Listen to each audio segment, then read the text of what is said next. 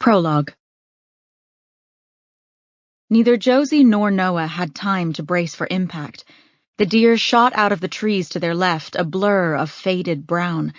Its body met the front end of Noah's new Chevrolet with perfectly imperfect timing. The hood of the car smashed inward like an aluminum soda can. Noah had no time to brake. Both their bodies launched forward. The seatbelt snapped taut across Josie's body, and her head whipped forward and back, leaving her disoriented. Blinking away the mind fog, she looked ahead to see a tendril of smoke rising from the compacted hood of the car. Noah's voice floated over to her from the driver's seat. "Josie? You okay? Josie!" She turned her head toward him, flinching at the pain that streaked from the base of her skull down her neck. Blood trickled from a small cut on Noah's forehead. Reaching toward him, she said, "You're bleeding." He wiped the sleeve of his jacket across his head. "I'm fine," he said. "Are you?" Josie's mind started to kick back into gear, catching up with her body. Other than her neck, everything felt okay. "I'm getting out," she said. She undid her seatbelt and tried to open the door, but it was stuck. Noah said, "The frame bent. You'll have to get out my side." He unlatched his seatbelt and got out, extending a hand inside the car to help pull Josie clear. It was late January, and the weather had been miserable for days. Gray clouds hung low and heavy over the city of Denton, occasionally gracing them with a dusting of snow. On the shoulder of the road, Josie pulled her coat tighter around her and looked up and down the winding mountain road. All they could see were trees and a ribbon of asphalt stretching miles in either direction. Noah said, "We're at least 3 miles from Harper's Peak." "More like 5, Josie told him. She pointed in the direction they'd been headed, back into the city. 2 more miles into town. The city of Denton was nestled in a valley in central Pennsylvania, along the banks of the Susquehanna River. Most of its 30,000 residents lived in the main area of town, where neighborhoods were grouped closely together. However, in its entirety, the city spanned 25 square miles and encompassed the rural areas all around it. Lonely, winding roads like the one they were on snaked outward from the city proper and into the mountains in every direction. Josie and Noah walked toward the front of the car, where the deer lay on its side, unmoving. There was no visible injury, but Josie knew the impact had likely been enough to kill it.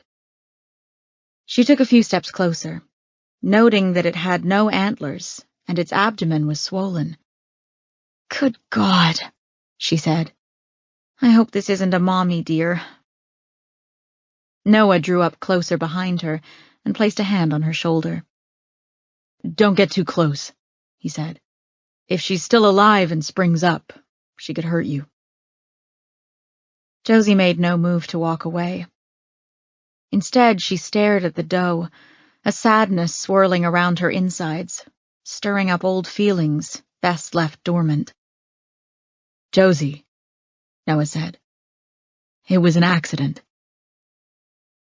"I know," she said.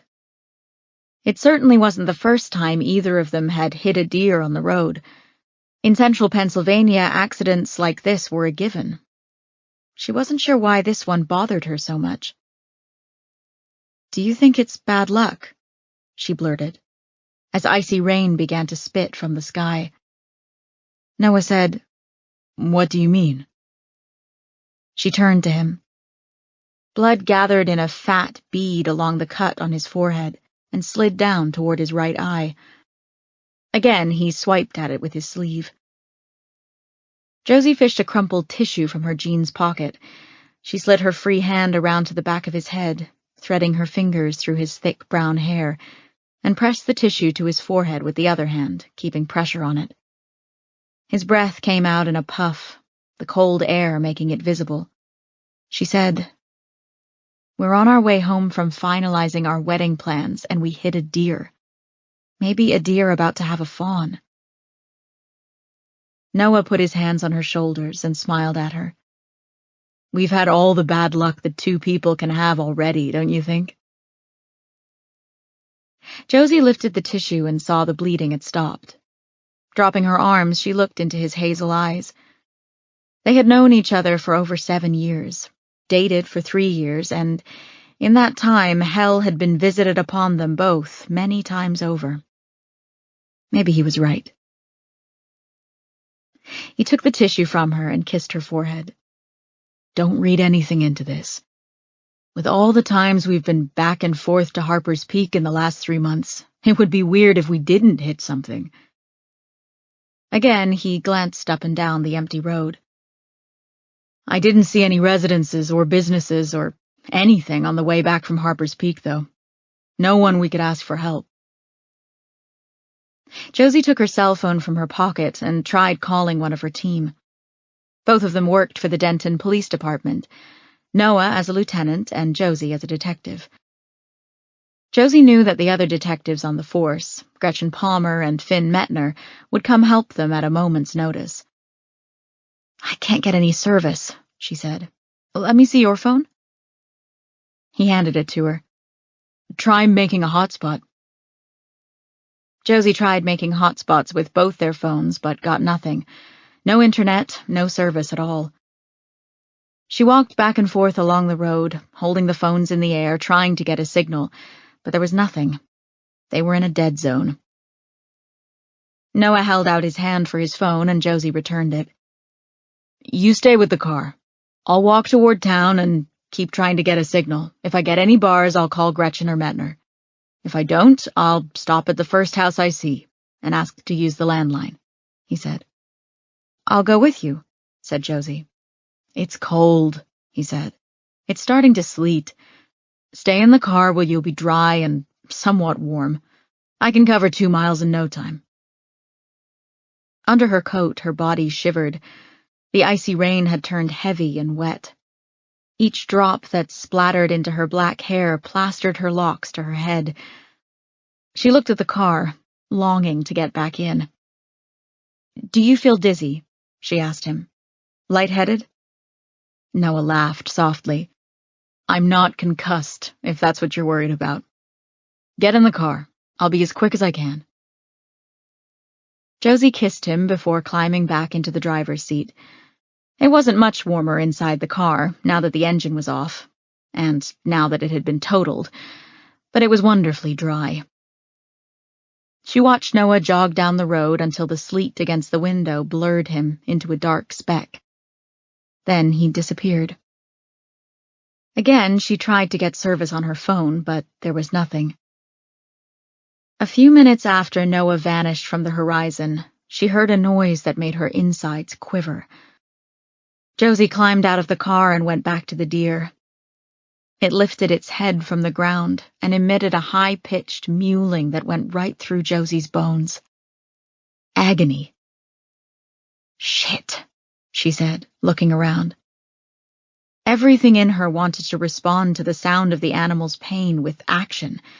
If it were a person, she'd be on the ground rendering aid, or at least comfort.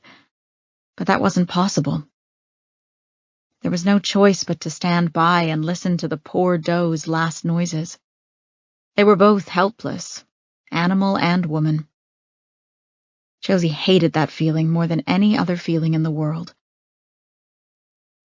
By the time she registered the sound of a vehicle approaching behind her, she could barely swallow over the lump in her throat. Turning, she saw an old white pickup pulling up behind Noah's car. Its engine idled loudly. In the back of the inside of the truck cab, affixed to a gun rack, was a shotgun. The driver put the 4-way emergency blinkers on and hopped out, leaving the gun behind. A woman in her early 50s walked toward Josie. She was taller than Josie and curvy, wearing faded jeans, heavy boots, and a thick rain jacket. Her long, curly brown hair was threaded with gray.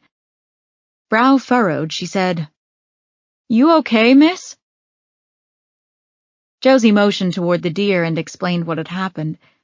The woman extended a hand, and Josie shook it. "Lorelei Mitchell," she said. Josie Quinn. Josie waited for a spark of recognition. She was semi-famous in Denton for having solved some cases that were so shocking they'd gained national news coverage. Also, her twin sister was a famous journalist.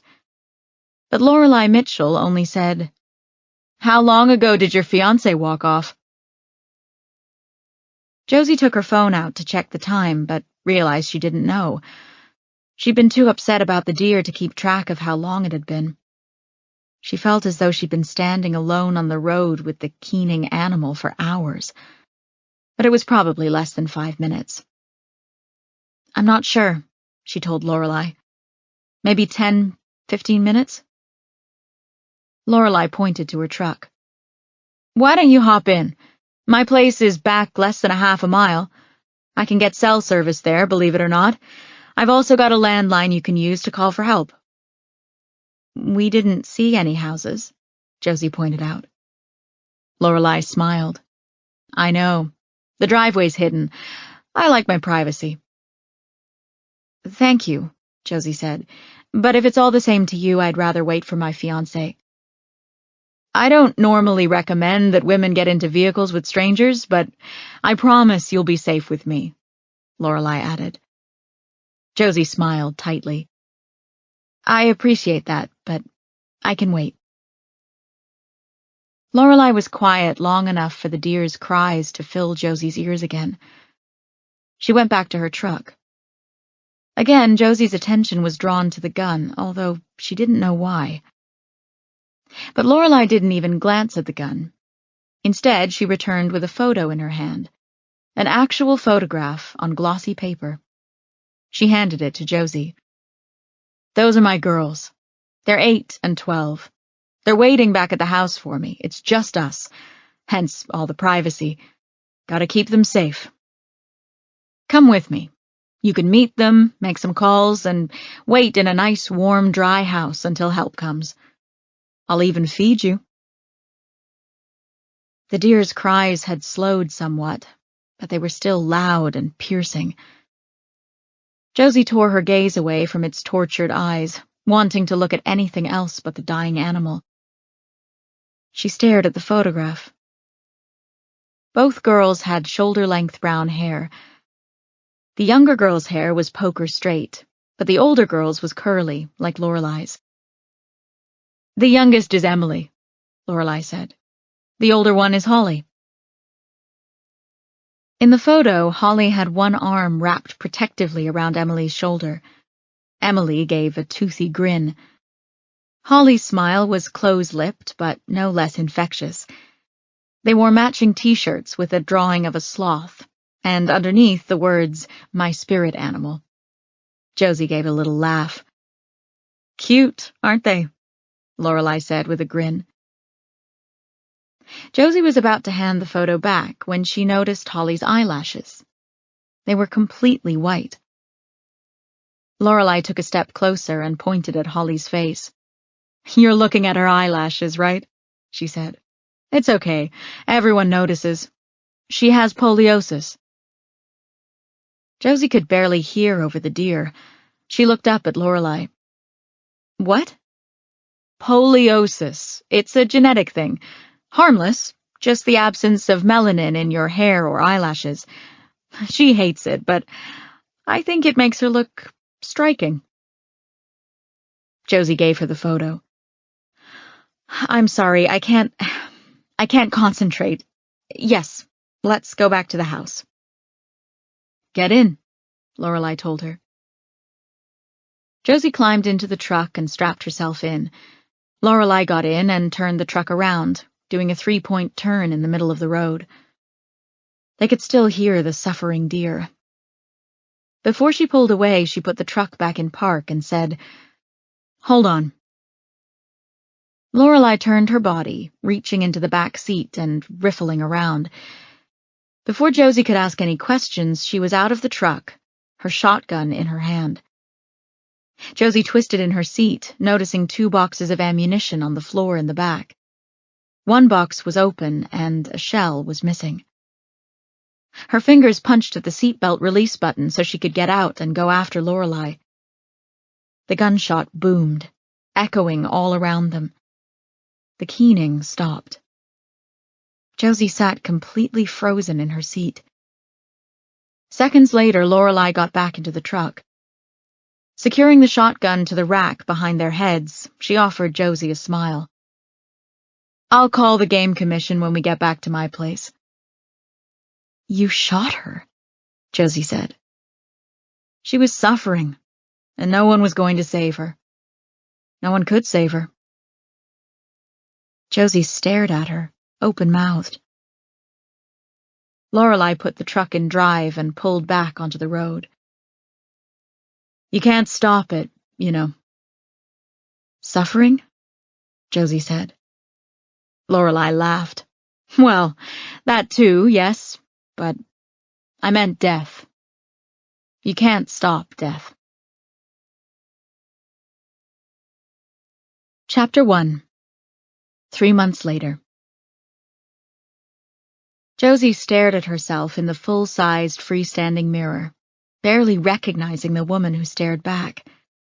She had chosen a simple, strapless wedding dress with a long, lacy train that she could sweep up into a bustle. Her mother Shannon had said it looked like something a Grecian goddess would wear. Josie liked the simplicity and elegance of it, as well as the mobility it allowed her. As a detective for the city of Denton, Pennsylvania, Josie was used to wearing khaki pants and polo shirts. Work never seemed to slow down, and she rarely got to dress up, other than for funerals. Pushing that thought out of her mind, she ran her hands down over her hips. This was a happy day. She turned her head from side to side. Her twin sister, Trinity Payne, a famous journalist who lived in New York City, had brought both a makeup artist and a hairstylist to Denton to work on Josie, as well as the members of Josie's bridal party, which consisted of Trinity, Josie's friend, Misty DeRossi, and Josie's friend and colleague, Detective Gretchen Palmer. The makeup artist and hairdresser had done a remarkable job. Josie's black locks had been pulled up and twisted into a chignon. Her skin glowed. Even the thin scar that ran down the side of her face from her ear to beneath her chin was almost invisible. The photographer that Trinity had also chosen flitted around her, taking pictures from every angle. A hand squeezed her shoulder, and Trinity's face appeared behind her in the mirror. "You look amazing. Noah is going to lose it when he sees you coming down the aisle." "I look like you on a normal day," Josie observed. Trinity laughed and waved a dismissive hand. "Oh, please," she said. The photographer snapped several photos of the two of them. Trinity's black hair floated at her shoulders.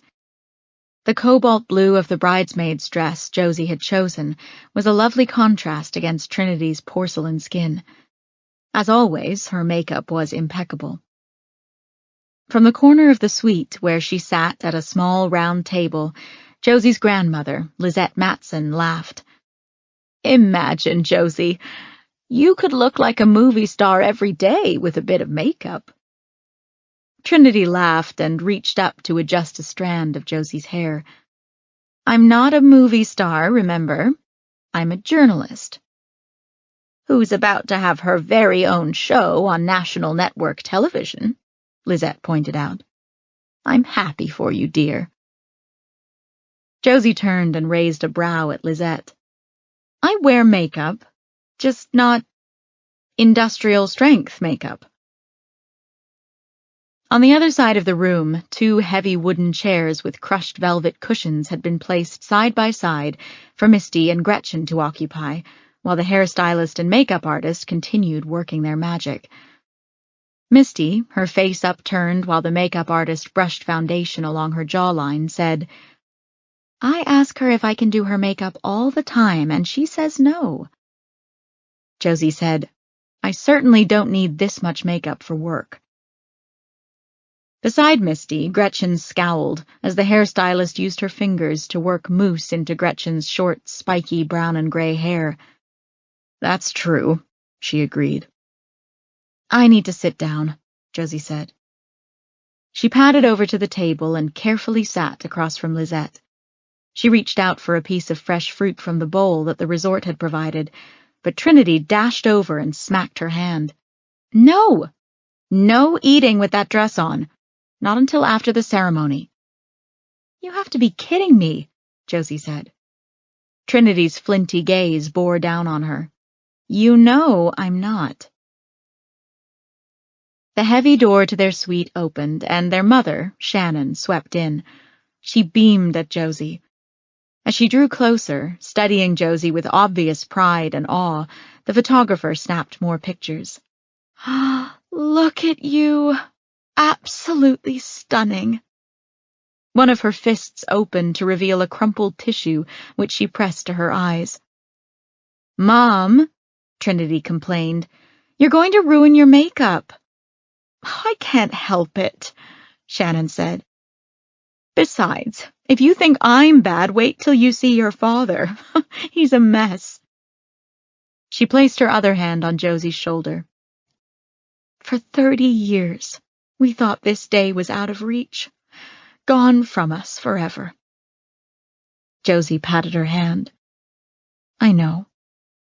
Damn it, Trinity said. I said no crying. No crying at this wedding. Josie laughed and glanced at Lisette, who had a twinkle in her blue eyes. Josie had been born to Shannon and Christian Payne.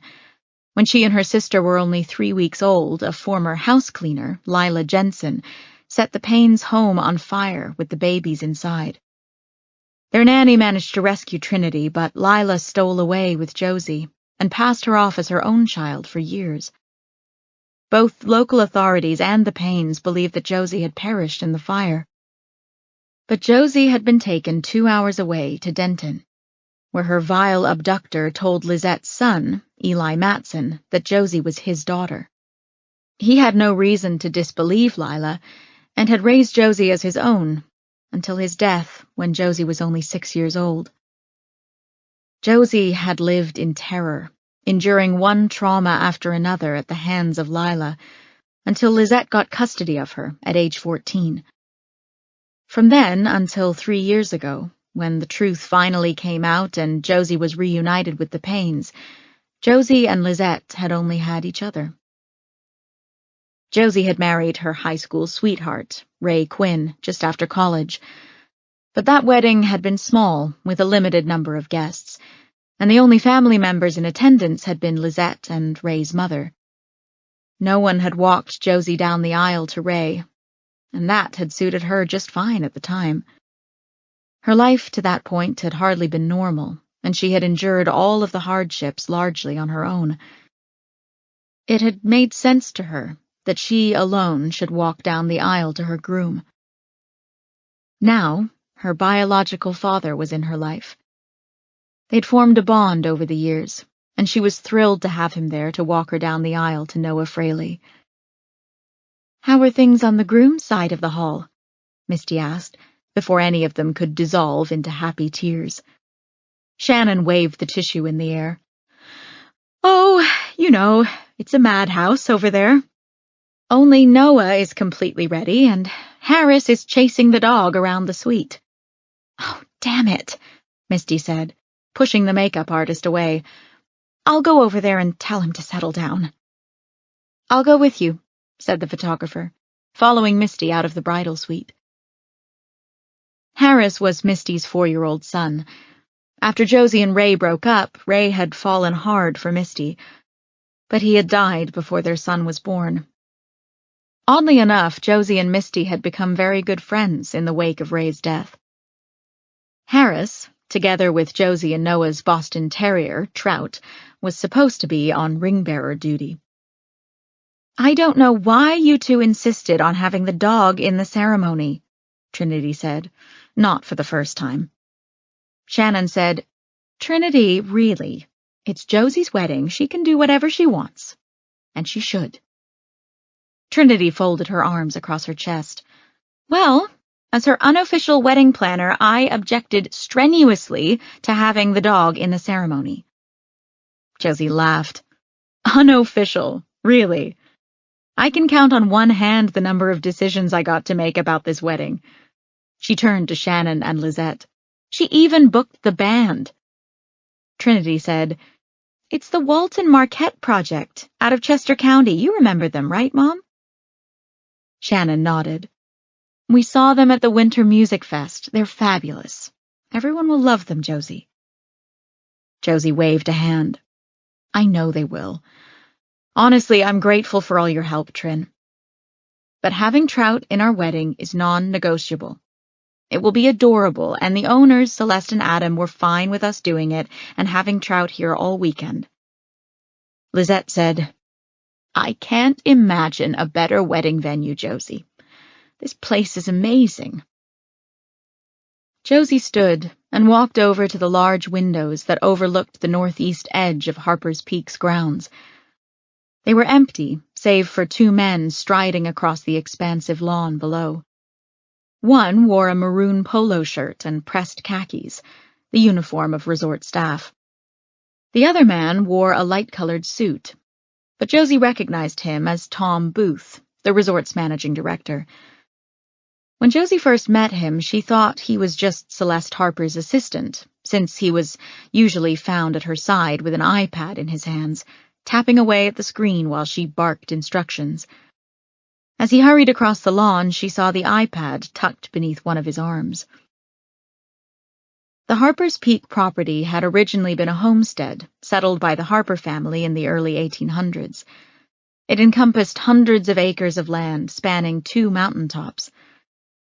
Initially, there was an old stone house, which now served as the personal residence for the resort's present-day owners, Celeste Harper and her husband, Adam Long. There was also a tiny white one-room church that sat on one of the mountain peaks. The original Harper settlers had used it as a schoolhouse as well as their place of worship. Now it hosted wedding ceremonies. Subsequent generations of the Harper family had added additional buildings to their estate. First, the Harper family built the large bed and breakfast, which now served as a sought-after location for wedding parties to assemble and prepare for the ceremony and reception. It had been named Griffin Hall, after Celeste's father, Griffin Harper. Then, years later, a larger hotel and resort was built beside it. The grounds of Harper's Peak were breathtaking, with their carefully manicured gardens and mountain overlooks. Josie would have chosen the resort for their wedding based on the photos of the venue alone. Her heart fluttered, imagining that in just a couple of short hours, she'd be standing in the tiny church on one of the overlooks, staring into the hazel eyes of her new husband, Noah. A door slammed in the hallway. Seconds later, Misty and the photographer entered the bridal suite. With a tight smile, Misty said, "Things are settled over there. It wasn't too bad." She sat back down in her chair and let the makeup artist finish up. Beside her, Gretchen waved off the hairstylist so she could check an alert on her phone. The photographer said, "Shall we get some photos of you with your mother and grandmother?" "Sure," said Josie. Lizette stood up and grabbed her walker, shuffling over toward Josie. "Shall we take them in front of the window?" she asked. The photographer smiled. "Sure, let's try that." Gretchen stood up. "I'll be right back." Josie heard the door to the groom's suite across the hall slam again as Gretchen left the room. "What's going on?" Josie said. Trinity said, "What?" Josie said, "Something's going on." Lizette said, "You're getting married, dear. That's what's going on." Everyone laughed, except Misty. Josie stared at her. "Misty?" She said nothing. From the corner of her eye, Josie saw motion outside. Turning back to the window, she watched as Gretchen and their colleague, and one of Noah's groomsmen, Detective Finn Metner, strode across the grounds, headed in the same direction as the staff members. Tracing her mental map of Harper's Peak, Josie tried to figure out where they might be going. In that direction was the church, where they were about to be married. Celeste and Adam had arranged for a pre-wedding gathering downstairs, where guests could mingle, have hors d'oeuvres and drinks before the ceremony. They'd be transported to the church in a resort car, roughly a half hour before the proceedings began. It made sense that the staff might be heading out there to open the church and get things ready, but why were Metner and Gretchen headed that way? There was an urgency in the way they walked that set Josie's teeth on edge. Shannon said, "Nothing's going on, Josie." Josie pointed out the window. "Where is everyone going?" "I just saw Tom and another staff member, Gretchen and Met." She stopped speaking as their chief of police emerged from the first floor of the building and went after the two detectives. And Chief Chitwood just went that way, toward the church. Trinity touched Josie's elbow, trying to gently turn her attention back to the photographer. "They're probably just setting up. Celeste told me the church is locked except for weddings." Josie looked into her sister's striking blue eyes. "You don't need two detectives and the chief of police to set up for a wedding." She turned back to Misty. "What's going on?" All eyes went to Misty, who wore a grimace. "It's nothing to do with the wedding, Josie." Josie held her skirt in both hands and shuffled over to Misty, looking down into her face. "Tell me." Softly, Misty said, "He told me not to." "Who?" "Met. He said not to ruin your day." "Misty." Tears glistened in the corners of Misty's eyes. She choked out the words. "They found a body." Behind Josie, the other women gasped. Shannon said, "What? Where?" I don't know," Misty said. Josie moved toward the door, but Trinity rushed across the room and blocked her way. "Josie, this is your wedding day. You're not a detective today, you're a bride.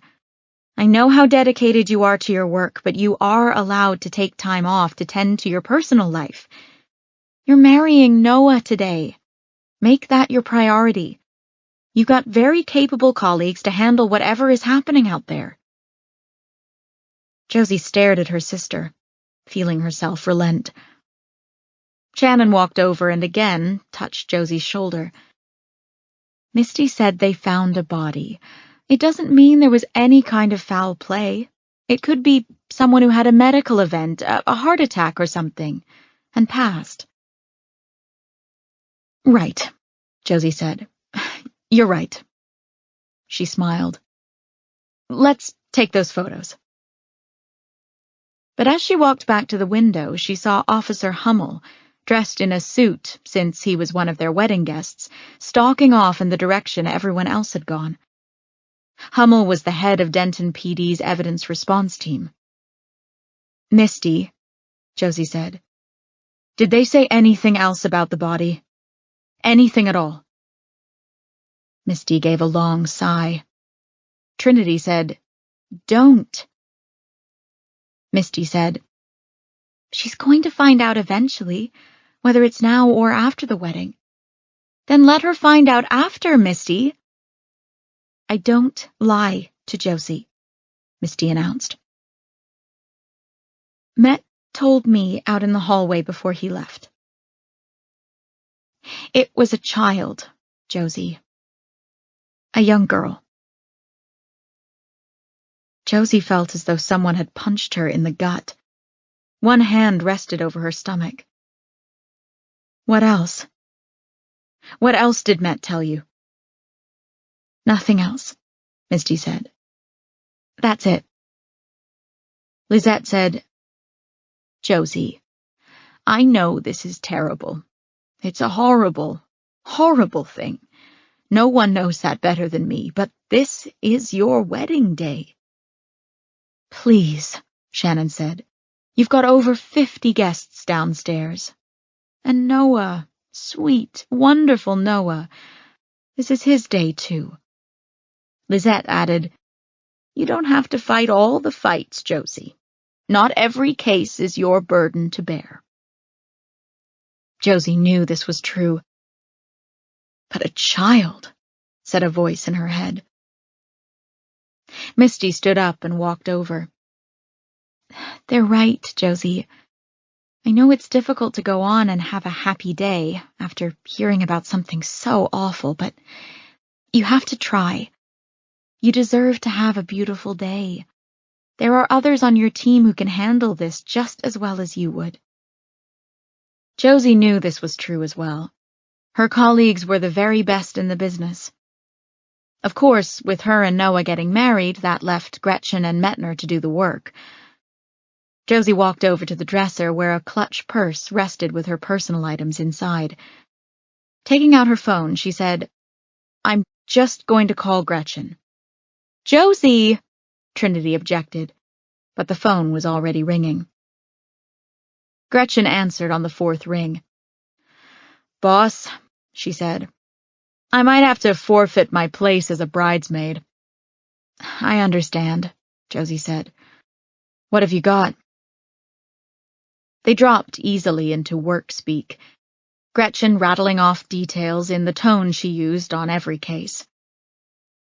Young girl, 12 or 13 possibly, laid out at the base of the church steps like she's sleeping. No obvious signs of trauma. So you don't know if it's a homicide, Josie said. There was a second of hesitation. Let's just say it's suspicious. You think she was a guest here? Josie asked. Not sure, but it will be easy to figure out. If any guests are looking for a missing 12 or 13-year-old with white eyelashes, we'll know they're looking for this girl. Josie felt a cold shock go through her. What did you say? Her eyelashes. They're white. It's the strangest thing, but it's a pretty distinct feature, so... Josie had stopped listening. The hand that held her phone dropped to her side. Her phone fell onto the carpet. Trinity walked over and tugged at Josie's elbow. Come on now. Let Gretchen handle this.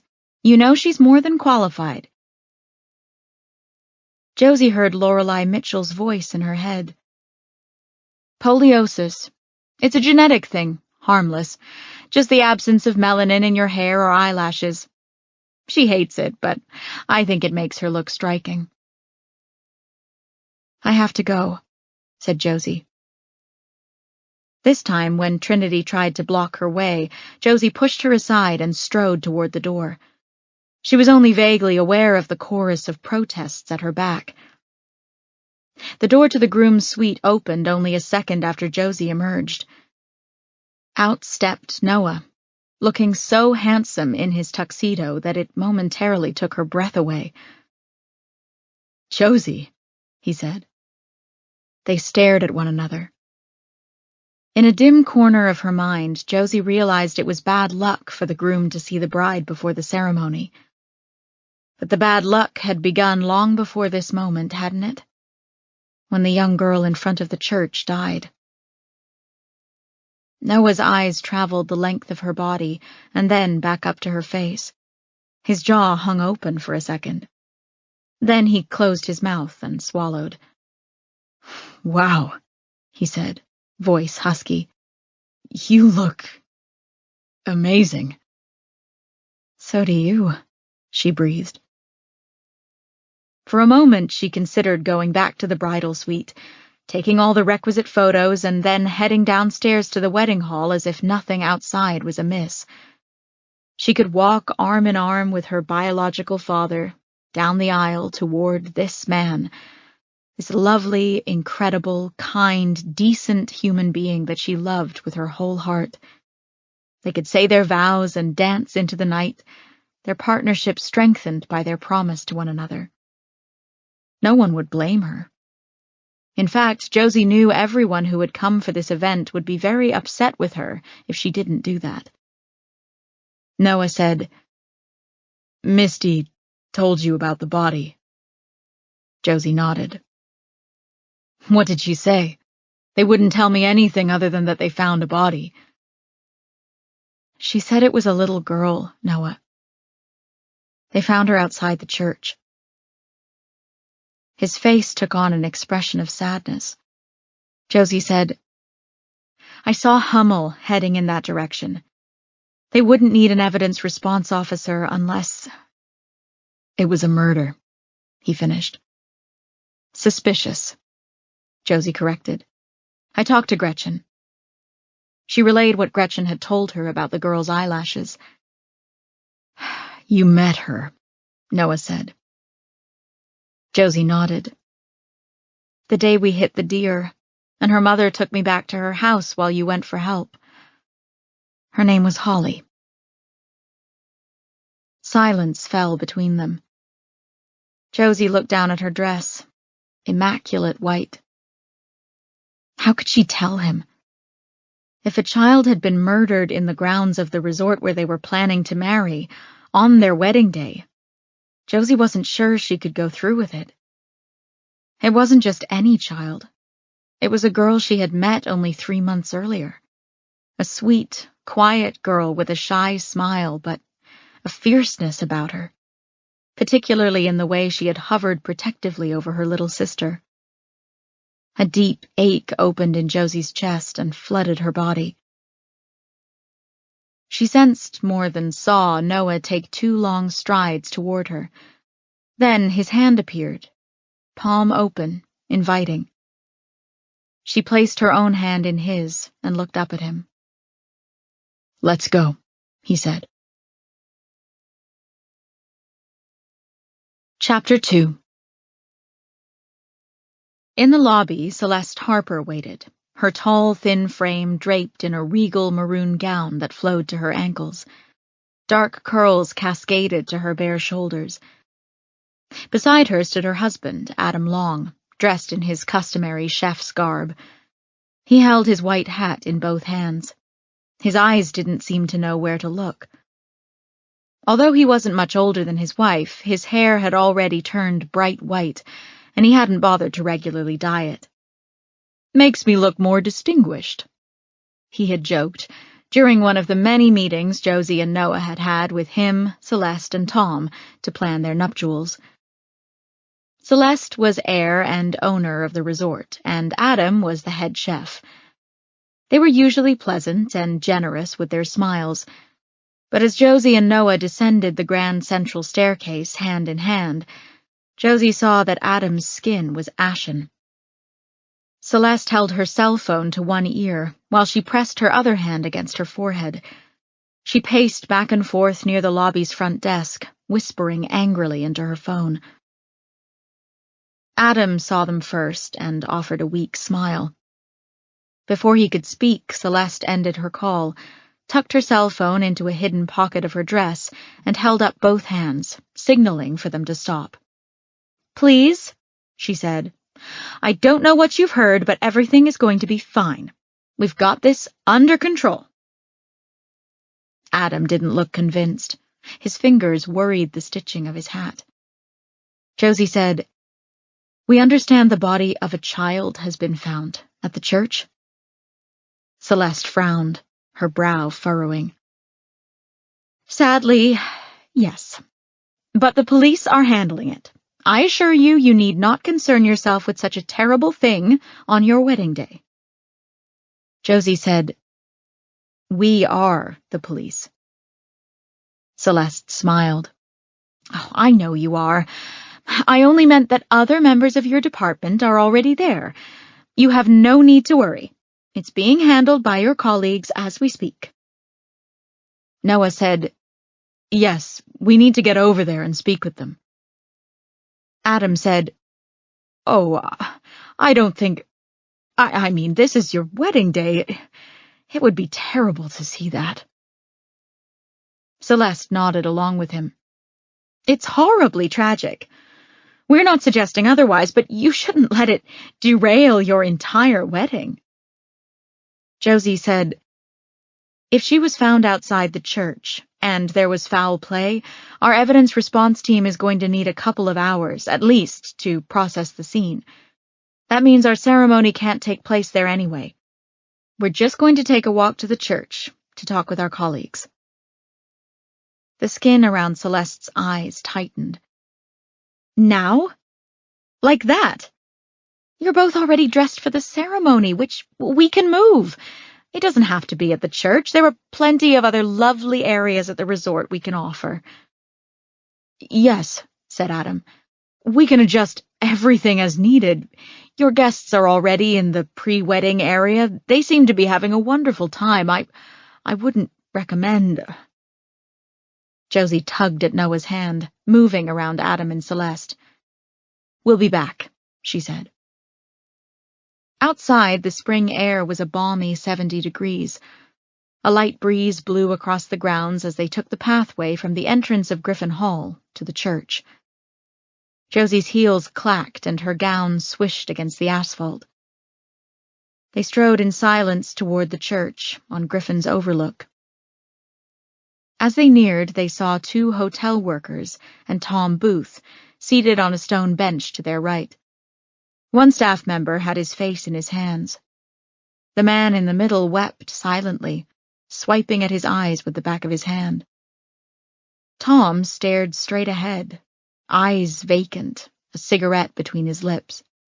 His iPad lay abandoned on the seat beside him. Up ahead, between 2 hedgerows, stood Sawyer Hayes, one of Denton City's emergency services workers. Today he was dressed sharply in a navy suit. His black hair was slicked away from his face, making him look more striking and polished than Josie had ever seen him. He was a guest at their wedding, even though Noah had grown to dislike him. They had only invited him because he was Lizette's grandson, her only living blood relative. The woman who eventually went on to kidnap Josie as an infant, Lila Jensen, had been in a relationship with Lizette's son, Eli Matson. They broke up for a little over a year, and during that time, Eli struck up a relationship with a different woman. That woman became pregnant with Sawyer. Before she could tell Eli about the pregnancy, Lila was back in his life, passing Josie off as his baby and threatening anyone who might come between them. Sawyer's mother never spoke to Eli again, and had only told Sawyer about his true parentage on her deathbed 2 years earlier. He sought Lizette out, and their DNA tests were a match. Things between him and Josie had always been prickly, but she'd done her best to treat him like family, for Lizette's sake, at least. Now his blue eyes locked on her, traveling up and down her body. Ignoring Noah, he said, "You're choosing this over your own wedding?" "Hey," Noah said, "watch it." Josie held up a hand to indicate they should both stop speaking. "I've got information that the team needs, Sawyer." "Of course you do," he muttered. "What are you doing here?" Noah challenged. For the first time, Sawyer looked at him. "When word first came into Griffin Hall, Tom said the girl was unresponsive. I came up to see if I could help, but when I got here, it was pretty clear that she was already gone." "Then you're no longer needed here," Noah told him. He moved closer to Josie, putting a hand on her lower back and pressing her forward past Sawyer. "Excuse us." Wordlessly, Sawyer turned and started walking back toward Griffin Hall. Just beyond where he'd been standing was a uniformed Denton police officer with a clipboard. His eyes went wide with shock as they approached. "Detective Quinn, Lieutenant Fraley, what are you... This isn't, this is a crime scene?" Josie glanced at his name tag. "Brennan, we're aware that you've got a crime scene here. We'd like to have a look at it." He looked them both up and down. Like that?" Josie and Noah looked at one another, and then back at Brennan. Noah said, "It's my understanding that Detectives Metner and Palmer, Chief Chitwood, and Officer Hummel are already on the scene." Yeah? They were guests at our wedding, Josie said. They're not dressed much differently than us. Log us in, Noah said, motioning to the clipboard. Shaking his head, Brennan wrote their names on the clipboard and let them pass. Josie and Noah walked further down the path until they reached a long strip of crime scene tape that had been tied to the various azalea bushes and other flowers that surrounded the open area in front of the church. Standing at the edge of the tape were Gretchen, Metner, and Chief Chitwood. Metner talked tersely into his cell phone. Beyond the tape was Officer Hummel, now wearing a Tyvek suit over his wedding clothes. With him was Officer Jenny Chan. She hadn't been a guest at the wedding, so Josie knew that Hummel must have called her to bring the crime scene equipment. Chan took photos while Hummel sketched out the scene in a notebook. There was a set of stone steps that led to the front doors of the church. On the grass in front of the bottom step lay Holly Mitchell. She was dressed in a pair of pajamas, purple cotton with yellow stars all over them. Only her feet were bare. She was indeed laid out, as Gretchen had described, in the same way a person was generally positioned in a casket. Her legs were straight, her arms tucked at her sides and folded over her chest. Some object beneath her hands. Her eyes were closed, and her brown hair fanned out around her head. Small flowers dotted her long locks. Josie noted white bloodroot, yellow buttercups, blue violets, and purple dead nettle, all wildflowers that could be found anywhere in Pennsylvania this time of year. Someone arranged her body, she muttered. Chitwood, Gretchen, and Metner, now off the phone, turned and looked at her. Boss, Metner said, you shouldn't be here. He looked past her at Noah. You either. I know who this girl is, Josie explained. Chitwood folded his arms over his thin chest. How in the hell do you know this girl, Quinn? Josie explained how Lorelei had picked her up from the side of the road 3 months earlier, how she'd gone back to Lorelei's house until Noah came to get her, and how she had met Lorelei's daughters. We're going to need to talk to her mother right away, said Gretchen. Who found her? Noah asked. Member of the staff, said Metner. He came out here to unlock the church doors and make sure everything was tidy and in order for the ceremony. He was pretty shaken. We'll get a statement from him later. Was the church locked? Noah asked. Metner nodded. Yes, no one was inside. No sign of a break-in. Whoever left her here had no interest in going inside. But they left her here so she'd be found, Josie said. Was the person who found her the one who called 911? Gretchen said, No, it was Celeste. The guy who found the body called the front desk.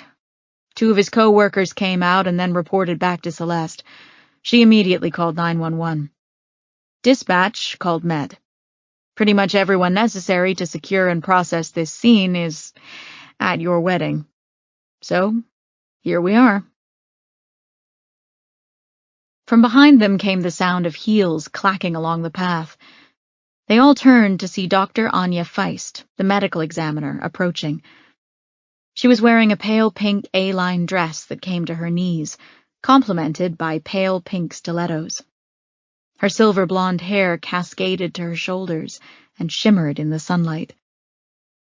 Josie and her team usually only ever saw the doctor in scrubs or a Tyvek suit. She looked like a different woman. Still, she had the same grim smile she usually greeted them with at crime scenes. She stopped short and stared at Josie and Noah. With a sigh and a shake of her head, she said, Metner just called me to come out here. You two should have had a destination wedding. She turned to Metner. What have you got? He told her what little they knew. She pointed to a rolling suitcase that Officer Chan often brought to crime scenes, which had been left a few feet away but outside the crime scene tape. "I'll get suited up." She slid her heels off and walked over to the suitcase, pulling out a Tyvek suit, booties, a skull cap, and gloves.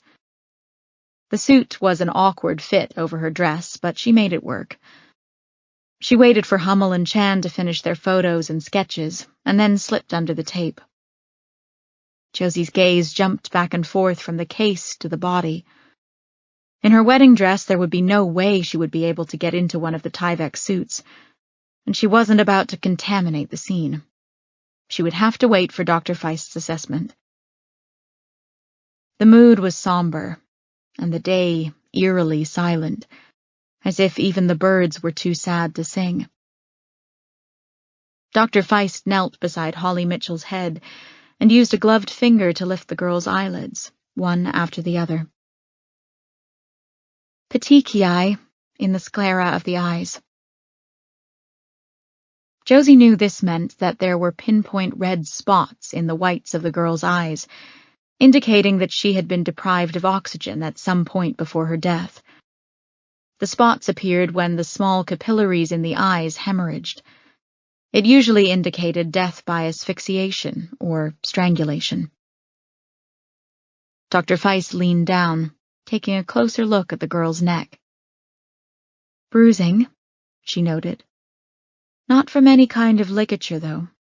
This bruising is irregular, more indicative of strangulation. Based on the pattern, it looks like maybe the person began to strangle her, stopped, and then finished the job later. Hummel, make sure you bag her hands in case there's skin under her nails." Gently, Dr. Feist probed the girl's hands, trying to dislodge them from whatever object they held against her body. The hands didn't budge. "She's still in full rigor," Dr. Feist said. Mettner said, "Does that mean she's been dead only a couple of hours?" Dr. Feist glanced up at him. "Rigor can take effect anywhere between 1 and 6 hours after death, Detective Mettner. The average is 2 to 4 hours. Rigor can last up to 72 hours. If you're looking for time of death, I'll have a better idea when I get her on the table. I'll need to take her internal temperature and do some calculations, but it's very likely she's been dead for several hours." "You think this is where she died?" asked Mettner. Dr. Feist frowned. "Hard to say. I don't see any signs of a struggle. No marks on the grass, no broken tree branches. Then again, she's not streaked with dirt or anything to indicate that she's been dragged along the ground. Other than the hemorrhaging in her eyes and the bruising on her throat, it looks like she just laid down and went to sleep." "Poor girl." Mettner tapped away at the note-taking app on his phone. Gretchen said, "We're going to have to talk to everyone who is or was here today. I'll call in more backup for that." "What's that she's got in her hands?" Josie asked. Dr. Feist nodded toward Hummel, and then moved out of his way so he could kneel beside the girl. "It's some kind of crude doll, I think. Chan, what do you think?" Chan walked over and peered down. "That's weird," she said. "I think you're right, though. It's meant to be a doll." "I can't get close in this dress," Josie said. "Can one of you take a photo and text it to Met so I can see?" Chan and Hummel froze, looking at Josie momentarily before turning their gazes toward Chief Chitwood. Josie looked at him as well. He shook his head, wisps of his white hair floating over his balding scalp. With a sigh, he said, "Quinn, Fraley, you're supposed to be getting married today." He looked at his wristwatch. "In about an hour, by my calculations. Why don't you let us take care of this?" Josie motioned toward Holly Mitchell. "I met that girl. I met her mother and her sister. I can't walk away from this. Gretchen said, Boss, no one is asking you to walk away. We're only asking you to wait until after your wedding to get involved. Metner said, Walking out on your wedding is kind of shitty, boss. Hey, said Noah. Watch it, Met. It's my wedding, too. Metner shrugged, unfazed. It's still shitty. Josie said, Our wedding venue is a crime scene. Noah stepped forward toward Metner. If you don't understand why we need to be here, to be involved, then you really don't know us at all. Josie loved Noah even more than she already did for including himself in that statement. His unflinching and unwavering support, along with his uncanny ability to understand her, were exactly the reasons she was marrying him. She stepped up and slid her hand into his. Just let me check on Holly's mother. She lives nearby. The chief said, We'll send someone. You two get back to your wedding. Josie said, You won't be able to find it unless one of us takes you. You two don't have to do everything, you know. Metner and Gretchen are perfectly capable of handling this while the two of you get married. This is a huge resort. They could find somewhere else to have the ceremony. Your guests are already here. The band. The kitchen staff are cooking up a storm. You're going to lose a lot of money if you don't get back to the hotel and get married. Josie glanced toward the body again and blinked back tears. She felt Noah's hand squeeze hers. Could they get married an hour after the body of a child was found at their wedding venue? At the doorstep to the church in which they were going to exchange vows? She knew the answer to that question, but she knew their colleagues and family would fight them every step of the way. She said, One of you come with us to Lorelei Mitchell's house so she can be notified. Gretchen said, Then you'll come back here and get married? Yes, said Josie and Noah in unison. The gentle pressure of Noah's hand told her that he was lying too. Chapter 3. Josie and Noah piled into Gretchen's car, while Gretchen stood just outside the driver's side door and used her cell phone to call in more units. Noah sat in the front seat, and Josie positioned herself across the entire back seat. Her dress was easy to move around in, but the bustle took up a lot of room.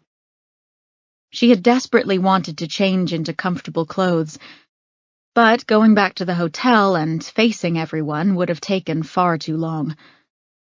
There would be too many people for them to convince that what they were doing was acceptable. Josie couldn't think of a single person, except perhaps her grandmother, Lizette, who would think that walking out on their own wedding to assist in solving a murder was okay. Once the time for the wedding had passed and Josie and Noah were still unmarried, their guests were far less likely to object to them changing clothes. You okay? Noah asked. Josie looked up to see him turn toward her, staring. Yeah. You? He smiled. Of course. I'm with you. The wedding, Josie started, can wait. We'll work it out. Let's just check on Lorelei and go from there. Josie leaned forward and kissed him. He reached up and cupped her cheek, his warm palm lingering there. His hazel eyes darkened. You had a bad feeling the day we hit the deer. I didn't listen. Josie leaned into his hand. I wanted to believe it was true, that we'd had our fill of bad luck. Noah, Lorelei was fiercely protective of her kids. I know I only spent a little over an hour with them, but it was obvious. I can't see her letting either of them out of her sight. What she didn't say was that she was afraid of what they'd find at Lorelei's home. Before he could respond, Gretchen rapped against the driver's side window. Both of them looked at her. With one hand, she spoke into her cell phone, but with the other, she signaled toward Griffin Hall. Trinity strode toward the vehicle, a look of fury flashing across her face. Jogging to catch up with her was her boyfriend, Drake Nally. He was an FBI agent with the New York City field office. Josie had worked with him on a case in the past. While he wouldn't be able to lend any help with local murders, Josie hoped he'd be able to calm Trinity down. But Josie knew that was a tall order, given that Trinity was a force to be reckoned with. Noah must have sensed Josie's thoughts. He said, "This isn't good." He opened the passenger side door. "You go with Gretchen. I'll run interference." Gretchen hung up and got into the car as Noah jogged over to Trinity and Drake. Josie watched him put his hands up and block her way as she tried to step around him. Drake circled her and stood shoulder to shoulder with Noah, keeping her at bay. As they pulled away from Griffin Hall and down the long, winding drive that led from Harper's Peak to the road at the base of the mountain, Gretchen said, "You two aren't getting married today, are you?" "No," Josie said. Gretchen sighed. "No one is going to be happy about this, you know." "We know," Josie said. "Make a left."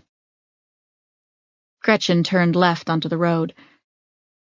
"When I say no one is going to be happy about this, I mean your families are going to be pissed. You know that, right?" Josie said, "Would you want the memory of your wedding day to be one in which a child was murdered at the venue?" "Good point," said Gretchen. She held up her phone. "Take it. Hummel texted me a photo of that thing Holly was holding." Josie grabbed the phone and swiped until she found the text message from Hummel. The item looked like a doll that a very young child might make. A pine cone made up the body.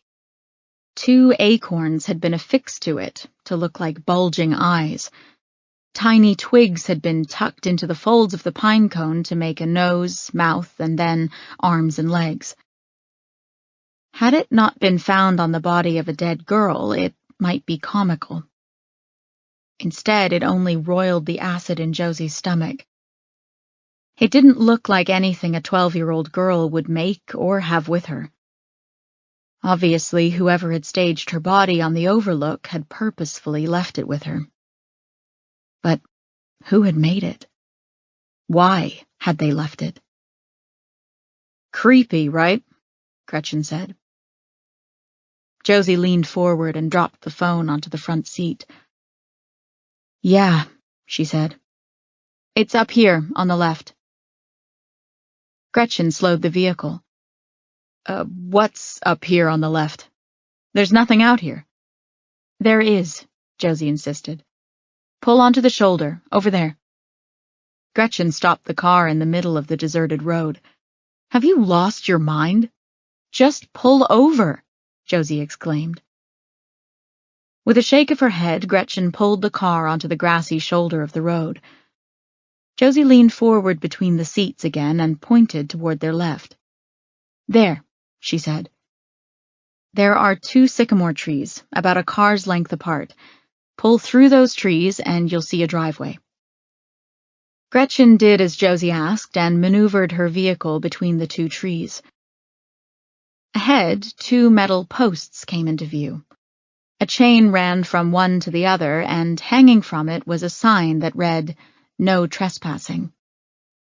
Gretchen said, "These people live here? This is how you get to their house." Josie said, "Lorelei said she liked her privacy." At the time, Josie had found it a little bit odd, but she certainly hadn't thought there was anything sinister behind Lorelei's insistence on privacy. She was a woman living alone with 2 young girls. Gretchen stared ahead at the chain. She liked her privacy, or she was hiding from something. Or someone? Josie saw a barely perceptible shiver ripple through Gretchen's frame. She knew a thing or two about hiding from dangerous people. I'm not sure now, Josie admitted. Nothing seemed amiss when I was here. Lorelei just said she liked to live off the grid as much as possible. Like a doomsday prepper? Gretchen asked. No, not like that, Josie said. She wasn't building a bunker or anything. It was more like she grew a lot of her own food. There's a big garden and greenhouse behind the house. You'll see. She told me she homeschooled her kids. Also, she said she didn't allow electronics in the house. No electronics? Even television? Not till they got older, she said. She had a laptop, but the girls weren't allowed access to it. I was able to get cell service when she brought me here. I think it's because it's close to Harper's Peak. I would say that whole setup sounds weird, but that's how I grew up. Not the homeschooling, but the lack of technology. I mean, we had TV and landlines, but that was it. The longer they spoke, the greater the uneasiness building in Josie's stomach grew. Had Holly snuck out of the house? If so, why? Had she gone to meet someone? How many people did she have access to while she was being homeschooled? Did Lorelei even know she was gone? Josie said, You want me to get the chain? Gretchen raised a brow. In that dress? No. Hang on. She got out and unhooked the chain, setting it to one side so that their vehicle could pass. The house is about a quarter-mile up this drive, Josie said once Gretchen was back in the car. The drive was merely 2 ruts in the mud made by the wheels of Lorelei Mitchell's pickup truck. The house came into view. It was a charming 2-story stone home with a peaked roof made of red tin and a spacious front porch. A small wooden log normally used for garden edging had been sunk into the ground to mark the separation of the dirt driveway and the front yard. Paving stones led the way to the porch steps. Gretchen parked beside the truck and turned the engine off. Seeing as you're dressed like that, why don't I try the door and you wait here, she told Josie. Sure, Josie said. Gretchen gave her a dubious look, but got out and headed toward Lorelei's front door. Josie wiggled out of the back seat and stood next to the car. Her white heels sank into the dirt. She took a deep breath, adjusting her dress. It was nearing late afternoon, and the sun shone brightly through the trees overhead. A heady floral scent wafted through the air. Josie had no doubt it came from the tightly packed flower bed in front of the porch. She listened to Gretchen knock and call out Lorelei's name. No response. The feeling of uneasiness turning Josie's stomach went into overdrive. She glanced at the truck. The shotgun was no longer hanging from the cab window. But it wouldn't be if Lorelei was home, Josie remembered. In January, when they'd arrived at this very spot, she had watched Lorelei climb into the rear of the truck's cab and lift the small back seats to reveal a gun safe tucked beneath them. It was so cleverly disguised it merely looked like it was part of the black metal base of the seats. Lorelei had used a key from her keychain to unlock it, slide her shotgun and boxes of ammunition inside, and secure it again before turning the seats back down. Josie would never have known it was there. Gretchen knocked harder this time, and Josie heard a loud creak. "The door's open," said Gretchen. She moved closer to the open door and tried calling Lorelei again. Josie hobbled over to the truck and peered inside. On the headrest of the driver's seat was a bloody handprint. "Shit," Josie said. Hitching her dress up, she scrambled toward the other side of the truck. Another bloody handprint marred the truck's door handle. While the rest of the front looked undisturbed, the back seat was a different story. The seats were up and the lid of the gun safe was mangled. From where Josie stood, it looked as though someone had used a heavy object to smash in the lock mechanism and then pry open the safe. Lorelei's shotgun was gone. Josie turned, her feet already trying to run toward Gretchen, but her heels got stuck again. She fell forward, catching herself with her palms. Slipping her feet out of her shoes, she left them behind and clambered up the front porch steps. "Gretchen," she called. "Something's wrong. Something's really wrong." Chapter 4. Gretchen went back to her vehicle and retrieved her phone from the front seat.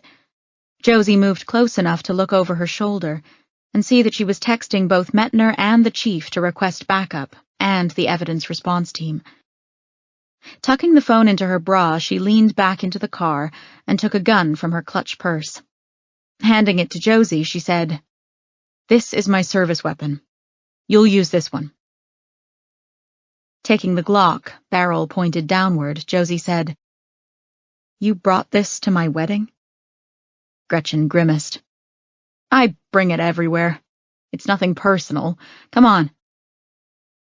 She led Josie around to the trunk of the car and popped it open. She pushed aside a few emergency supplies, ponchos, first aid kit, jump starter, and flashlight, to reveal a small metal rectangular-shaped box with a silver lock on it. Josie knew at once it was where Gretchen kept her personal gun. Metal jangled in Gretchen's hand as she searched for the key. Once she found it, she opened the box and pulled out a Ruger Security 9, together with a full magazine. She palmed the magazine into the gun and chambered around with expert precision. Keeping the barrel of her gun toward the ground, she said, "What are we talking about here? What kind of weapon did this woman have?" "A Winchester 1200, Josie answered. Gretchen's mouth pressed into a thin line. Then she said, "Okay.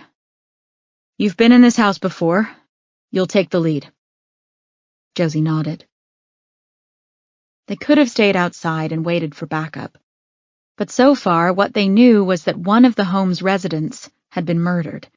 There were 2 bloody handprints at the scene, and 1 missing shotgun. The front door had been left open. If Lorelei or Emily were still inside and one or both of them were injured, waiting for backup could be the difference between life and death. Josie and Gretchen had to go in and make sure that no one in the house needed aid. Neither of them stated the obvious issue. The killer could potentially still be inside. Josie said, "Take off those heels." Without hesitation, Gretchen kicked off her taupe heels and followed Josie up the front steps. They positioned themselves on opposite sides of the door, elbows tucked against their bodies, pistols pulled in close to their torsos, but at the ready. "I'm going left," Josie said. Gretchen nodded. She would go right. Reaching forward, Gretchen pushed the door open, and Josie stepped through it smoothly and quickly, immediately moving left while Gretchen went right. Her feet, snug in sheer pantyhose, moved lightly and silently along the left side of the room. Her eyes followed the barrel of her gun, her mind cataloging things in rapid-fire fashion. Old yellow couch and love seat, beanbag chairs. Gretchen swept the other side of the room, moving in sync with Josie, until they met at a doorway to which Josie knew was a dining room. A rushing started in her ears. Her heart raced. Gretchen fell silently behind her, waiting on Josie's lead. In law enforcement, doorways were known as the fatal funnel, because when you were clearing a structure, they became a choke point where officers were most vulnerable and most likely to die. Josie took a second to try to slow down the adrenaline shooting through her veins. "Right," she said quietly to Gretchen. Gretchen squeezed her shoulder, indicating she understood the plan. Josie moved into the dining room first, moving to the right while Gretchen moved to the left, eyes and gun barrels panning each corner of the room for any threats. Again, Josie's mind quickly catalogued what she saw. Dark wooden table taking up most of the room, 4 chairs, 2 tucked in, 1 pulled slightly out, and the last knocked on its side. Markers, sketch pads, and a coloring book scattered across the table and the floor. A bowl of cereal overturned on the hardwood floor. Droplets of dried blood leading to the next choke point. This doorway was narrower. Again, Gretchen moved in tandem with Josie, staying a slight step behind her. Left, Josie said, as she moved into the kitchen. Gretchen went the opposite way, her eyes and gun barrel focused on the corners that Josie was not covering. The kitchen was as she remembered it. Countertops and cabinets lining the walls, a large island counter in the center, decorated in gray with red accents. Large windows at the back of the house overlooking the back porch and garden. Dried herbs hanging upside down over the sink. There were also things that hadn't been there before. Broken glass shimmered on the tile floor, the refrigerator door dented inward. A smear of blood with 2 brown curly hairs stuck to one of the corners of the countertop. Below that, a cascade of dried blood running down the side of the counter and splattering across the floor. Josie's eyes kept searching, following her gun. Back door, she said tersely, indicating that it had been left ajar. Footprints. Josie counted 3 of them. 2 that looked to be from large, likely male sneakers, and 1 smaller, barefoot print. All in crimson. Body, Gretchen said. Keeping her weapon ready, Josie took a wide arc across the room to the other side of the island, avoiding the blood as best she could, and drew up beside Gretchen. Shit, she breathed. Barefoot and clad in a pair of distressed jeans and a white peasant blouse, Lorelei lay face up on the floor. Her arms were thrown wide, a smattering of bullet holes in her chest. Whoever had shot her had used the buckshot at close range. Josie looked around, noting the spent shotgun shell on the floor near Lorelei's feet. A pool of congealed blood spread beneath her body, some of it having soaked into her unruly brown and gray curls. A gash had opened up on one side of her forehead, along her hairline. The blood was now dry and flaky. Her face was frozen in a look of shock and horror that threatened to derail Josie's emotions. Emily, Josie choked out. Let's go. Gretchen stayed in position while Josie took a quick glance out the back door. No discernible threats. Josie skirted the body, not wanting to disturb the crime scene any more than they already had, and went back to the living room. Josie's heartbeat sped up again as they climbed the steps, pistols pointed upward. She had to concentrate on not tripping over her dress. On level ground, it swished lightly over the floor, but stairs were another matter. Josie stayed in the lead, Gretchen behind her, her own gun angled away from Josie's line of fire. Their bodies were nearly touching, and Josie felt comfort knowing that Gretchen, who had 20 years on the job, had her back.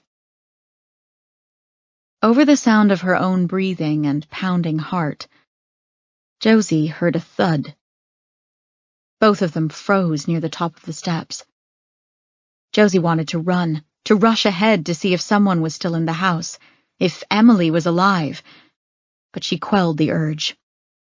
In these situations, smooth and steady was safest. In a quiet voice meant only for Gretchen, Josie said, "Right. Hallway," indicating that at the top of the stairs was a hallway, another dangerous, narrow point for officers clearing a house, and that she would take the right side. Again, Gretchen's hand squeezed Josie's bare shoulder, signaling for her to proceed. Josie reached the landing and turned right, registering a dim, carpeted hallway. Gretchen lagged a step behind, taking the left wall. "Open door," Josie said, as they came to the first door in the hall. They cleared any open doors first. This one was the bathroom. Empty. No blood, no signs of struggle. The next door was open as well. This one was Lorelei's bedroom. As they cleared it, Josie took in the details. King-sized bed with messy blankets, one wall of closet space, one wall of windows, a small dresser with a mirror on top, clean squares along the edge of the mirror, told Josie several items had previously been tucked in there. Photographs, most likely. As they moved out of the room, Josie saw the torn corner of a color photograph, still stuck under the edge of one side of the mirror. She didn't have time to think about who had taken them. They moved back into the hallway, clearing each one of the remaining rooms. One was extremely large, decorated in various shades of purple, with a twin bed on each side. Next to each bed was a small white desk and dresser. One side of the room held a few dolls, toys, and stuffed animals, while the other held mostly books and art supplies. Emily and Holly, Josie thought. They'd shared a room. Beside what Josie guessed was Holly's desk, a large swath of the wall had been painted with chalkboard paint and framed with wood trim. A plastic cup on the floor held various colored chalks. From a small string affixed to one side of the wood trim hung an eraser. The wall itself was decorated in colorful drawings. Josie could easily tell which had been drawn by Holly and which had been drawn by her younger, less practiced sister. Dogs, frogs, horses, stick figures, happy faces, hearts and rainbows told the story of two happy girls, completely at odds with the two crime scenes Josie had seen so far today. The last room in the house was painted a bland tan color. It, too, had a section painted as a chalkboard, but there were no drawings, no chalk, and no eraser. A bare twin mattress lay in the center of the floor. The closet had no door. It was barren. On one wall was a poster of a man rock climbing above the word Perseverance, and on the wall opposite what looked like an angry child's drawing. A face with jagged, torn features had been drawn in black marker and then scribbled over with blue and red. Neither of the remaining bedrooms showed any signs of struggle or violence. "Nothing," Gretchen said, as they stood in that final room. They lowered their weapons. Josie stepped back into the hallway and called out Emily's name. Gretchen followed suit. No response. "Attic?" Gretchen asked. They searched the rooms upstairs until they found a small pull-down door in the ceiling of Lorelei's bedroom closet. Gretchen climbed up the rickety wooden steps until her head disappeared into darkness. "It's just a crawl space. I don't see anything." Josie asked, "Do we need a flashlight?" Gretchen labored back down to the floor and pushed a hand through her hair. "No. Right at the top there's a 1/4-inch thick coating of dust, undisturbed. No one's been up there in a while." "You heard the noise when we were on the steps, though, right?" Josie said. "Yeah," said Gretchen. They'd checked every room, every closet, every place a human could possibly hide, and found no one. Yet Josie couldn't shake the feeling they weren't alone. Gretchen said, They're living out here in the middle of the woods. Could have been an animal on the roof or something." Josie didn't feel reassured, but nodded in agreement. "Let's see if there's a basement. Then we'll check the greenhouse." Retracing their steps downstairs, they continued to call out for Emily, but still received no response. They found the basement door in the dining room and cleared the musty space the same way they had the rest of the house, but found nothing other than a washer and dryer and a cabinet full of jarred food. Back in the living room, Gretchen wiped sweat from her brow. "Emily's not here, boss." "Neither is the gun," Josie noted, feeling a tightness in her chest. "Which means that whoever shot Lorelei still has it, and may have Emily as well." They moved back outside and walked down the steps. The air felt good against Josie's skin. "Let's check the greenhouse." Wordlessly, Gretchen followed Josie to the back of the house. An expansive back porch stood several feet above a fenced-in vegetable garden. The gate hung open. Josie lifted her weapon as she passed through it, her feet sinking into the soft dirt of the garden. Walking between 2 rows of fledgling plants, she headed toward the greenhouse with Gretchen in tow. Around them, the only noise they could hear was birdsong. "You smell that?" Gretchen said. "Fire," replied Josie. The greenhouse door was closed, but not locked. The smell of recent fire stung Josie's nostrils as she swung the door open and stepped inside. It was at least 10 degrees warmer inside the structure. 2 of the tables inside had been overturned, soil and seeds strewn everywhere. Josie and Gretchen picked their way through the detritus until they came to the far end of the greenhouse. Overhead, the roof vents were propped open. On the ground, near the louver vent, were several large terracotta planters filled with ashes, small pieces of paper, and what looked like remnants of both a laptop and cell phone. Documents of some kind and Lorelei's electronics, Josie guessed. What the hell was going on here? Gretchen said, "We have to go back to the road so we can signal the others. They'll never find the driveway." Josie said, "You go. I'll stay here and call the chief to let him know we need search teams. Let's go back to the car and get your phone." Gretchen shook her head. "Boss, I can't leave you here alone." "I can handle myself. The others should be here any second. You go flag them down." With a sigh, Gretchen turned and trudged out of the greenhouse. Josie followed her until they reached her car. Gretchen climbed in behind the wheel. Fishing her phone from the console, she handed it to Josie. "Stay alert." Josie nodded and watched Gretchen make a 3-point turn before heading back to the road. Alone in the large clearing, Josie held the gun at her side with one hand, and with the other dialed Chief Chitwood's number. "Palmer," he answered brusquely. "I've got extra officers and ERT headed your way. Dr. Feist said she'd go with them, too, in case there's a body. They should all be there now, actually. Where's Quinn?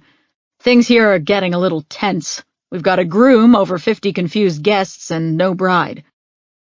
"It's me, Chief," Josie said. "Damn it, Quinn," he responded. "I don't think I'm gonna like what you have to say." "No," Josie agreed. "You won't. Not one bit." Chapter 5. Gretchen returned with 3 patrol vehicles in tow. Josie stationed one of the uniformed officers at the front of the house and one at the back to make sure that the scene inside the house and the greenhouse wouldn't be disturbed. The other patrol officers were sent off to search the woods around the house for Emily or any sign of the killer. Josie itched to get out there and join the search, but in her wedding dress it wasn't practical. Besides, Chief Chitwood had contacted the Olcott County Sheriff to ask for assistance from their canine unit, and Josie wanted to be there when the search and rescue dog arrived. Hummel was still busy at the Harper's Peak scene, so he had dispatched Officer Chan and 2 other members of the ERT to process the Mitchell house. They arrived shortly after the patrol vehicles and got to work, followed 5 minutes later by Dr. Feist. As everyone set to work, Josie and Gretchen waited outside, near Gretchen's car.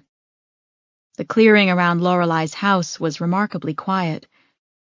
The only noises were the calls of birds flitting through the trees overhead, and the light breeze drifting through the leaves. It was so peaceful here, so beautiful, insulated. What the hell had happened? How had violence found Lorelei and her children? Why? What about the items burned in the greenhouse? Had Lorelei done it, or had her killer? What didn't they want anyone to know? Gretchen said, "We need to ask for an Amber Alert for Emily." "Yes," Josie said. "Someone's going to have to fill out the NCIC form, and then we can call it in. I'll call the station, see who's at the front desk. I can guide them through it." "We have no photos of this girl," Gretchen remarked. "I didn't see any in the house, did you?" Josie shook her head. "No, but Lorelei kept one in her truck.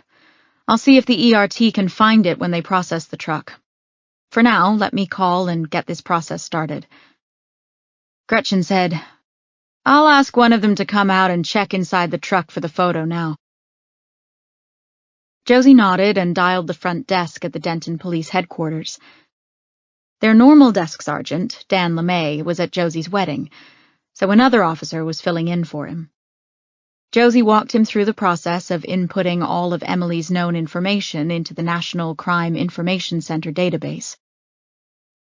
Gretchen returned midway through to tell her that the ERT officer hadn't found any photos in the truck.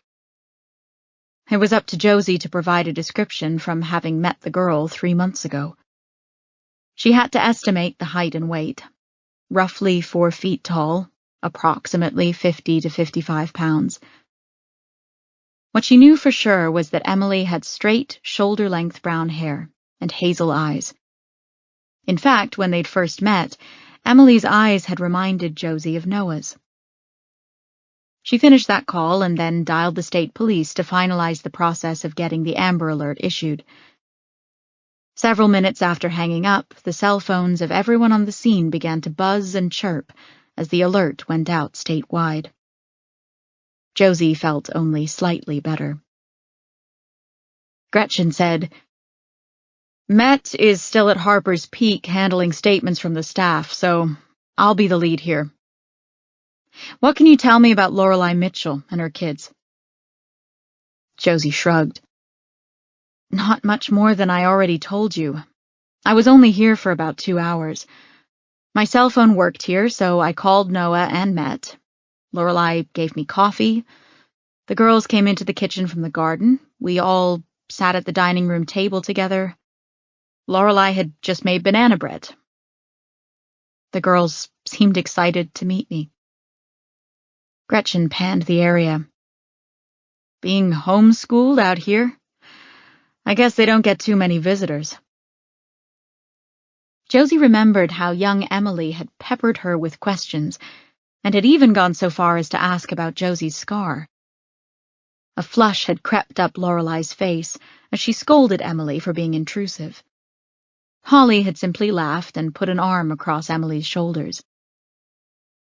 "I didn't get to ask Lorelei many questions because I was talking with the girls," said Josie. "What about their father?" Lorelei said it was just them. None of them brought up the subject, and there didn't seem to be any evidence of a male presence in the house. Gretchen said, "This intense need for privacy makes me wonder if this was a domestic issue." It hadn't occurred to Josie back in January, but now she wondered if Lorelei had escaped from an abusive relationship and was hiding out here in the woods. If that was the case, the girl's father would be their prime suspect in Holly and Lorelei's murders, and Emily's disappearance.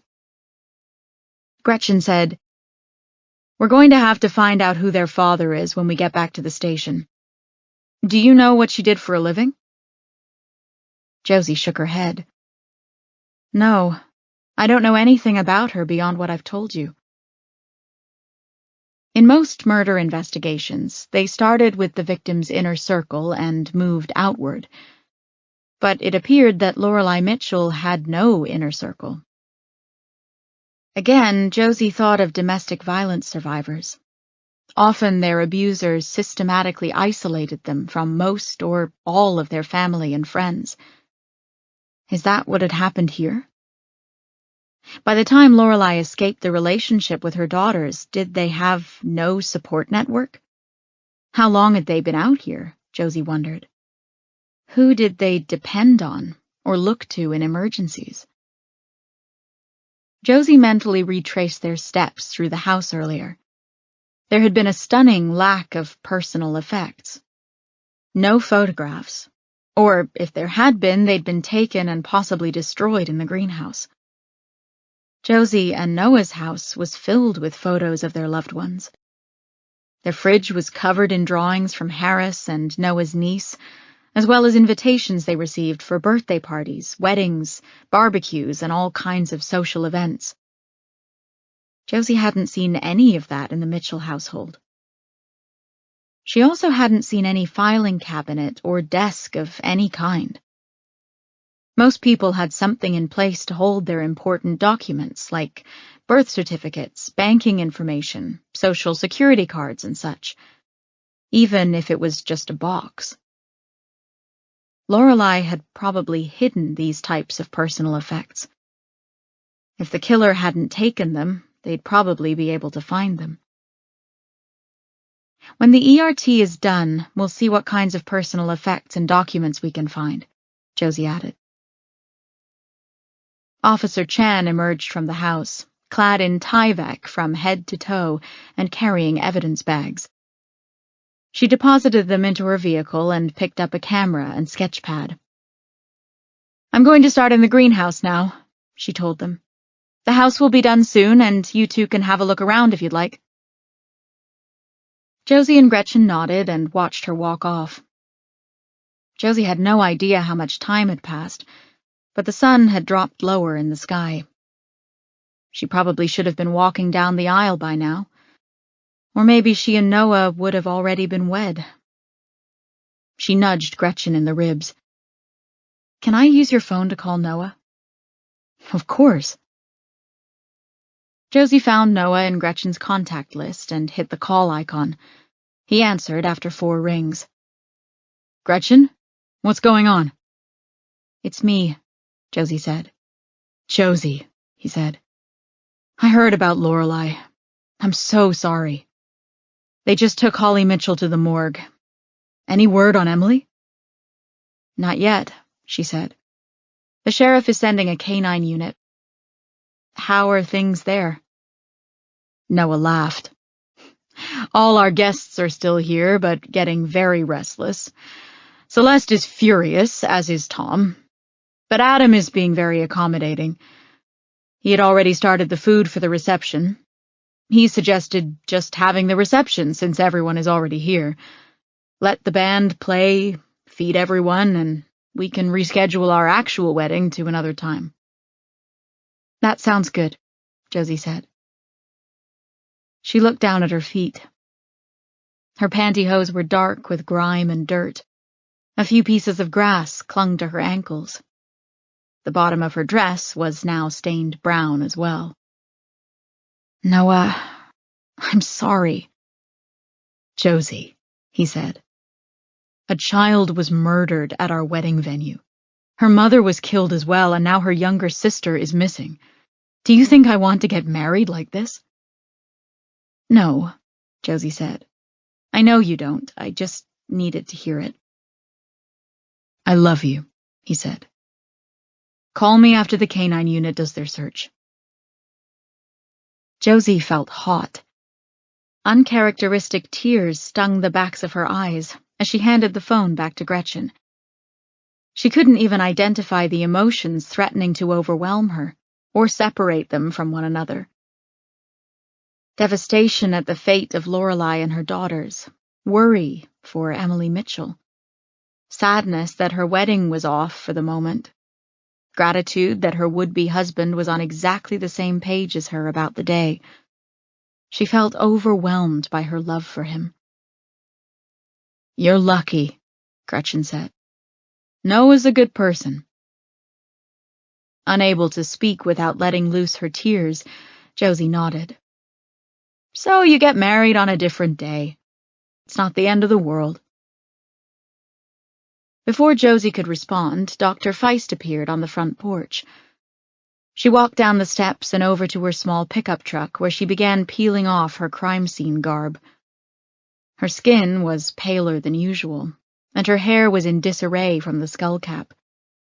Beneath the Tyvek suit, her pink dress was rumpled. Josie and Gretchen hurried over to her. "My guess is the cause of death was exsanguination," Gretchen said. "She bled out from the gunshot wounds." Dr. Feist nodded. "But she had a pretty good head injury as well." Josie thought of the blood and hair on the corner of the kitchen island. Gretchen said, "Any idea on the time of death?" "She's in full rigor, just like Holly Mitchell. I can't really pinpoint it without getting her on the table." Josie thought of the spilled cereal in the dining area. "Is it possible they were both killed this morning?" "Absolutely," Dr. Feist said. "I'll know more once I do the autopsy. I'll perform Holly's first, then Lorelei's." She looked directly at Josie. "I assume you're not getting married today?" "No, not today. We'll reschedule." Dr. Feist shook her head sadly. "Destination wedding. Seriously, think about it." "I'm going home to change into some scrubs, and then I'll head over to the morgue. I'll let you know if I see anything that might help you find whoever did this." "Thank you," Josie said. They watched Dr. Feist pull away, then waited some more. The other ERT officers finished processing the inside of the house and moved to the greenhouse to help Chan. An ambulance carried Lorelei's body away. Gretchen's phone chirped intermittently with texts from Metner, who was still interviewing staff members at Harper's Peak. Finally, they heard the sound of another vehicle bouncing along the drive. An Olcott County Sheriff's SUV came into view. Josie immediately recognized Deputy Maureen Sandoval. They'd worked together before. Sandoval smiled as she stepped out of the vehicle. Crow's feet crinkled at the corners of her eyes. Josie estimated her to be in her mid-50s. She wore boots, khaki pants, and a navy polo shirt with the sheriff's insignia on it. Her gray-brown hair was pulled back into a tight ponytail. Looking both Josie and Gretchen up and down, Sandoval said, "Don't think I've ever seen a bride and her bridesmaid at a crime scene before. This is a first." Gretchen managed to smile. "Yeah, it's a first for us, too." From the back of the SUV, they heard a bark. Josie said, "Have you got Rennie with you?" "Sure do, and she's ready to work." Sandoval walked slowly to the back of the SUV and popped the hatch, revealing a large dog cage. Inside, Rennie, a 4-year-old German shepherd, sat up straight, her tongue lolled. Eager, soulful brown eyes looked from Sandoval to Josie and Gretchen, and then back. "Just a minute, girl," said Sandoval, turning to Josie and Gretchen. "What have you got?" Josie brought her up to speed. "I'm gonna need something with Emily's scent on it. Maybe something she wore? That would probably be the easiest since you've got access to the house." "I'll look," said Gretchen. While Gretchen went into the house to find an item for Rennie to scent, Sandoval took the dog from the truck and hooked a leash to her collar. "Down," she commanded. and Rini, with a slight whine, lay on the grass, waiting for further instructions. Gretchen returned with a crumpled pink t-shirt. This was in the hamper on what we believe is Emily's side of the room. She held it up, and Josie could see that it was definitely Emily's size. Too small for Holly. That'll do, said Sandoval. She gave Rini a command that brought her to standing, and guided her over so that she could sniff the shirt in Gretchen's hand. As Rini's nose pressed into the fabric, Sandoval slipped a harness onto the dog, all the while murmuring that Rini was a good girl. Then, once Sandoval was satisfied that Rini had gotten the scent, she said, "Now it's time to work, Rini." The dog took off in the direction of the truck, her nose alternating between the ground and the air just above her head. She circled the truck twice, jumped at the passenger side door twice, and gave up, heading around toward the back of the house. Josie and Gretchen followed. Rini worked the perimeter of the garden, then slipped through the garden gate. She went up to the greenhouse doors, but then turned and headed back toward the house. She loped up the steps to the back porch. The patrol officer there looked to Josie and Gretchen for permission to let her continue her search. "It's okay," Josie said. With a nod, he let Rini and Sandoval into the house. Josie and Gretchen followed. By the time they reached the kitchen, they could hear Rini's paws pounding up the stairs. Avoiding Lorelei's blood on one side of the island countertop and broken glass on the other in their stockinged feet, they too went upstairs. They had just reached the top of the steps when they heard Rini barking. Josie picked up her pace, finding Rini and Sandoval in the girls' room. Rini sat in the center of the room, barking. Once Sandoval saw them, she gave Rini another command, and the dog quieted and lay down. Josie knew that search and rescue dogs gave indicators when they found what they were looking for. She also knew that Rini would always give an active indicator when making a live find, meaning that she would bark when she found a live person. Except Emily wasn't there. Chapter 6.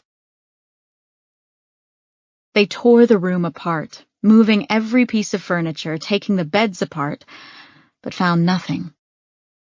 Sandoval took Rini back outside and repeated the exercise twice more. Twice more, the dog ended up in Emily and Holly's room, giving her active indicator that she had found Emily. "With all due respect to Rini," Gretchen said, standing in the bedroom with dog and handler for the third time. "She's just wrong. I mean, this is Emily's bedroom. Of course it's going to smell like her." Sandoval seemed just as confused as Josie and Gretchen. "That doesn't matter. People shed scent all day long. Rini would be able to find it. She's never missed a live find before. I'm not sure. Something's not right. Let me... How about if I call a colleague? Maybe we can get another dog out here and do the same search and see what happens?" Josie couldn't help but think that every second that went by was another second that Emily was getting further and further out of reach. But they had no choice. There were already searchers in the woods. The Amber Alert had gone out. She'd never known search and rescue dogs to get things wrong. Sometimes the scent stopped for reasons beyond their control, but they were extremely reliable. She looked down at Rini's earnest face. The dog knew she was right. What was Josie missing? She moved around the perimeter of the room once more, this time looking for places where the carpet might be loose, but found nothing. If there was some hidden compartment in the floorboards, Josie didn't see how one would get to it. Looking back at Gretchen and Sandoval, she asked, "Is it possible she's in the wall?" Gretchen raised a brow. "Boss, how would an 8-year-old get into a wall? If someone put her in a wall, we'd know it. Holly and Lorelei Mitchell weren't dead long enough for someone to patch and paint a wall. Plus, why leave Lorelei's body in the kitchen, Holly's at Harper's Peak, but then go to the trouble of hiding Emily? Alive? We've torn this place up. She's not here. Come on. We'll wait for the other dog and see what happens. I'll call dispatch and request more searchers. Glumly, Josie followed them out of the room. As they got to the bottom of the steps, she thought she heard another thud. The same as she and Gretchen had heard earlier, but neither Gretchen nor Sandoval heard it. Outside, both Gretchen and Sandoval made phone calls, while Josie stared at the house. Behind it, the sun had begun to set, leaving the sky awash in orange and red. If they were going to be here into the night, they'd need to turn on some lights. Josie went back inside, flicking light switches as she went, and noticing more strange details. The beanbag chairs in the living room, and lack of a coffee table or end tables. The wall art was stretched canvas, not glass. In one corner were 2 plastic sets of drawers. Josie opened a couple of them to see that they contained arts and craft supplies. Paper, crayons, markers, glitter, glue, tape, felt pieces, ribbon, paint, sponges caked with dried paint. No brushes, and no scissors. In the dining room, the tables and chairs were made of oak, but there was nothing else in the room. No centerpiece on the table, no sideboard or hutch. The overturned cereal bowl and spoon were plastic. Moving into the kitchen, Josie opened and closed drawers, noting that all the utensils were plastic. Also, there were no knives. Anywhere in the kitchen, not even butter knives. She opened the cabinets, finding plastic dinnerware, but ceramic dinnerware as well. The coffee mugs were ceramic. In one of the upper cabinets, she found several orange pill bottles. All of the drugs had been prescribed to Lorelei. Josie committed them to memory. Methylphenidate, risperidone, aripiprazole, olanzapine, alprazolam. Josie didn't recognize all of them, but from some of her previous cases she knew at least 2 of the drugs were antipsychotics, often prescribed for schizophrenia or bipolar disorder, among other things. Had Lorelei been struggling with either of those, or some other mental health issue? Josie checked the bottles again to see they had all been prescribed by a Dr. Vincent Buckley. She made a mental note to track down the doctor to find out what he knew about Lorelei and her children. They could likely get a warrant for Lorelei's medical chart as well. She went back up the stairs and found Lorelei's room. Searching the closet, she found no personal effects or documents of any kind. However, all of her clothes were folded and placed in plastic storage cubes. No hangers. Josie searched the single nightstand drawer but found nothing of interest. Standing next to the king-sized bed, she turned in a circle, marveling at how bare the room seemed. Something on the back of the door caught her eye. She took a few steps toward it and saw there was a lock on the door. Not just any kind of lock, but a deadbolt. Who put a deadbolt lock on the inside of their bedroom door? Josie went back into the hallway and checked the other bedroom doors. Emily and Holly's room also had a deadbolt lock on the inside of their door. The last bedroom had no lock. What the hell? She muttered to herself as she returned to Lorelei's room. Her eyes panned the room again, landing on the bed once more. The mattress sat on what appeared to be a solid metal frame. It took several tries for Josie to dislodge the mattress and push it partially off the frame. In the middle of the metal frame was a small sliding metal door. Josie ran down the steps as fast as her wedding dress would allow. "Chan!" she hollered as she burst onto the back porch, overlooking the garden and greenhouse. Chan! Officer Chan was just leaving the greenhouse. She stopped in the center of the garden and stared at Josie. You got something? I think so. A few minutes later, Josie and Gretchen stood in the doorway of Lorelei's bedroom, as Chan used gloved hands to pull items from the hollow core of the bed frame, narrating as she went. 3 boxes of ammunition for a Winchester 1200 shotgun, a large plastic sewing kit, a small plastic bin filled with knives of various sizes, a smaller plastic container with 3 pair of scissors in it. Using a flashlight, she searched the compartment one last time. That's it. Nothing else? Josie said. Sorry, Chan said. Just all this weird stuff. Want me to log it in as evidence? No, Gretchen said. I don't think you need to, thanks. She gave them a mock salute before leaving them alone in the room. Josie said, she knew she was in danger. Yes, Gretchen agreed. Josie opened her mouth to speak again, but a sound froze her in place. Another thud. This one louder, closer. They looked at one another, eyes wide.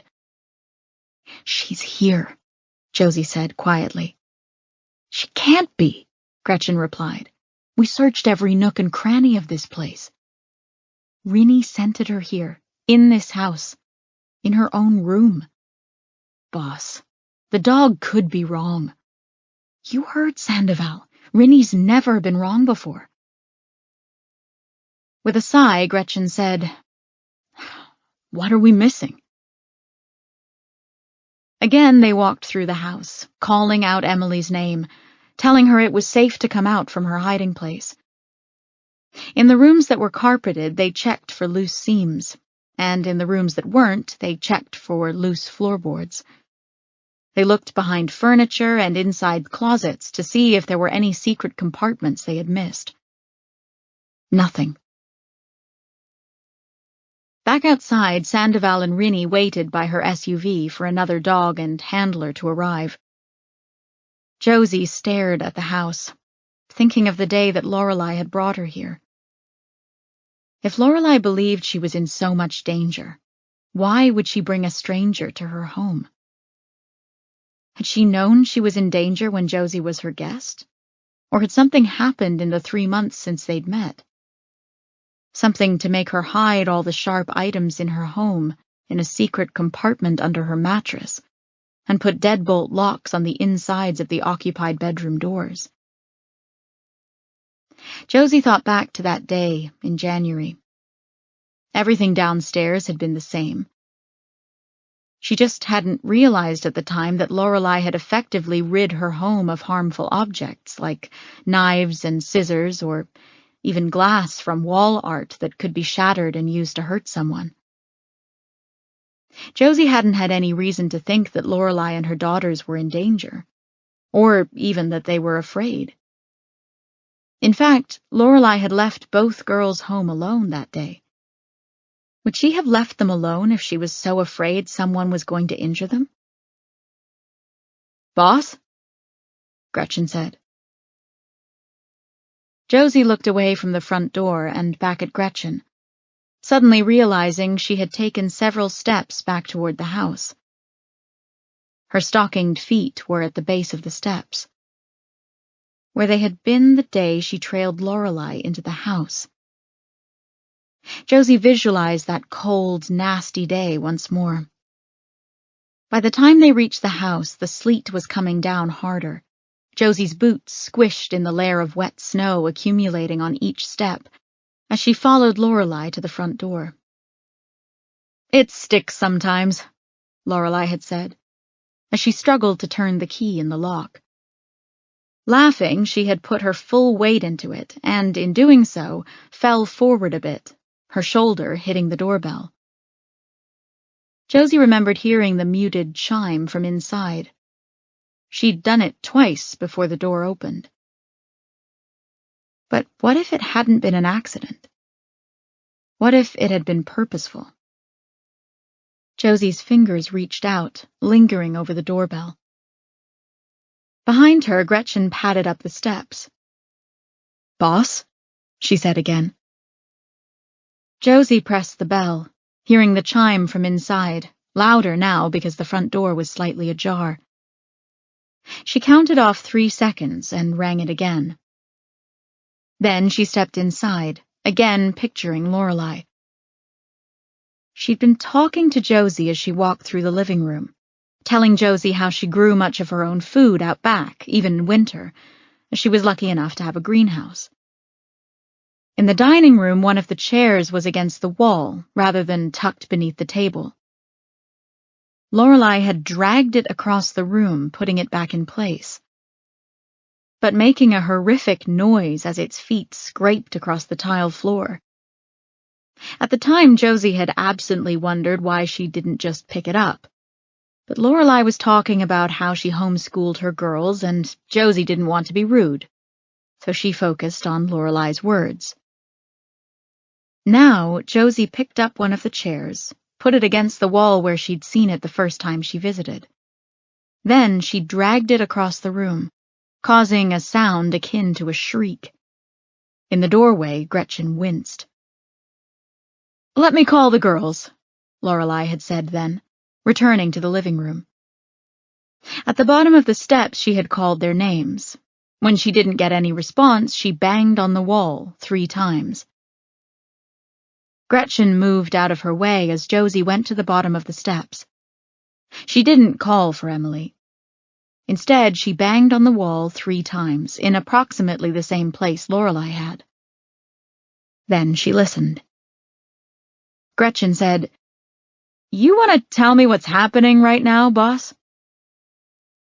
Josie didn't take her eyes off the top of the steps. "She was signaling them," she told Gretchen. "The day I was here with them. She had left them here alone. When we got here, she did all these things that I didn't even realize were significant at the time. They must have been hiding, and she was giving them an all clear. Doorbell twice, chair scraping over the floor, 3 bangs on the wall. Was that it?" Shit.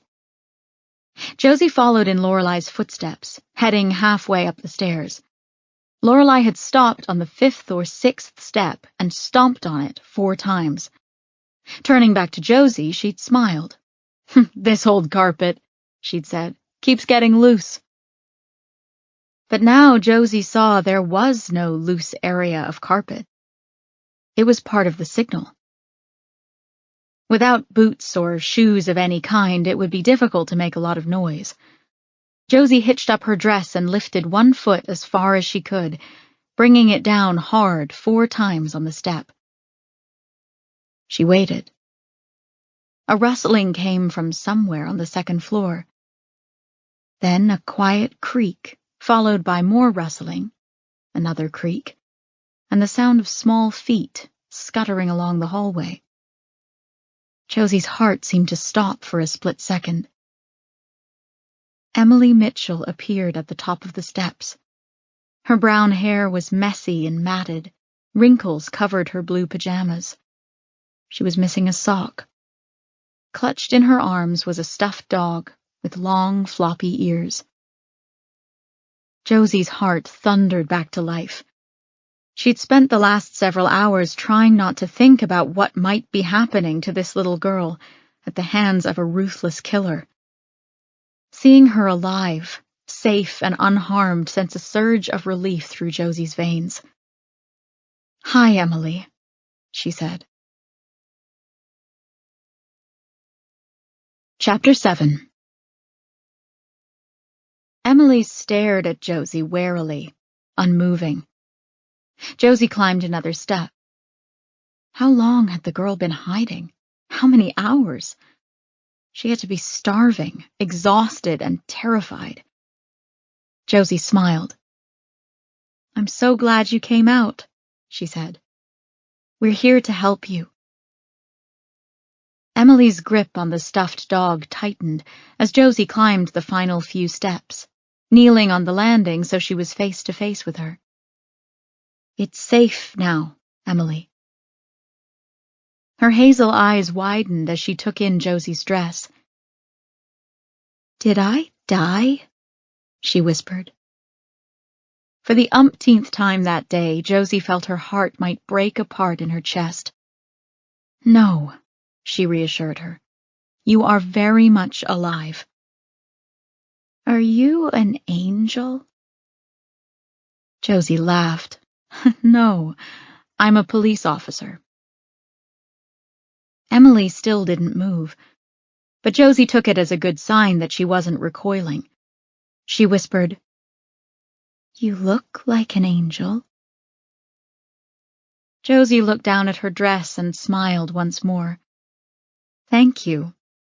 I was supposed to get married today. That's why I look like this.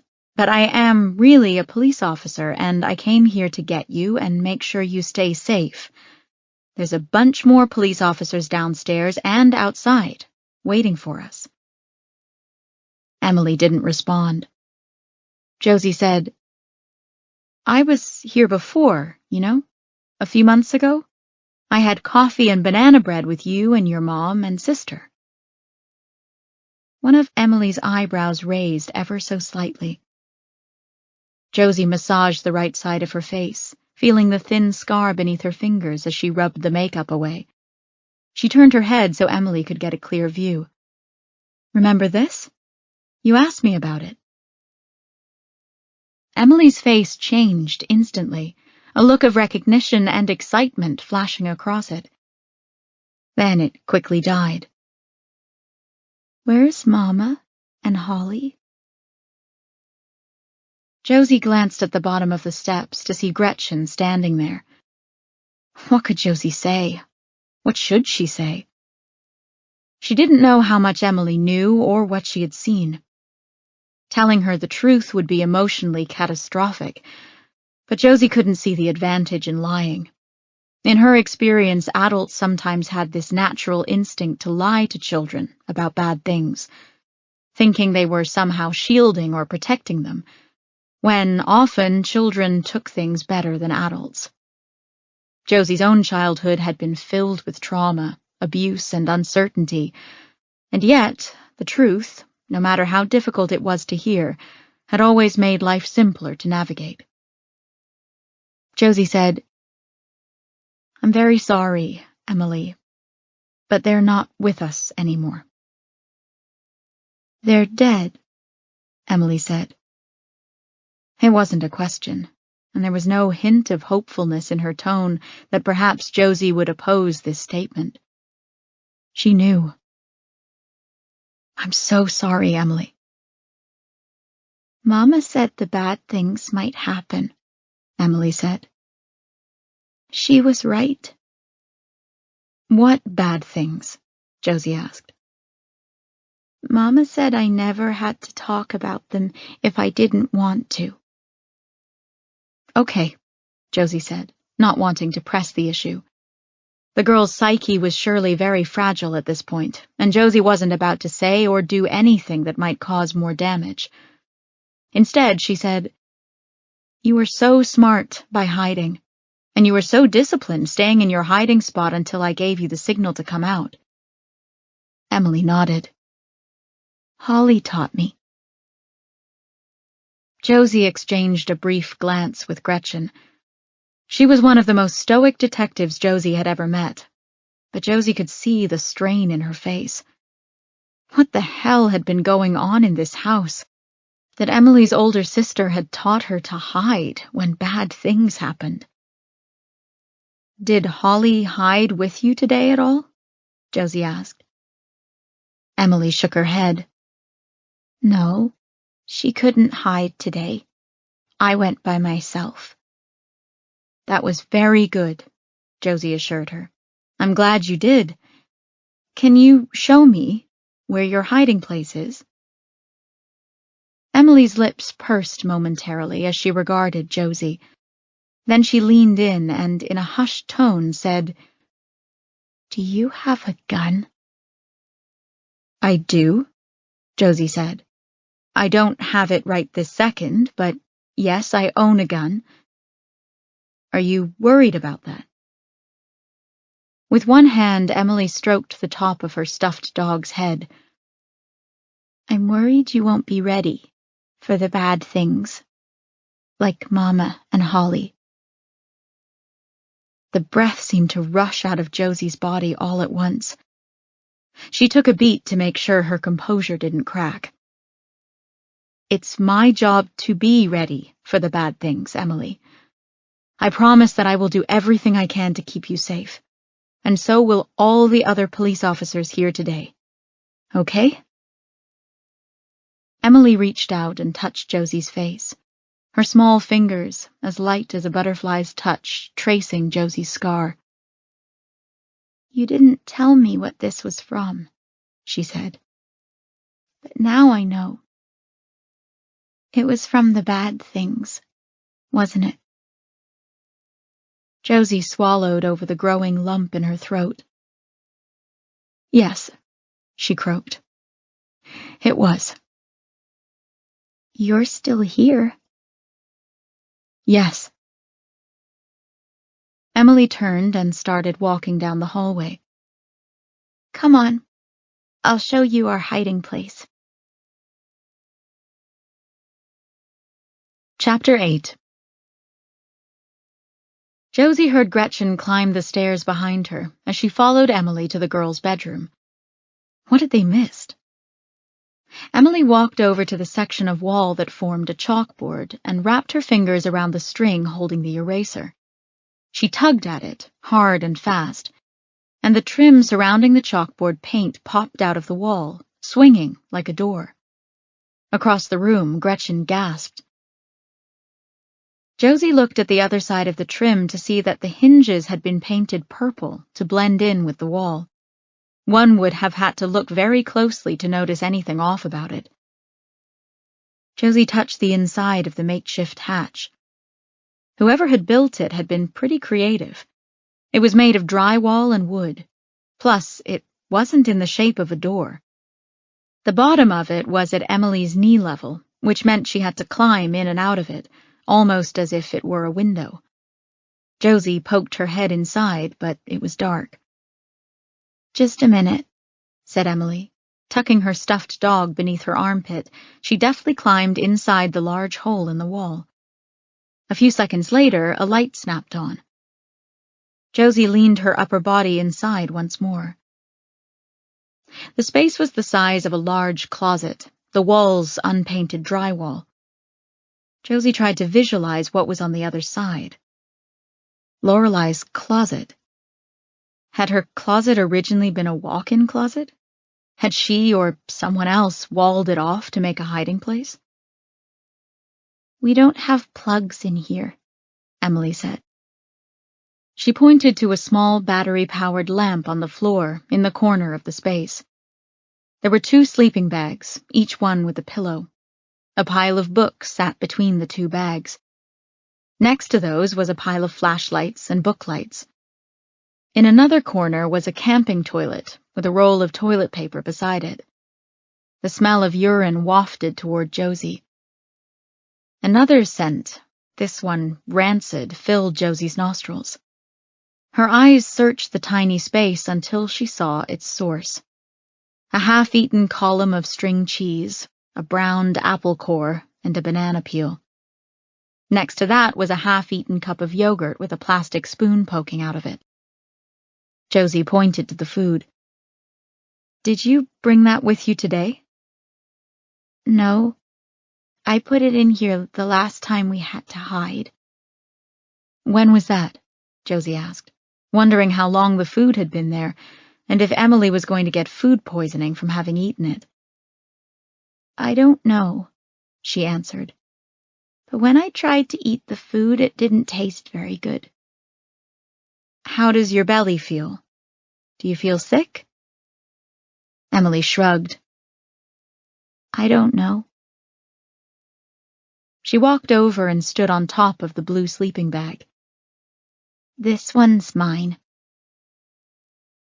Josie nodded and held out a hand, waving Emily back out into the bedroom.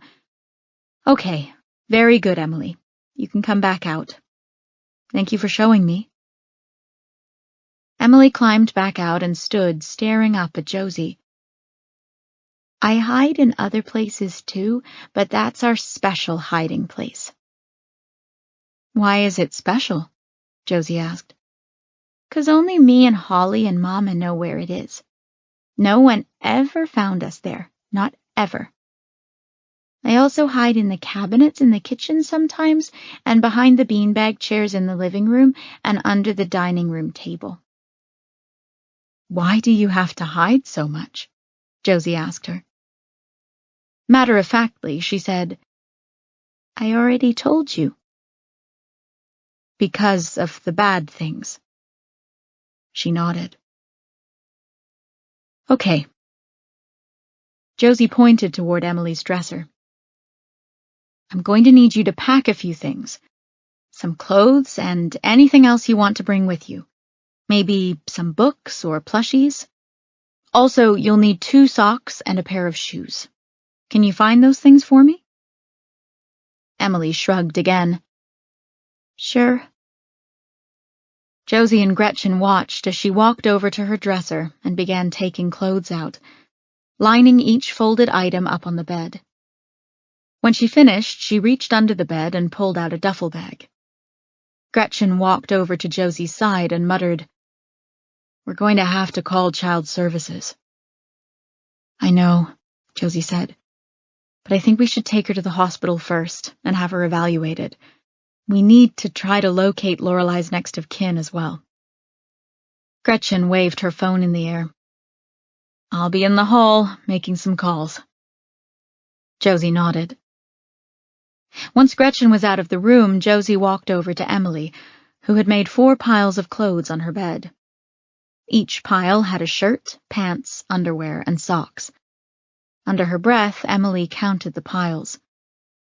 1, 2, 3, 4. 1, 2, 3, 4. Can I help you? Josie asked. Emily paused and, without looking at her, shook her head. With a frown, she started counting again. 1, 2, 3, 4. She repeated the process 6 times, and then she began to pack the piles into the duffel bag. When she finished, Josie walked over to the dresser and selected a pair of socks from her top dresser drawer. Emily pulled them on and then retrieved a pair of sneakers from under her bed. Once those were on, Josie helped her zip up her overfull duffel bag. Wait, Emily said when Josie went to pick up the bag. I need to bring my other things. What other things? Emily walked over to her desk and pointed to a pile of random items arranged into a circle. There was a small gray stone, roughly the size of a quarter, a tiny pink sequin, a bird feather, an unused birthday candle, and a bright red bottle cap that had come from a gallon of milk. Emily began counting them, her small finger hovering over each object as she did. 1, 2, 3, 4, 5. She repeated the count 6 times. Then she looked up at Josie. Now I can put them in my bag. Perplexed, Josie watched as Emily carefully put each item into one of the side pockets of the duffel bag. I'm ready, she told Josie. Josie had a lot of questions, but her immediate priority was to get Emily out of the house. It was still a crime scene. Emily, what's going to happen now is that I'm going to take you to the hospital, okay? Because bad things happened here today, we'd like the doctors to talk to you. Okay? Emily nodded. Then you might have to go stay with someone. A stranger, but someone who will keep you safe until we find a place for you to live permanently. Do you understand? You mean a foster home?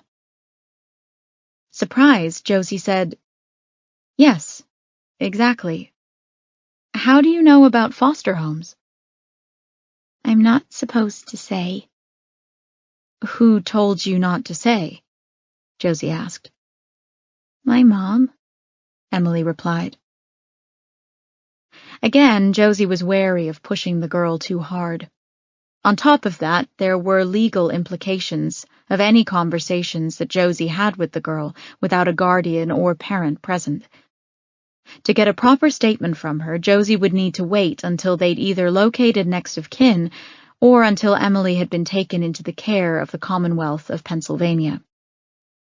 Still, Josie had no idea how long it would be before she could get such a statement, and it was clear that there was a killer on the loose. A killer who had no issues murdering children. Changing subjects, Josie asked, "Do you hide in the wall a lot?" Emily shrugged. "Sometimes." "Can you tell me who you're hiding from when you go in there?" Slowly, Emily brought her index finger up and pressed it against her lips in the universal symbol for hush. Josie managed to smile, trying to put her at ease. "You can tell me, Emily. Nothing bad will happen to you now, and you don't need to hide any more. It's really important that I know who you and Holly hid from when you went into that little room." "I can't," Emily whispered. "Why not?" "Because if I say, bad things will keep happening." Josie felt a chill slither down her neck. She worked hard to keep her smile in place. "Okay," she told Emily. "Let's get you out of here." Josie guided her outside to Gretchen's car and strapped her into the back seat. Gretchen had called off the search and the Amber Alert. The patrol officers had gone, as had Deputy Sandoval and Rinnie. Everyone on the ERT had gone except for Officer Jenny Chan, who was packing up evidence bags in the back of her SUV. Josie left Gretchen standing by the driver's side of her car, on the phone to the hospital, and walked over to Chan. "Anything interesting from the greenhouse?" Chan peeled off her Tyvek suit and booties, crumpled them up, and tossed them into the back seat. "Afraid not. A whole lot of ashes. A destroyed laptop and phone. I can have a tech expert look at them, but I think they're too damaged to get anything from them. You'd be better off just getting a warrant for her phone records. I also found some bits of what look like color photographs, but none that have anything identifying in them. Scraps from what look like documents of some kind. Hard to say. There are some scraps with the ends of words on them, but without context. I'm not sure they mean anything. Sorry." Josie shook her head. "It's not your fault. I appreciate you being here." Chan pulled off her skull cap and shook out her long dark hair. "Sorry about your wedding." Josie gave a wan smile. "We can get married another day. Hey, did you find anything of interest inside the truck?" "No, I'm sorry. Nothing in the truck except Lorelei's vehicle registration and insurance card." Josie thanked her, watched her pack up the rest of the vehicle and start down the driveway. It was almost dark now. The sounds of the night started to rise all around them. Frogs peeping and trilling, cicadas rattling, crickets chirping. Josie turned back and began walking toward Gretchen's car. Gretchen was now on the phone with Chief Chitwood. Josie could tell by her tone and the way she kept saying, "Yes, sir." She had put her heels back on as she paced beside the vehicle, occasionally pausing to wrench one of the spikes from the soft ground. From the back seat window, Emily stared at Josie, looking frozen, her eyes so wide that Josie felt a little shiver pass through her. Josie stopped in place, feeling as though Emily was trying to communicate something to her. Then, slowly, Emily's head swiveled toward the front steps of the house. Josie's gaze followed hers. A cry escaped Josie's throat before she could clamp her hand over her mouth. Gretchen stopped dead in her tracks. There, on the top step, was a pine cone doll. Josie spun in a circle, looking all around them. There was nothing, no one. She strode over to the car. The movement seemed to reanimate Gretchen. She dove into the open window of the driver's side door and grabbed her gun. Josie said, "Lock her inside the car." "We have to get her out of here, boss. Call for backup." A whirring sound made them both turn to the back seat window. Emily had used the button to lower it. She said, "He's already gone." "Who?" Josie said. "Who's already gone? Who was here, Emily? Who left that doll? You saw him, didn't you?" Emily gave a solemn nod. Gretchen said, "Who was it? Who was just here?" She lifted her finger to her lips again. "Hush." "Emily," Josie said, trying to keep the frustration and desperation out of her voice, "it's very important that you tell us who left that doll." No response. "Was it your father?" Gretchen asked. "I don't have a daddy," she said. "Then who was it, Emily?" Josie asked. "You can tell us. We're the police. We need to know who he is so we can arrest him. We think he's the one who hurt your mom and Holly. Please, Emily, tell us whatever you know." She shook her head and lowered her eyes. Gretchen lowered her voice so only Josie could hear. "Maybe she doesn't want to tell us while we're at the house. We need to get her out of here."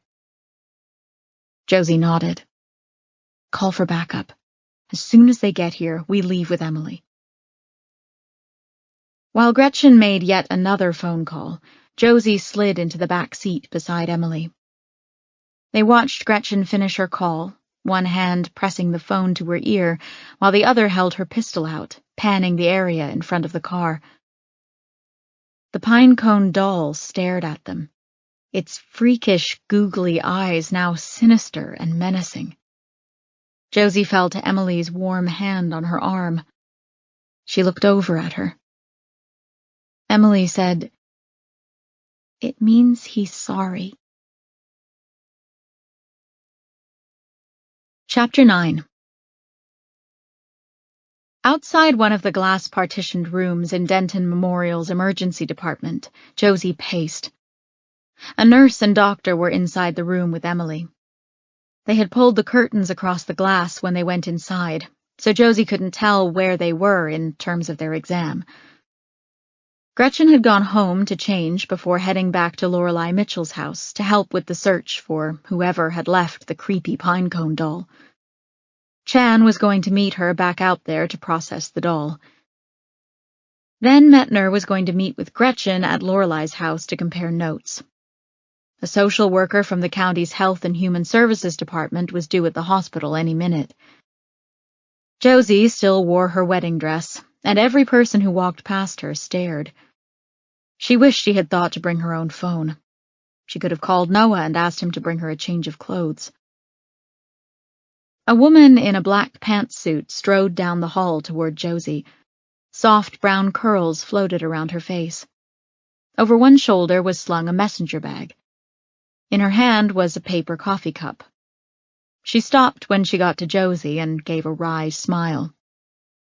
"I'm looking for an 8-year-old girl found at a murder scene. I was told to stop when I saw the lady in the wedding dress." Josie laughed and extended a hand.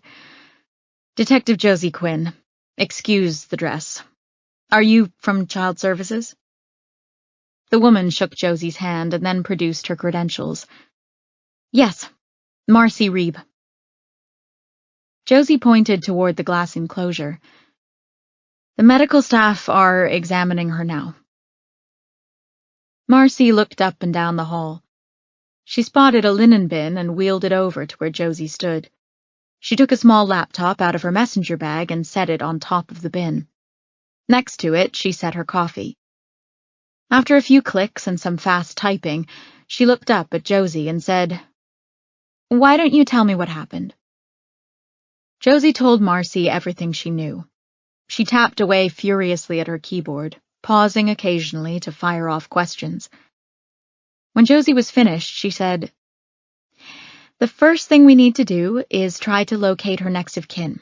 I'd like to keep her with family if at all possible, especially given the trauma she's been through." "I agree," Josie said. "My team will get to work on it as soon as possible. Right now, they're still out in the field." Before Marcy could say more, the doctor emerged from Emily's room. Josie knew him from many trips to the emergency department related to cases she was working.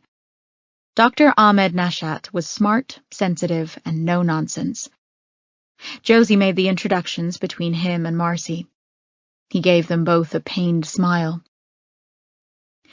"She appears to be in excellent health, well-nourished, no signs of any injuries or physical trauma, no signs at all of long-term abuse. She is alert and oriented. On exam, she is around the 50th percentile for milestones for her age.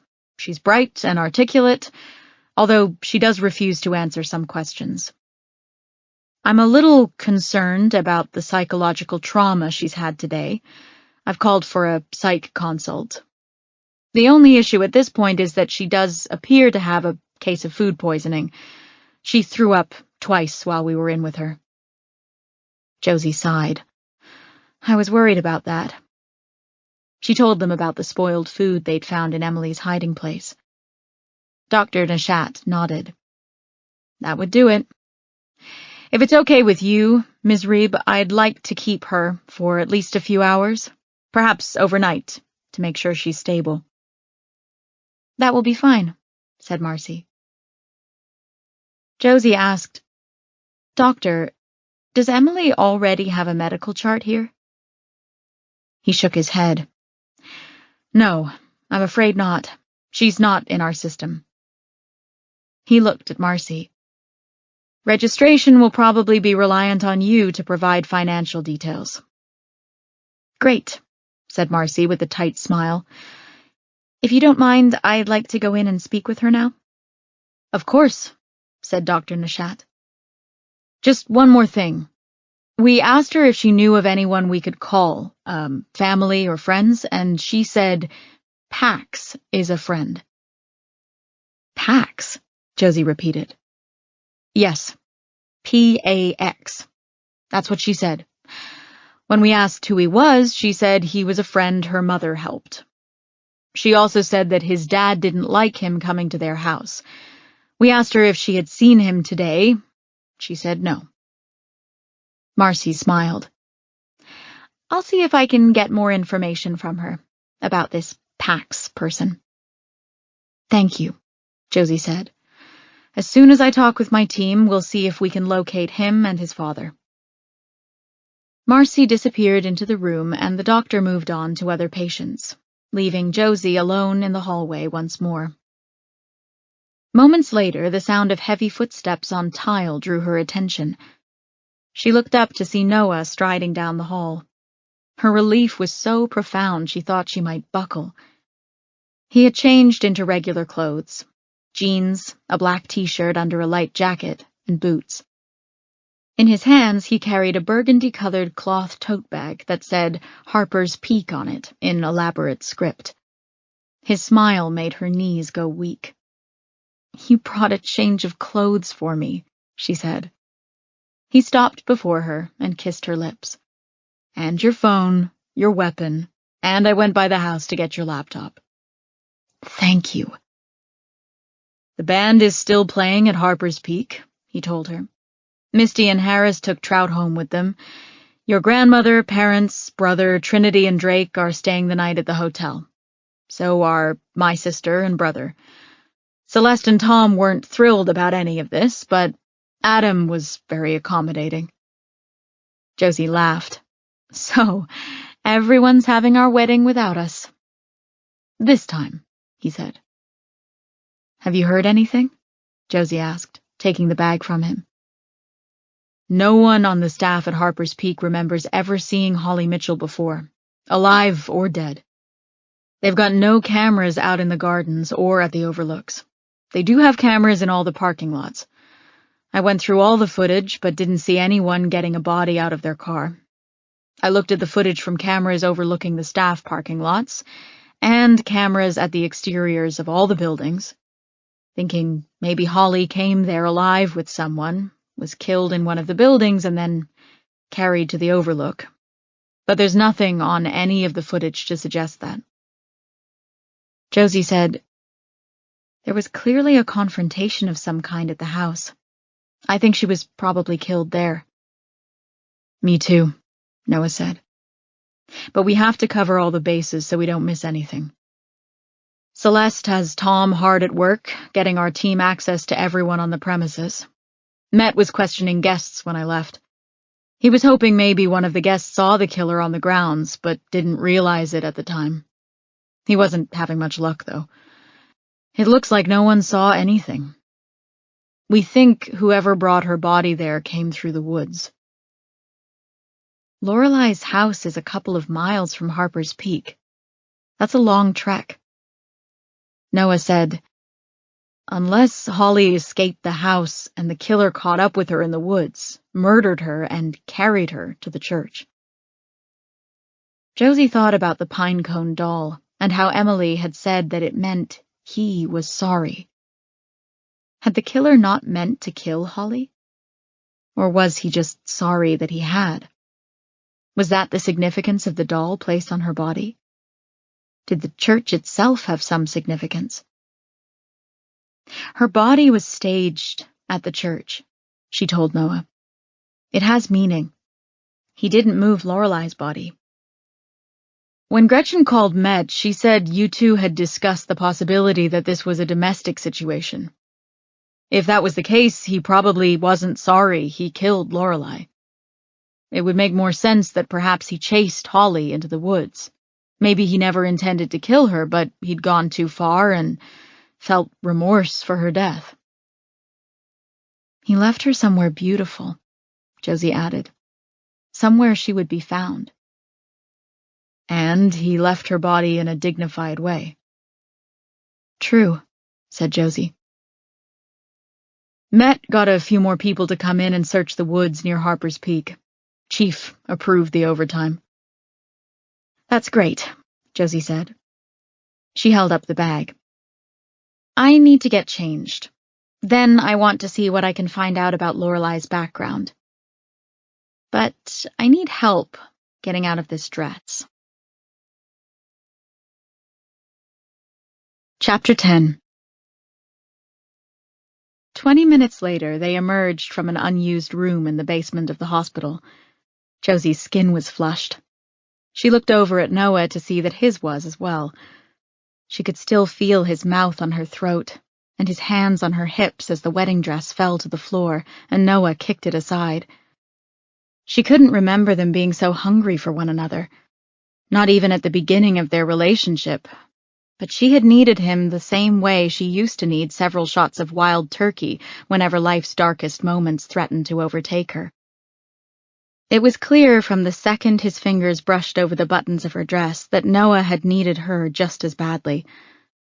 As they stepped into the empty hallway with its jaundiced walls and grimy tile floor, Josie tucked loose strands of hair behind her ears and adjusted the gun holster at her waist. She slung the bag with the laptop over her shoulder and looked back at Noah, who held her wedding dress over one arm. Strands of his thick brown hair jutted out wildly. Noah reached up to smooth them down, still feeling remnants of the wild electricity crackling between them. Softly, Noah said, "Maybe we should almost get married more often." Before Josie could respond, another voice came from down the hall. "Hey, lovebirds. I've been looking for you. Either of you, actually." They turned to see Dr. Feist standing outside the doors to the city morgue, dressed in her signature blue scrubs and skullcap. She waved them over. "I called Met and Gretchen, both of whom are otherwise engaged. They both said one of you should be available to hear autopsy results." She stared at them, a slow smile curving her lips. "Or did I interrupt something?" Noah held out the wedding dress. Josie had to get changed. Dr. Feist raised a brow. Sure, whatever. Come on, you can leave that in my office for safekeeping until you're ready to take it home. They followed her down the hall and into the exam room. It was windowless, its walls pale gray cinder block. In the center of the room were 2 stainless steel autopsy tables with light fixtures overhead. As always, the combination of chemicals and decomposition made for a stomach-turning odor. No matter how many times Josie smelled it, she never got used to it. Dr. Feist took the dress from Noah and disappeared into her office in the adjoining room. Before them, both examination tables were occupied. The bodies were covered with sheets, but Josie knew the larger one was Lorelei, and the smaller one was Holly. Dr. Feist returned with a laptop and opened it up while standing at the stainless steel countertop that ran along the back wall of the room. She pulled up a set of X-rays and turned back to Josie and Noah. Whose exam would you like to hear about first? Josie swallowed. Lorelei's. Dr. Feist gave a solemn nod. I was able to confirm her identity using her driver's license, which the ERT took from her home. I found no evidence of sexual assault. Her cause of death was, as I predicted, exsanguination. She bled out from a gunshot wound to the chest. I extracted a number of shotgun pellets from her abdomen and chest cavity. There was massive internal damage, but I believe the worst of the damage came from one pellet that punched through her left lung, causing a sucking chest wound, and another pellet that went right through her heart. Basically, her left lung and heart were shredded. All the heavy scientific language will be in my final report. In addition to that, she had quite a nasty head injury. However, it appears to have happened probably within minutes of her death, as I would have expected to see swelling in the brain or subdural hematoma. But that didn't have time to materialize. Time of death? Josie asked. Given her body temperature and the temperature of the house, I'd say she died sometime between 6 a.m. and 10 a.m.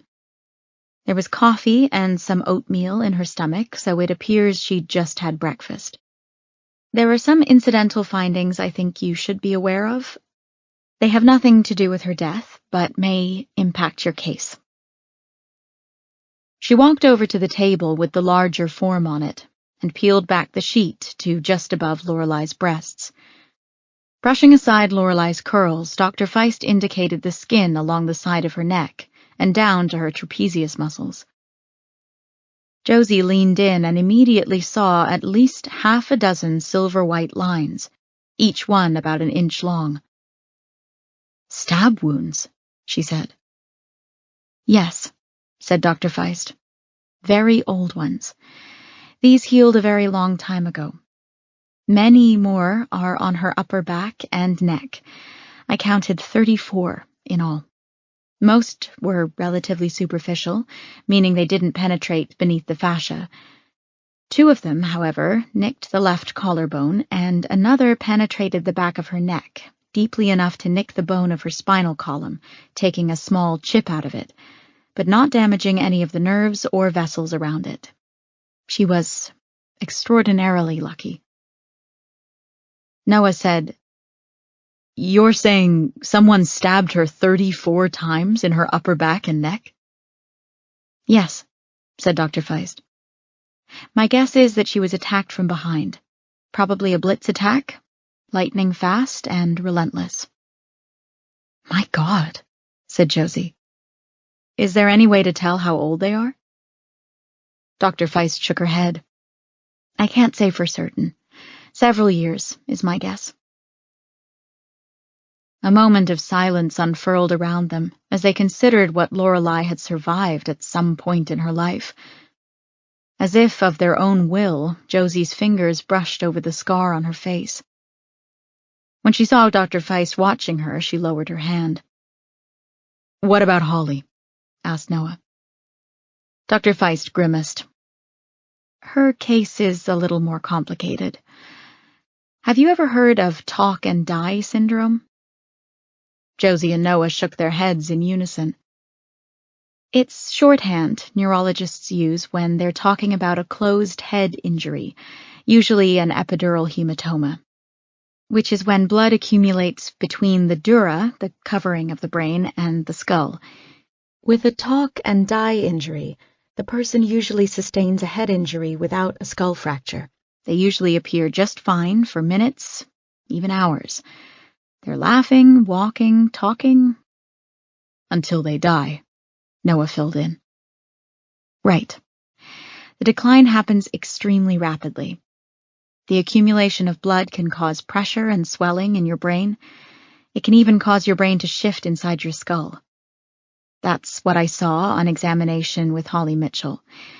She had a very large epidural hematoma that put intense pressure on her brain and caused it to swell and shift. That is her cause of death. Josie said, "Is it possible to tell how long it was between the time she sustained the head injury and when she died?" Dr. Feist frowned. "Unfortunately, no. As I said, with talk and die syndrome, a person could seem fine for 5 minutes or for several hours before death. Given her body temperature as well as the outdoor temperatures, she probably died between 8 a.m. and noon." Noah asked, "Is there any way to tell what injured her?" Dr. Feist said, "I'm afraid not. The injury was over her left ear, behind the temple. Either someone struck her or she sustained some sort of fall, although she would have had to land at exactly the right angle with exactly the right amount of force to sustain this type of injury." "But you don't think she fell," Josie said. "Earlier at the scene, you said she had bruising around her neck and petechiae in her eyes." "Yes," said Dr. Feist. "If you would have a look." She trailed off, staring at them both, waiting for them to consent to seeing Holly's body once more. Josie nodded and followed Dr. Feist over to Holly's body. Noah trailed them. With great care, Dr. Feist pulled the sheet down and tucked it over Holly's shoulders. Her eyes were closed, her white eyelashes stark beneath the overhead light. "Poliosis," said Dr. Feist, following Josie's gaze. "Yes," Josie said. "Lorelei said she had it. It's usually seen in the form of a white forelock or a white patch of hair somewhere on the head, but sometimes results in white eyelashes. It's simply a lack of melanin in the hair roots. On its own, without a co-occurring medical condition, it's entirely harmless." "Is it genetic?" Noah asked. Dr. Feist nodded. "Usually, yes." Josie said, "Did she have a co-occurring condition?" "I found no evidence of any medical conditions on exam." Their eyes returned to Holly's face. Dr. Feist had arranged her hair so they couldn't see where she'd used the bone saw to cut into Holly's skull. She wasn't the first child victim they'd ever seen, and she would certainly not be the last. But it never got easier to stand over the body of a young person who had had so much life ahead of them. Josie made a silent vow to find who had done this to Holly and make sure they never hurt anyone ever again. Dr. Feist snapped on a pair of latex gloves and pointed to several finger-sized bruises scattered over Holly's throat and neck. She had significant soft tissue injuries to her throat and neck, but nothing that would have killed her. "Someone tried strangling her and then changed their mind and hit her on the head?" Noah asked. "Or someone tried to strangle her, she put up a fight, and they ultimately hit her on the head." Josie said, "But you said she was alive for some time after her head injury." "Yes," said Dr. Feist. "She had to have been." "Would she have been down for any length of time so that the killer might think she was dead?" Noah asked. "Perhaps." Or the killer was with her until her decline and death, and then staged her body. There are a few other things you should be aware of. Dr. Feist lifted a side of the sheet to expose one of Holly's delicate hands. We did get a great deal of skin from beneath her fingernails. Hummel has sent it to the state police lab for DNA analysis. She managed to scratch up her attacker pretty well. Josie felt a small spiral of excitement. They could now check any suspects for scratches, and if they found a suspect, they'd have DNA to match him against, although it would take weeks, if not months, to get a DNA profile back. Also, the bottoms of her feet are freshly scraped up, Dr. Feist went on, moving to the bottom of the table and uncovering Holly's bare feet. Josie and Noah crowded around for a closer look. There were several fresh lacerations crisscrossing the soles of her feet. Dr. Feist said, "When they brought her in, her feet were covered in dirt and mud, and I dug some pine needles out of one of the cuts in her feet." "She was in the forest," Josie said, "before she died." "I believe so," said Dr. Feist. "She got out of the house," said Noah. "She might have witnessed Lorelei's murder," Josie agreed. "Or maybe she knew what might happen. She told Emily to hide, and then at some point she had a confrontation with the killer, either while she was still at the house or after she made it into the woods." "Or," Noah said, "the killer attacked her and tried to strangle her, but she escaped into the woods, and then he tracked her down and gave her a head injury sufficient to kill her." "Regardless of the order of things," Dr. Feist said, "the manner of death is homicide." "Any signs of sexual assault?" Josie asked. "No, none at all. But there is one more thing you should be aware of. I believe that this girl was the victim of ongoing physical abuse." Josie's head snapped toward Dr. Feist. "Really? What makes you say that?" Dr. Feist went back to Holly's head and used her index finger to beckon them closer. Once they were beside her, she gently brushed the hair away from Holly's left ear. "Jesus," said Noah. The ear was grossly deformed. The outer part of the ear was swollen, bulbous, and lumpy. "Cauliflower ear," Josie muttered. "Right," said Dr. Feist. "Blood clots form beneath the skin. The skin pulls away from the cartilage, and fibrous tissue forms. That's the least scientific version.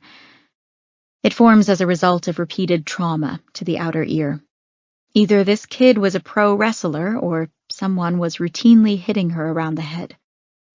This isn't something that happens with one strike. It develops over time." "My God," Josie said. She thought of the medications in Lorelei's kitchen cabinets. While violence wasn't a hallmark of either schizophrenia or bipolar disorder, it wasn't out of the question that a person suffering from either of those illnesses could become violent. However, Josie still couldn't quite believe that Lorelei was abusive. She had been killed today, too. She'd built a secret hiding place for her girls between the walls of the bedrooms. She kept sharp objects in a secret cubby under her mattress.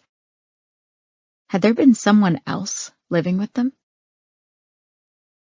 There are also a few other indicators of chronic physical abuse, Dr. Feist went on. She walked over to her laptop and motioned them over. Several clicks later, X-ray images of a rib cage lit the screen. Here, and here, you can see healed posterior rib fractures. They're quite old, but as I said, they're posterior, which is almost always indicative of abuse. "What's the mechanism of injury?" Noah asked. Usually, these posterior rib fractures occur from pressure, an adult or bigger person squeezing the child and shaking them, or putting a great deal of pressure on their body from front to back. This is very unusual to see in children as a result of some kind of accident. These fractures likely happened when she was much younger, but between these and her cauliflower ear, it appears as though she sustained prolonged abuse during her life. Josie felt as though someone had lowered lead weights onto her shoulders. Her mind kept returning to the day she'd met Lorelei and her girls. Nothing at all about them had sent up any red flags. How had Josie missed it? What was she missing now? "What about her medical records?" Noah asked. "If she lived in Denton, she would have sought treatment here, most likely." "And Lorelei would have had to put down an emergency contact," Josie added. Dr. Weiss said, "I don't have access to those records. You'd have to get a warrant and serve it on health information management." "Come on," Josie said to Noah. "We'll get warrants for both their medical records. But first, we need to find out everything we can about Lorelei Mitchell."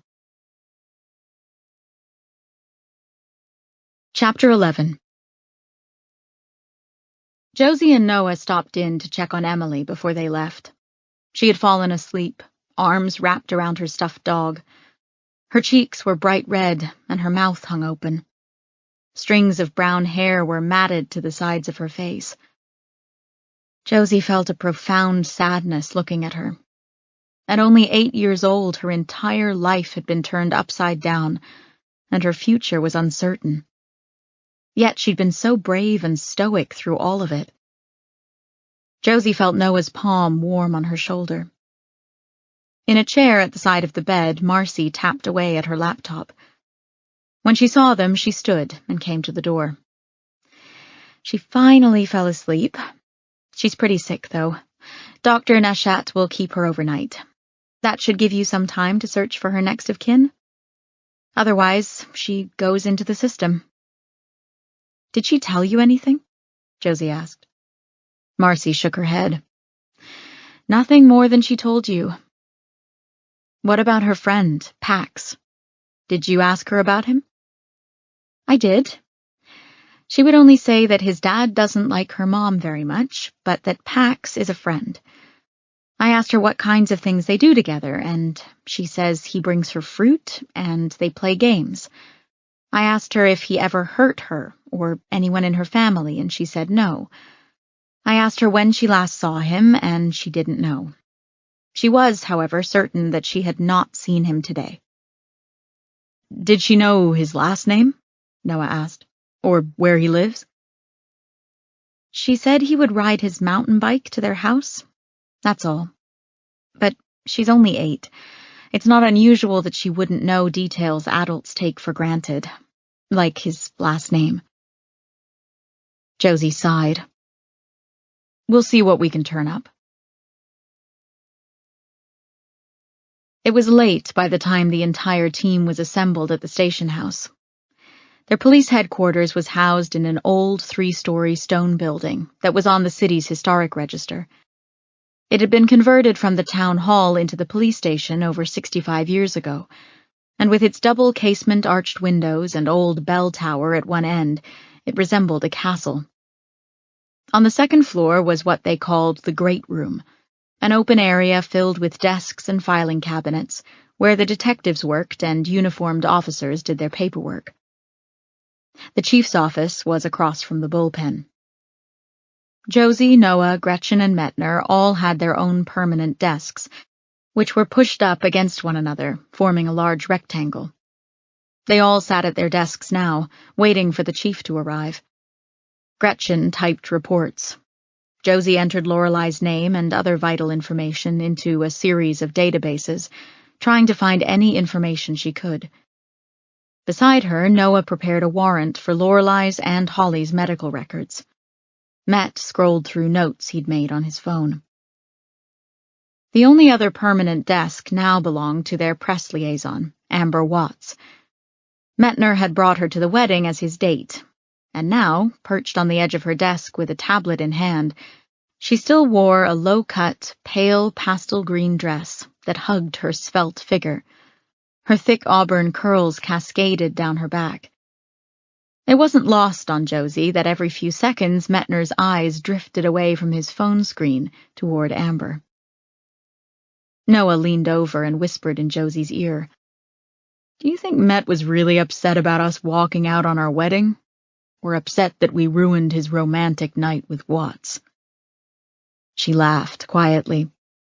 Metner had been smitten with Amber from the day she walked into the station house, but he'd never been quite this obvious about it.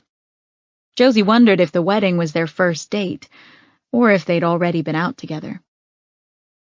"Detectives!" hollered Chief Chitwood as he emerged from the stairwell. In his hands he carried a cardboard box filled with food that Josie immediately recognized from the menu offered at their wedding reception. Chitwood placed it in the center of their desks. "Adam Long sent that. It was left over from the reception." All four of them dove in, and for the first time that day, Josie realized how hungry she was. She hadn't eaten in many hours. Chitwood gave them a few minutes to eat before he launched into the briefing. "Any of you talked to Dr. Feist?" he asked.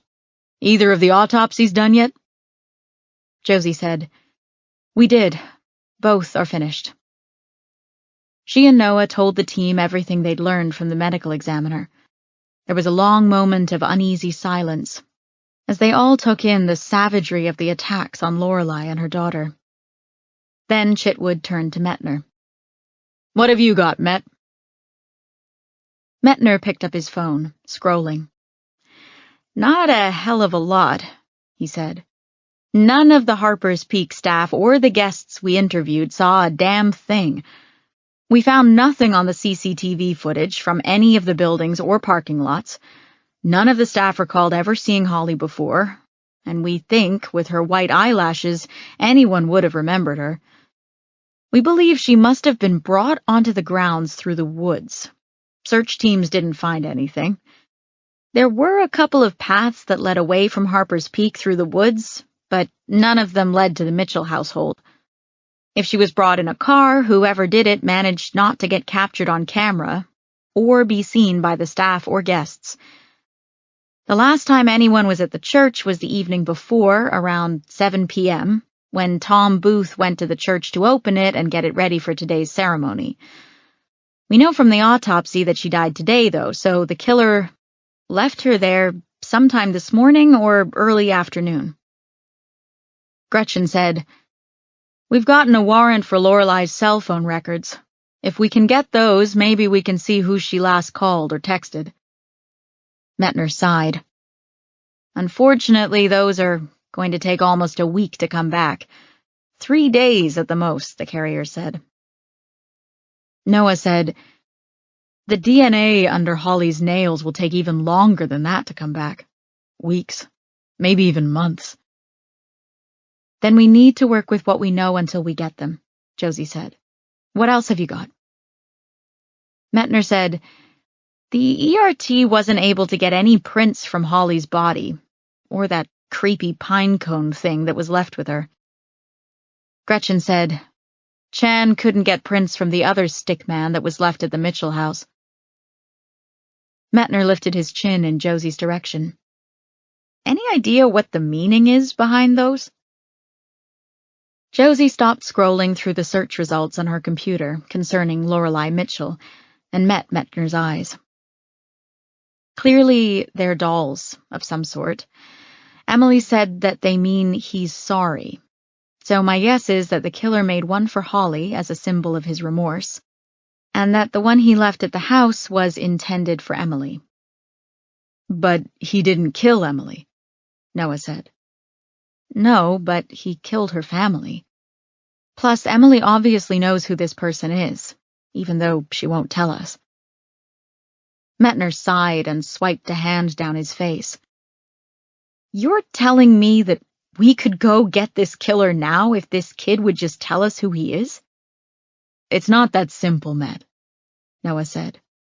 "It sounds like it is," Metner shot back.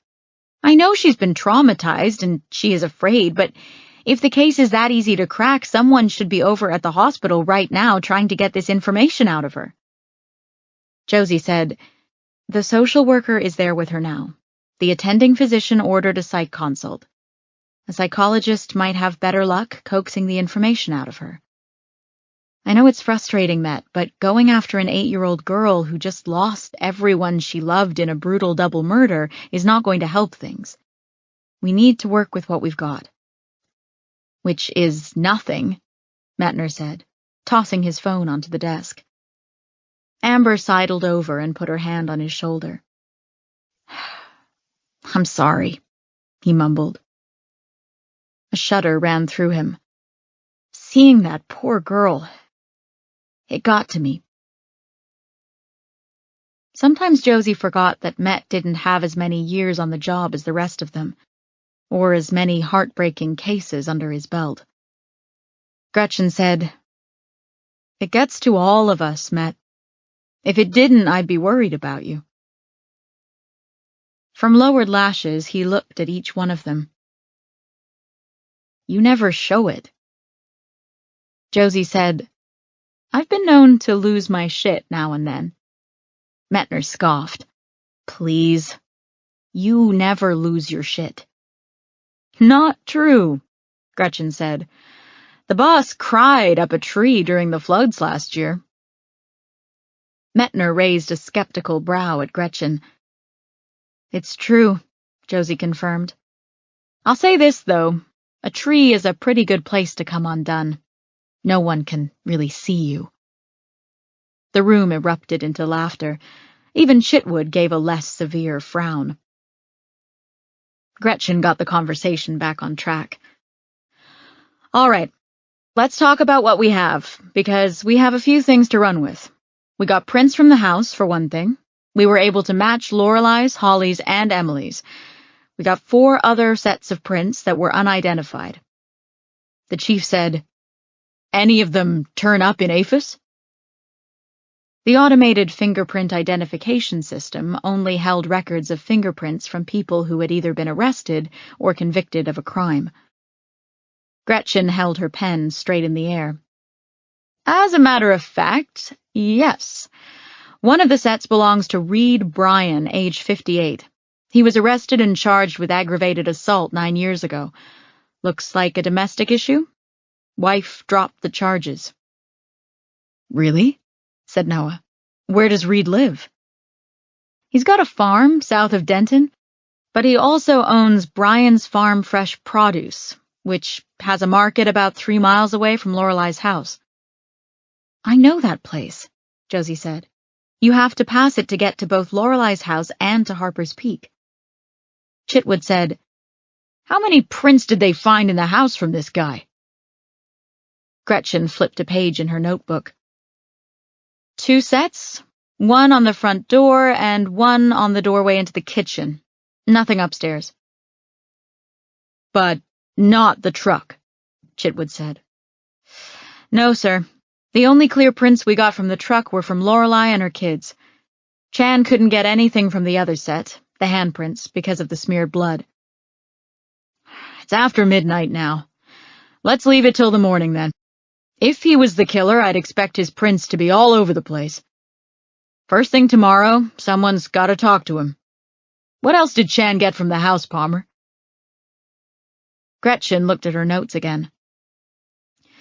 First, let's start inside the house. Lorelei Mitchell's blood type is A positive. The blood found on the kitchen island countertop and floor was A positive. The drops of blood from the dining room into the kitchen were O positive. Someone else bled at the scene, Josie said. But not Holly, said Noah. She didn't have any open wounds or lacerations of any kind. It had to be the killer then, Metner said. I agree, said Gretchen. The blood found on the outside and inside of the truck was also O positive. Chitwood said, Do we know Reed Bryan's blood type? No, sir, Gretchen said. We can't say for sure whether Reed's prints were found on the truck, Josie said. Although whoever left the handprints on the truck did so in his own blood. We can ask Reed Bryan his blood type, and whether or not he's got any recent injuries when we question him, Gretchen said. If he's cooperative. If he doesn't have a rock-solid alibi. Also, Chan was able to get impressions of the footprints near the back door. Actually, there were some on the back porch as well. One was from a men's size 10 boot. Hummel's asked the state police to run the impression through the footwear database to see if he can get a match on the brand. But that's going to take some time. The other impression is from a bare foot. Chan estimated the shoe size is probably a woman's 6.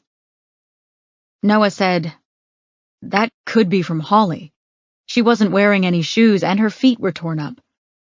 Dr. Feist says likely from running through the forest." Gretchen said, "I'll ask Chan to send the impression over to Dr. Feist for a comparison." Josie said, "It was early morning. They were having breakfast. The killer showed up. There was some kind of confrontation that took place in the kitchen." Noah said, "That's probably when Lorelei got hit in the head. The killer was injured somehow. He went out to her truck and got the gun." "At some point during all of this, Holly tells Emily to hide," Gretchen interjected. Noah nodded. "He shoots Lorelei." Josie said, "Holly runs out the back door to get away, and he goes after her." "He took the gun with him," said Gretchen. "It's nowhere to be found." Metner said, "But he didn't shoot Holly. He tried to strangle her and then ultimately caused some kind of head injury. At least, that's what Dr. Feist told you at the hospital, right?" "Right," Josie replied. "It's possible that he attacked Holly while they were still inside the house and she got away.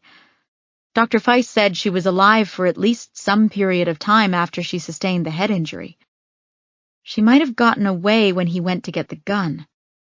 Then, after he killed Lorelei, he went after her, but by the time he found her, she was dead from the head injury." Chitwood said, "Congratulations! You're all geniuses. You figured out what happened in that house. How does this get us closer to finding the killer? Come on, I can't have a child killer running around this city. The cat's already out of the bag because of the Amber Alert. The press is already sniffing around, right, Watts?" Amber nodded. "I've been getting calls all evening.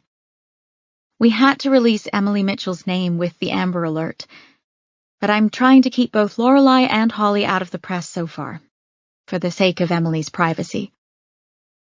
Chitwood said, "Have any of you taken a look at Lorelei Mitchell's close associates?" Josie pointed to her computer screen. "I've been searching databases for the last hour. All her close associates are dead." "What do you mean?" asked Chitwood. "I've been searching for any personal information I can find since I got here," Josie said. "Her only listed family is her mother, who is deceased. In fact, her mother died when she was 9 years old. There's no indication here of what happened to her." "She probably went into foster care," Gretchen said. "Maybe that's why Emily knew what it was. Lorelei told her stories?" "Possibly," Josie agreed. "Other than her mother, there are no known relatives in this database. She's never been married. She lived in a series of apartments in Philadelphia in her 20s and early 30s. The next address listed is the house here in Denton. There are no other residents associated with it. No neighbors even, as her house is so remote." Metner said, "Is it even possible for someone to be that isolated these days?" Josie replied, "I checked all the social media platforms. She's not on them. I didn't expect her to be." "What about work?" Gretchen said. "Did you find any records of employment?" "That's where things get interesting," Josie said. "She was a licensed psychologist in the Commonwealth of Pennsylvania. She got her PhD from the University of Pennsylvania in Philadelphia. However, her license was revoked 20 years ago. She never practiced again." "What was her license revoked for?" Metner asked. "Can you find out?" Josie shook her head. "The licensing board doesn't get into it, but I can check some other sources. It looks like she was practicing in Philadelphia at that time. If her license was revoked, it could have made the news." Chitwood said, "You do that, Quinn. One of you should get a hold of her kids' birth certificates and see if she listed a father. I know women aren't required to do this in Pennsylvania, but it's worth a shot. Noah said, once I get this warrant finished, we can access her medical records and see who she put as her emergency contact. There was a doctor prescribing her medication, Josie said. We should contact him. Vincent Buckley. I'll look him up. I'm also going to check the deed on her house to see if it's in her name or not. Good idea, Gretchen said. It seems like this woman has had no income for the last 20 years.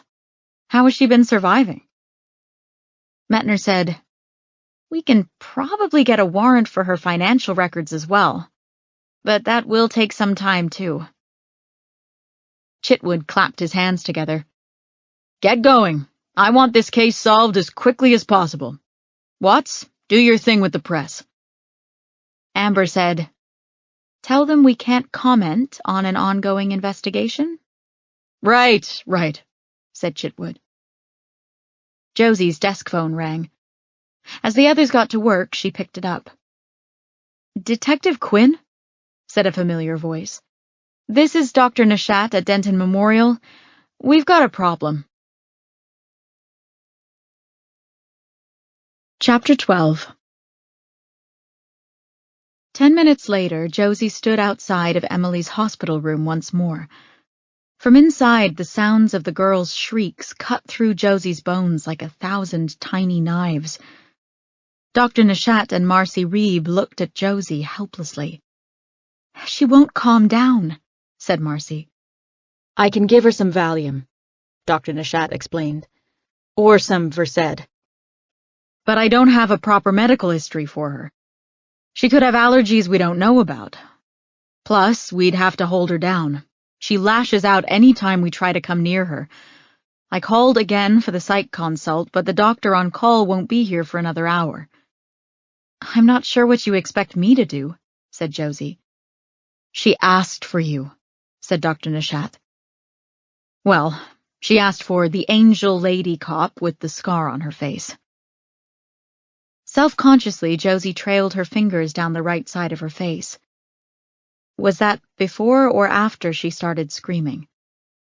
Marcy said, we explained to her that you were working and couldn't come back. Evidently, she didn't want to hear that. We tried to talk her down, Dr. Nishat said. She's not trying to hurt herself, but she won't stop. Well, you can hear her. Marcy said, I've seen a lot of meltdowns in my work, but this is not that. What happened immediately before she started crying? Josie asked. She was asleep, Marcy replied, mystified. Josie turned to Dr. Nishat. Could this be something like night terrors? I don't think so. She's fully awake and cognizant. I mean, she's asked for you twice. Josie left them in the hallway and pushed open the door. Emily wasn't in the bed. Instead, she was balled up in one corner of the room, curled around her stuffed dog, her knees drawn all the way up to her chin. Her mouth stretched wide as she screamed, took in a ragged breath, and screamed again. Josie panned the room as she walked slowly toward her. Rumpled sheet and blanket on the bed, tray table with a cup of water and a small basin for vomit. Emily's sneakers were tucked neatly under the bed. Her duffel bag sat on one of the guest chairs. Josie stopped when she realized the zipper to the side compartment was open. She took a quick peek inside, noting that it was empty of all the strange treasures that Emily had insisted on bringing from home. Shit, she muttered. Kneeling in front of Emily, Josie waited for the next time Emily had to gulp in a breath and said, Emily, can we talk? Another shriek pierced the air. Emily's eyes locked onto Josie's, in a look of terror and powerlessness. She couldn't stop it, Josie realized. The feelings were too big. There was no controlling them. There was only waiting until they petered out.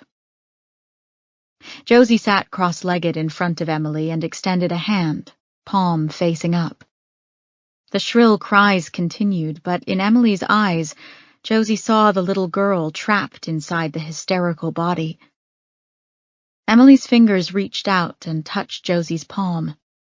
Leaning closer, Josie dipped her head. Gently grasping Emily's fingers, she brought them up and guided them along the scar on her face. She started at the top, near her ear, and traced it down to under the center of her chin, then started again. "Emily," Josie said softly, "you can survive the bad things. I promise you can." After a long moment, Emily's fingers worked on their own, running over the scar. Josie's neck ached from staying in the same awkward position for so long, but Emily's cries had receded to moans and the occasional hiccup, so Josie held herself still. Finally, a raspy whisper came from Emily's throat. 1, 2, 3. At 6, she stopped and pulled her hand away from Josie's face. Josie sat up straight and smiled. Emily clutched her stuffed dog to her chest. Her skin was pink and splotchy, eyes glassy. A look of complete exhaustion passed over her face. Josie said, "What happened, Emily? Why did you get so upset?" "I couldn't help it," said Emily. "I know. Sometimes I can't stop the distress. That's what Mama calls it. Distress. Like bad, mad, and sad feelings all at once. They take over my body. I don't want to have them, but I can't stop them." "What did your mom tell you to do when you feel distressed?" Josie asked.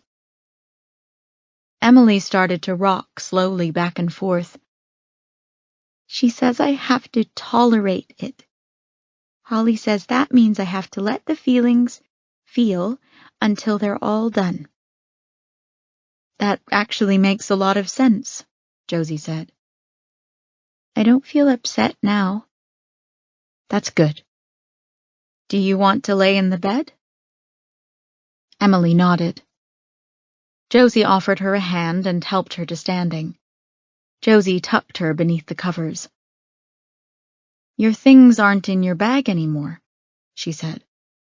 "Was that why you got upset? Did someone take them?" "I put them on the table next to my water cup. That lady was here, but she fell asleep in her chair. I just wanted to see them. Then this other lady came with a cart filled with all kinds of cleaning stuff. She had a trash bag and she wiped her hand across the table and right into the bag. I tried to tell her to stop, but the feelings came and Her chest rose and fell more quickly, so Josie cut her off. "I understand. I'm very sorry, Emily. I asked the computer lady and the doctor to get you. You're the police. Maybe you could get my things back?" Josie felt a little stab of pain in her chest. She couldn't imagine finding the 5 small items in the hospital's trash, and it would be hard to replace them. Why had they been so important to Emily in the first place? Lorelei hadn't allowed television or electronics, but both girls had plenty of toys, books, and arts and craft supplies. They obviously had not wanted for much.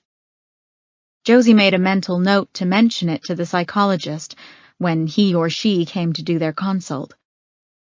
To Emily, she said, "I can try to find them, Emily, but there is a very good chance I won't be able to do so. This is a big hospital, and they have a lot of trash. Right now, we're trying to find the person who hurt your mom and sister." Josie sensed that Emily wanted to argue, but fatigue was taking over. Her eyelids drooped and snapped back open as she tried to stay awake. "Okay," she said, resigned. "But can you stay in that chair and make sure nobody takes any of my other stuff?" "Emily, I would love to, but I have a lot of work." Can't you do it on your computer? Like that lady? Just until they take me to foster care? Josie looked at her watch. It was after 1 a.m. The only work she'd be doing at this hour would be from her computer, chasing the leads she'd told the team about. She could have Noah bring her laptop to her. Josie smoothed the hair away from Emily's forehead. Her skin was feverish. Okay, I'll stay for tonight. Chapter 13. Josie sat beside Emily's bed with her laptop open in front of her. One of the nurses had turned off the harsh overhead light, but had only succeeded in dimming the room slightly. Neither the light nor the noise of the emergency room on a Friday night just outside kept Emily awake.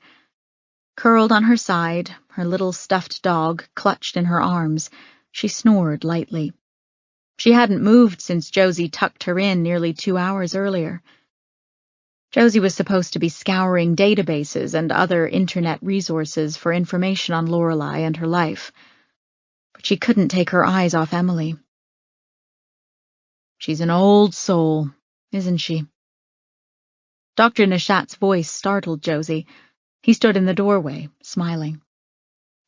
Yes, Josie agreed. You're still here? Until 7 a.m., he said. The psychologist is here. Josie looked back at Emily. Surely you don't want to wake her now. He shook his head. No. Maybe you could talk to her while she's here, especially since Emily seems to have bonded with you.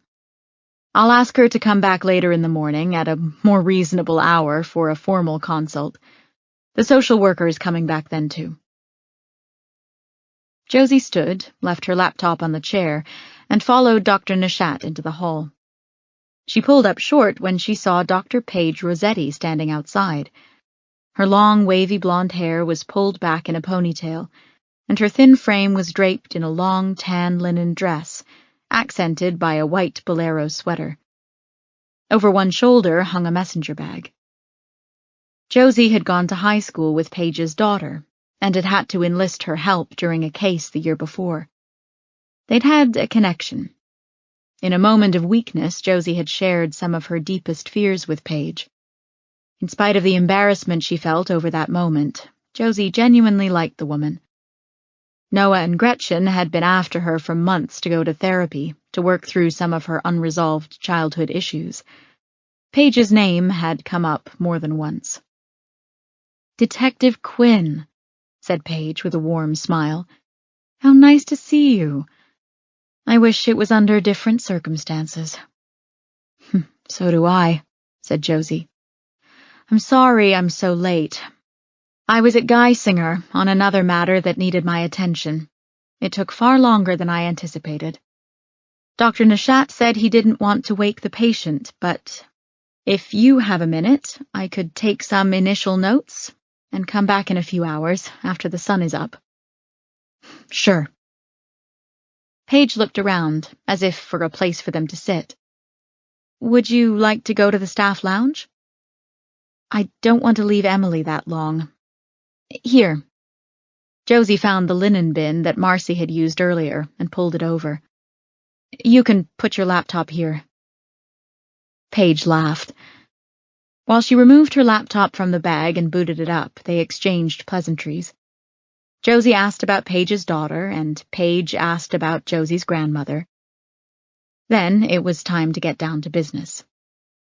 Josie described the case, the day, the circumstances of locating Emily, and her unusual behavior throughout.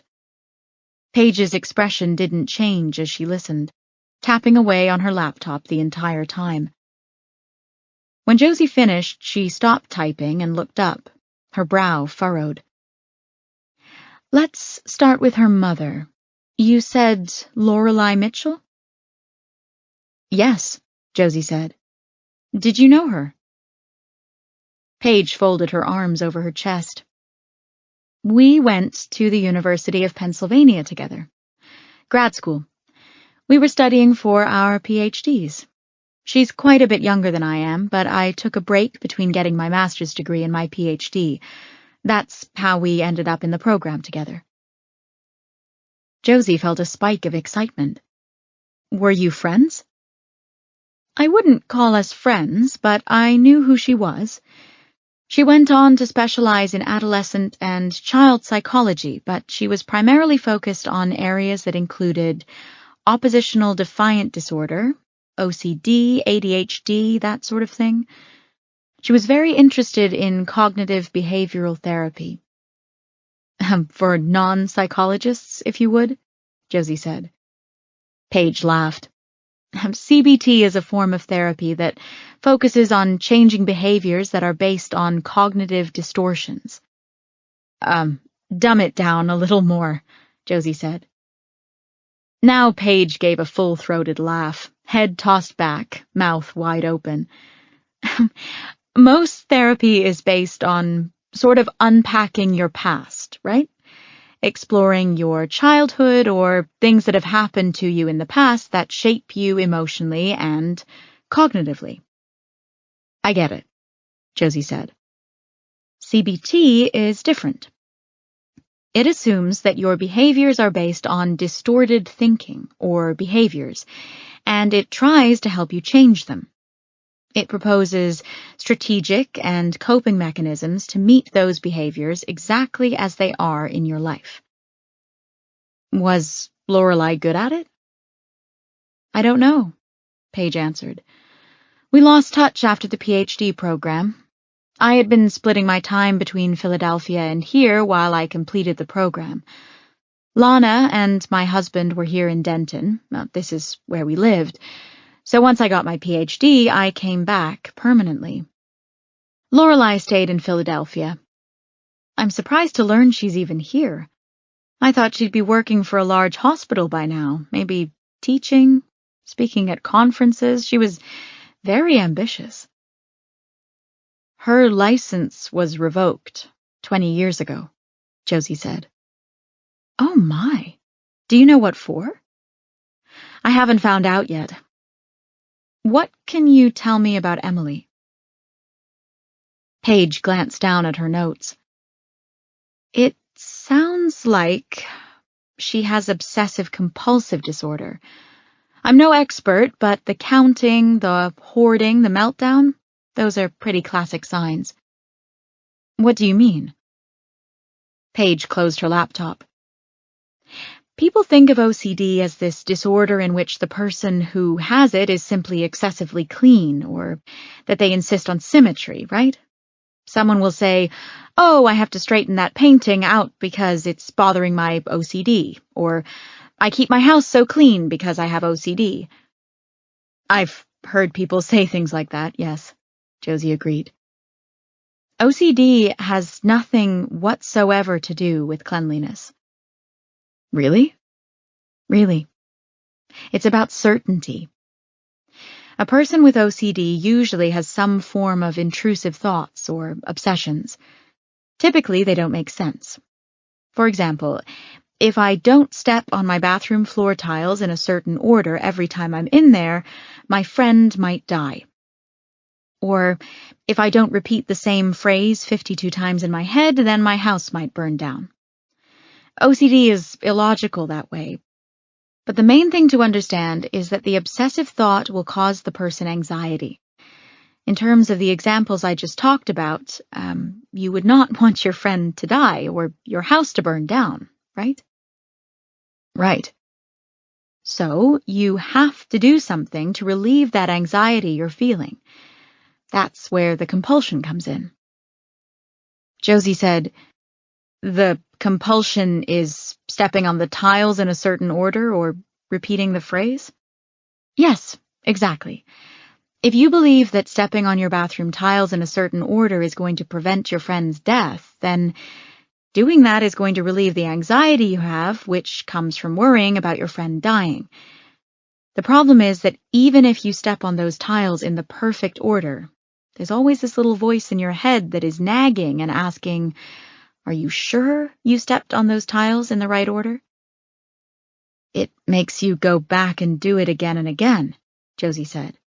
Because the more your mind asks the question, the more uncertain you become. Precisely. So you keep carrying out the compulsion.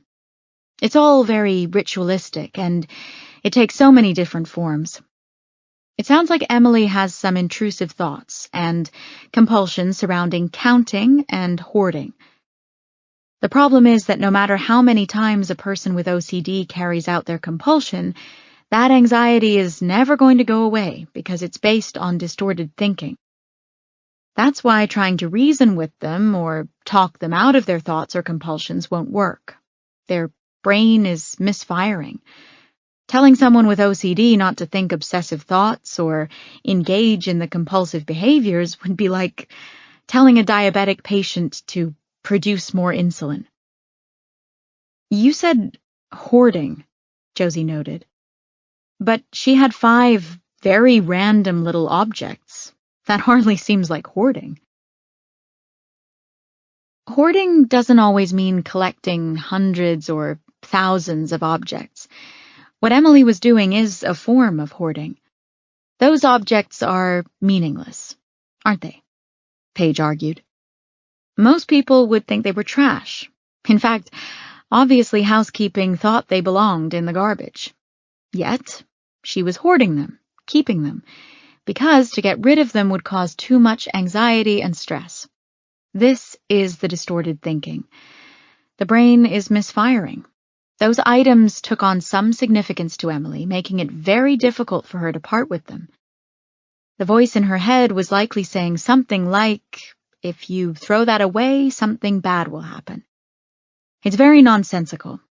That's why cognitive behavioral therapy works so well to change the behaviors and thinking. What about the meltdown? Josie asked. OCD provokes a fight or flight response. While you or I might only have the fight or flight response to something like being assaulted, someone with OCD will have that response to something that seems very minor, like those objects being thrown away. Again, it's the brain misfiring, telling her that losing those objects is a life or death situation when it's not. Believe me, she can't control it. Stress and trauma, like the kind she experienced in the last 24 hours, will always make the obsessive thoughts and compulsions worse. OCD can be difficult to manage in the best of circumstances, let alone after a traumatic event. To be honest, she was lucky that Lorelei was her mom. She would probably be much worse without Lorelei to... Paige broke off and looked at the floor. Lines creased her face. Neither of them needed to say it. Emily was now a lot worse off without Lorelei. Clearing her throat, Paige changed direction. The trick with cognitive behavioral therapy and OCD is exactly what Emily told you. If you can tolerate those feelings, eventually they decrease and even go away. For example, if she was afraid to touch a railing, you'd make her touch it over and over again and just sit with the feelings until her brain righted itself and realized that touching the railing isn't going to make something bad happen. The worst thing you can do is give in to the compulsions. So, I shouldn't be digging through the dumpsters out back for a stone, sequin, feather birthday candle and milk bottle cap? Paige smiled. No, I would not recommend it. What else do you remember about Lorelei? Not much other than that.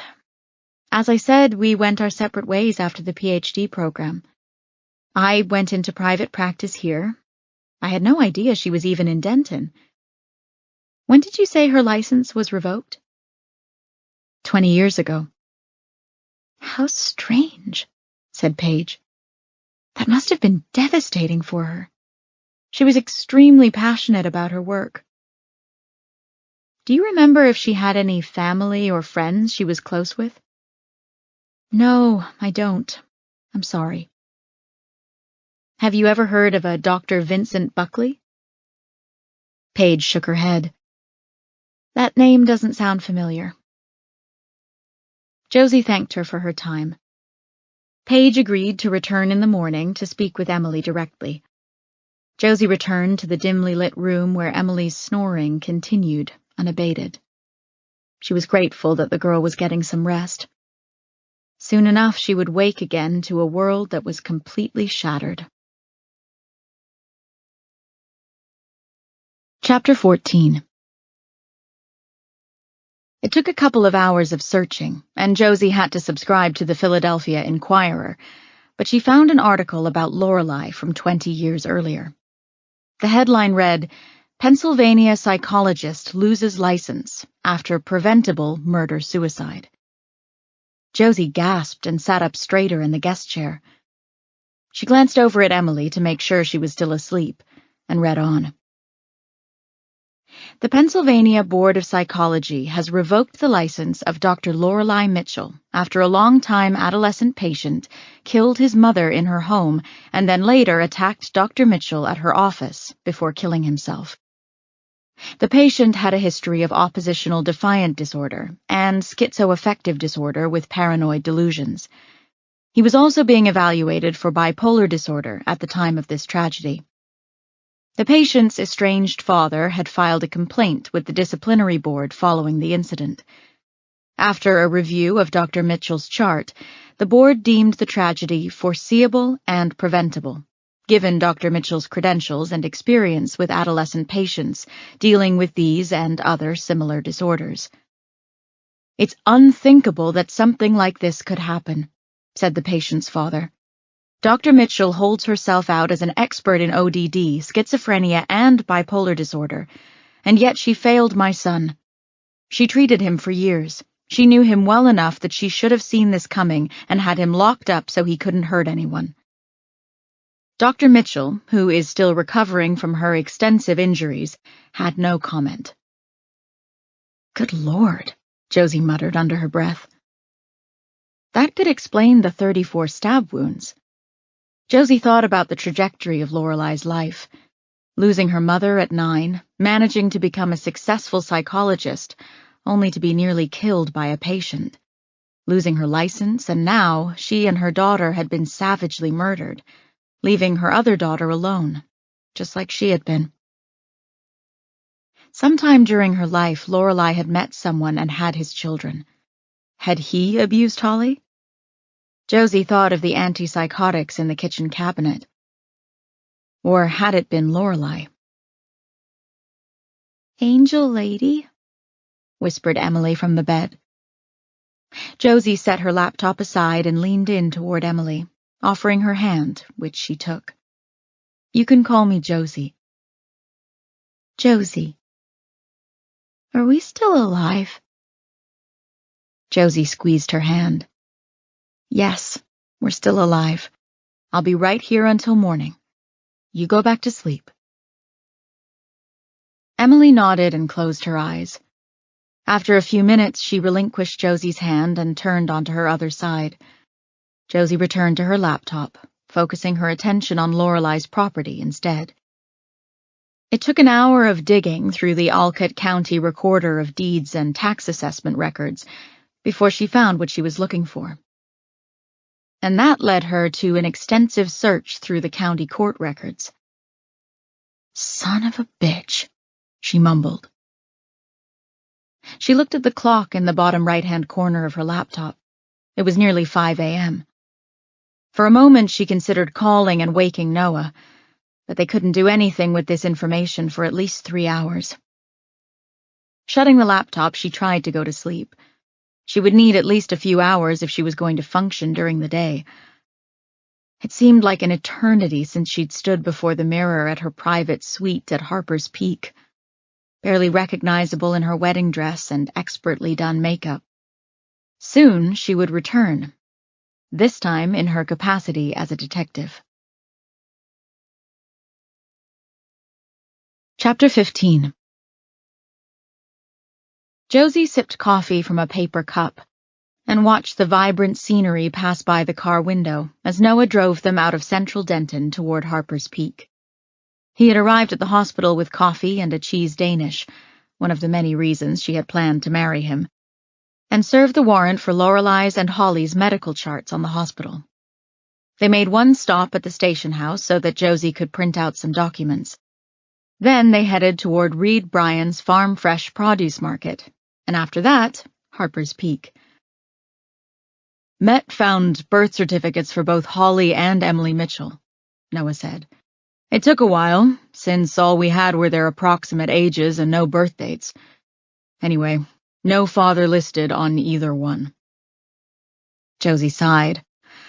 That's a dead end, then. Still, it's strange. The birth certificates are a matter of public record. I'm sure there were copies at Lorelei's house, and yet the killer destroyed every document in that house. And every photo. Makes you wonder what he was trying to hide, Noah said. Exactly. Oh, and I found some information for a Dr. Vincent Buckley in one of the counties outside Philadelphia. He's a psychiatrist. I left him a voicemail. As they pulled onto the road that led past Lorelei's home and on to Harper's Peak, the produce market came into view on the left. It was an old barn that had been converted to a market. The words Farm Fresh Produce were stenciled on the side of it in large green letters. Crude wooden tables and crates lined one side of the parking lot, filled with various fruits and vegetables. A tall, sturdily built teenage boy wearing a green apron over the top of a long-sleeved black cotton t-shirt and faded jeans moved watermelons from a wheelbarrow onto one of the tables. Shaggy brown hair hung over his eyes. Beside the produce displays were two vans parked side by side. Each one had a magnetic sign affixed to its body that read, Bryan's Farm Fresh Produce. They parked and headed inside. The building was cavernous and cool, with rows of produce tables from one side of the building to the other. A counter with a cash register sat near the front doors. Arrayed across it were plastic containers filled with different kinds of nuts and candy. Next to the counter was a row of refrigerated display cases filled with milk, cheese, and eggs. They looked around. Several people browsed the aisles, using plastic baskets to carry their selections. Behind them, the front door swished open, sending a bell overhead jangling. A large man in a tattered green t-shirt beneath overalls carried a bushel of corn. White hair hung from the back of his mostly bald head. Small brown eyes regarded them over ruddy cheeks. "Help you?" he said gruffly, brushing past them to get behind the counter. Josie showed him her credentials. "Is this your place?" "Yeah. Reed Bryan. What can I do for you?" "We came to talk to you about a woman named Lorelei Mitchell," she said. "What about her?" Noah said, "Do you know her?" Josie knew he wanted to see if Reed was going to deny his association with Lorelei. Reed didn't know they'd found his prints inside the house. If he chose to lie about knowing her, they'd have to look much more closely at him for hers and Holly's murders. He nodded. "Lives up the road. Something happen?" Noah said, "I'm afraid she was murdered. So was one of her daughters." The man went very still. His large, calloused hands were flat against the counter. Josie noted that there were no visible injuries on his arms or hands, although that didn't mean much. They knew the killer bled at the scene of Lorelei's murder, but they had no idea what body part had been injured. She counted off 14 seconds before Reed spoke. This time his voice was softer. What happened?" "We're still investigating," Noah said. "Just the two of them were killed?" "Lorelei and Holly," Josie answered. When? When did it happen?" Josie answered. "We believe it happened yesterday morning." Noah said, "Where were you yesterday morning?" Reed's eyes sharpened. His voice took back some of its flintiness. "I was here, working." What time was that? Josie asked. Got here at 7. Where were you before that? Noah asked. He hesitated a moment, looking back and forth between them, his eyes dark with suspicion, as though they were trying to trick him. I was home, he answered. Noah said, Can anyone confirm that you were home until you arrived here at 7 a.m.? Oh, my son. Josie asked, Did you know Lorelei well? No. She came in regular, but I didn't know her other than to say hi. Do you know where she lives? Noah asked. Up the road a ways. Have you ever been to her home? Josie asked. He shifted his weight uncomfortably. He looked past them, craning his neck to see through the front doors. Then he lowered his voice. I might have been there once or twice. What's any of this got to do with me? When is the last time you were at her house? Josie asked. Why do you need to know this? We're investigating the murder of a mother and her child. You can tell us what you know here and now, or you can come down to the police station and make a more formal statement. He glared at her. I don't know, okay? It was a long time ago. What was your relationship with Lorelei? Josie asked. He squeezed the bridge of his nose between two fingers. Wasn't no relationship between us, okay? I went to her house to get my son. Sometimes he goes off on his mountain bike and rides over there. Is your son's name Pax? Josie asked. It's short for Paxton, but yeah, that's him. Now what else do you need to know? Noah asked, Did you ever see her with anyone? Just her kids. You about done? Ignoring him, Josie went on. We believe that Lorelei and her children were targeted for personal reasons. You've been here a lot of years, right? 22 years. Used to run this place with my wife till she passed. Now it's just me and my boy. I got a farm outside of the city. Got a few people I pay to work it. Get the rest of our stuff from local farmers, other places. That's a long time to be in business, Noah said. You don't ever remember seeing Lorelei or her children with anyone else? She talked to some other customers now and then, but no. She never came here with anyone besides her kids. And usually they weren't with her. Most of the time it was just her. How often was she here? Josie asked. A couple times a week. Is your son here?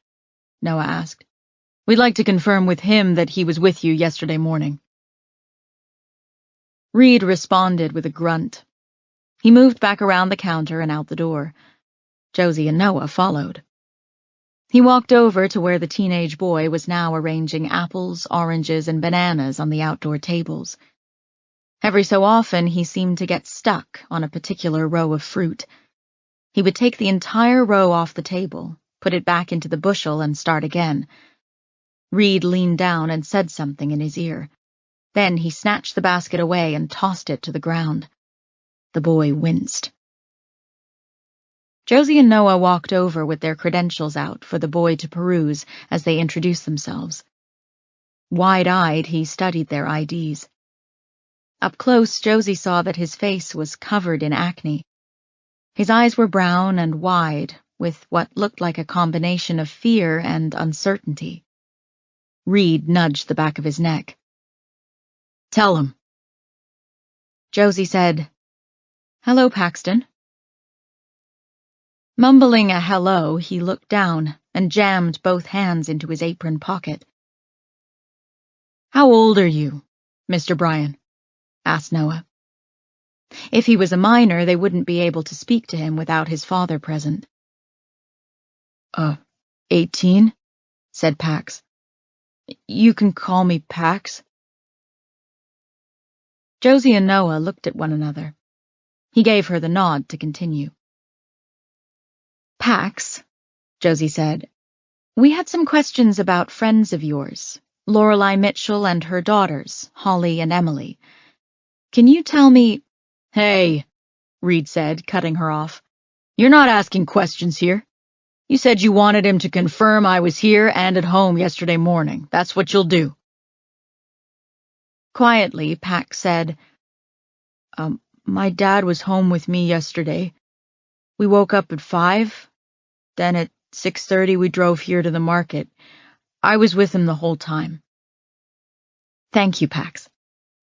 When was the last time you saw Lorelei, Holly, or Emily Mitchell? Reed stepped in front of his son, fists clenched. What the hell do you think you're pulling here? I didn't say you could ask my son questions. Josie stood her ground, hands on her hips, chin thrust outward.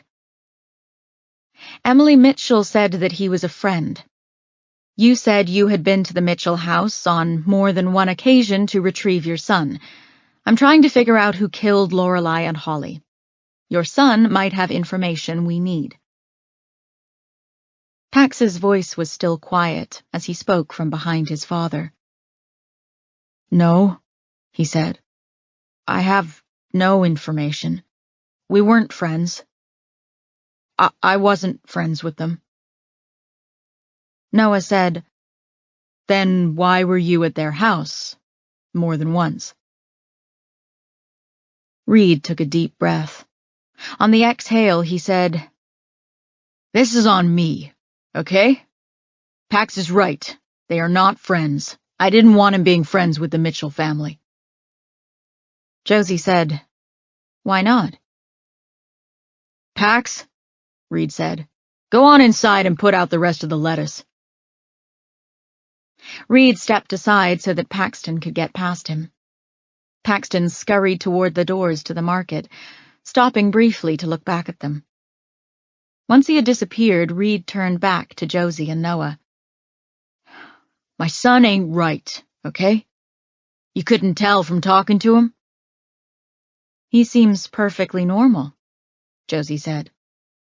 Terrified of you, though, she added in her head.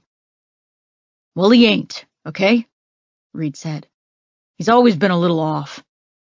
His mama used to see to him, right up till she passed on.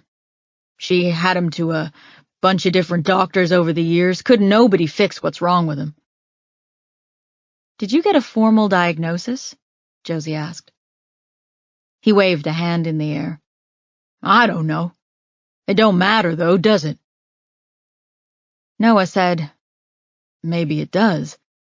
There might be treatment for whatever he's dealing with. Reed lifted an index finger and pointed it at Noah's chest. Ain't no one getting in my boy's head.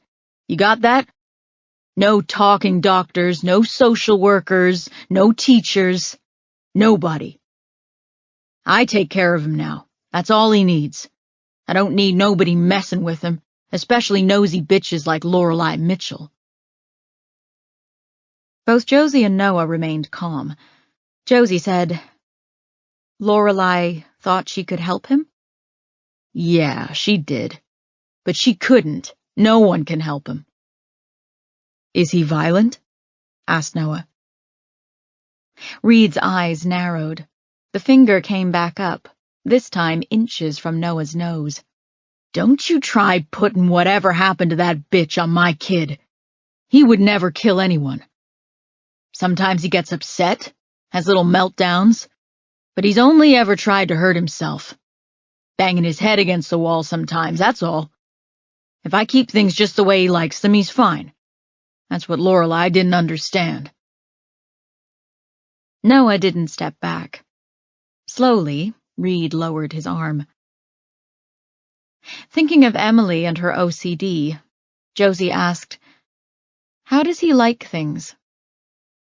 That's none of your damn business now, is it? Maybe Lorelei just wanted to offer him friendship, Josie suggested. Emily said Pax used to come to the house, bring fruit and play games with her. I put a stop to that soon as I found out. It ain't right for a young man of his age to be playing around with young girls. I thought you said he wasn't dangerous. Noah said. He's not. It ain't him I'm worried about, it's other people. Like you. You don't understand him. You don't know him. I can tell what you're thinking, that because he's got problems in here, Reed tapped his finger against his temple, that he would hurt people. You just assume that's what would happen. I knew if he hung out at Lorelei's house, not only would she be getting into his brain, someone would get the wrong idea about him being around a little girl. Josie had an uncomfortable feeling in the pit of her stomach. She didn't know Pax at all. But what would lead Reed to believe that his son might be accused of inappropriate behavior with Lorelei's girls? Had Pax done something to put that into Reed's head? Or was Reed projecting his own sick thoughts onto his son? Is he still in school? Noah asked. He dropped out after his mama died. Couldn't do it without her. Josie's heart broke a little for Paxton. Losing his mother and now being raised by a man who felt he wasn't right in the head.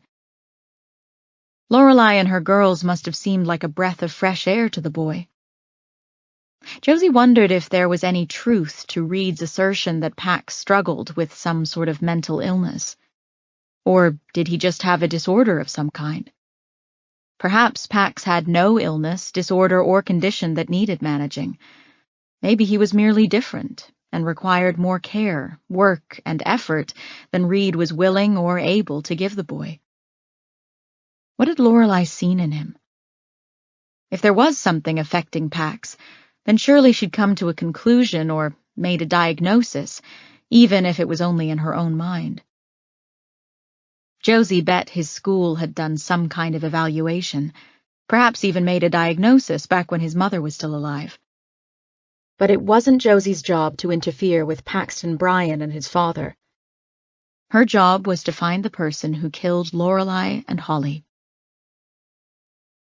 Did Pax sneak off to their house? Josie asked. You said you didn't want him to go. Yeah. He'd disappear on me when I was busy or when he was on his own. Ride his bike up there. Noah said, Do you leave him on his own often? It's a lot of work dealing with him and trying to keep my farm and business going. Yeah, sometimes he has to be on his own, can't be helped. Was he on his own at any time yesterday morning? Noah asked. Josie counted off the seconds of hesitation before Reed answered. 1, 2, 3. A vein in his neck throbbed. No. Like I told you, and like he told you, he was here with me. When is the last time you saw Lorelei Mitchell here at the market? Josie asked. A few days ago, he answered instantly. Mr. Bryan, could you tell us yours and Paxton's blood types? Noah asked. His face reddened, one hand fisted at his side. What in the hell do you need to know that for? Josie said, It's for our investigation. Bullshit. I ain't got to tell you that kind of stuff. That's medical. It's private. How about your shoe sizes? Josie pressed. Color rose in his cheeks. I ain't telling you nothing private. Now get the hell out of here and leave me and my boy alone. Without missing a beat, Noah said, Thank you for your time. Calmly, he handed Reed a business card and told him to call if he thought of anything that might help the investigation. Josie suspected the card was going directly into the trash as soon as Reed got back inside. They returned to the car. Reed stood outside the doors of the produce market, burly arms crossed over his chest, glaring as they pulled away. Josie said, Why wouldn't he tell us their blood types or shoe sizes, if he hasn't got something to hide? Maybe he does. Unfortunately, I don't think we can get a warrant for their blood types or shoe sizes, since he and Pax alibi each other. Josie sighed. You're right. No judge will sign off on a warrant if they've both got alibis. We can have Hummel or Chan come over here and lift prints from something Pax has touched, maybe from the trash or something inside the market, to match up his prints to the scene. He's already admitted to being in the house, though, Noah said. You think he killed Lorelei and Holly? Josie took out her phone and fired off a text to Hummel. They didn't need a warrant to pull prints from something that Pax had touched and then discarded. Someone from the ERT could hang around the market until he threw something away, and then they could take it and get the prints. They didn't even need to tell him. I'm not ready to rule anything out yet, she said. I just know that if we can figure out which prints are Pax's, and we already know which prints are Reed's, then we're down to 2 sets of unidentified prints at Lorelei's house instead of 4. True, Noah said. I'm not sure about the kid, but the dad seems to have a lot of pent-up anger. You think he was mad enough with Lorelei interfering with his son to kill her? I don't know, but his son sure is terrified of him. Chapter 16. With the paperwork Josie had printed out under her arm, she strode into Griffin Hall in search of Celeste Harper. Noah jogged to keep up with her. Celeste was dressed in a skirt suit, her hair pulled up into a French twist. Heavy makeup covered her pallor, but not the bags beneath her eyes. She smiled wanly as Josie approached, but the corners of her mouth turned down when Josie slid one of the documents across the counter toward her. Tom, who had been standing behind her tapping away on his iPad, leaned forward to pick up the document. Celeste grasped his forearm, stopping him from touching the pages. Not here, Tom, she said. His brows shot up in surprise, but he withdrew his hand, keeping his eyes glued to her face.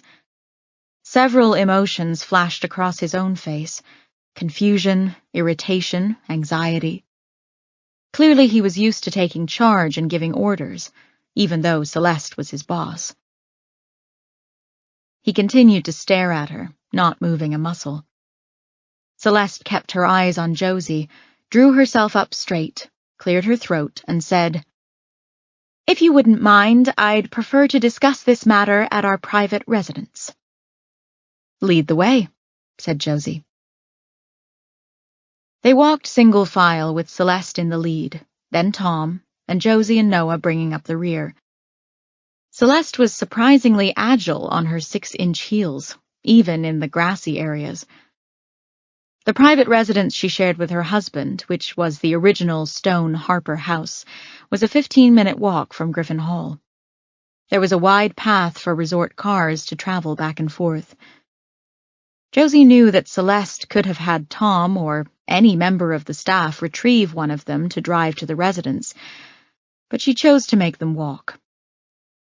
The house was surrounded by forest on 3 sides, but from the front door they were able to see all of the other buildings that comprised Harper's Peak. Josie imagined Celeste's father, Griffin Harper, standing here and surveying his little empire. Celeste likely did the same each morning as she emerged to go to work. Inside, it looked like little had changed since the house was originally built. Everything was rustic wood and antique furniture. Fresh flowers sat on a round white oak table in the center of the foyer. Celeste held an arm out to the right, indicating a parlor. Inside, 2 large gray upholstered Chesterfield sofas faced one another, a large oval cherry coffee table between them. Adam sat on one of the couches, a mug of coffee in one hand and a newspaper in the other. As Josie, Noah, and Tom walked in, he stood, setting his things onto the table. His smile seemed forced. He looked beyond them to Celeste. What's going on? Have you found something out about the girl at the church? Celeste strode over to him. They found something out, all right, but not about that girl. Glaring at them, she said, "Go ahead, say whatever it is you've got to say." "I don't understand what's going on," said Adam. He glanced at Tom, who stood just behind Celeste, always at her heels. "Does he need to be here?" Celeste didn't answer. Tension filled the room like a thick, noxious gas. Adam looked from Celeste to Tom and back. Tom stood perfectly still, hands holding his iPad at his waist. Adam said, "Celeste, what happens in this house doesn't concern him." Celeste narrowed her eyes at her husband. "But what happens on the resort does. He's the manager. He needs to know everything that might be of concern to the business." "It's our business, not his," Adam said. Celeste sighed. "Tom has been with me almost as long as you have. Don't forget." Adam pressed an index finger to his own chest. "But I'm your husband. He's an employee." Celeste gave him a cool glare. "This is my business. Mine. I decide what's ultimately best for it. Tom needs to hear this." Adam opened his mouth, as if he were going to argue more, then clamped it shut, shook his head, and gestured toward Josie and Noah. "What is it?" Noah said, "Yesterday, Lorelei Mitchell was shot and killed in her home." Josie saw the tremor in Celeste's lower lip, even as she fought to control her emotions. "What did you say?" Adam looked at Celeste. "Did you know about this?" "Know about it? How the hell would I know about it?" Josie said, "We looked into the property records. Her home is so remote, and we haven't been able to find a single close relative. That's when we found out that the house she lived in, the land she lived on, was given to her 19 years ago by Harper's Peak Industries." Celeste narrowed her eyes. "So?" "So," said Noah, "she paid $1 for 20 acres of land. That's pretty unusual." "Very unusual," Josie said. "Which made us wonder why Harper's Peak Industries would give a woman 20 acres of land for $1. Oh, get to the point," Celeste snapped. "We checked court records. They're a matter of public record, but they're also extremely old, and some of the pleadings were sealed for privacy, but there was enough information for us to figure out the relationship between the two of you," Josie said. Celeste rolled her eyes. "There is no relationship." "Really?" Noah said, as Josie handed him a legal pleading from the stack of documents she had brought with her. He made a show of studying it before holding it out to Celeste. She refused to take it. "It says here that she was your sister." "She was not my sister." Tom surged forward and tried to get a look at the document, but Adam snatched it from Noah's hand and made a sound of exasperation. "Celeste, that's enough." She shot him a glare but kept silent.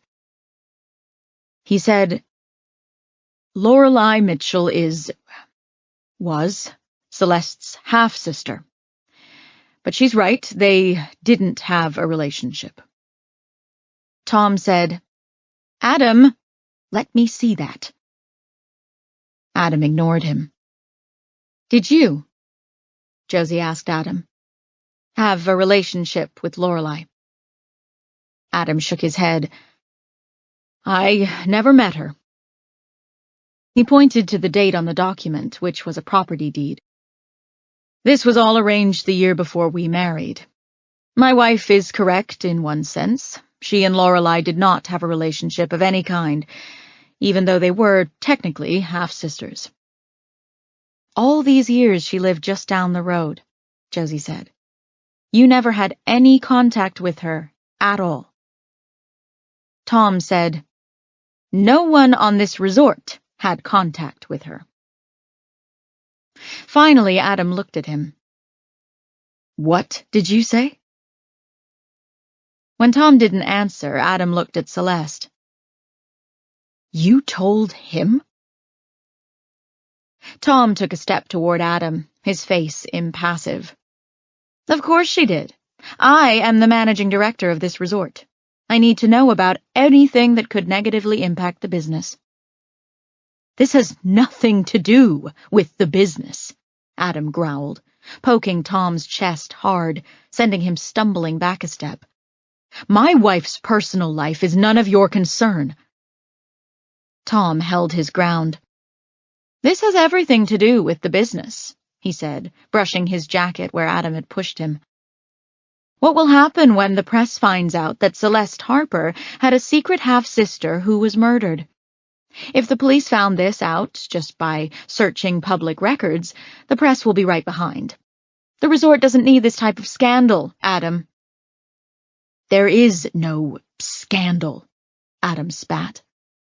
I'll be the judge of that, Tom said. You stick to cooking. Adam lunged for Tom, a fist flying. The property deed sailed through the air, fluttering to the floor. Noah launched himself between the two men. Adam's blow glanced off Noah's shoulder. Tom staggered backward, nearly falling. His hand shot out and grasped the arm of one of the couches, regaining his balance. His face went white from shock. How dare you? He spluttered. Me? Adam said, still straining to reach Tom, chest to chest with Noah. Over Noah's shoulder, he pointed an accusing finger at Tom's face. You have some nerve. Did you hear what they said? A woman is dead. All you care about is public relations. How dare you? Every head turned when Celeste spoke, her voice high and reedy. Lorelei Mitchell was a horrible person.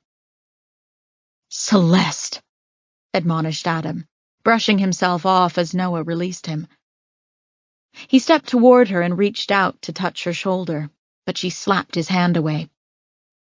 No, I won't lie and pretend that she was some wonderful person just because she's dead.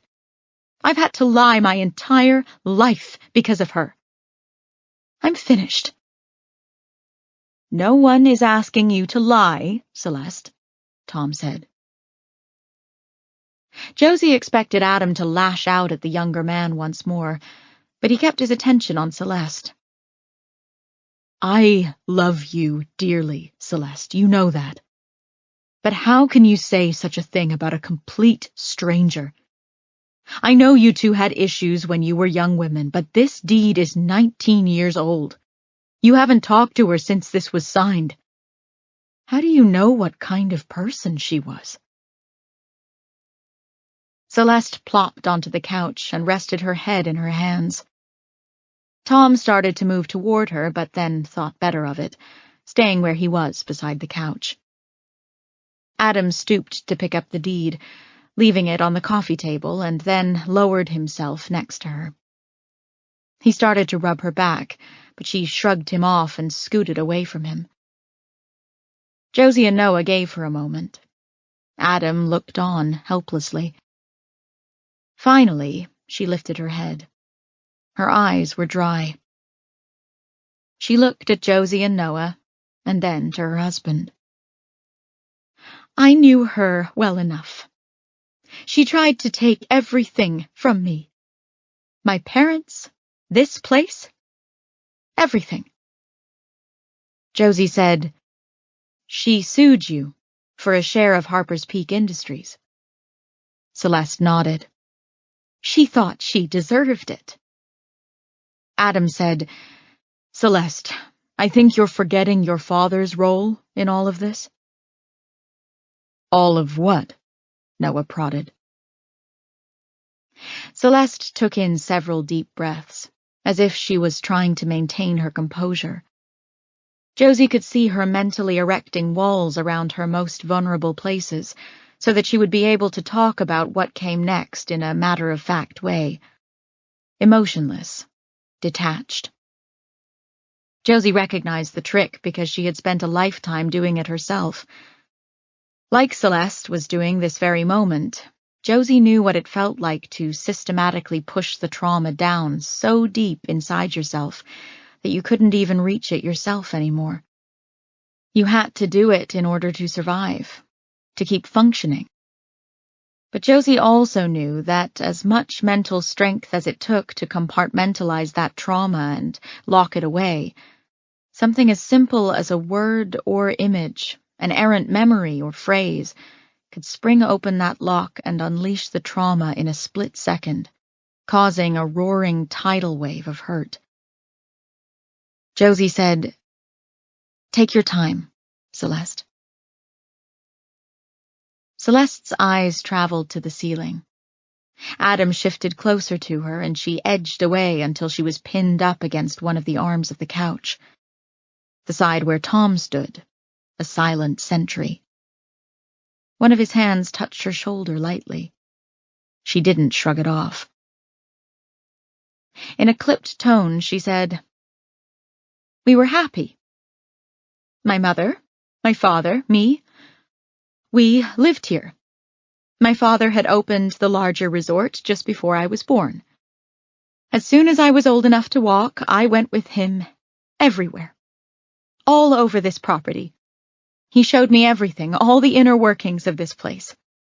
When I got old enough to go to school, my mother would pick me up at the bus stop and bring me home, and I'd be off, searching for him. Every day was an adventure. My mother often worked alongside him. She was happy. So happy." Celeste's voice lowered to a whisper. She blinked rapidly, and Josie knew she was trying hard not to let her feelings bubble to the surface.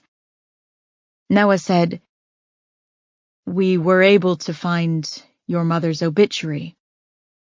She passed when you were 10 years old. I'm sorry. That must have been horrible." Celeste nodded. Swallowing, she tried again to speak. "My mother killed herself." This time, when Adam placed one of his hands over hers, Celeste made no move to push him away. Josie said, "I'm very sorry, Celeste." Celeste's face hardened. "It was because of Lorelei.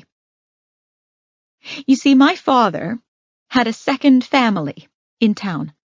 He'd been seeing Lorelei's mother at least as long as he was married to my mother. He impregnated the woman, funneled money from the resort to her. Then she died of cancer. He could have and should have let her offspring go into foster care, but he didn't. He brought her home." As she talked, Celeste's eyes glowed with barely concealed rage. "That's how my mother found out about his infidelity, his betrayal, when little Lorelei Mitchell showed up on her doorstep. My father expected her to take care of Lorelei like she was her own. My mother should have left, but she didn't. Instead, she hung herself." Celeste motioned toward the large front windows. "From a tree, out there, right in the front yard. I had it taken down after my father died. Even after my mother's suicide, my father insisted on keeping Lorelei. He wanted her to be an equal part of this family. As she got older, she expected it too." It seemed to Josie that none of what had happened in the Harper family was Lorelei's fault, but she sensed that Celeste wouldn't accept that. Perhaps it was easier to blame Lorelei as an outsider than to lay the fault where it really belonged, at her beloved father's feet. Noah said, "Your sister left Denton and became a psychologist.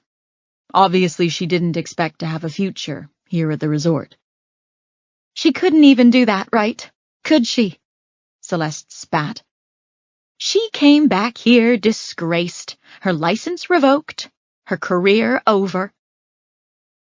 Josie said, "She came back here with 34 stab wounds in her neck and back. She was attacked by a patient." Tom didn't look surprised, but Adam gasped. "You never told me that, Celeste."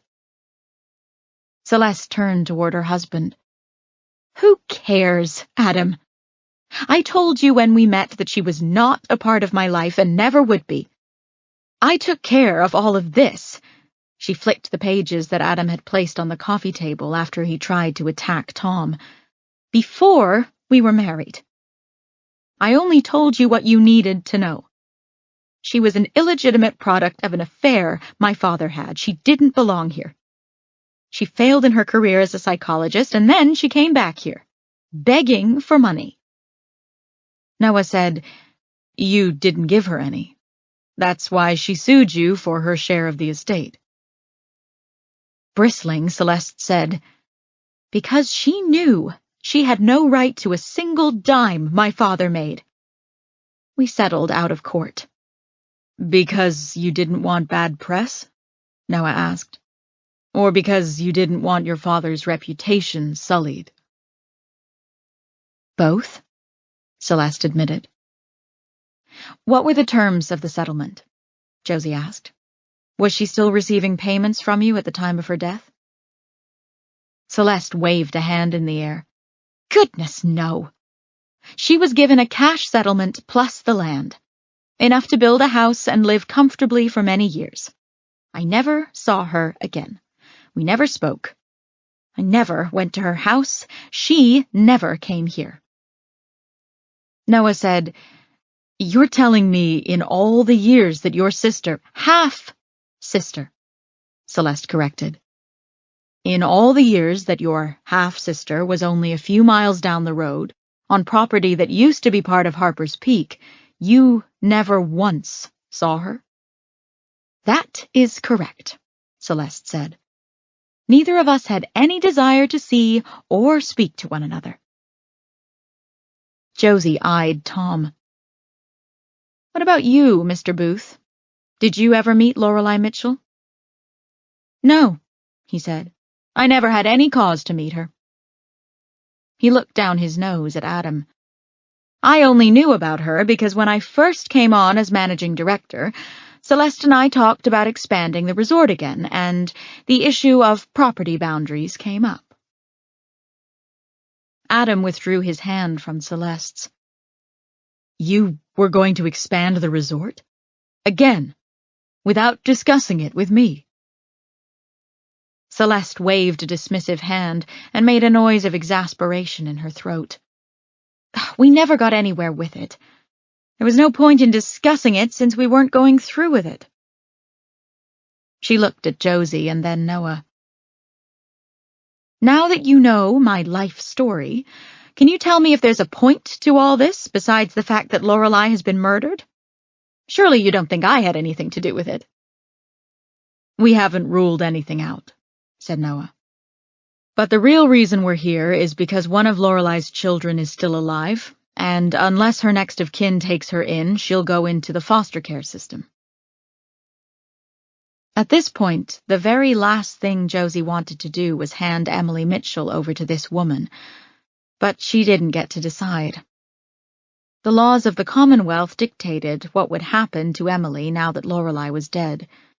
Marcy Reeb would be in charge of placing her, whether it was with Celeste and Adam or someone in the foster care system. Adam said, "Lorelei had children? Celeste, did you know that?" Celeste shook her head. "Of course I didn't know." He shot a glare at Tom, but Tom only shrugged. "I never even met the woman. I didn't know either." Celeste asked, "What does this have to do with us?" "As Detective Fraley said, we're here because you're her next of kin," Josie said. "How many children did she have?" Adam asked. Celeste shot him a dirty look. "Who cares, Adam?" Noah said, 2. Holly was the girl found on your property. Wait, what? Celeste said, springing up from her seat. That girl was her daughter. Your niece, said Josie. Celeste's mouth clamped shut, her lips pressed into a thin line. Josie could see her losing control of her emotions. She was just a kid. Oh, my God, said Adam. His tears flowed freely down his face. And she was... someone murdered her? Yes, said Josie. I'm very sorry. Tom said nothing. His face showed no emotion. On the couch, Adam's shoulders shook. Celeste was still on her feet, staring at them, her eyes filling up even as Josie could clearly see her trying to hold back the emotion. How old was she? 12, said Noah. Oh, God, Celeste said, covering her mouth with one hand. Adam looked up. You said there was another one? A girl? Yes, said Josie. Emily. She's 8. Wait.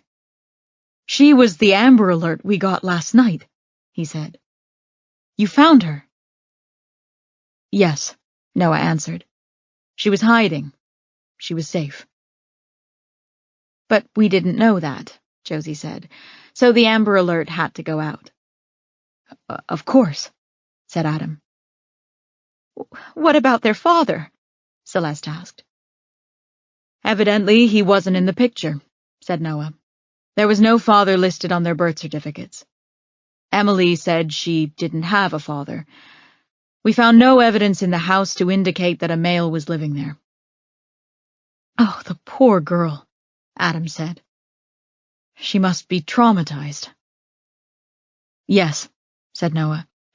She lost her mother and sister all in one day, and now she has to leave her home. She hid in a closet during the murder. She was in there for several hours and ate some spoiled food. She's been at the hospital with food poisoning, but she'll need a place to go soon. Child Services is already involved. They prefer that a family member take her until more permanent arrangements can be made. Oh, we can't take her, Celeste said. She doesn't even know us. Celeste, said Adam. She looked down at him. No. I don't mean that we can't take her because she's Lorelei's child. I only mean that she'll need some support, someone with her, and we're working almost around the clock. We can't leave her here in this house alone, Adam. He stood up and looked into his wife's eyes. You heard them. It's only temporary. We can figure something out for a few days. There are plenty of staff to fill in for us. We can even take shifts, if you'd like. Tom stepped forward, moving closer to Celeste. I don't think this is a good idea. Adam whirled on him. You stay out of this. Celeste touched Adam's arm. Stop. No, said Adam. I've had enough of him. What we're talking about right now is between the two of us. It has nothing to do with him. This is our decision to make. Tom said, You have to think of the public relations implications. Adam stabbed a finger in the air in front of Tom's face. Shut up. Not another word. I'm talking to my wife. As he turned back to her, Celeste shook her head. We can't. She has nowhere else to go, Celeste, Adam implored. Don't you want to at least meet her? They gazed at one another for a long moment. Josie could tell there was a silent flood of communication happening between them. It was couples shorthand. She and Noah had it as well. Finally, Celeste took his hand, lacing her fingers between his. Turning back to Josie and Noah, she said, "Fine. A few days, that's it. We're not prepared to have a child full-time. But only if all this stays out of the press." She spared Tom a glance. He didn't look happy, but kept silent. Celeste continued, "Not to sound callous, but I don't want any bad press to fall on Harper's Peak. It's one thing for us personally, but we employ hundreds of people here, and it's my job to protect them and make sure they continue to have income." "We'll do our best," Noah assured her. "Right now, we'll need to speak with the social worker. It will ultimately be up to her to approve Emily coming here temporarily. She may want to meet with you." "You can give her our cell phone numbers," Adam said. "We're always here." Noah's cell phone chirped. Josie recognized it as his text notification. He took it out and glanced at the screen. "Hospital," he said. "They've got those records we requested." "Let's go," Josie said. To Adam and Celeste, she added, "Marcy Reeb from Child Services will be in touch." Chapter 17. They left Celeste and Adam's residence and walked back to the parking lot adjacent to the main resort building. As they were about to get into the car, a white van flashed past, heading around the rear of the building. "Noah, look," said Josie. "That's one of the vans from the market," he said, and read the words off the side of it. "Brian's Farm Fresh Produce." "Did you see who was driving?" "No," Josie said. "It went by too fast. You?" Noah shook his head but started walking toward the rear of the building, following the asphalt drive. "There's one way to find out."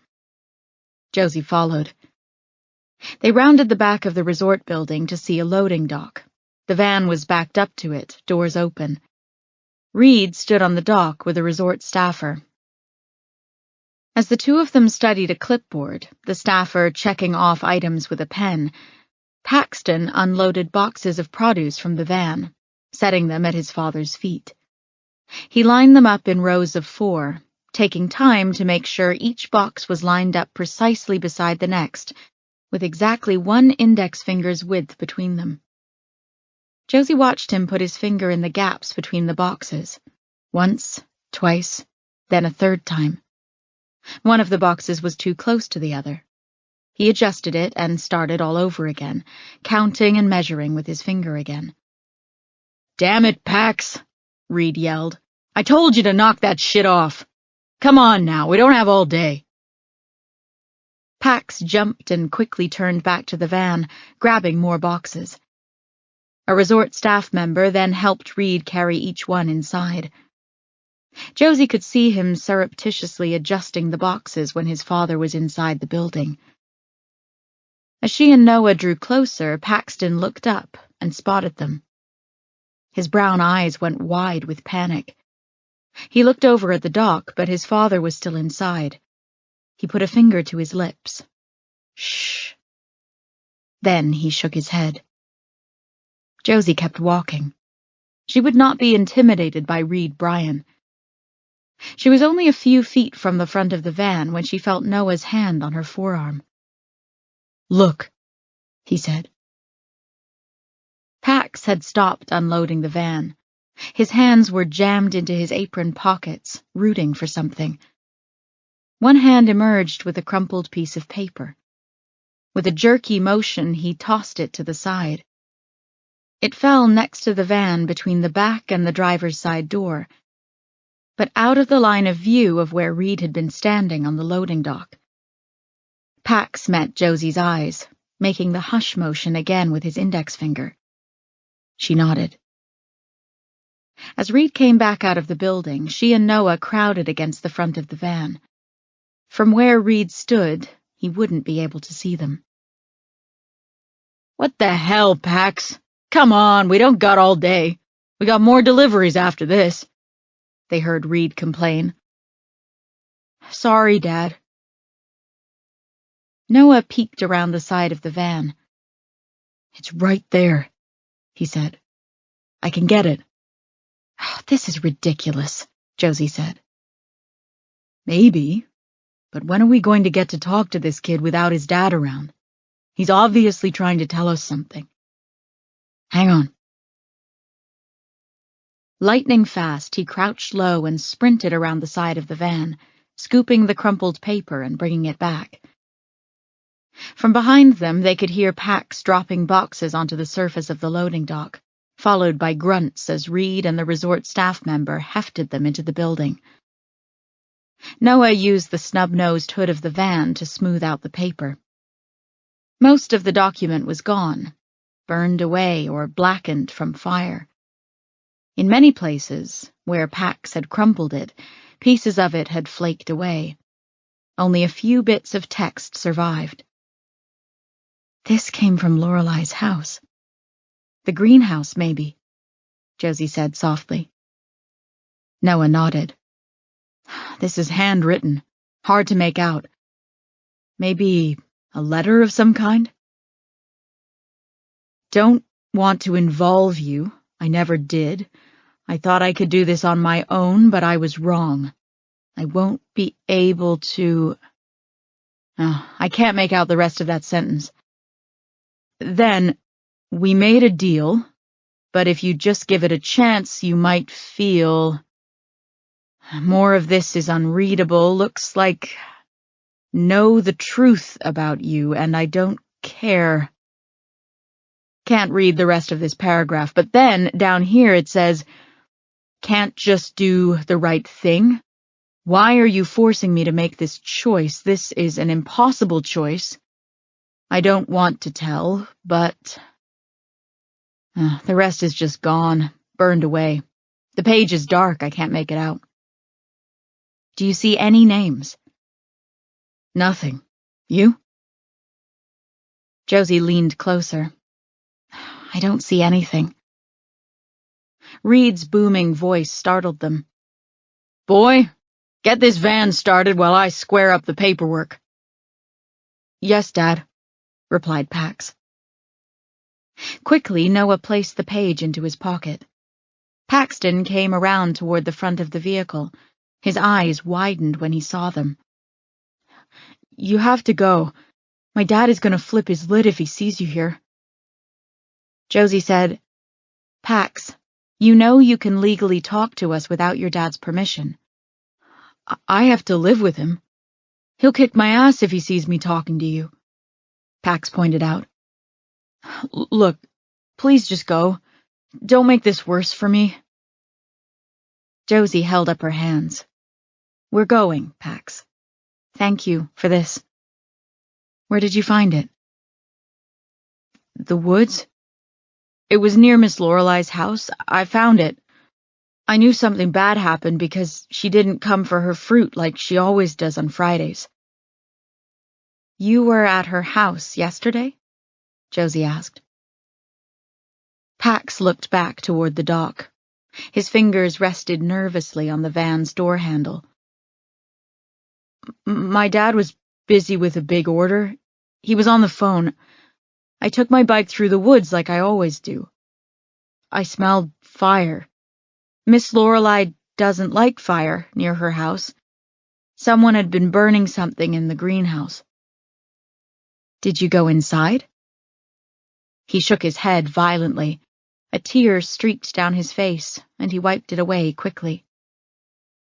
"There was blood on the back porch. I got scared. I got away from there, rode my bike back into the woods." "Did you see anyone, Pax?" Josie asked. "Please," he said. "You have to go." "Just tell us one last thing," Noah said. "Did you see anyone?" "Nobody. Just this paper in the woods. I was upset and I got lost. I had to turn around to go back to the market, but I found this. I thought it was important and I'd give it to Miss Lorelei when I saw her next. But then today, when you came to the market, you said she was dead. Holly, too." Another tear rolled down his face. I'm sorry, Pax, Josie said. Is Emily okay? Yes, Josie said. She's fine. Thank you for this. You did the right thing. Pax, was there ever anyone else at the house with Lorelei, Emily, and Holly when you were there? His chin dipped to his chest. I'm not supposed to say. My dad doesn't even know. They heard Reed hollering goodbye to someone on the loading dock. Just take the paper and go, okay? Noah said, "This paper. Do you know who wrote it?" Reed's voice boomed from the loading dock. "Boy, why isn't this van started? Pax?" "Miss Lorelei, probably. Looks like her handwriting. She had secrets. All adults have secrets. They're liars, every one of them, even my dad. You can ask Emily. Ask her what grown-ups do." "Pax? Where the hell are you?" "Now please, go." Josie pressed a business card into his hand. "You call us if you need us, or if you think you can talk, okay?" While Pax walked to the rear of the van to distract Reed, Josie and Noah sprinted around to the front of the building. Once in their car, Noah threw it into gear and took off down the long drive. Chapter 18. Emily had been moved to another area of the emergency department. Now she lay on a gurney behind a curtain. Her duffel bag sat on the foot of her bed, and her stuffed dog was clutched tightly to her chest. Someone had turned on the television on the wall, and she was transfixed. In the chair beside the bed sat Marcy, tapping away on her phone. When she spotted Josie and Noah, she jumped from her chair. "Oh, good," she said. "I was just texting you. We're getting close to overstaying our welcome here. I've got to get Emily settled in somewhere. I've found a spot for her at a nearby group home. Did you get anywhere with next of kin?" "Yes," said Josie. "Could we talk privately?" Noah said, "I'm going to run up to Health and Information Services and get those records. I'll be right back." Josie and Marcy stepped out of earshot of Emily so that Josie could give her a recap of the meeting with Celeste and Adam. "It's not ideal," Marcy agreed, "but it sounds like they might be more sensitive to her recent trauma than a stranger." "Well, I suppose they are strangers as well, but if they show an interest in taking her for now, I should at least meet with them. The group home I have in mind is run by a lovely woman, but she's got a lot of kids on her hands." "Did Dr. Rossetti come by this morning?" Josie asked. "For the psych consult? Yes. Other than OCD and some obvious emotional trauma from losing her mother and sister, Emily has no issues." "Did Dr. Rossetti happen to ask her about what she saw yesterday?" "Yes, I was in the room with them. Emily wouldn't say. Dr. Rossetti said she is obviously still processing everything that happened, and it's best not to push." "Right," said Josie. "But someone has been making Emily keep secrets. Those secrets may have gotten her family killed." "Look, I realize you're trying to solve a case, but my job is to find a place for this little girl to stay until we can make permanent arrangements. You're welcome to speak with her again if you think it will help, but I am asking that you do not put any additional stress on her." "I won't," Josie promised. "Will you meet with Celeste Harper and Adam Long today? They said they'd be available." "Do you have their numbers?" Marcy asked. Josie gave her both Adam and Celeste's cell phone numbers. Marcy disappeared down the hall. Josie slipped inside the curtained-off area and perched on Emily's bedside. "I met your friend Pax today," she said. Emily's eyes looked from the television to Josie. "Is he sad?" Josie nodded. "I'm afraid so. Yes. Me too, said Emily, clutching her dog tighter. Emily, Josie asked, thinking of what Pax had said. Pax told me to ask you a question. He said to ask you what all grown-ups do. They lie? What makes you say that? She looked back at the TV. Someone had put Nickelodeon on. With a shrug, she said, Because it's true. Did your mom lie? Only because she had to. Why did she have to lie? It's a secret. Who told you it was a secret? Mama. Josie tried to catch the girl's gaze once more. Emily, it's really important now that you don't keep secrets from the police. We're trying to catch the person who did bad things to your mom, and that's why we need to know any secrets your mom told you. I can't tell secrets. Josie tried a different tactic. Emily, did anyone else ever live with you, Holly, and your mom? Emily's eyes snapped toward Josie. I can't tell secrets. If I tell secrets, more bad things will happen. I promise you that nothing bad will happen if you tell me these secrets, Josie said. I can't tell secrets, Emily repeated, curling in on herself. Okay, Josie said. Shifting away from the subject, she asked, Did you ever meet Pax's dad? He came to get Pax and made him go away. He didn't want us to be friends. Did he ever hurt any of you? Maybe he hurt Pax. He was mean. Marcy appeared in the opening of the curtain. I'm going to go to Harper's Peak now for that meeting. The nurse is aware that Emily will be here for a while longer. Emily's voice was small. Can Josie stay until you come back?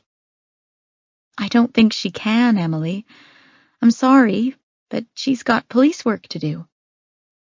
I can stay, Josie said. My colleague is upstairs getting some information. I've got to wait for him anyway. Marcy smiled. I'll be back as soon as I can. Josie sat in the chair next to the bed. Emily went back to watching TV. Within minutes, she was asleep. Noah appeared at the entrance to the curtained area, a flash drive in one hand and a small stack of pages in the other. What took so long? Josie asked.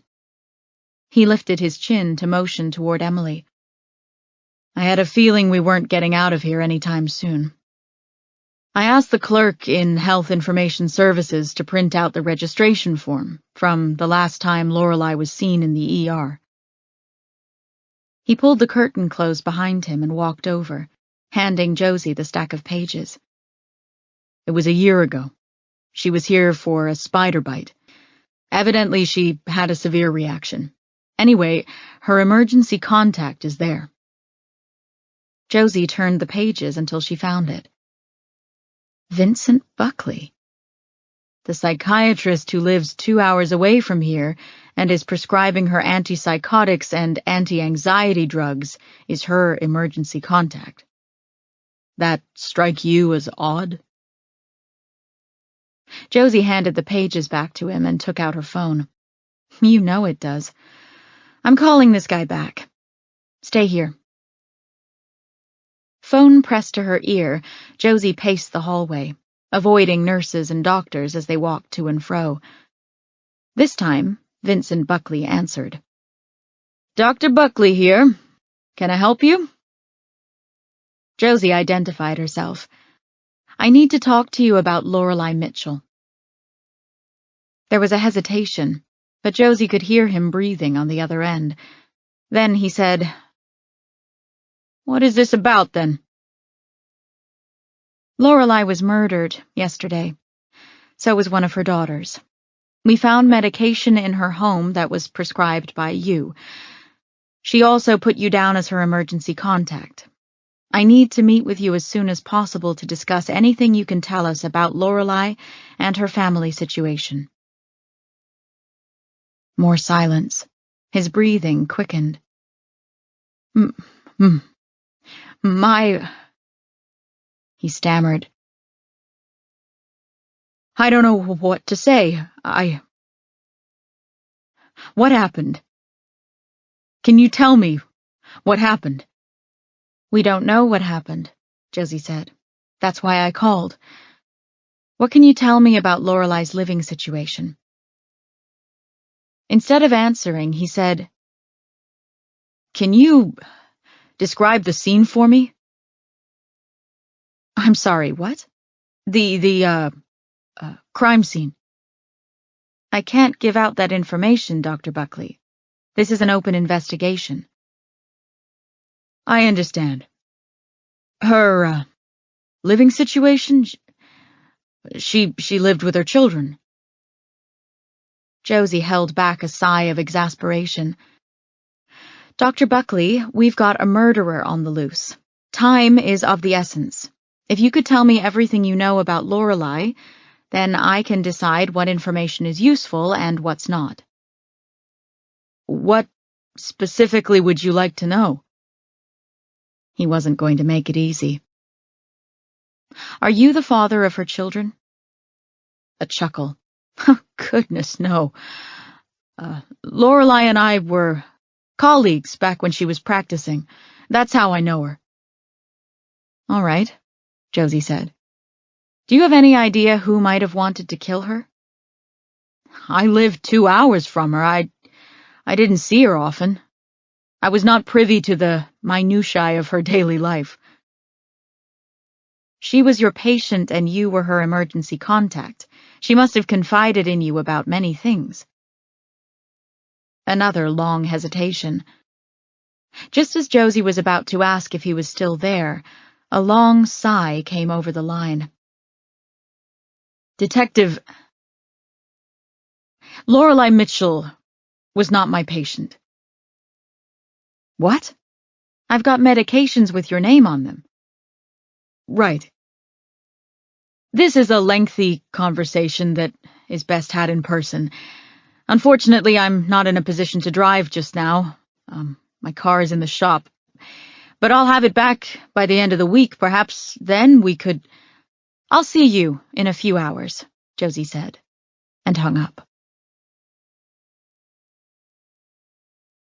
Chapter 19.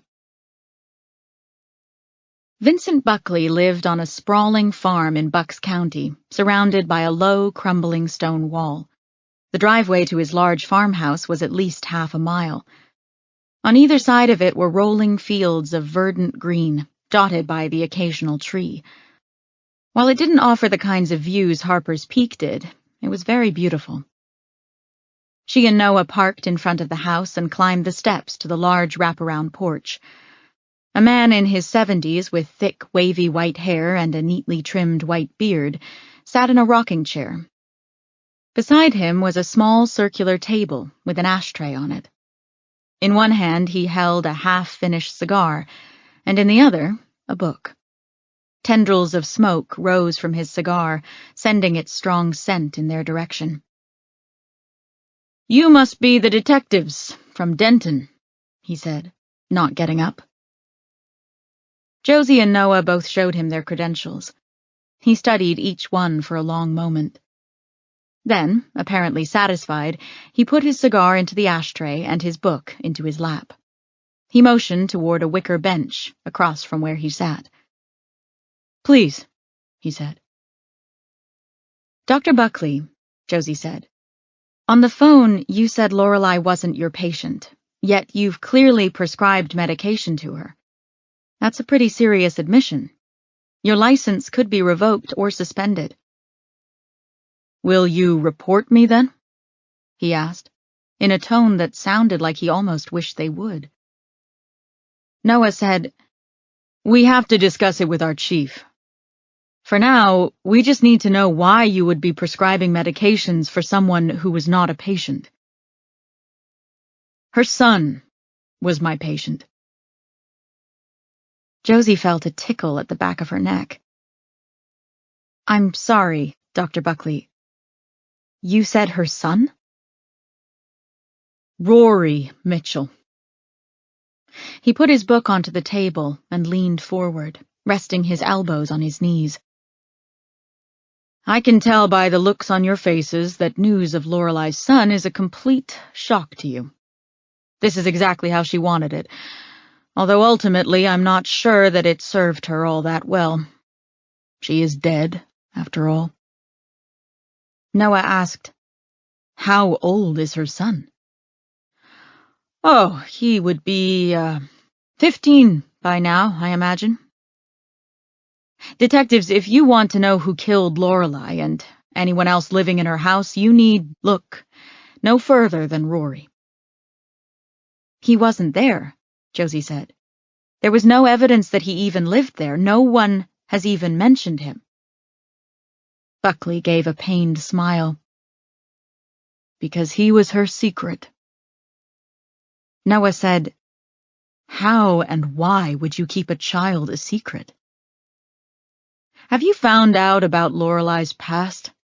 I assume you have if you're here talking to me. She was a psychologist, Josie said. She specialized in adolescent abnormal psychology, and she was attacked by a patient who killed his mother and then, later, himself. Buckley nodded. Gone was his smile. I've already admitted to prescribing medications to someone who isn't my patient. And now I'm going to tell you something else that would end my career. Except that I will retire now that Lorelei no longer needs me. I haven't treated patients in over 5 years. Rory was my last patient.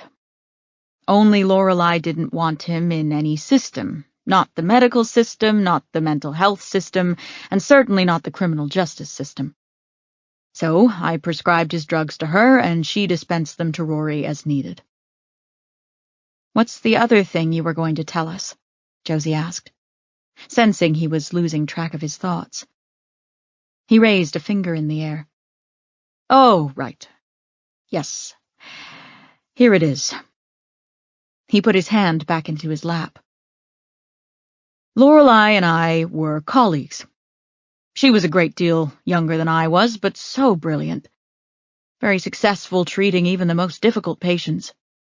Her specialty was cognitive behavioral therapy. She didn't like to medicate patients. That was my job. We often disagreed on when or whether to medicate patients. We had many arguments. Then there was a particularly troublesome patient.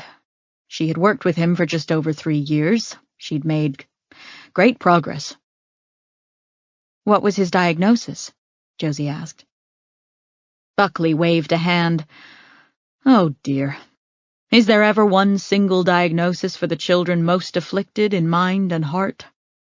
Many children have several comorbidities. Therefore, it becomes difficult to treat one without somehow worsening the other, or others. The trickiest cases are the ones that you cannot pin down to one single cause. Imagine, if you will, a child who comes to a clinic with a general feeling of malaise. He doesn't feel well. Perhaps he is achy or his stomach bothers him. Perhaps he has headaches or fatigue. Overall, he simply doesn't feel right. He's not able to function well. What do you do? He went silent, as if waiting for an answer. Finally, Noah ventured a guess.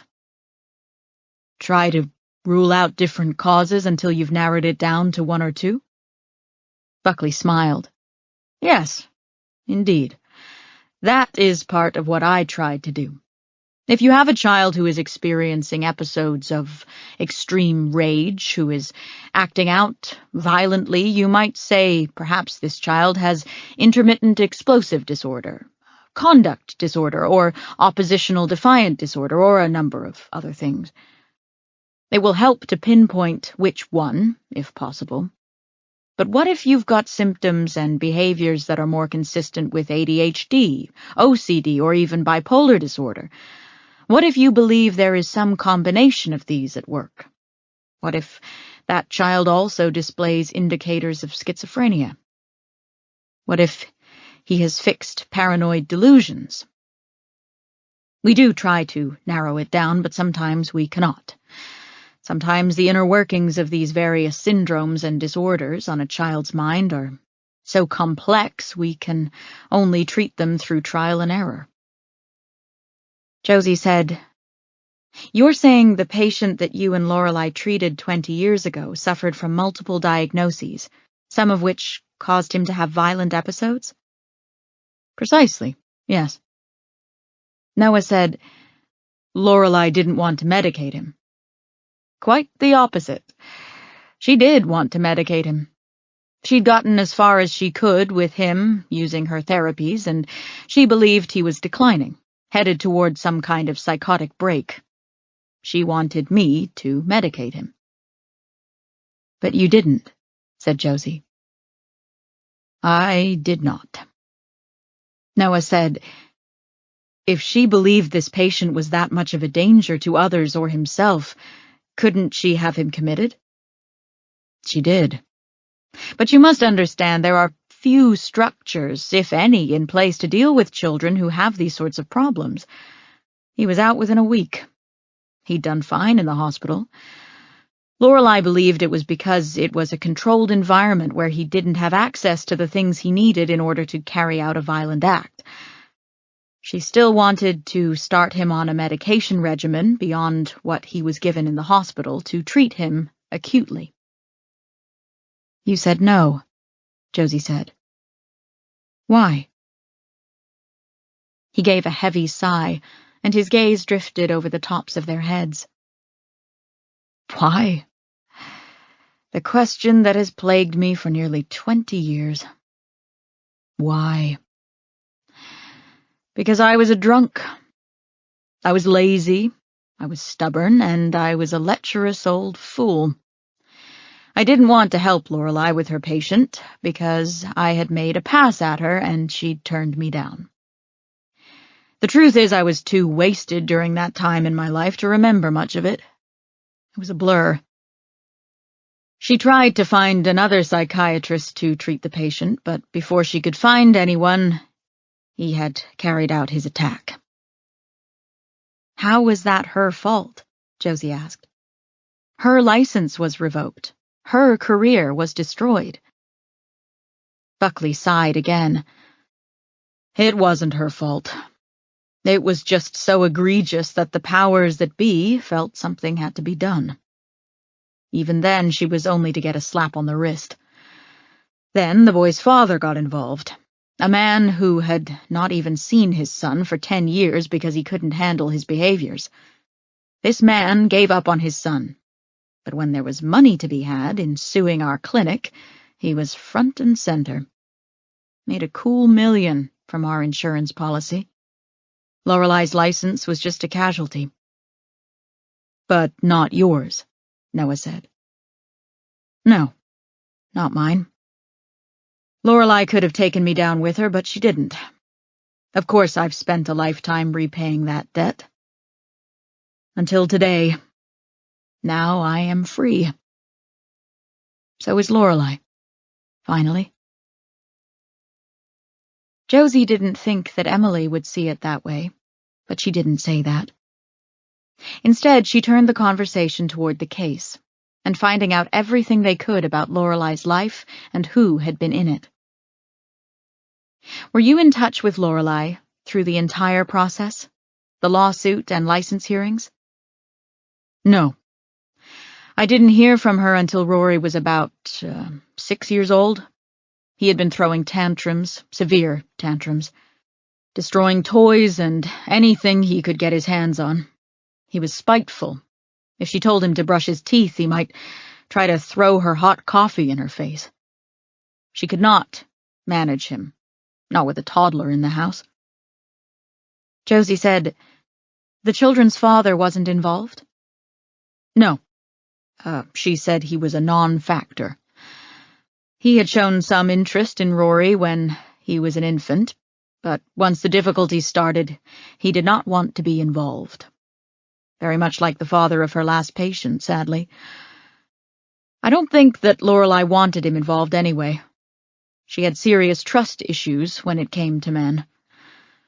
Well, not only men, I suppose, but let's say she trusted men least of all. She was the expert, she said, and she didn't want another person there making decisions for her children. Noah asked, "She never told you anything about the father? His name? Anything at all?" Buckley shook his head. "All she would say is that he was a mistake. That was it. I used to joke that he was clearly a mistake she liked to make over and over again. She didn't appreciate that." "What happened when she called you about Rory?" Josie asked. "What did she want?" He spread his hands. "Help. She had already evaluated him and thought he probably had oppositional defiant disorder. I went there and evaluated him. I agreed with her assessment, although I also suspected that he might have comorbidities like conduct disorder, autism, and ADHD, which made things much more complicated for him. One thing was for certain, he had uncontrollable aggression. Most of the time, these children with disorders that cause violent ideations don't actually act on them. Sometimes they'll destroy property, but violence against other people is extremely rare, believe it or not. But Rory was not responding to Lorelei's efforts. She wanted to medicate him. I do not typically medicate children that young. "So you didn't?" Josie asked. "I didn't. I told her to keep working with him. She had been out of practice for some time. I made some recommendations based on studies I had read." "But that didn't work," said Noah. Again, Buckley's gaze went over their heads, as if he were looking into his past. He didn't like what he saw. "No, it didn't. I was back there within a year." "You prescribed medication," Josie said. "Why?" "Rory had injured his sister, Holly. Badly. He routinely beat her, shook her, pushed and pulled at her. He was out of control. Lorelei could not manage him." "What did you do?" Josie asked. Buckley waved a hand toward the grounds all around them. "I brought him here. Got him stabilized, worked with him until I felt it was safe for him to return to Lorelei's care." "Lorelei just gave you her child?" Josie said. "You must understand how desperate she was, how exhausted, and how frightened." Noah said, "Why didn't she just have him admitted somewhere?" "Because she knew what would happen to him. It would be a lifetime of him being in and out of institutions with no continuity of care. He would frequently be placed far away from her because facilities equipped to deal with his range of issues are few and far between. Then, once he became a teenager, he would do or say something that would land him in the criminal justice system. That is where this story ends for children like Rory. Jail. They don't get help. They don't get care. At least not into adulthood. There are not structures in place in this country to support these kids. Lorelei knew that firsthand. She didn't want to lose her son." "Is that why you prescribed the medication to her and not him?" Josie asked. "She didn't want him to have the stain of taking those kinds of drugs so early in life. It was easier, fewer questions asked, if I prescribed them to her rather than to a young boy. There were also drugs and certain combinations of drugs I could not prescribe to a child, but could to an adult. We had to take some extraordinary measures to bring Rory to a place where he was functioning without violent outbursts. She was always afraid that if even one person saw him when he was at his worst, they would call the authorities, and he would be placed into the state system and out of her reach, especially given her history of having her license revoked." "That's why she was so secretive about him?" Noah asked. "If you were in public somewhere, and your son began punching and slapping your younger daughter, shaking her, pushing her down, pulling at her limbs and saying things like, "I'll find the knives and stab both of you to death. I'll cut you into pieces. I'll kill you." Do you think people around you would walk on without doing anything? Probably not, Josie said. As I said, Rory could not control these rages or impulses. Just because they were out in public didn't mean he would behave. If violent ideations overcame him, he would try to act on them. He once beat Holly bloody in the car on the way home from the playground. I believe that was the last time Lorelei ever took him out in public. Noah said, "It didn't bother her that he was hurting her other child?" "Of course it did," Buckley said. "But what was she to do? They're both her children, both her responsibility. She wanted to protect both of them." "She thought she could save Rory," Noah said, a slight edge to his voice. "Noah," said Josie. "I'm sorry," he said to Buckley. "I'm trying to understand. How do you protect both children when one of them is trying to kill the other?" "Well, that's just it, isn't it? It's an impossible situation. Both are your children. Must you choose? If you choose the one who doesn't have psychological issues, then what do you do with the afflicted one?" Lorelei didn't feel she had a choice, Josie said softly. "She loved her children," Buckley said, intensely and passionately, more than anything or anyone else in the world. Holly could be insulated from harm to a large degree with an effective safety plan, but Rory was more difficult to protect. Lorelei felt she had to keep him away from a world that would not understand or accept him. She did not want a repeat of what had happened with her last patient. Josie and Noah were silent for a long moment, taking in this information. Then Josie said, "Holly's autopsy showed chronic signs of physical abuse. It was from Rory, not from Lorelei or the children's father." "Correct." "You and Lorelei weren't able to manage his violent behavior," Noah said. "Not if there were still safety plans in place in the home. What was Lorelei's long-term plan for Rory? He couldn't stay there in the woods with her forever." "I often asked her that myself, but she was so exhausted and frazzled from being in a constant state of crisis with him, I don't think she had thought that far ahead. I think she truly believed she could get him to a place where he would become high-functioning and non-violent. It's certainly possible. One should never count these children out. But treatment is difficult. It's very complicated. With these kids, it's often like throwing spaghetti at the wall and seeing what sticks." "That's reassuring, coming from a psychiatrist," Josie said. Buckley laughed. "I only mean to say that every person is different. What might work for one might not work for another, even if they've got the same diagnoses. As I said, I suspect Rory had several comorbidities, and some we hadn't yet fully addressed. With someone who is in almost a constant state of crisis, you're always trying to put the fire out, and it becomes more and more difficult to find the time to look beneath and address all the things that continue to cause those fires in the first place. We did not learn to manage his violent behavior in the sense that we made it go away forever. It may never go away.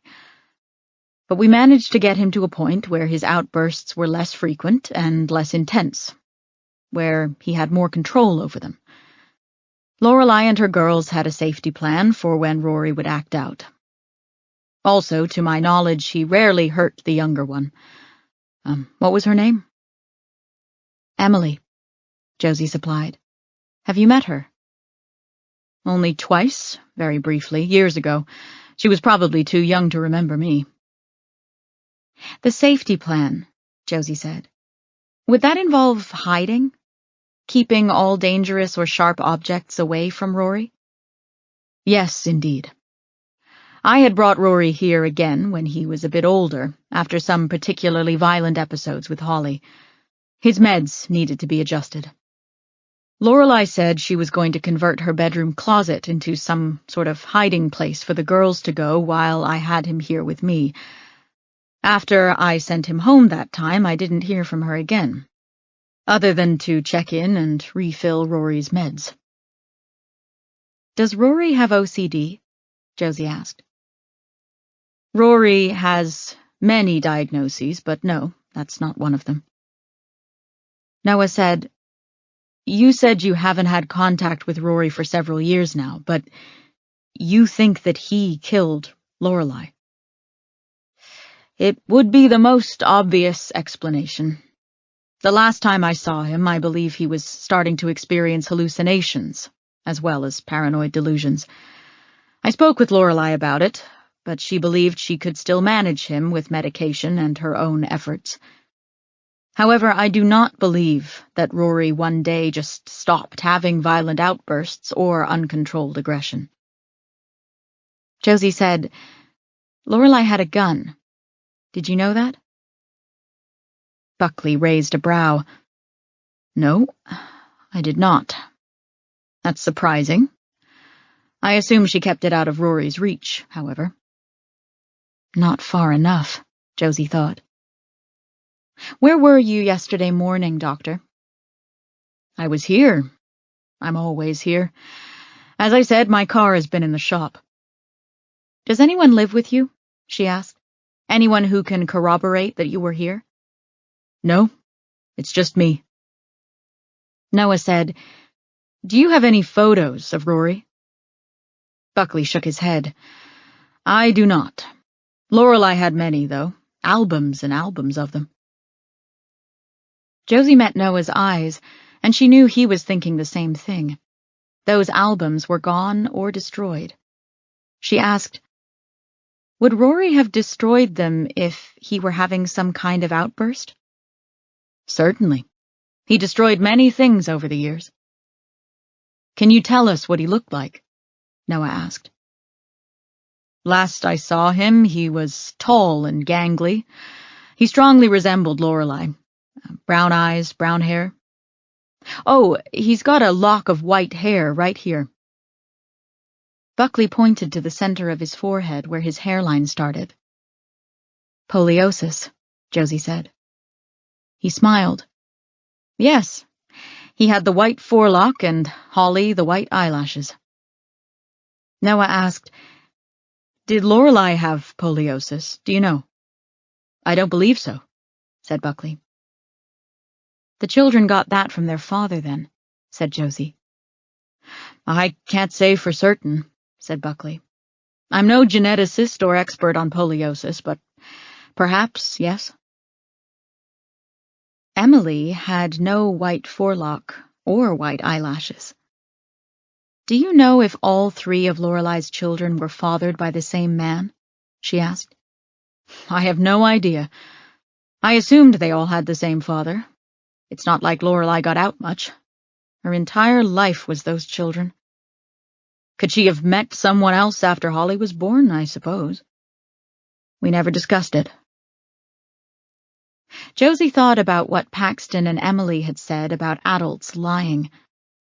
Buckley had been quite forthcoming with them, even at the risk of tarnishing his career. With Lorelei dead and him retiring, the damage to his career would be moot, even if Josie and Noah reported him to the state. Without Lorelei alive, there would be no one to bring criminal charges or to file any civil suits.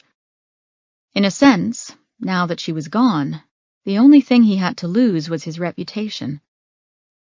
Still, Paxton and Emily were both right.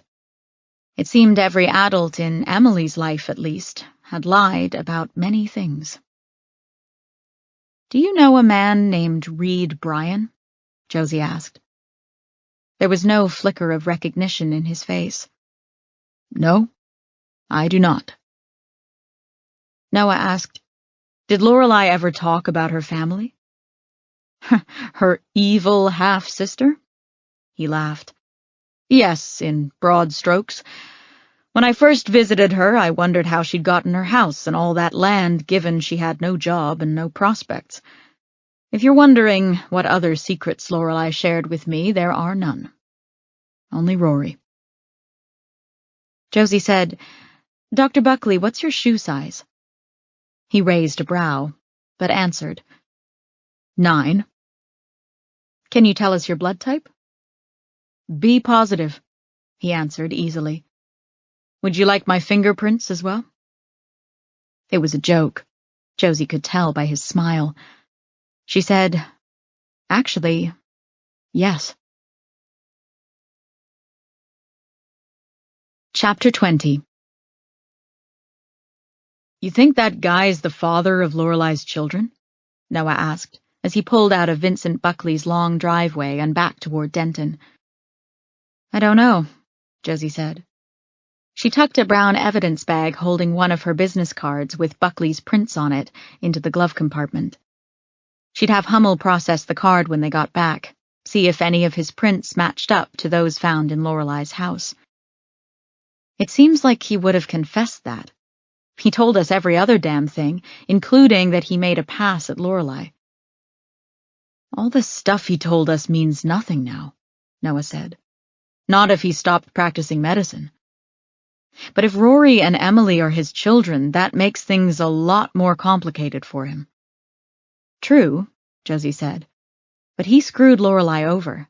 He actively blocked her attempts to help a patient, and people died because of it.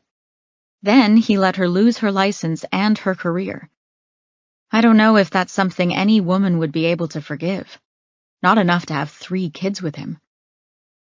Anyway, right now we need to focus on finding Rory. Can you drop me off at the hospital? My car is there. I'm going to drive over to Lorelei's house and see if I can find anything that belonged to Rory.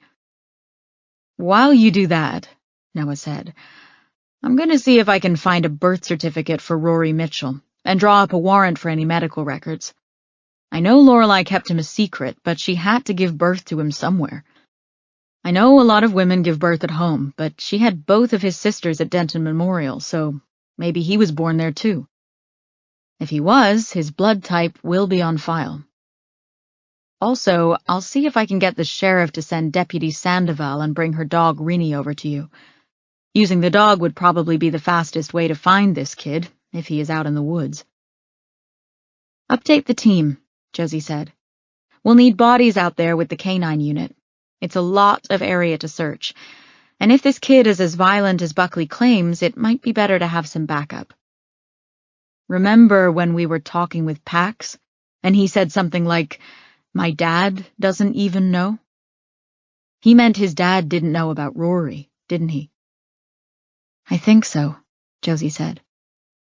If Reed is telling the truth, and he was only at Lorelei's house a couple of times just to get Pax, it's possible he never met Rory. But Pax also said his dad was lying, too. I'm just wondering what he was lying about, and if it has any bearing on this case. You mean you think Reed was involved? I don't know, Josie said. Buckley made it sound so simple. Lorelei has a teenage son she's kept from people for years because he has violent outbursts. This time, things went too far. If that's what happened, why wouldn't Emily just tell us that she has a brother, and he killed her mother and sister? I don't think that Emily actually saw the murders. I think that Holly told her to hide before anything happened. Still, she knew about Rory and didn't tell us. Why couldn't she just tell us she had a brother? Noah asked. Josie thought about Emily's reasoning for not telling secrets. It would make the bad things happen. That was her OCD, the irrational worry and the voice whispering in her ear, "Are you sure bad things won't happen if you tell these secrets?" Josie had explained to her repeatedly the need to tell the police whatever she knew, and yet she could not bring herself to do it. Doing so would provoke her fight-or-flight response, panic. Josie had seen and heard her in the throes of it the night before, feeling all her feelings until they went away. No wonder she didn't want to go through that again. There was also the issue of bad things happening in her household on a regular basis if Rory was as aggressive and uncontrollable as Buckley made him out to be. Rory's outbursts would certainly reinforce the distorted thinking and the need for secrecy. "I think that's her OCD," Josie told Noah. "Remember what I told you about my conversation with Paige?" "Yeah, that makes sense. But what about Pax? Why wouldn't he just tell us about Rory? He has no stake in any of this, especially with Lorelei gone. It's one less thing for his dad to be angry about." "I don't know," Josie answered. "But if Pax is riding his dirt bike through the woods on that mountain, there's a chance he could run into Rory, who now has a gun. All the more reason for Pax to tell us about Rory. Unless Pax is hiding something." "It seems like everyone we talk to is hiding something," Josie groused. An image of Pax fitting his index finger between the boxes of produce on the loading dock flitted through her mind. It might be worth trying to talk to Reed again. But right now, Rory is our main suspect, and the only member of Lorelei's household not accounted for. Noah pulled up beside Josie's vehicle in the hospital parking lot. Before she got out, he leaned across the center console and kissed her deeply. Then he pressed his forehead against hers. "I'll get the team on this right away. And when this is over, I'll make you my wife." Chapter 21. Crime scene tape fluttered around the perimeter of Lorelei Mitchell's house. Josie parked in front of the porch steps and got out. Gone was the creepy pinecone doll. Chan had taken it in for processing. A light breeze sailed through the trees surrounding the house. Birds sang. The sun shone down overhead. Josie paused to take it all in. It was so peaceful here, and so secluded. There were no neighbors. The property went for acres in every direction, and where it ended, the land owned by Harper's Peak Industries picked up. Even so, the house was still miles from the main buildings on the resort. There was no chance of anyone accidentally pulling into her driveway, as even that was well hidden. This was a well-loved sanctuary that had been turned into a small pocket of hell. Josie walked up the steps and let herself inside. The house was silent. She moved through the living room to the dining room, noticing that the basement door was open. Had they left it open? In the kitchen, Lorelei's blood had dried on the floor and the side of the island countertop. Someone had closed the back door. The shattered glass on the other side of the island had been pushed aside, almost as if to make room to get to the sink. Josie's heartbeat ticked up as she approached the sink. Inside was an empty mason jar turned on its side, the lid a few inches away. Had this been in the sink yesterday? Or had someone been here? She turned back and went to the stairs, now wanting to get out of the house as quickly as she could. All she needed was some item that she could reasonably conclude belonged to Rory. Something for the dog to scent. It also wouldn't hurt if she found some other evidence of his existence, like a photograph of some kind. She started in the last bedroom, the one with the bare twin mattress, poster, and the drawing of the angry face. Josie wondered if Rory had drawn it. Was it a representation of the rage he sometimes felt? She stood in the middle of the room and turned in a circle. How could a 15-year-old boy live here without any personal possessions? Josie could understand wanting to keep any objects from him that could be used to injure others, but surely he had had clothes.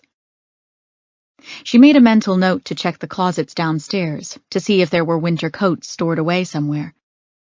She was beginning to get the creeping sense that he didn't really exist. If Vincent Buckley hadn't seen the boy, Josie might be inclined to believe that Lorelei had made him up completely, and that the drugs in her medicine cabinet really belonged to her. On the other hand, all of Lorelei's documents and photographs had been destroyed. Had Rory done it? Did Lorelei's attempts to keep his existence from being known to anyone but her daughters and Buckley extend even to Rory's own mind?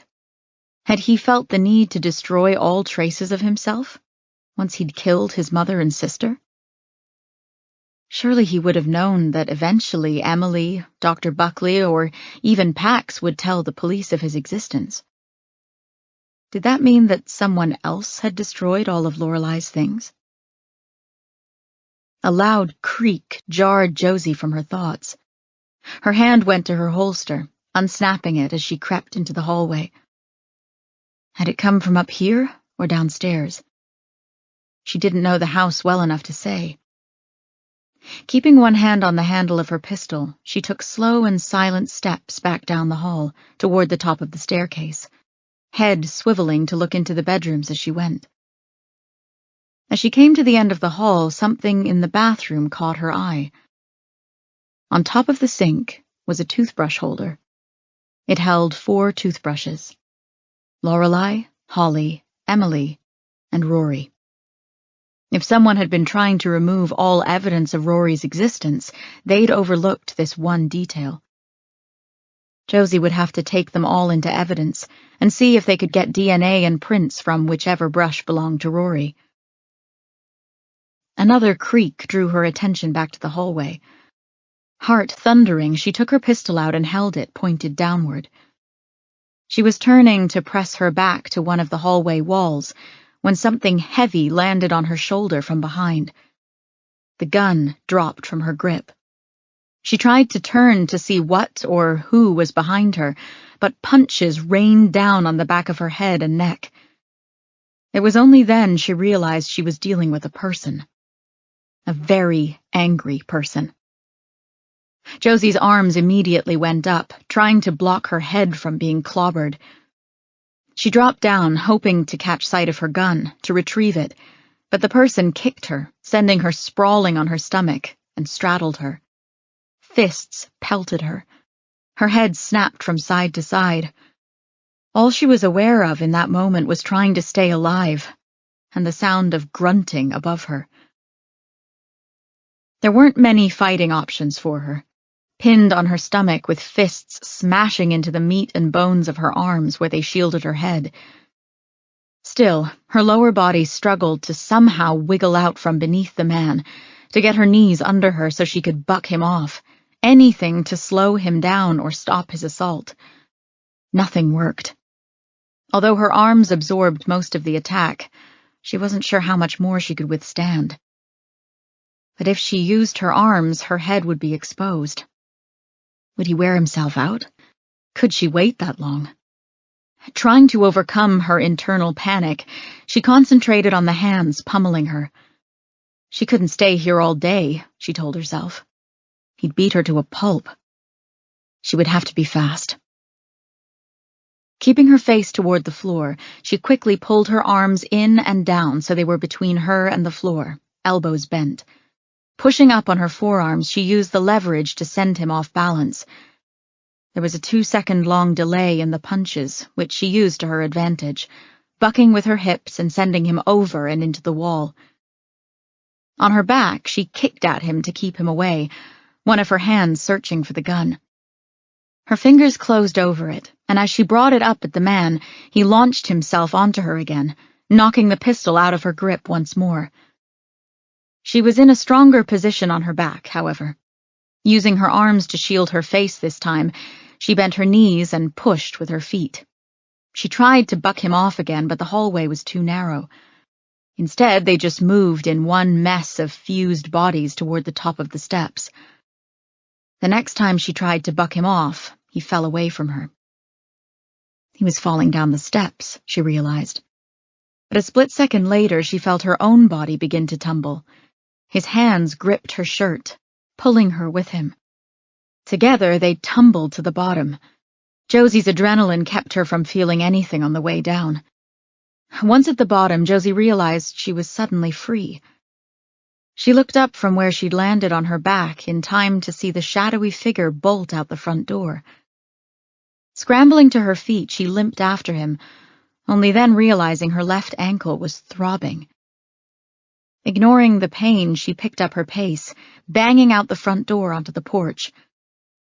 Her eyes searched the front yard where her vehicle sat a few yards from Lorelei's truck. A mountain bike lay between the two. That definitely hadn't been there before. She hurried down the steps, rubbing an ache in her shoulder. "Pax?" she called. There was the snap of a branch to her left, so she went that way, following the sound into the trees. Her feet staggered over pine needles and an area of thick brush. Every few seconds she stopped, ears straining to hear any movement.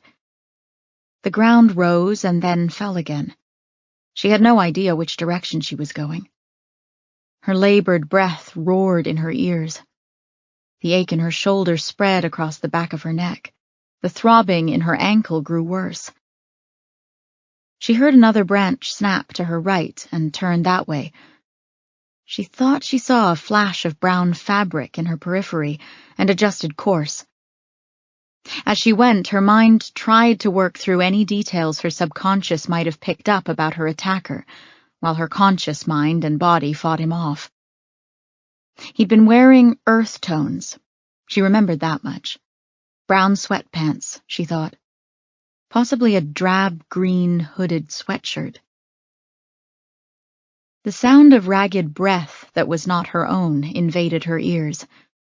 She froze and tried to slow her racing heart. Turning toward her left, she saw him. Back leaned against an oak tree. His chest heaved, his head dipped downward, a fine sheen of sweat covered his thin, pimpled face. "Rory," Josie said. His head snapped up, and Josie saw the white forelock. A perfectly white lock of hair in the center of his forehead. Striking, she thought. Lorelei had probably loved it. Josie took a step toward him, keeping her movements small. He watched her warily, but made no move to get away. She stopped about 5 feet away from him, staying in place, letting them both catch their breath. "Rory," she said again. "My name is Detective Josie Quinn. I'm here to help you. Again, she heard the telltale sound of a branch snapping, and her words stopped in her throat. This sounded like a bigger branch. Closer. She took a quick look around but saw nothing. Her gaze went back to Rory. He stood up straight, moving a step away from the tree to his full height, which was easily a foot taller than Josie. The fine hairs on the back of Josie's neck stood up. She had a sense of someone or something watching them, closing in on them. Rory's eyes were brown, the same as Lorelei's. Buckley was right. Aside from the white forelock, he was the spitting image of his mother. Slowly, his index finger lifted and pressed against his lips. Hush. Josie felt a thin ribbon of fear wrap itself around her spine. Footfalls, soft and careful, came from behind her. She whipped around and they stopped. No one was there. When she looked back toward the oak tree, Rory was gone. "Pax?" Josie called. "Rory!" Reflexively, her hand went to her holster, but it was empty. Patting her back jeans pocket, she found the reassuring square of her phone. Except she might not get service out here. She'd have to go back to Lorelei's house if she hoped to get any bars. But perhaps Pax didn't know that. She slid the phone out of her pocket and held it in the air. "I'm calling my team," she yelled. "They'll be here in a few minutes. It's best if you come out now and talk with me before they get here. We can work this out. You and me." A gunshot shattered the air. Bark from the oak tree Rory had just been leaning against exploded. Josie dropped down to a crouch and started running. No conscious thought drove her body forward, only a primal instinct to get away from the direction of the gunshot. She ran until her lungs burned, her knees ached, and her ankle throbbed mercilessly. When she could barely catch her breath, she stopped, folding herself down beneath a tree trunk that had fallen over a small gully. She tried to listen for footsteps over the sound of her own breathing. She took out her phone and checked for service. 1 bar. She didn't want to make a phone call. Not if Paxton or Rory was still out there, one of them armed. Instead, she sent a text to the team. She watched the little circle next to the text spin as her phone tried to send the message. Seconds later, a red exclamation point appeared beside her message. Failed. Shit, she muttered. 2 more attempts to send the message failed. Josie staggered to her feet. She couldn't stay out here forever. Her phone wouldn't send or receive data at the moment, but her GPS still worked. She pulled up the app and studied it, trying to orient herself. Once she had a pretty good idea of where Lorelei's house was, she began walking in that direction, trying to stay quiet and alert for any noises around her.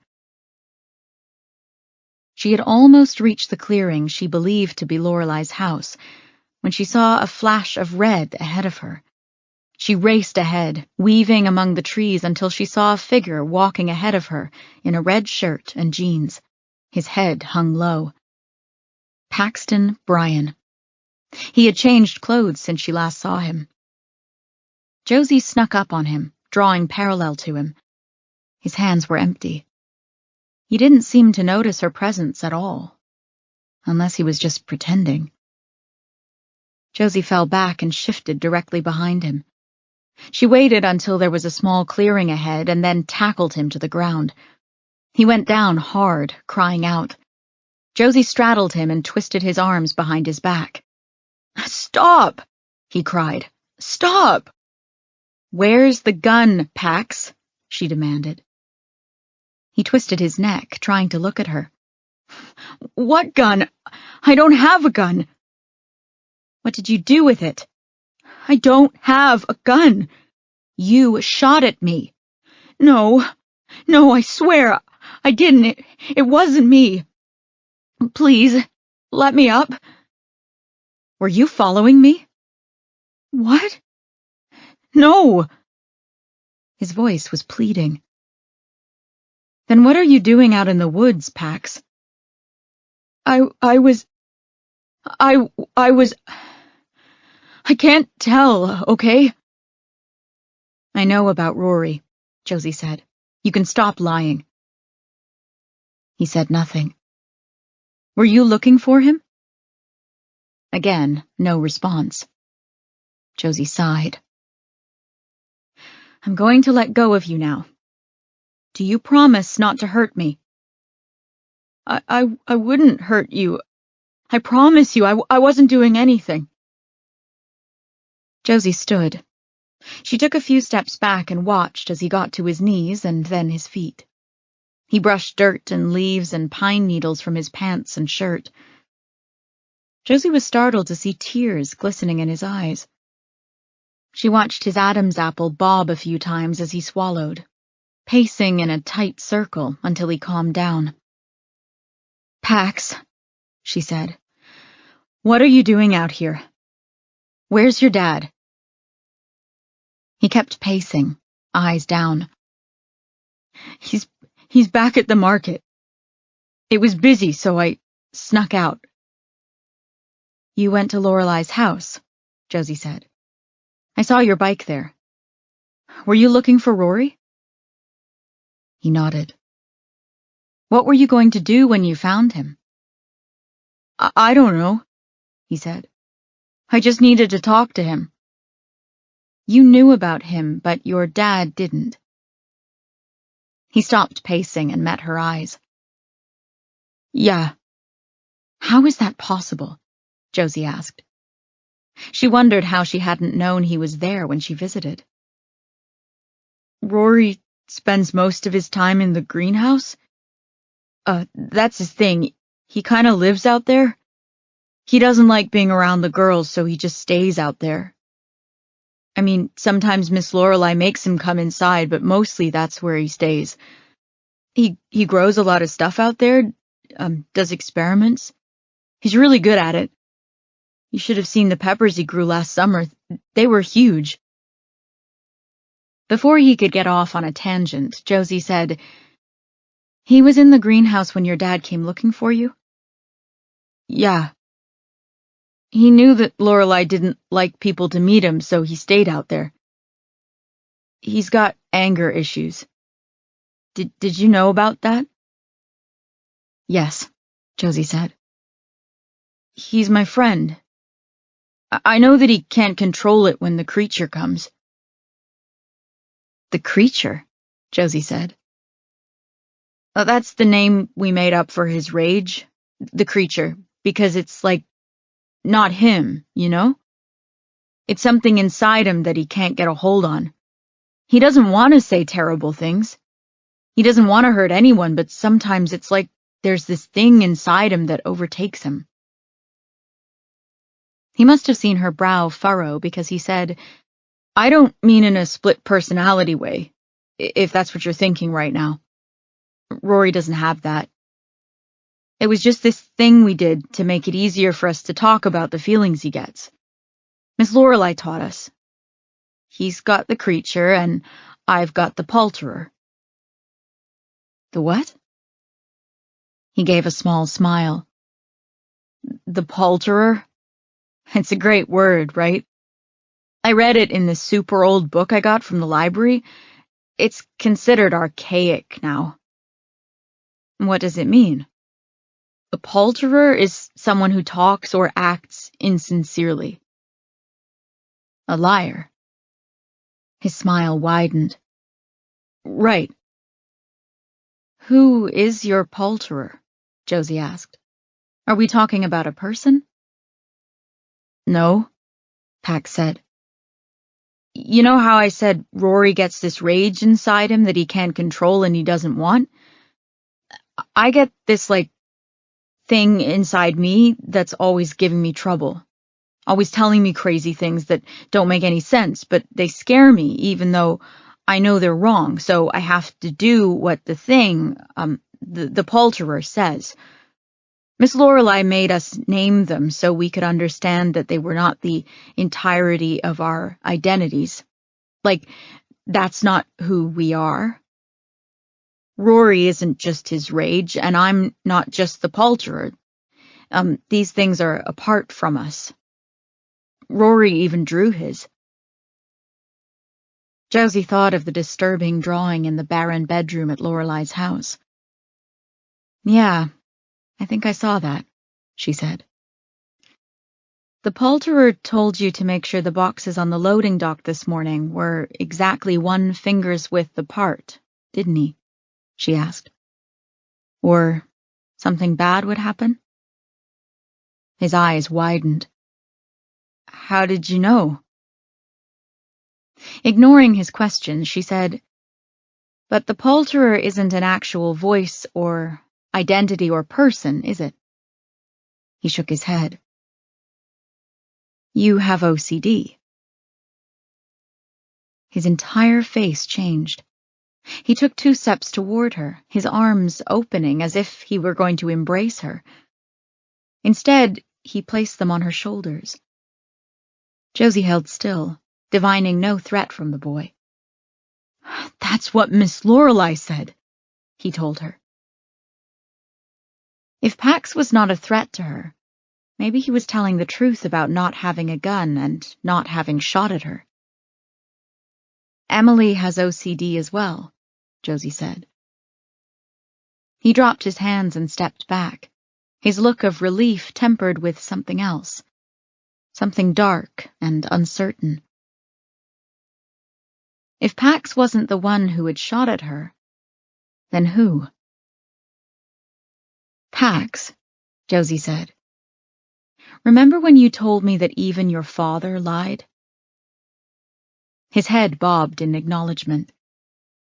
Even as she watched him and worked out the scenario in her mind, her ears were tuned to the forest around them, listening for even the slightest noise. A soft footfall, the snap of a branch, an exhale. "Emily is your sister, isn't she?" Josie asked. That's what he's lying about. He did have a relationship with Lorelei, and Emily was the result of it. That's why you kept going there to see her. His face went ashen. You can't tell," he whispered. Josie thought she heard something swish through the brush to her right. She surged forward and grabbed Pax's upper arm, pulling him along. "Come on. We have to get out of here." Chapter 22.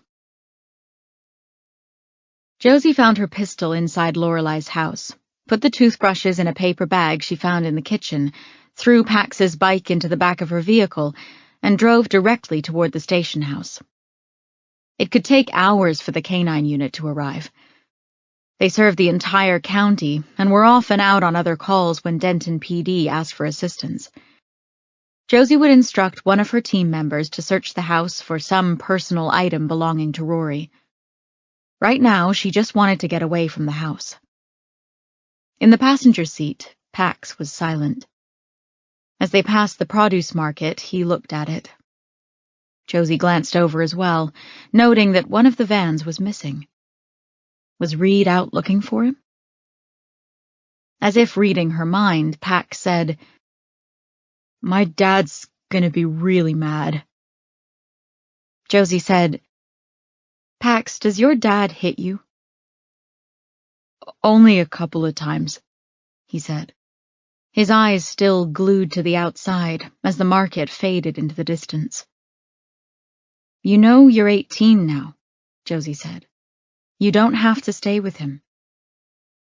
"Where else would I go? I didn't even finish high school. This problem I have, it can make things really difficult for me.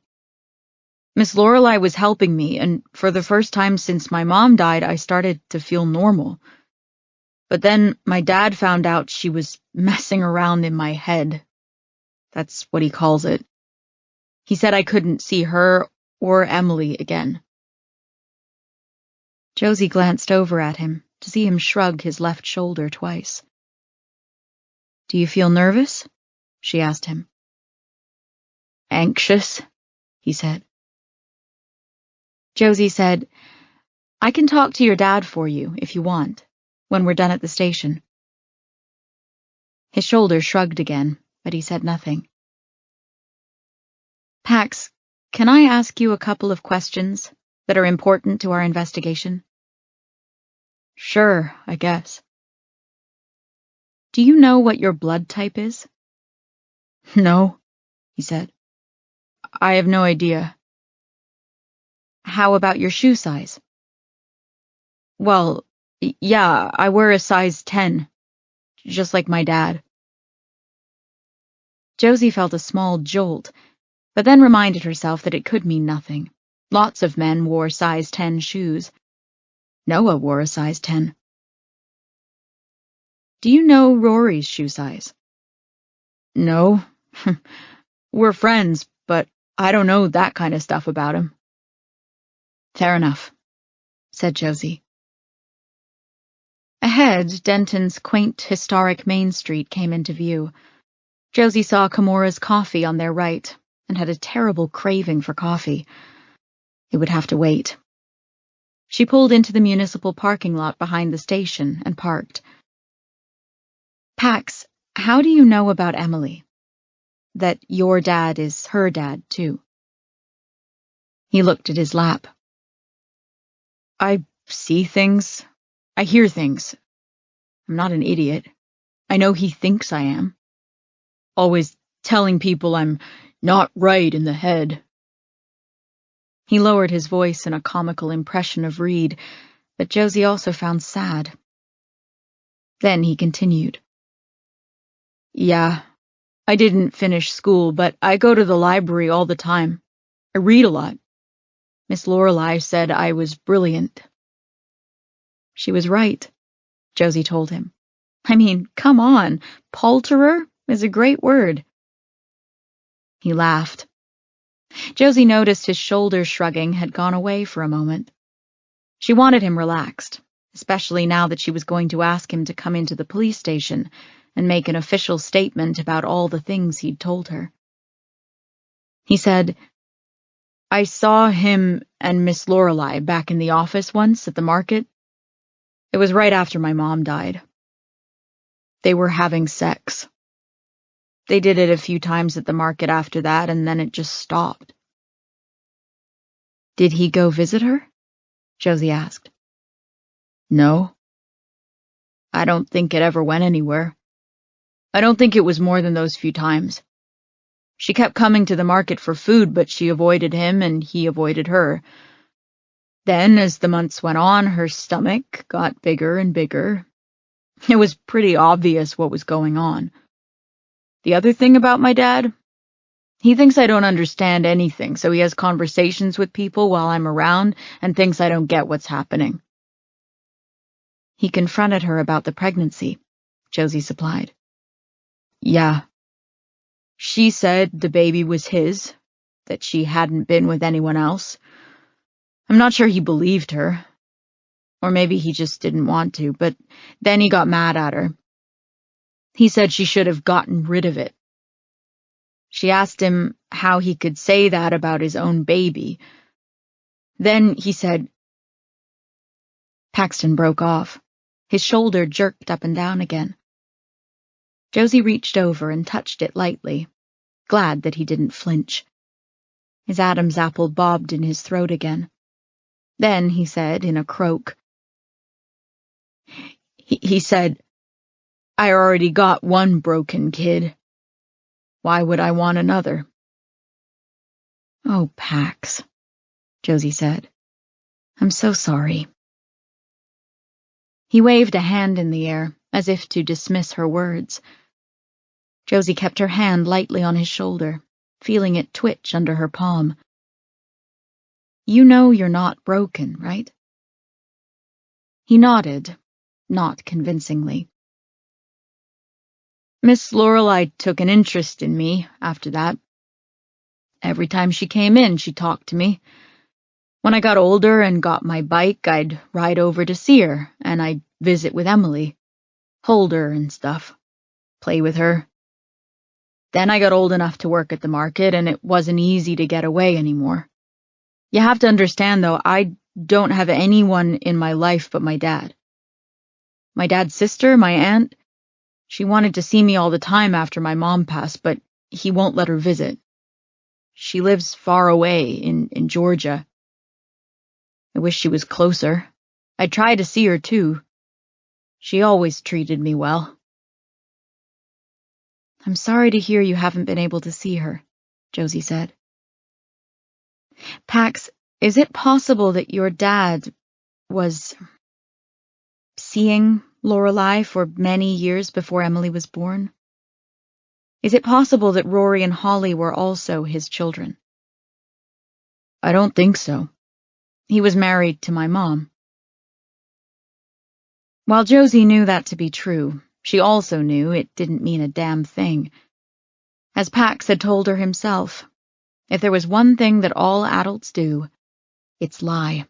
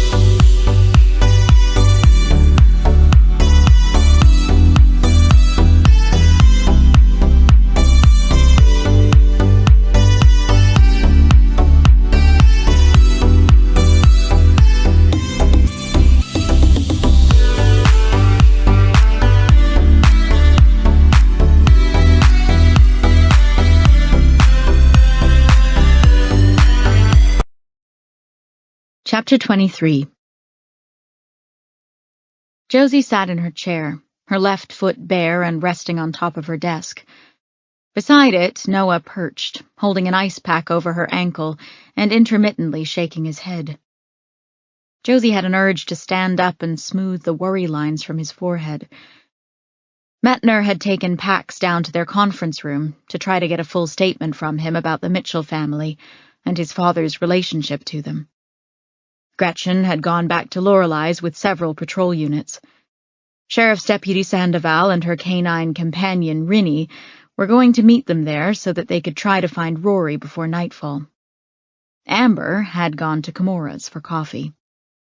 Noah said, "I should have gone with you."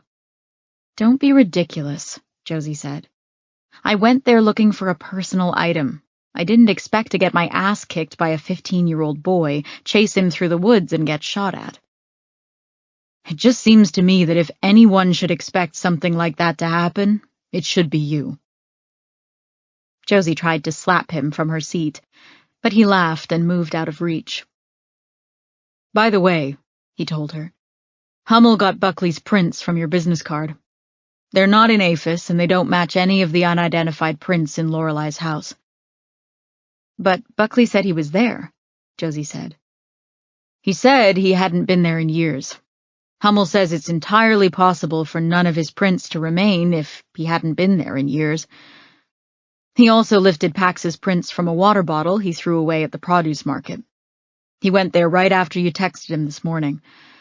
As expected, Pax's prints match up to one of the unidentified sets of prints in the house."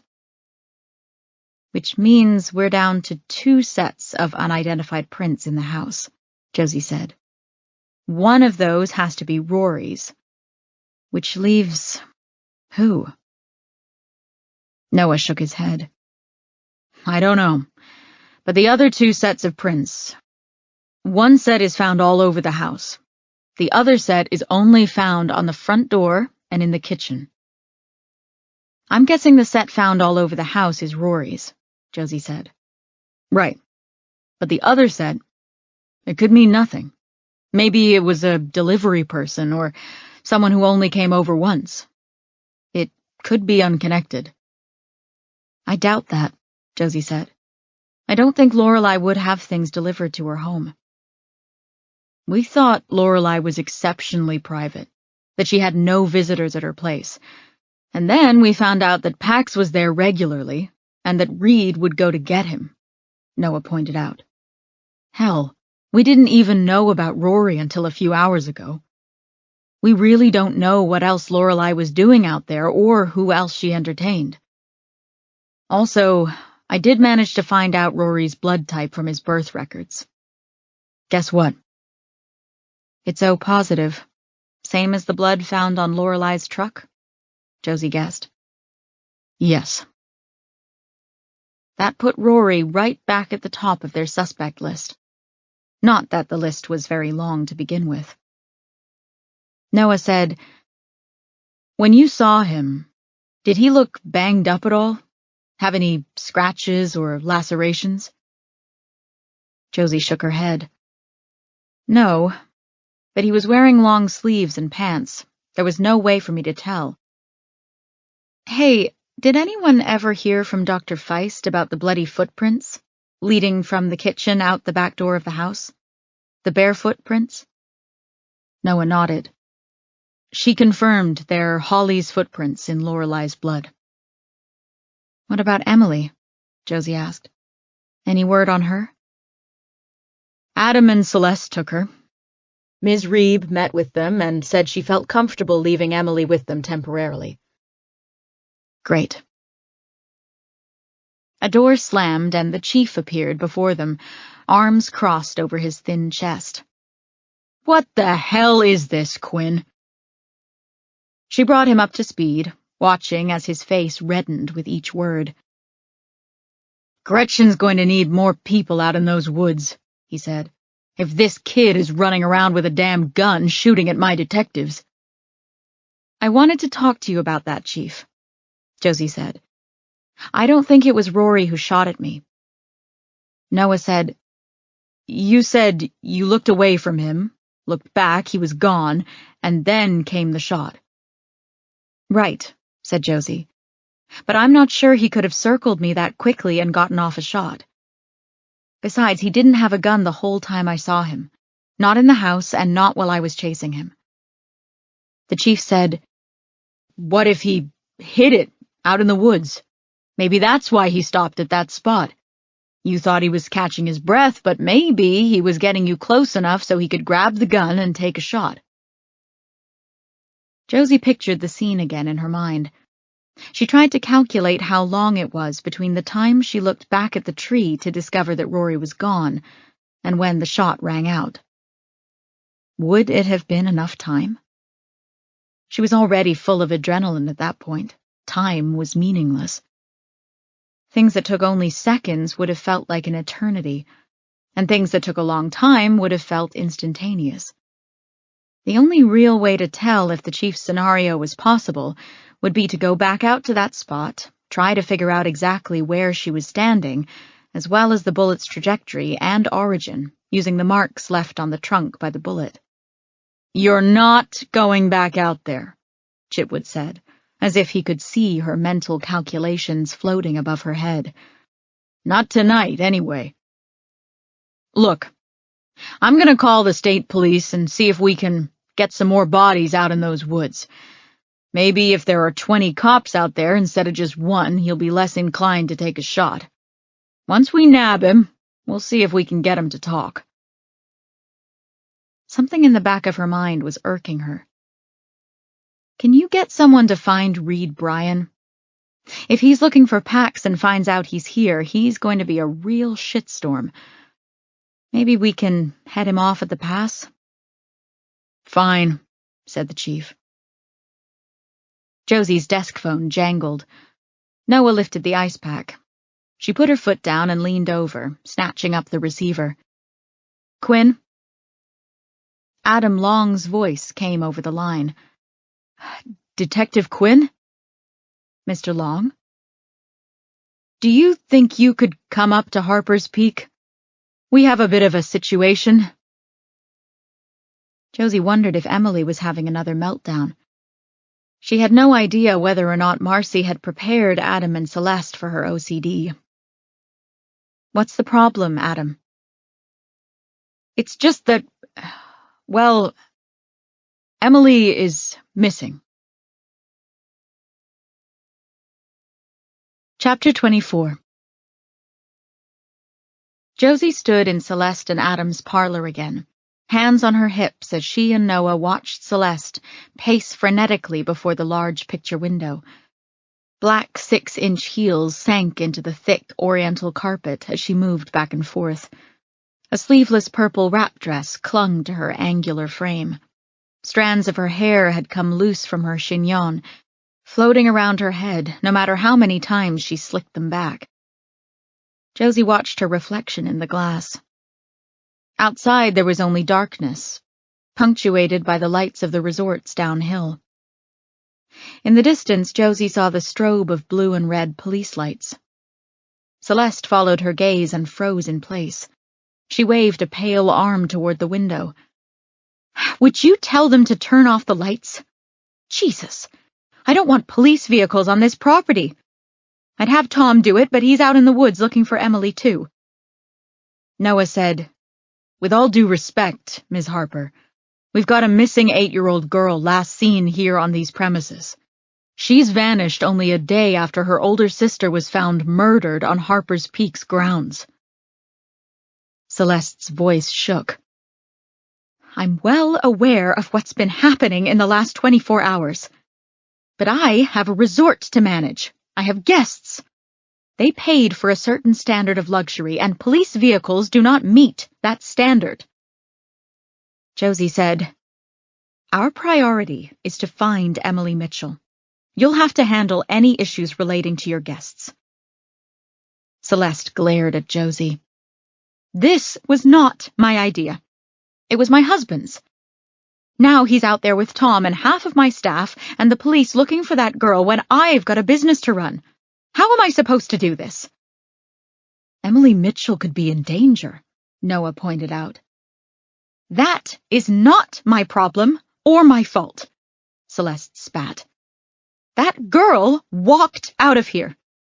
We spent the entire afternoon trying to make her comfortable and getting her settled in. Do you know what she did? Neither Josie nor Noah responded.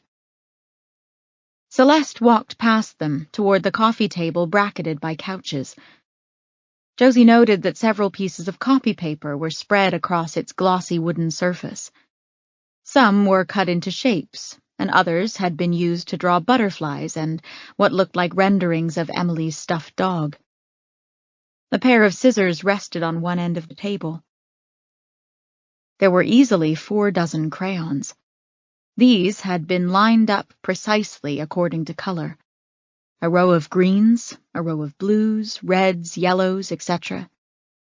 Josie hid her smile. Noah said, "She colored?"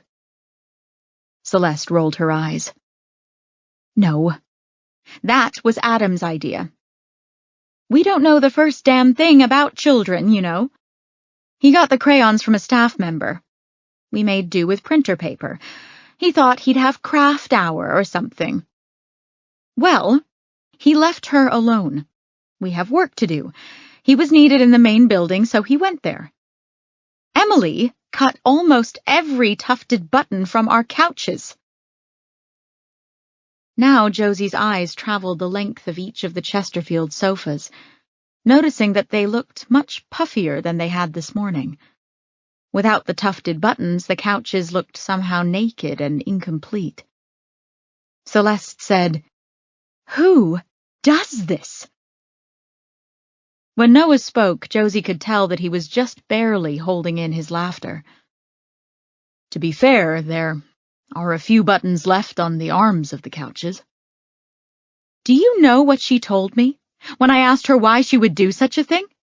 Celeste went on, ignoring Noah. She told me that she had to cut them off because she was afraid she would choke on them. Josie and Noah stared at her. Noah's eyebrow kinked. Are you sure that's what she said? Celeste huffed. Oh, you think I got that wrong? Yes, that's what she said. Josie knew it was an exceptionally odd thing for anyone to say and do, but she suspected it had something to do with Emily's OCD. She'd have to ask Paige or an OCD specialist about it later. Or she could ask Emily, hopefully, when she found her. Did you ask her what she meant by that? Josie asked. Why would I? It doesn't matter. She destroyed our property. Before Celeste could continue, Josie changed the subject. How do you know she walked out of here? When Adam left, I was here with her. I had to take a call. It was a rather long one, but I was only in the kitchen. She's not an infant. I thought she'd be fine in here for a little while, so I didn't worry about it. Except that when I came back, she was gone. The front door was open. She'd taken that ratty old stuffed dog with her, and my tufted buttons. You don't actually know that she left of her own volition, Josie pointed out. You don't have cameras out front? Celeste huffed. Not out here. This is our private residence. Private being the operative word. In all the years I've lived here, my entire life, we've never had an issue. Until now. It had to be Lorelei's little girl, didn't it? Keeping to the task at hand, Josie asked, Did you look for her when you realized she was no longer in the room and the door had been left open? Of course I did. I'm not a monster. I walked around the perimeter. I called for her. When I couldn't find her here, I went down to the resort area and searched. I spoke with Tom, and the two of us asked several of the staff to help. Once I located Adam, I asked him as well. When we could not find her on the premises, Adam called you. You didn't actually see her leave, though, Josie clarified. Celeste returned to the front window, taking a moment to gaze outside. No. I'm sorry, I didn't.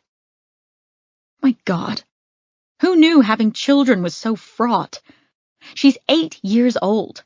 It seems like they should be easier to manage.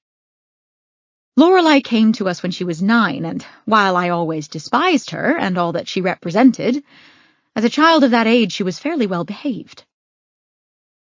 How long ago did she go missing? Noah asked. Celeste looked up toward the ceiling. Oh, I don't know. Maybe a half hour ago? 45 minutes? I spent some time looking for her before Adam called you.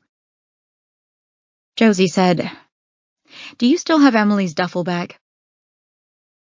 Without looking at them, Celeste motioned over her shoulder. Upstairs, 3rd bedroom on the left. She didn't take that with her. Josie nodded to Noah and he disappeared upstairs, returning moments later with one of Emily's shirts. I'll get this to Sandoval, he said. Tell her to prioritize finding Emily, Josie said.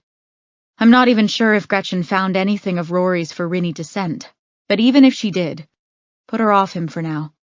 I want Emily found safely. We'll deal with Rory later.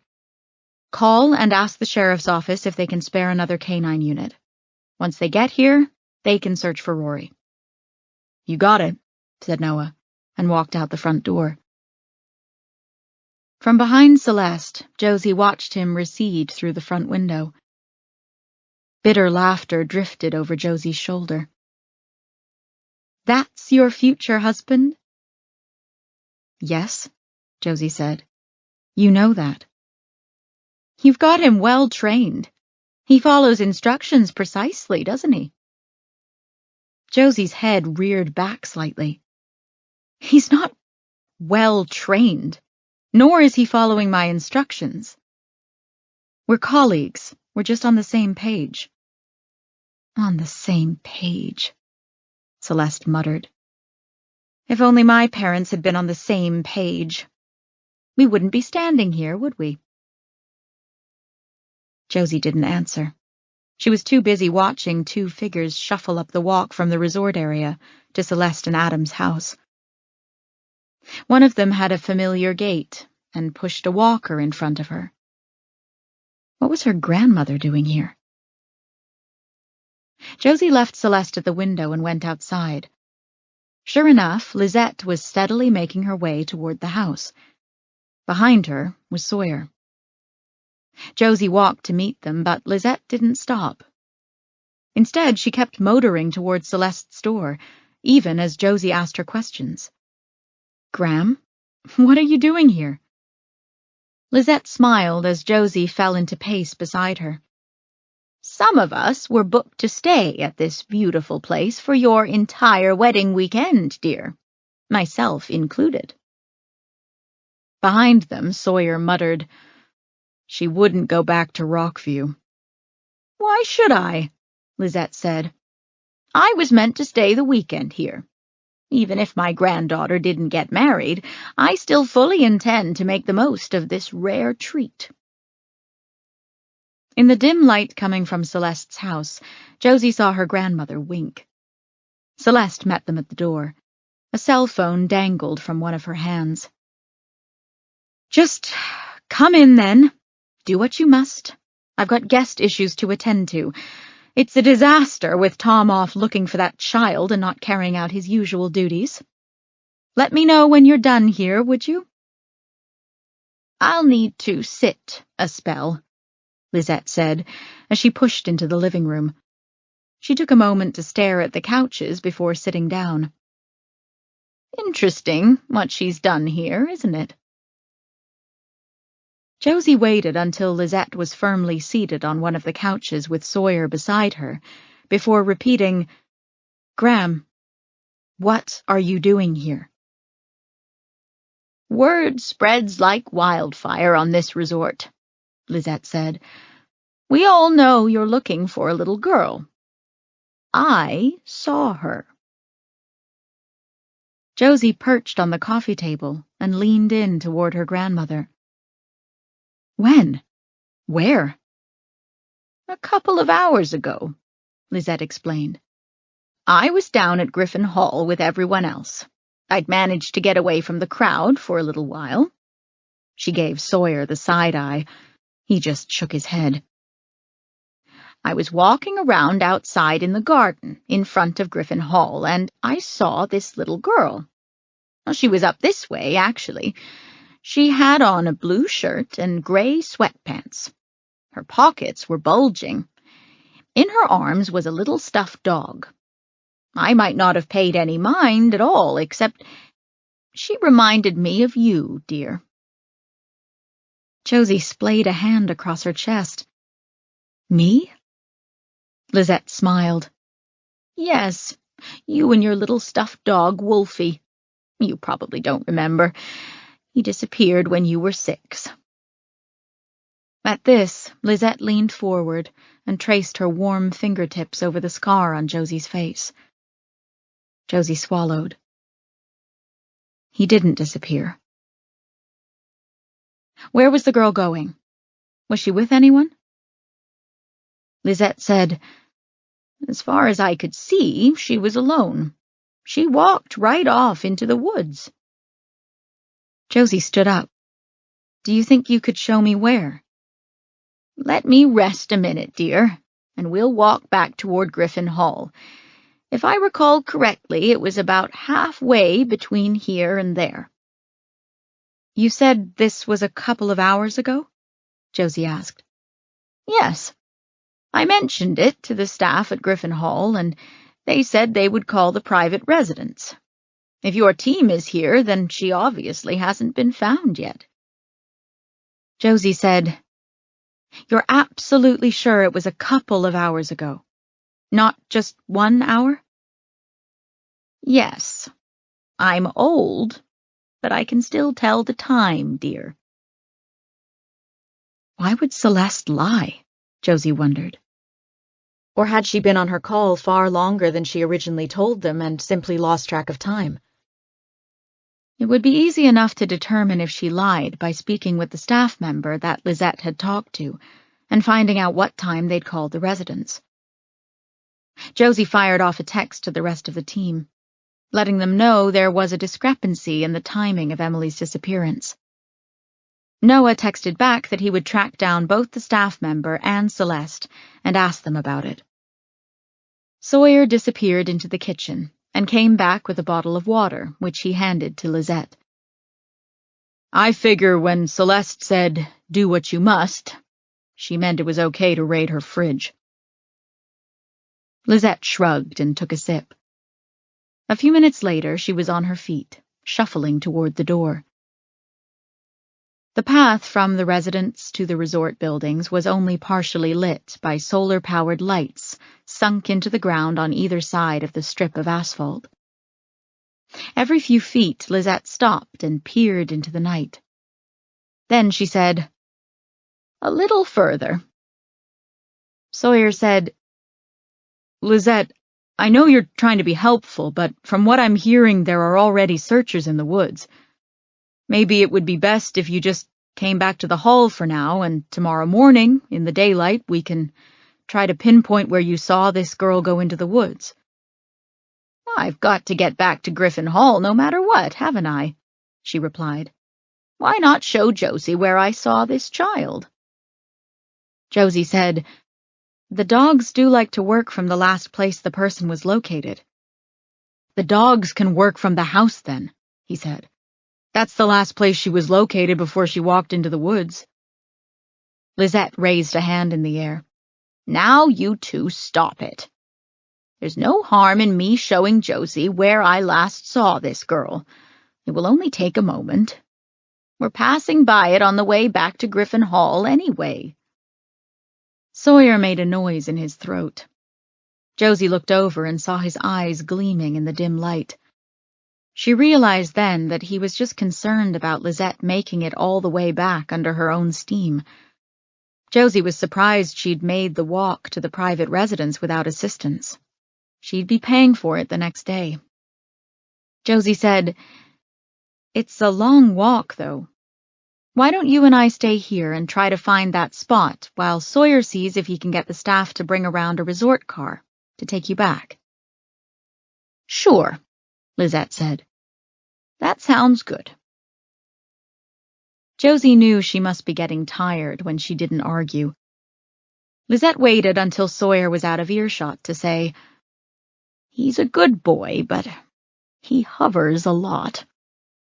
That's not the worst thing, Josie said. Didn't say it was, Lizette said. She maneuvered her walker through two of the small lanterns staked alongside the path and pushed it into the grass. Just a minute, Graham, Josie said. She took out her cell phone and found the flashlight app. Turning it on, she caught up with Lizette and shone the light ahead of them. The tree line was about 30 feet off. How do you know where you saw her? Well, there's a tree trunk that looks like someone set it on fire, like it's covered in soot. Josie panned the trees with her flashlight. Not soot, she said. Black sooty mold. It's from spotted lanternflies. When they eat, they produce this stuff. It's sugary. I think it's actually called honeydew. Anyway, it gets all over everything.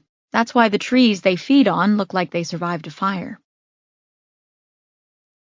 Lizette kept pushing her walker along, now and again when the grass was thick, picking it up and thrusting it forward. To your left. Josie panned left with her flashlight. Lizette stopped walking as they came within 10 feet of the tree line. There. The flashlight landed on a young birch tree, its trunk blackened. You sure this is it? Josie asked. I think so. They moved closer to the trees. You're sure she was alone? Yes, I think so. Josie used her flashlight to pan the ground. Why had Emily left? Why would she walk into the woods within hours of nightfall? Was she running away? Was she looking for Rory? Once Sawyer comes back, I'll take a closer look. Although by now she could be anywhere. A rustling sound came from within the trees. Josie swung her phone upward, but not before she saw a small pile of gray tufted buttons in her periphery. It lay at the base of the birch tree. Had Emily left them on purpose? Or had she just dropped them? Emily? Josie called, swinging the light back and forth. Josie, said Lizette. She stepped away from her walker and placed a hand on Josie's free arm. Josie, we need to... More rustling sounded from beyond the ruined birch tree. Josie kept shining the flashlight but could see nothing besides low-hanging branches and tree trunks. Lizette's grip tightened. And Josie could only remember one other time in her life when she had felt her grandmother's fingers dig into her skin so sharply. Josie had been a child and they were about to be separated. Josie had been going back to a house of horrors, and Lizette knew there was nothing she could do to stop it. Josie turned her head and met her grandmother's eyes, registering the fear in them. Gram? She said. Lizette tipped her head ever so slightly toward the trees and mouthed the word, gun. Josie's heartbeat stuttered. She wanted to ask Lizette what she'd seen. A person? Rory? Josie wanted to sweep the light over the trees again, but if Rory was there, with a gun, only a few feet from them, they were sitting ducks. He'd already attacked Josie once that day without provocation. Josie wasn't sure she could reason with him under the best of circumstances. What was he doing here anyway? Did he have Emily? Had he lured her into the woods? Josie used one hand to unsnap her holster and pull out her pistol, holding it in one hand while she shone the flashlight with the other. She kept the barrel pointed down. She didn't want to risk hitting someone who wasn't a true threat. But if someone was in the woods pointing a gun at them, she wanted him to know she was prepared. There was only one problem. Whoever was in the woods, she couldn't capture him with the beam of her flashlight. It wavered under the weight of Lizette's hand on Josie's forearm. "Police!" she called out. "Whoever is there, come out where we can see you." Lisette pulled at Josie's arm, and the flashlight beam jerked downward. "We should go back." In front of them, something moved, a dark blur. Lisette yanked at Josie's arm with surprising strength, throwing her off balance and sending her flat on her ass. Josie's phone fell into the dirt, the flashlight facing down, plunging them into blackness. A gunshot cracked through the air. Josie sensed, rather than saw, Lizette's body crumple. She placed both hands on the handle of her Glock and pointed it upward toward the trees. But she couldn't shoot blindly. There were other police officers and searchers in the woods. She couldn't risk it. Through the rushing in her head, she heard an unmistakable sound that turned her blood to ice. A shotgun being racked. Another shot was coming. "No!" Josie screamed. She scrambled onto her knees, taking one hand off the pistol grip to feel her way toward Lisette. Josie was aware that everything was happening in a matter of seconds, and yet time seemed to stretch out in an agonizing drip, like sap from a tree. Josie's hand brushed against Lisette just as her body rose up. The second shot pierced the air. Lisette fell back, knocking Josie down and falling on top of her. "Graham? Graham!" Ears perked for the sound of the shotgun racking again, Josie squirmed from beneath Lisette. Her mind was overwhelmed. On some gut level, she knew she had to choose between pursuing the threat in the woods, which could still kill her, or tending to Lisette. Her hands had already made the choice as they tossed her pistol aside and began to feel Lizette's body for wounds. "Graham!" Lisette was on her back. Profound, visceral relief flooded Josie's veins when her trembling hands reached up to touch Josie's face. "Jose." Her breathing was ragged. Josie's fingers traveled down her grandmother's wrists to her shoulders, caressing her face, her hair. Nothing wet or sticky. No head or face wounds. Her chest and torso were another story. Hot blood clung to Josie's fingers. Had the shooter used a slug or buckshot? The more her fingers explored, the more Josie was convinced it had been buckshot, which meant multiple wounds. "Jesus!" she cried. "Graham, hold on!" She couldn't see. Her hands scrabbled through the grass. She needed her phone, the flashlight, or she could call her team. "Graham!" Every nerve ending in her body buzzed. She couldn't find the phone. Lisette coughed. Josie turned back toward her and had the sensation of leaving her body. Suddenly she was floating just over herself and Lisette. It was like looking through night vision goggles, both of them dark forms against a glowing green backdrop. Josie saw herself on her knees, hands gliding across the grass, finding nothing. Lisette lay on her back, eyes staring upward. One of her arms reached out, searching for Josie. There was no time. Josie snapped back into her body, felt the terror choking the air from her lungs, the hot blood on her hands, the adrenaline making her entire body feel like a live wire. She heard noise in the distance. Someone moving away, through the woods. A motor whirring in the opposite direction. Then, as sure as if he were standing over her, whispering into her ear, Josie heard the voice of her late husband, Ray. "Focus," he said. "I'm trying," Josie cried. aware for the first time of the tears streaming down her face. Had she said it out loud? She didn't know, didn't care. "Joe," the voice said again. "You have to scoop her." Scooping was a term used in law enforcement. When a victim of violence, usually a shooting, was losing blood too fast to wait for aid, the police literally picked them up and carried them to their vehicle, and then rushed to get them help. Josie crawled toward Lisette, found her shoulders and hips and slid her arms beneath her, scooping her up. She stumbled to her feet, swaying, trying to find her balance on the grass with a swollen, aching ankle. Then she ran. Chapter 25. Sawyer pulled up along the path in a resort car as Josie reached the asphalt. Josie watched the emotions pass over his face in seconds. Confusion, alarm, fear, and then his training took over. He threw the car into park before it even stopped moving and jumped out, running toward Josie.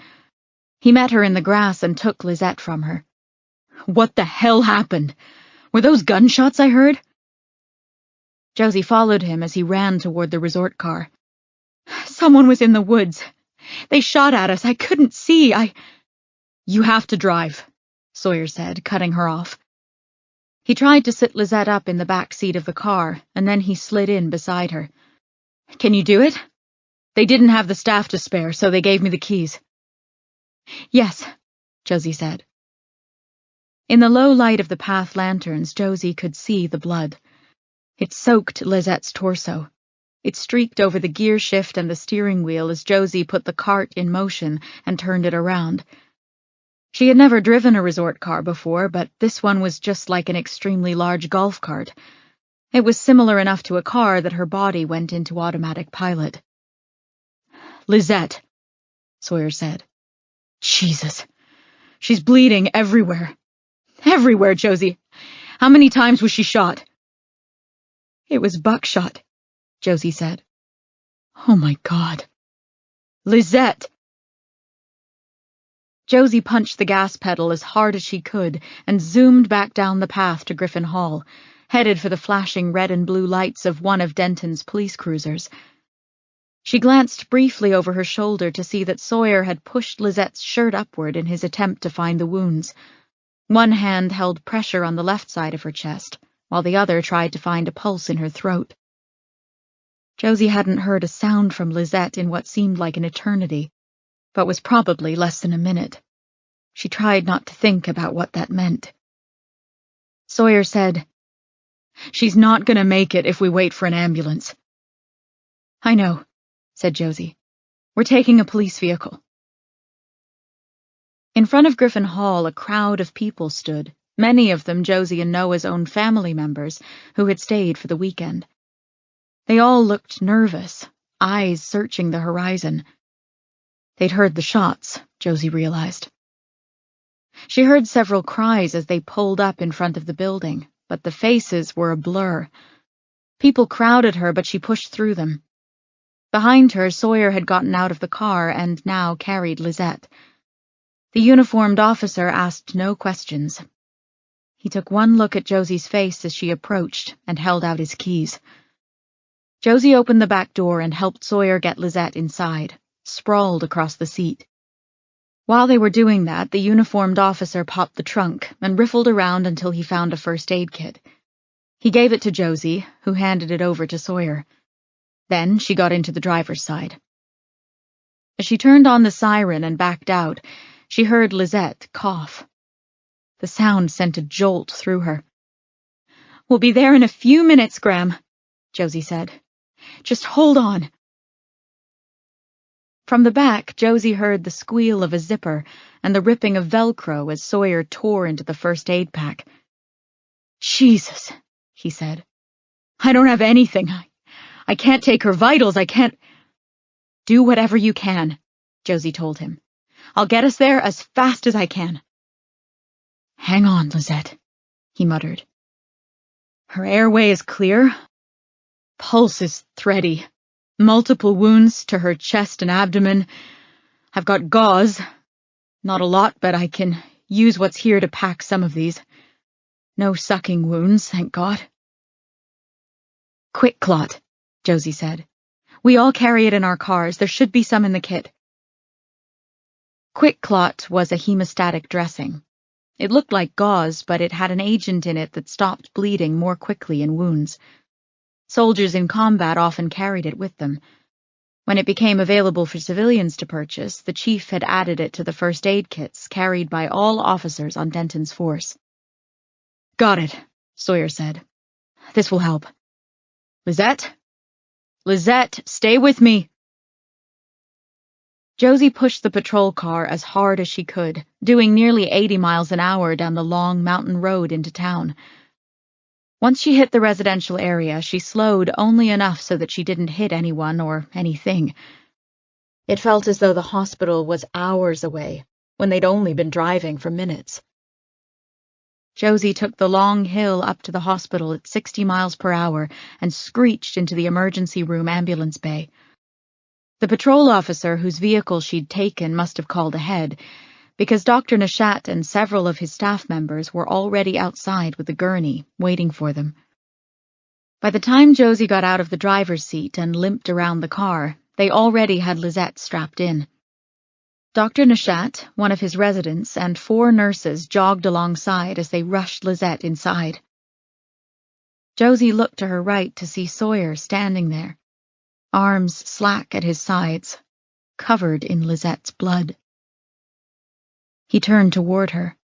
His expression was a combination of fear and anger. What the hell happened out there, Josie? Josie swallowed the hysteria that rose in her throat. Someone was in the woods and they... He advanced on her, cutting her off. Someone was lurking in the woods, and they decided to shoot an 84-year-old woman? No, I don't know. We were just standing there, and she saw something. A gun. I thought you guys were looking for an 8-year-old girl, Josie. We were, but there's more to it. He pointed a finger toward the emergency department doors. Josie noticed his entire arm shook. What kind of a person would shoot an 84-year-old woman, Josie? She walks with a goddamn walker. She's not a threat. You're a police officer. Didn't you have your gun? What in the hell happened out there? You're not hurt. You're not shot. Josie couldn't seem to push the words out. How it had been so dark and happened so quickly, and how she couldn't see anything. How she'd already been shot at once that day. How the killer was aiming for her, not Lizette. The feeling of Lizette's steel grip on her arm. The way that Lizette had whipped Josie off balance like she weighed nothing. How her body rose up in front of Josie before the second shot. All of those things kept repeating in Josie's mind. Sensory memories, shadows across her shock-addled brain. She put herself in front of me, Josie choked. What? She was protecting me.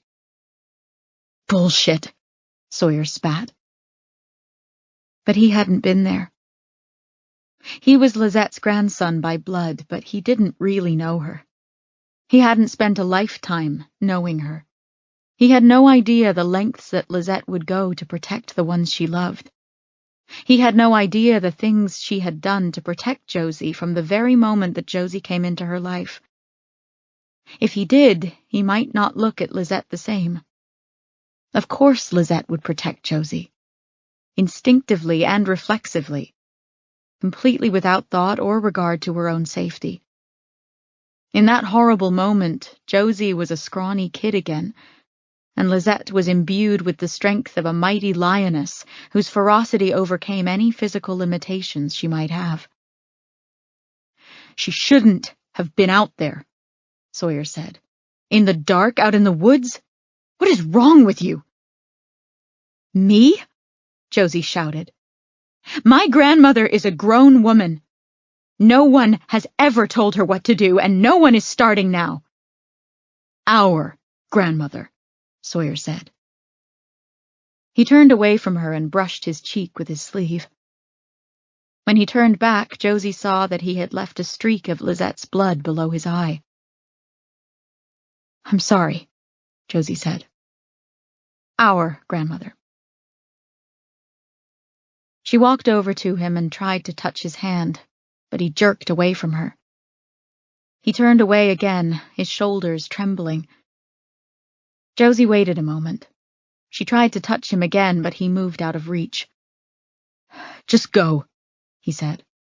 Go check on her. I'll call Noah. Josie realized then that she didn't have her phone. It was somewhere along the tree line with her gun. Tell him he has to secure the area where she was shot.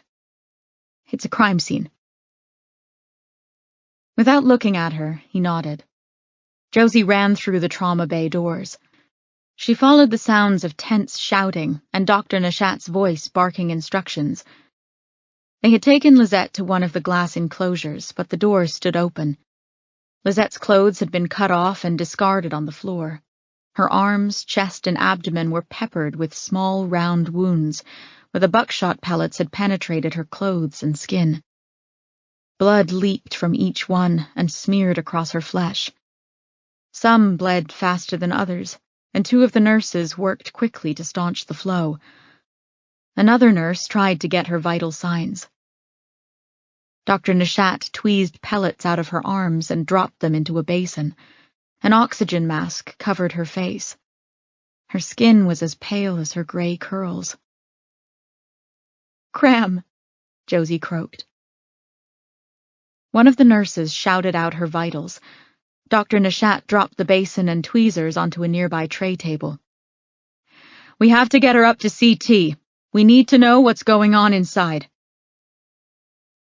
Lizette's head turned slowly. Her eyes searched the room until they locked onto Josie. Everything around them faded for a few precious seconds. Lizette's mouth moved, but beneath the mask, Josie couldn't make out what she was trying to say. Detective. Josie tore her eyes from Lisette long enough to see Dr. Nishat standing before her. We need to get this woman upstairs. She needs a CT scan and, given the placement of some of these wounds, I'd say she'll most definitely need surgery. Josie stepped aside. Would you please keep me updated? She's my grandmother. Dr. Nishat froze momentarily, his professional demeanor slipping for just a moment. Then he patted her shoulder. You'll know everything I know. The nurses wheeled Lisette out the door. Josie managed to touch her bare shoulder as she went past. Her skin was cold. Chapter 26. Josie felt a paralysis unlike any she'd ever known. Thoughts escaped her mind. She stood in the hallway until a security guard appeared and ushered her into another area of the emergency department. It was a small, private waiting area. She was aware that he said something about her not going into the main area because she would frighten everyone else, looking as she did. He planted her in a chair and handed her a towel.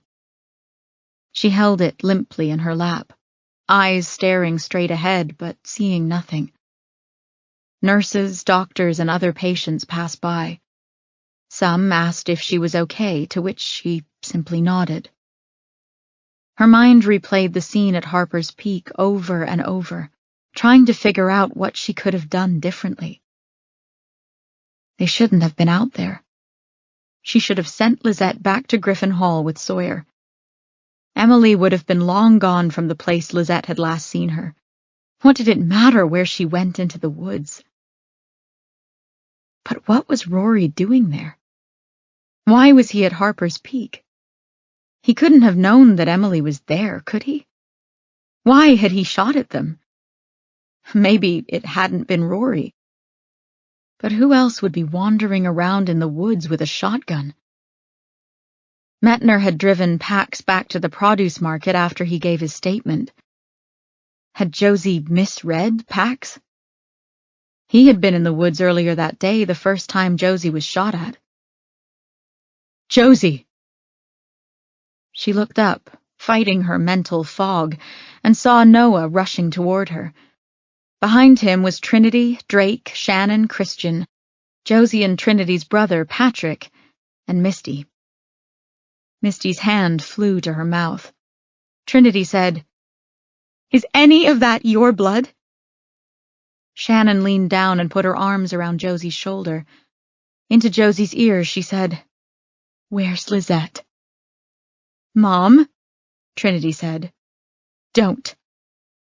Christian said, "I'll go find a doctor or something and see what we can find out."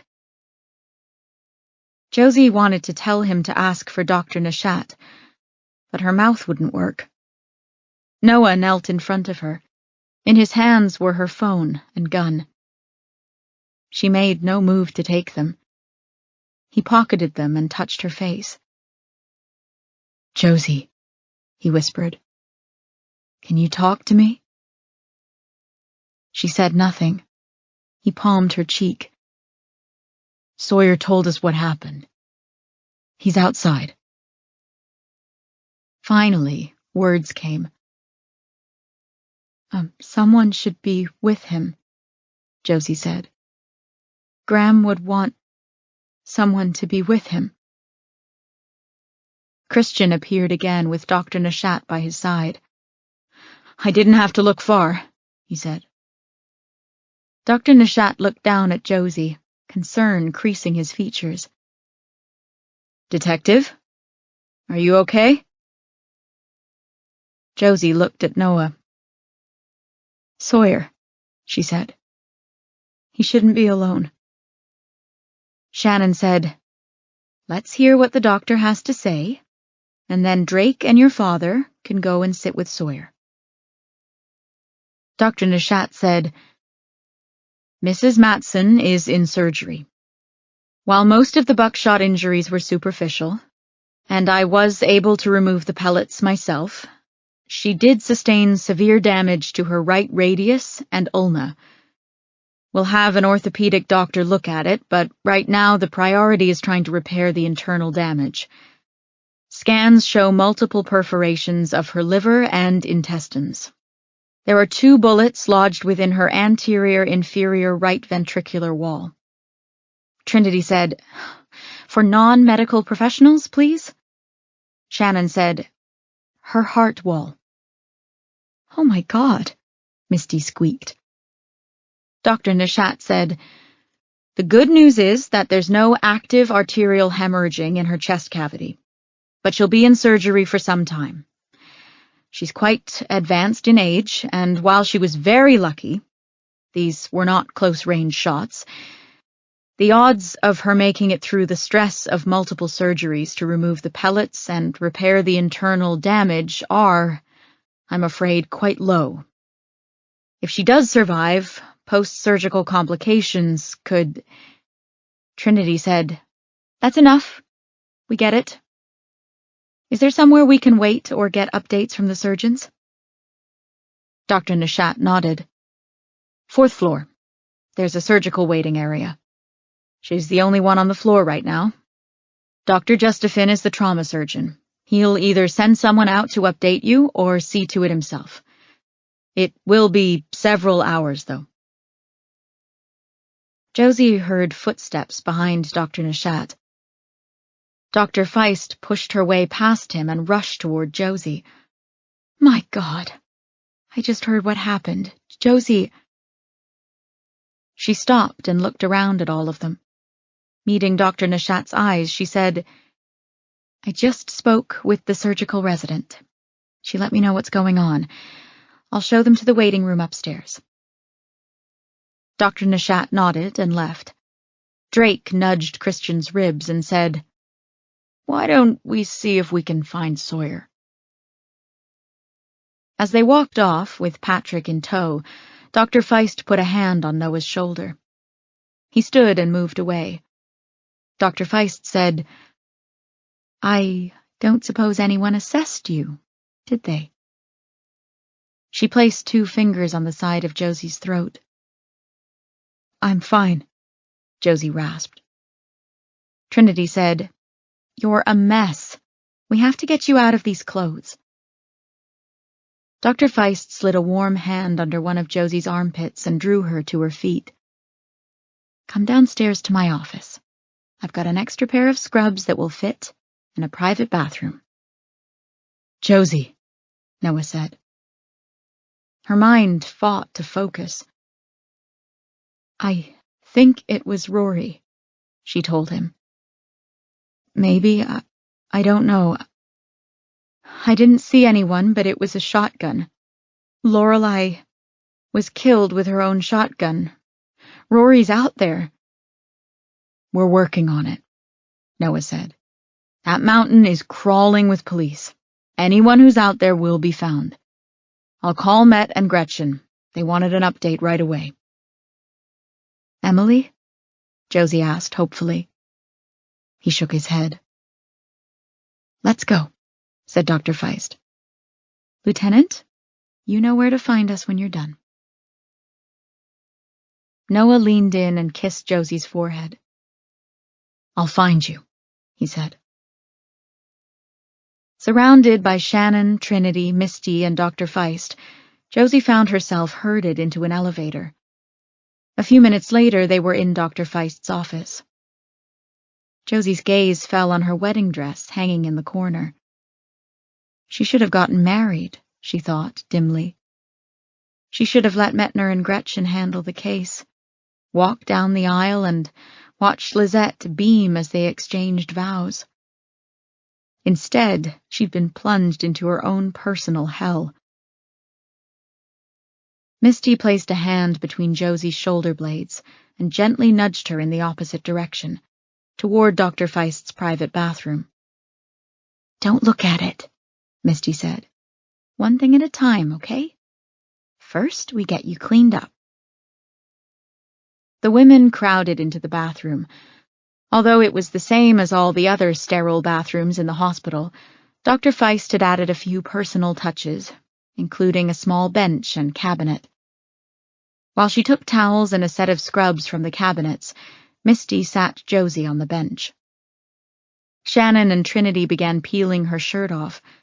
Then Misty was back with a warm, wet towel, carefully wiping away Lisette's blood. Shannon held up Josie's shirt. What should we do with this? Throw it away, said Trinity, now kneeling in front of Josie to take her sneakers off. No, Josie cried. Don't! She couldn't bear the thought of losing the shirt she'd been wearing the last time she was close to Lisette. What if that was the last time she would ever hold her grandmother? Misty, Trinity, and Shannon all stared at her. A long moment stretched out, filling the room awkwardly. Finally, Dr. Feist said, There are patient belonging bags in the exam room. I'll go get one. Silently, the women scrubbed away the blood until there was only a pile of white towels, stained red, in the corner of the bathroom. Dr. Feist took each piece of Josie's clothing and placed it into a bag, as promised. Josie did everything they told her to do until she was clean. Her skin was damp, and she was dressed in Dr. Feist's scrubs.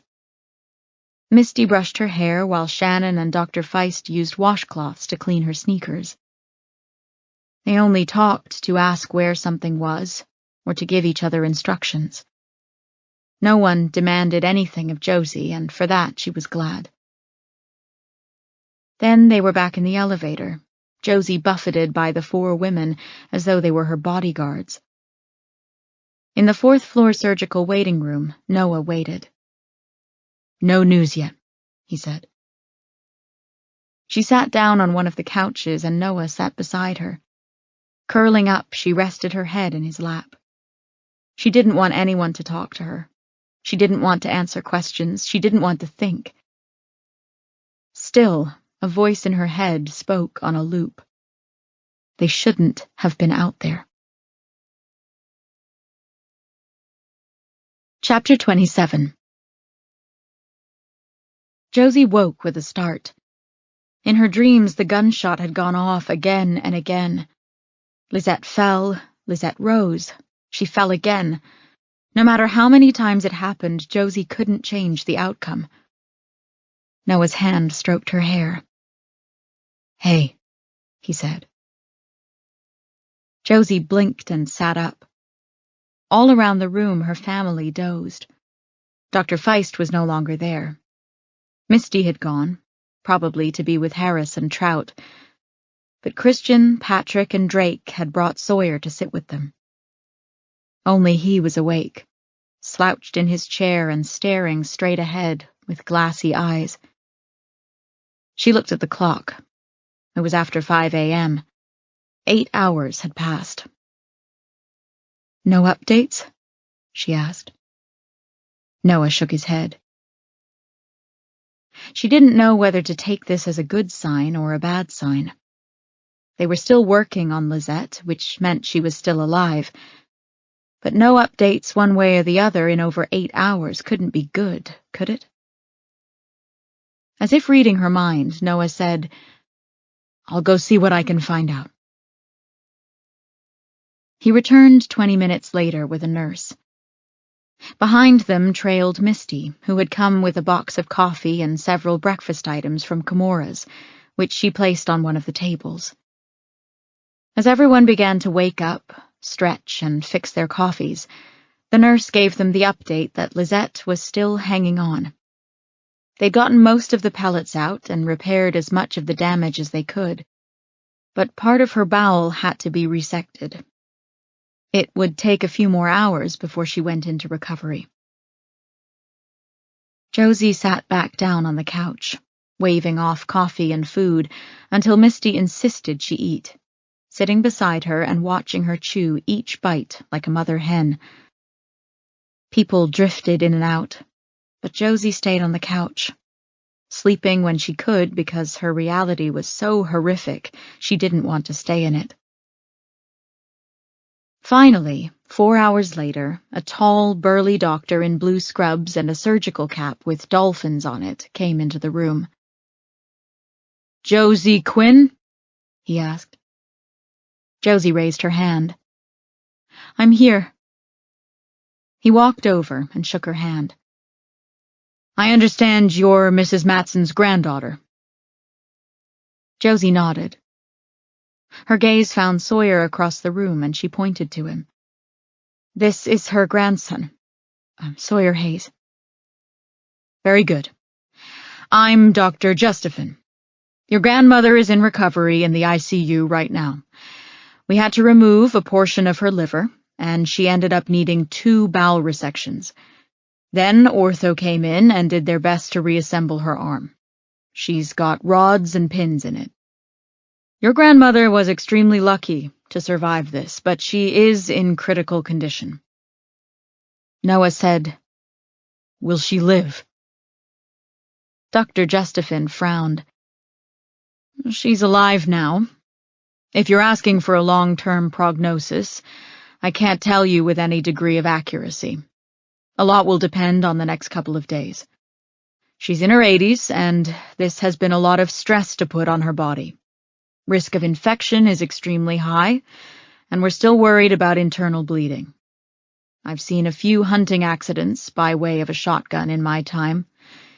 Younger, healthier people have died with far less serious injuries. I hate to be the bearer of bad news, but I think you should be prepared that the next few days with your grandmother may be her last." Josie swallowed. She was so dehydrated, her tongue stuck to the roof of her mouth. When can we see her?" "A few hours," said Dr. Justafin. "You can go downstairs to the 3rd floor where the ICU waiting room is, and someone will come get you when it's time." Someone thanked him, and Josie watched him walk out of the room. Sawyer stood up. Glaring at Josie, he said, "She's going to die. We have a few days with her, if we're lucky." I hope this case, whatever the hell you people are working on, was worth her life." "Hey," Noah said. He put himself between Sawyer and Josie. "I know you're suffering, but you're way out of line." Sawyer's voice was so calm it felt like a knife straight to Josie's heart. "She didn't have to be out there. No one did. You two could have had your wedding like normal people. But no, the great Josie Quinn couldn't stay out of the spotlight." A chorus of protests went up around the room. Drake tried to insert himself between Noah and Sawyer, but it was too late. Josie never even saw Noah's hand leave his side, but then his fist smashed into Sawyer's face. Misty cried out, then clamped her hands over her mouth. Shannon said, "That's enough." Drake dragged Sawyer toward the door, while Christian and Patrick restrained Noah.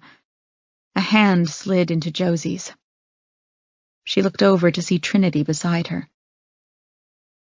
One of Sawyer's hands shot over Drake's shoulder, pointing an accusing finger at Noah.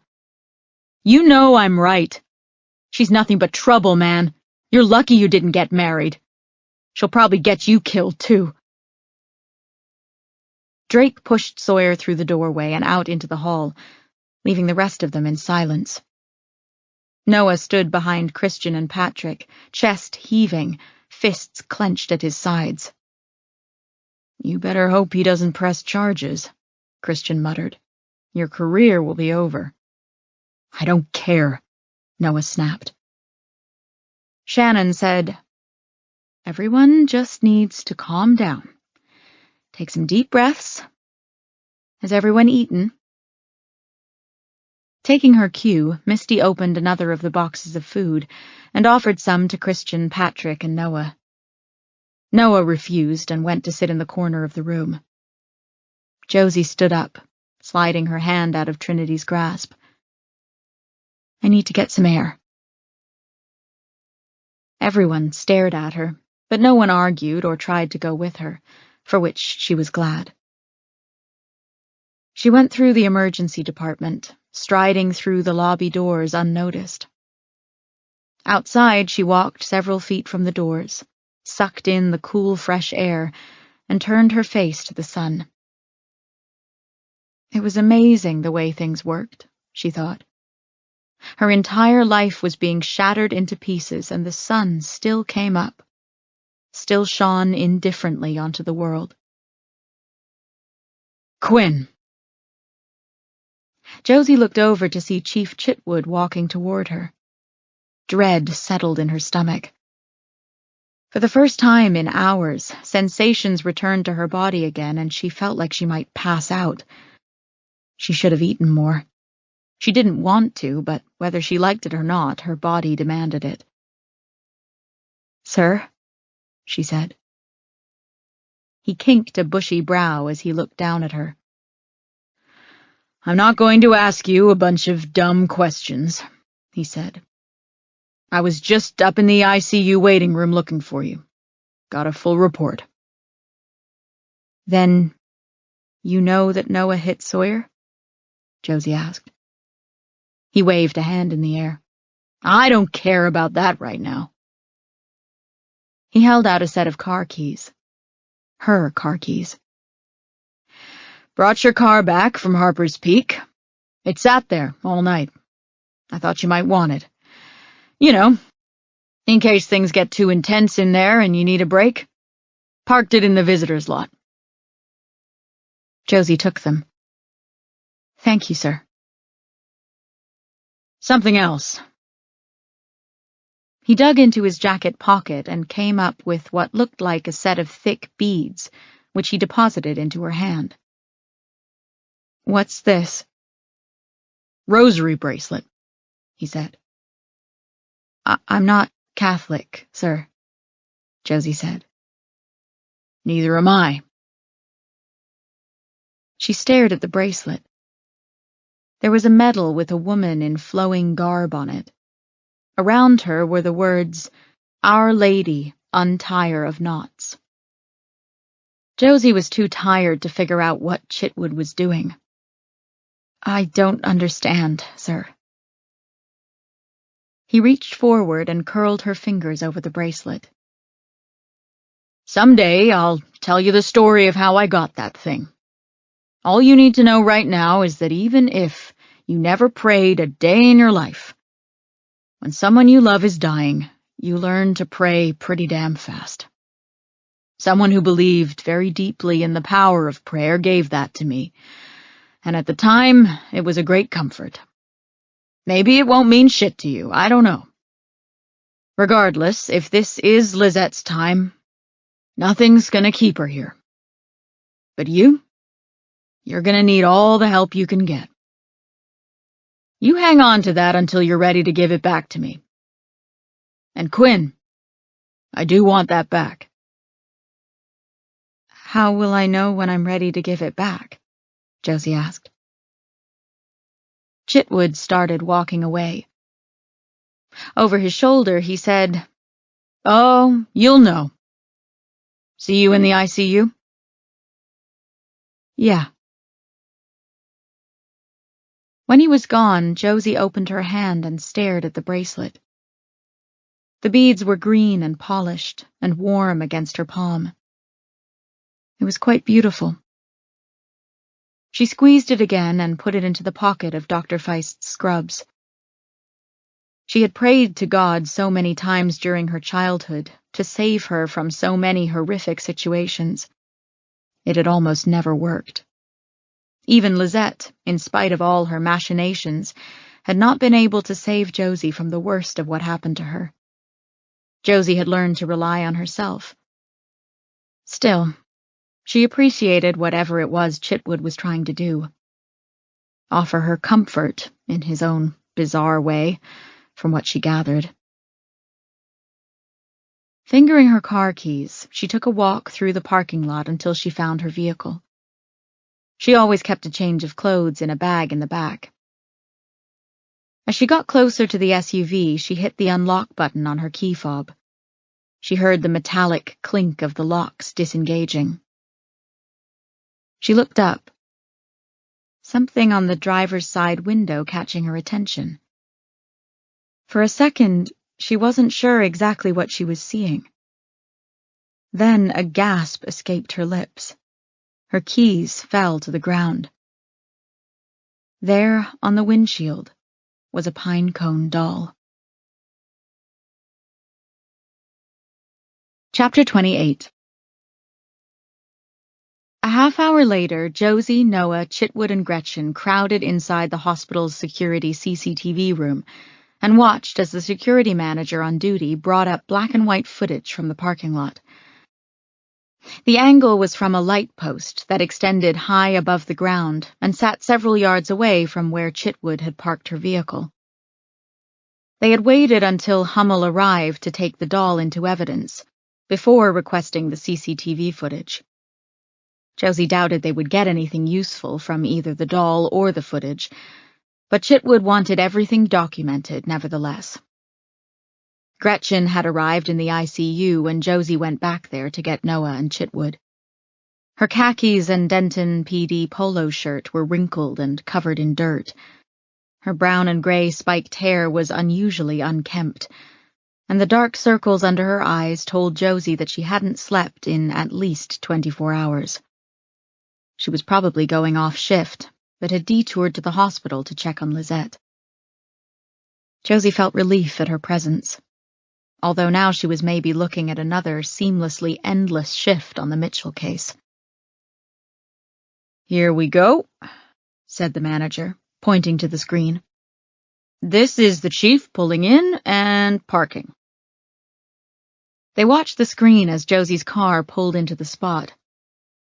Chitwood got out, clicked the key fob, and walked off. The manager fast-forwarded the footage. About 10 minutes later, a hooded figure appeared on the edge of the screen, walking down the row of cars. The hood was pulled too low to make out any of his features. His hands were jammed into his hoodie pockets. Josie noted that he wore jeans and a pair of boots. Not what she'd seen Rory wearing the day before when she'd encountered him. unless he had gone back to his house and changed. But Josie didn't remember seeing any clothing that looked like it belonged to him in the house. "Here he goes," said the security manager. The figure stopped at Josie's car and stared for a few seconds, as if trying to decide something. Maybe whether or not he had the right vehicle? Then he panned the area and quickly pulled the pinecone doll from his hoodie pocket and put it on the windshield. Checking all around once more, he ran out of the frame. Chitwood said, "What in the hell is going on here?" Noah said, "Why is this kid going to all this trouble to come here and leave the doll? Why Josie?" "The doll means he's sorry," Gretchen said. "That's what Emily told us. Rory leaves them for her when he's sorry." Chitwood said, "Is he trying to say he's sorry for shooting Mrs. Matson?" Noah said, "A crazy-looking doll is not going to fix this. That kid needs to be in custody. Now." "That's not Rory," Josie said. They all turned toward her. "Rory's only 15. He can't drive yet. Even if he could, where would he get a vehicle? He didn't even have a bicycle. Lorelei kept him on her property. He was her big secret, remember?" "If that's not Rory," Gretchen said, "who is it?" "Paxton Bryan," Noah said. "It has to be. He's got a driver's license and access to his dad's vans." Chitwood said, "What was Paxton Bryan doing out in the woods by Harper's Peak last night? How did he know where to find Quinn today? And if he's protecting her, why is Emily leaving the buttons behind?" Gretchen added. Josie said, "Emily went into the woods. We know that. We also know that Pax is frequently out there on his bike, and he also drives up and down the road from the produce market to Harper's Peak often. He would have seen all the police vehicles. All he would have had to do is ask any of the searchers what was going on. Maybe he went out to look for her." "I'll buy that," Chitwood said. "But why is Pax leaving the pinecone doll? I thought that was Rory's thing." Josie scrubbed her hands over her face, trying to rub away her exhaustion. Her mind felt foggy. "Emily never said Rory's name." Jesus. We've been looking at the wrong person this entire time. "Shit," Gretchen said. "The boss is right. Emily said he. She never said a name. We just assumed it was Rory based on the fact that he had a history of violence." "And his blood type," Josie pointed out. "We don't know Pax's blood type," Gretchen said. "It could also be O positive. Pax wears size 10 shoes." Noah said, "Emily said Pax was her friend. Would she say that if he had killed her mother and sister?" Josie said, "That's a good point. She knew to hide when Rory got violent. That was part of the safety plan." "But she didn't actually see the murders," Gretchen said. "That's the theory we're operating on. Things got violent and she hid." "Still, the safety plan applied to Rory," Josie insisted. Chitwood said, "Maybe the Pax kid was there that morning. Maybe things got heated and Emily just went to her hiding place because that's what she'd been conditioned to do." "Then why wouldn't she just tell us Paxton was there?" said Gretchen. "She didn't even tell us she had a brother," Chitwood pointed out. "But she did mention Paxton.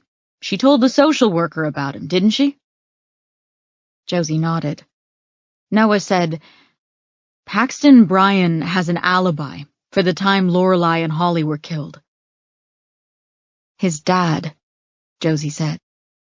"Reed Bryan isn't going to win any awards for Father of the Year, but I believe he'd lie to protect his son."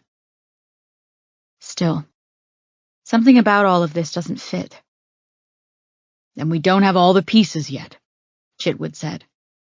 We'll bring Reed in for questioning. We also need to find all three of these kids, Pax, Rory, and Emily. We need to do it now before anyone else gets hurt. I'll send patrol over to the Bryan farm and the market right away. Noah said, If Pax isn't there and he's driving around in one of his dad's vans, we need to put a bolo out on whatever vehicle he's using. We've still got the issue of Rory Mitchell, who may or may not be homicidal, wandering around in the woods. He turned to Gretchen. What happened with the searches? Nothing. Nothing happened. All we found were the spent shotgun shells near where Lisette went down. As you know, we can't get prints from them once they've been shot from the gun, so they're useless. Noah said, What about the dogs? They didn't find anything? Gretchen shook her head. We've had 36 people and 2 canine units out working all night long. They've got nothing.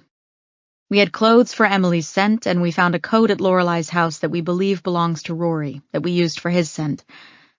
Those dogs ran for miles through the woods until they were almost falling over from exhaustion. They lost both scents. Dogs don't lose scents very often, Josie said. Unless there are certain weather conditions, of which there were none, or the person is carried off in a vehicle. Noah said, Whose vehicle would they get into? As far as we know right now, Paxton is the only person in this entire scenario with access to a vehicle, Josie said. Chitwood said, Which is another reason why we're going to find that kid as soon as possible. Josie asked, Did anyone find out whether Celeste was lying or not, about what time Emily disappeared? Noah said, I found the employee Lisette spoke with. He called Celeste a full 2 hours before Adam called us. I asked her about it, but she would only say that she lost track of time. Bullshit, Josie muttered. Gretchen said, Both Rory's and Emily's scents were found at Harper's Peak. Chitwood said, We know why Emily's was there. But why would Rory be up the mountain that far? He wouldn't have known that's where she was. Josie said, Neither would Pax. No one told him where Emily was going. Even if he'd driven up there to deliver something for his father, Emily was at the private residence. He couldn't have seen her. Gretchen said, Unless he overheard someone on the staff talking about it. Chitwood said, All right. What we've got here is the following scenario. The girl was at the private residence at Harper's Peak yesterday. Rory Mitchell was out in the woods. We know that because he beat the hell out of Quinn and she chased him. Pax was at the station house giving a statement for some of yesterday, and then Metner dropped him back off at the produce market. Shortly after that, Emily walked out of the residence and into the woods. Lisette saw her. It appeared as though she was alone. When Lisette took Quinn to check out the spot where the girl went into the woods, someone shot at them. Searchers trawled the mountain from the Mitchell house to Harper's Peak looking for Rory and Emily and found nothing. Next thing we know, Pax shows up here and leaves the creepy doll on Quinn's car. Yep, Gretchen said. That's where we are. Josie's phone buzzed in her scrub's pocket. She took it out to see a text message from Trinity. We can see my grandmother now. Chapter 29. Lisette was still sleeping. She looked tiny and frail in the hospital bed, dwarfed by all the equipment attached to her. For the first time, she looked old, Josie realized. In her 70s and 80s, even with a walker and terrible arthritis, Lisette had always seemed so vital to Josie. In Josie's mind, she had never aged. She was always the woman who took Josie roller skating and to the beach for the first time, full of energy, a mischievous sparkle in her eye. Josie wished she would open her eyes, but the medical staff had told them it could be hours before she woke. Her right arm was in a thick cast and propped on a pillow. At least someone had taken the time to clean her up. Gone was all the blood, although Josie could still see some wounds starting to scab over, where Dr. Nishat had removed the buckshot on her good arm and on her chest, where the hospital gown had drooped. The ICU nurse only let 2 of them in at a time, and only for 10 minutes each. Noah stood behind Josie as she stared down at Lisette. Her tears came hot and fast. They were unstoppable. Compartmentalizing was one of Josie's special skills, but looking down at her grandmother, easily the most formidable woman Josie had ever known, she felt like her heart was splintering into a million pieces. She would never be able to put them back together. Josie reached through a mass of wires and IV tubes to find Lisette's left hand.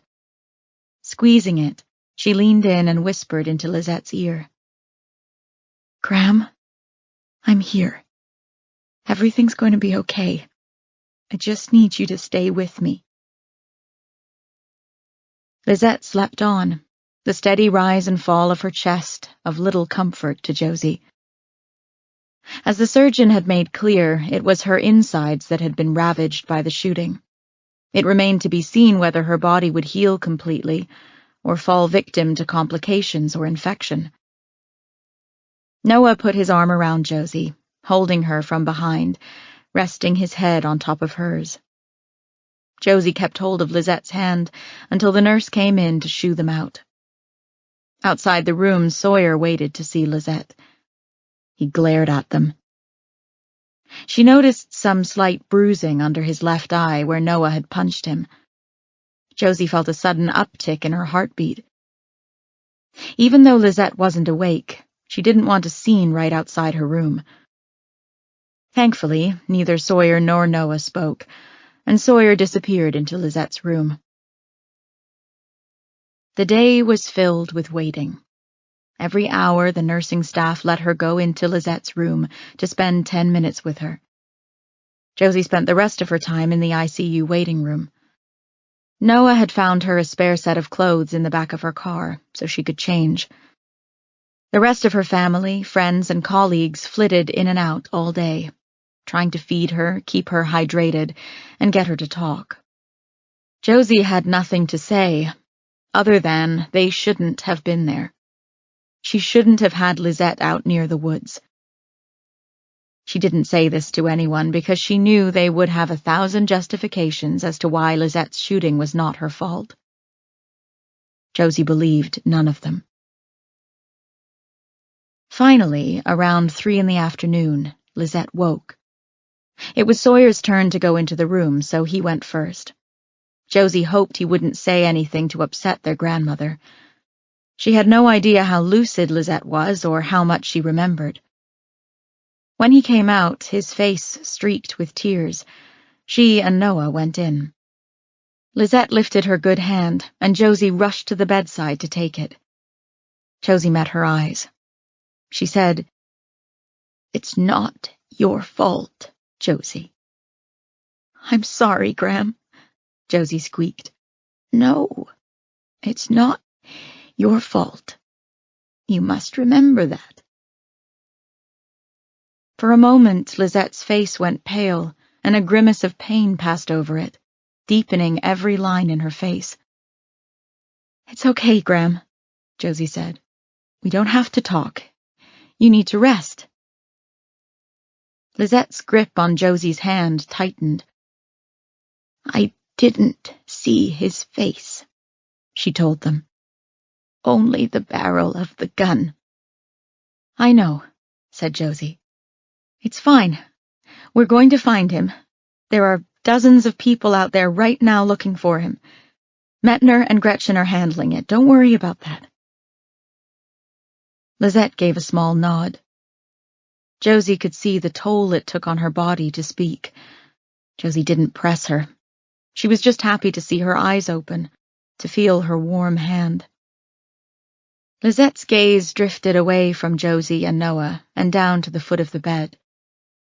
Then she looked back at Josie. "I'm not going to make it, dear." More tears streamed down Josie's face. She couldn't control the sob that erupted from deep within her. "What? No, Graham, don't say that. You can survive this. The worst is over, the surgery."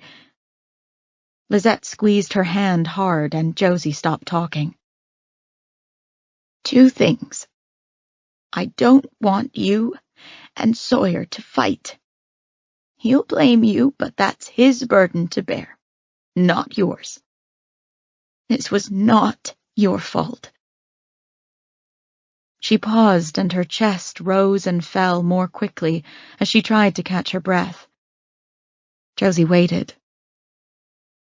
"Second, I want you two to get married." "We will," Josie promised. "Absolutely," Noah agreed. Lisette shook her head, the movement small. "No. Now, I want you to get married. I want to see it. I don't want to go without seeing you two get married. Josie, he's the best one." Josie couldn't help but laugh. "I know, Graham. If you don't do it now, before I'm dead, you won't do it." "That's not true," Josie said. Lizette's hand squeezed hers again. "Yes, it is." Noah reached over and touched Lizette's shoulder. "We'll get married, Lisette. I promise." "I just want to see," she said, eyelids fluttering. They waited to see if she would continue, but her eyes drifted closed. Josie felt her grip loosen. For a second, Josie's heart skipped, thinking Lisette had passed. Then she looked up at the screen showing Lizette's vital signs, comforted by the steady numbers. They were ushered back out of the room shortly after that. As they approached the waiting room, Josie could see through the glass that everyone was waiting for news. Trinity, Drake, Shannon, Christian, Misty, Chitwood, and even Dr. Feist. She pulled up short, not ready to face anyone. Wiping away her tears, she looked up at Noah. "I have to use the bathroom. I'll be right back." She let him go ahead and found the nearest bathroom. She splashed cold water on her face and sucked in several deep breaths. When she had composed herself, she went back into the hall and ran smack into Metner. She bounced off his chest and he grabbed her by the upper arms before she could fall backward. Righting her, he looked down, his brown eyes deep pools of concern. "Boss," he said, "I'm sorry. Didn't mean to bump into you. I was looking for you, though. I'm really sorry about your grandmother. Chief says she's still hanging on?" "Yes," Josie said. "So far. Thank you. I came to tell you that, but also I thought you and Noah would want to know. We found Reed Bryan at his farm. He was in the barn. Someone bludgeoned him to death." Chapter 30. Josie, Noah, Metner, and Chitwood huddled in a corner of the hallway, out of earshot of the waiting room. Only Dr. Feist was privy to what they'd just learned, as they'd called her out of the room so she could respond to Reed Bryan's death. Metner held his phone in one hand and scrolled through his notes with the other as he spoke. "Searchers are still combing the mountain between the Mitchell place and Harper's Peak. We couldn't justify keeping the dogs any longer, but we do have officers out in the woods searching. I don't think we're going to find anything at this point, not if we haven't already. Chitwood said, "Tell us about Reed Bryan." Metner scrolled some more. "I just came from the scene. Hummel and his team are processing it. Patrol went to his house earlier, knocked on the door, no answer, but there was a truck parked on the premises. They ran the plates. It's his personal vehicle. The officers had a look around, didn't see anyone. The barn door was partially open, so one of them went inside and found Reed deceased on the ground with severe trauma to his head.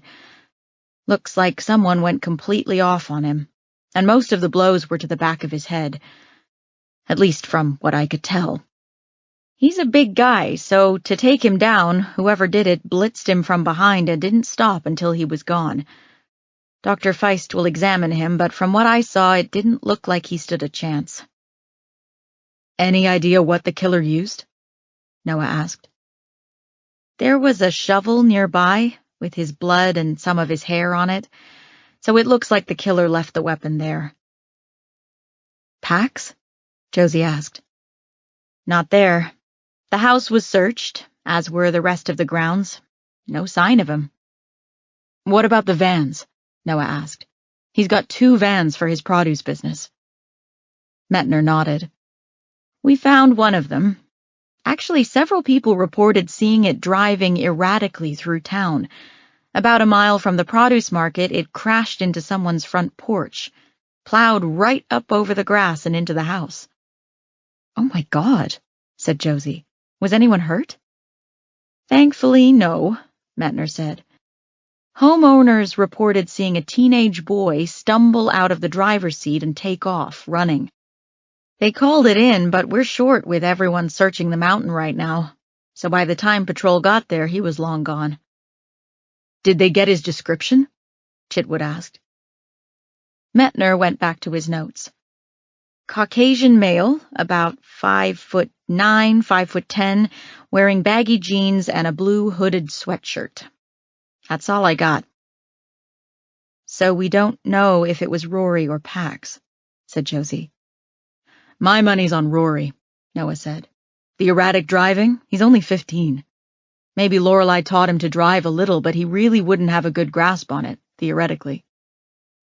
"Or it could be Pax," Chitwood said. "Maybe he's injured." "Quinn, you said the relationship between him and his dad was strained.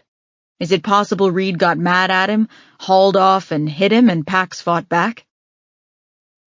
"I suppose," said Josie. But she was thinking of the method of killing. Head and neck, blitz attack, from behind. When the person wasn't looking and didn't expect it. A lot like the patient who had nearly killed Lorelei almost 20 years ago. Also, a lot like the way Rory had attacked Josie in the hallway of his home. Josie thought about Lorelei and Holly's autopsies. Lorelei had had a head injury before she was shot. Holly had shown years of trauma to her head, which they now knew was from Rory, based on what Dr. Buckley had said. "Do you have any photos?" Josie asked, "from the scene?" Metner said, "Hummel took photos." "But you always do a sketch," Josie pointed out, "on your computer. I know you take your own photos with your phone for reference in case the ERT takes too long to upload the file." Metner swiped a few times and turned his phone toward Josie. It was exactly as he had described. In the center of the barn, on the dirt floor, Reed Bryan lay face down in a pool of blood. The back of his head was a pulpy mess. What white hair he'd had left, dark with congealed blood. His arms were extended, almost as though he had tried to crawl away from his attacker. The shovel lay discarded next to him.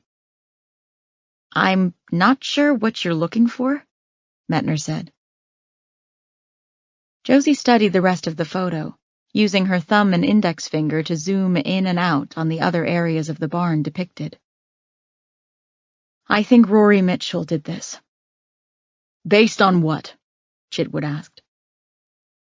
Josie explained the connection she had drawn from the method of attack. "That's thin," Metner said. "Maybe," Josie said. Chitwood said, What would Rory Mitchell be doing at Reed Bryan's farm? You're saying now that Pax picked up both Rory and Emily and took them home? Then Rory killed his dad? A small blur in the corner of the photo caught Josie's eye. She zoomed in on it as close as she could. Is this the only photo of the scene, Met? She asked. Swipe to the left, he said, sounding impatient. She found a better photo and zoomed in on the same area, finding exactly what she'd expected to find. She turned the phone around so the rest of them could see it. Yes, Pax had both Rory and Emily with him. See that? Chitwood took some reading glasses from his shirt pocket and positioned them on his nose. Squinting, he put his face only inches from the screen. What the hell are those? Buttons? Gray, tufted buttons from the couches in Celeste Harper and Adam Long's parlor. Yes, Emily was there. Whether she left that pile there on purpose or they fell from her pockets, she was there. You need to call the dogs again. We need to get them back up near Harper's Peak in case that's where Rory went, and also down by Reed Bryan's farm in case Emily is still in that area. People saw a teenager who could potentially be Rory get out of the crashed van and head back in the direction of Harper's Peak. But there was no sign of Emily, so she could still be in the area of the farm in South Denton. Metner took his phone back and peered at the photo. I don't think we can get the dogs back. They had a couple of other calls elsewhere in the county. Try, said Chitwood. Quinn's right. We need to cover the area around Harper's Peak and Reed Bryan's farm. Move some of the searchers from the Harper's Peak mountain to the farm. There's still the matter of Paxton, Noah pointed out. If it was Rory who crashed the van into a house and then ran back up the mountain, that means Pax could still be out there driving the other van. Do we have any leads on that vehicle? We're still looking, Metner told him. We've got a bolo out. City and state police are looking for it. Josie said, Has anyone checked the produce market? Metner raised a brow. You're kidding, right? Paxton Bryan's world is narrow, Met. Home, the market, Lorelei Mitchell's house. That's it. That's what he knows. Chitwood said, He drives all over town with his dad delivering produce. It's not that narrow.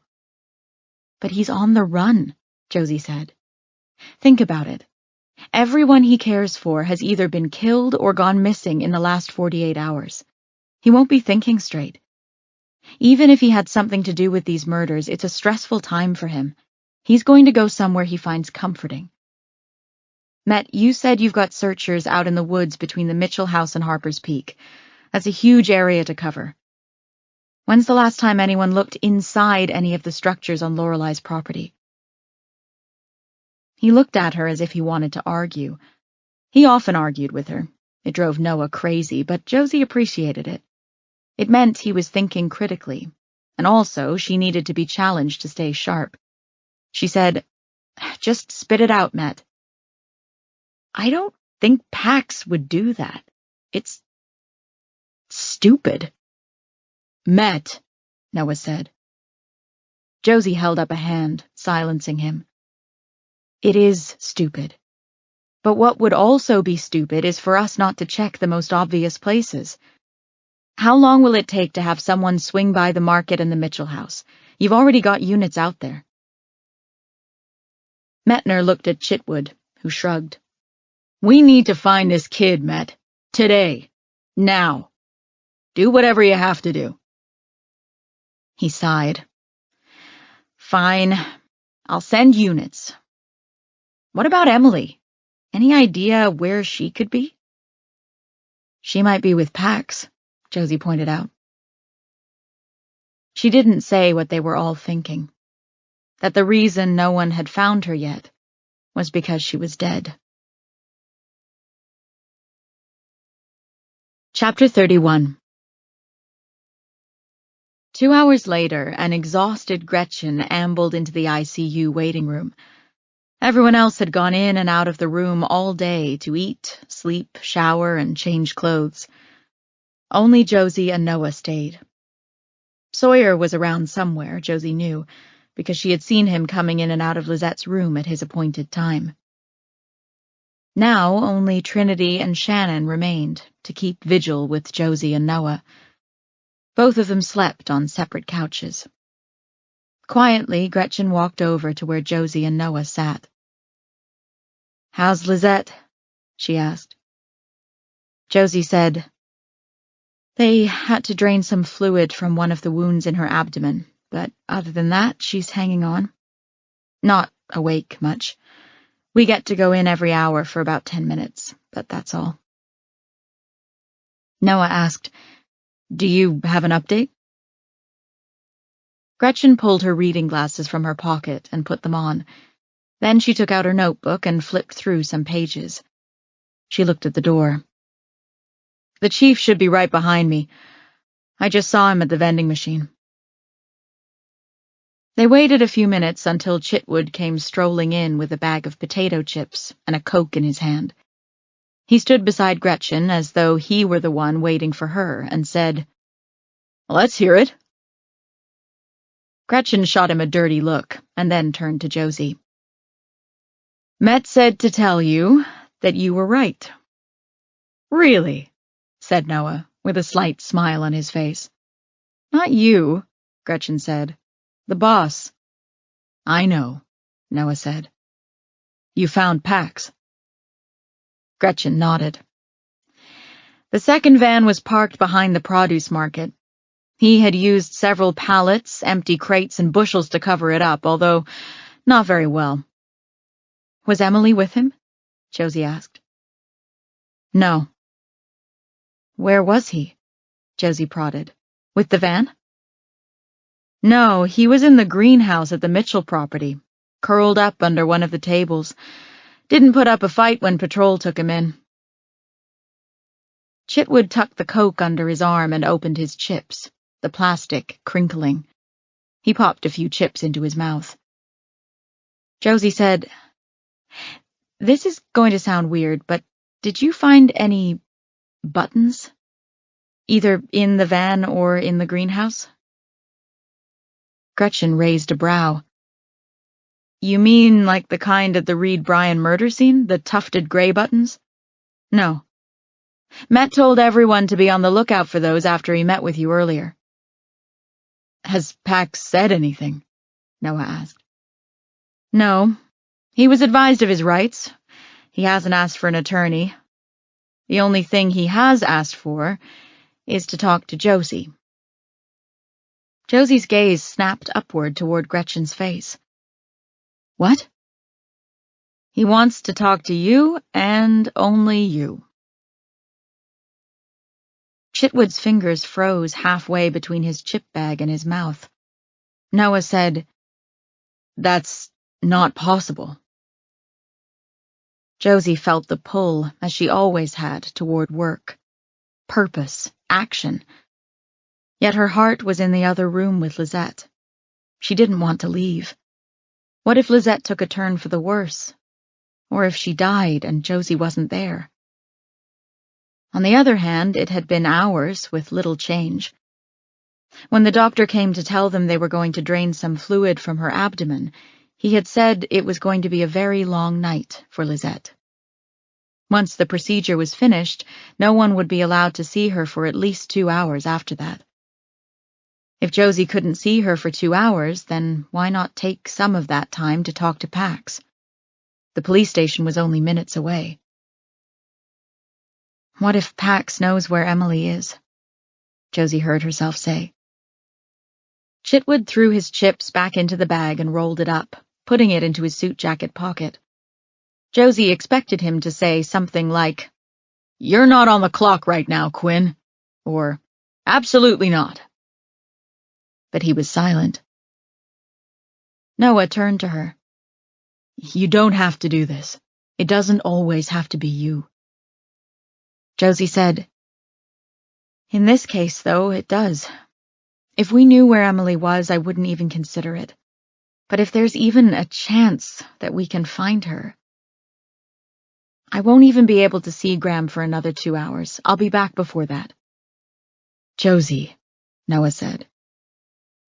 There is a scared little girl out there who has just lost her entire family and probably witnessed her father's murder, although she doesn't know Reed was her father. My point is that she's lost everyone. She's deeply traumatized, and we don't know where she is right now. She has no one, Noah. No one. Even I had my... Josie broke off, finding it suddenly hard to force air into her lungs. She looked away from them, focusing on her breath, trying to stay calm. She felt Noah's hand slip into hers. Your grandmother, he finished for her. I get it. Chitwood said, I would not allow this if a girl's life wasn't at stake, but I can stay here while you go talk to Paxton Bryan. But you have to keep yourself together. For all we know, this kid is the one who's been running around the woods shooting at people.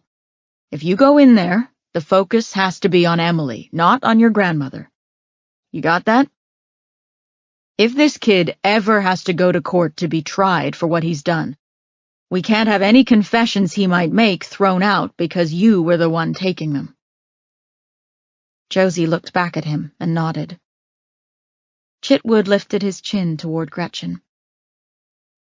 Palmer, you handle this. Take Quinn over to the station house. Bring her back as soon as you can. If anything happens here, if there is even a hint of a change in Mrs. Matson's condition, I'll be on the horn before you can snap your fingers.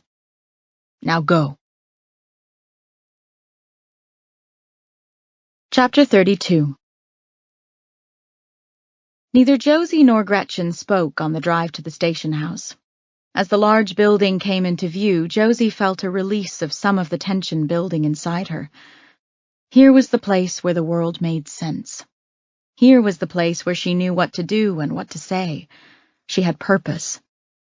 There were always puzzles for her mind to labor over, always distractions from anything that her heart didn't want to dwell on. Today, most of all, she needed that feeling, if only for an hour. Josie waited at her desk while Gretchen had Pax moved from the holding cells in the basement to one of the interrogation rooms on the second floor. Once he was in a room, Josie waited in the adjacent CCTV monitoring area, while Gretchen got him a water and some crackers, which he left untouched in front of him.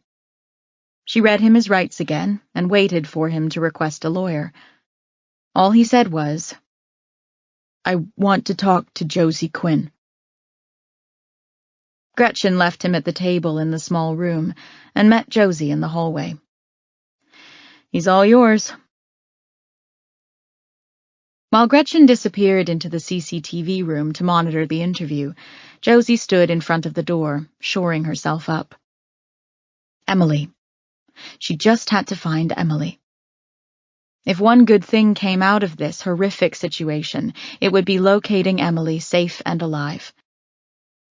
With a deep breath, she pushed through the door. Pax, who had been hunched over, his elbows leaning on the table, sat up. His eyes grew wide, and Josie felt his palpable relief. There was a chair opposite him. Josie dragged it around to his side of the table, pushing it as close to him as she possibly could before sitting down. He turned slightly to face her. Josie pushed her face into his personal space and said, Where's Emily? His lower lip quivered. I don't know. Pax. Someone I love is dying a mile away in a hospital. I do not have to be here. Even though you asked for me, I did not have to come. I'm here because I want to find your sister. Now where is she? His voice was barely audible. I don't know. I swear to you, I don't know. Then why am I here, Pax? A single tear slid down his cheek. He didn't bother to wipe it away. His left shoulder shrugged. It was a tic, Josie realized. Rory killed my dad. Josie sat back in her chair. I'm sorry to hear that, Pax, she said. Can you tell me about it? We were in the barn. Me, Rory, Emily. How did Rory and Emily end up in your barn? I brought them there. Half the county has been looking for them for the last 2 days, Pax. How did you find them? His shoulders shrugged twice in quick succession. When that other officer dropped me off the other day, after I was here, my dad was busy, so I grabbed my bike and I rode back up into the woods. Look, I knew Rory was in the woods, okay? I saw him that day you found me out riding around. Did you talk to him that day? No, he was running away. That's a lot of woods back there, Josie said. How could you find him when no one else could? When I would come over to Miss Lorelei's house, sometimes he and I would go exploring. He said it helped him with his creature. You mean his rage, Josie said. Pax nodded. I thought if we were friends, maybe he wouldn't have to try so hard to keep his creature from coming out. We had certain areas in the woods we always went to, and only we knew where they were. Certain trees and little gullies and stuff. So I went looking for him in those places. Something had been bothering Josie since the day she'd been shot at in the woods. Pax, why were you looking for Rory? He looked away from her. His shoulders shrugged 3 times, and his fingers tapped against the table. Pax? He promised me, he said quietly. Josie leaned in closer. Promised you what? That he wouldn't let the creature hurt them. He promised me, and he broke that promise. He killed Miss Lorelei and Holly. What were you going to do when you found him? Josie asked. Now he met her eyes. With an expression of perfect innocence, he said, I was going to ask him why. That's all? Hasn't anyone ever broken a promise to you? He said. A really important one? She almost said that the difference between her and him was that she would want to kill someone who broke a promise the magnitude of the one Rory had broken. But she was here to find out what happened to Emily. You found him? Yeah. I was pretty high up on the mountain, almost further than we ever went, and I saw him. He had Emily with him. Josie said, Emily was with him. Did he say where he found her? He said he went and got her. I don't know from where. He didn't tell you? There wasn't time for that. I told him to come with me, both of them. I'd get one of my dad's vans and hide them because I knew he was in big trouble and I wanted Emily to be safe. Then we heard something in the woods. What did you hear? Like footsteps? Like someone coming toward us. Rory shoved Emily toward me and told me to take her and go get the van.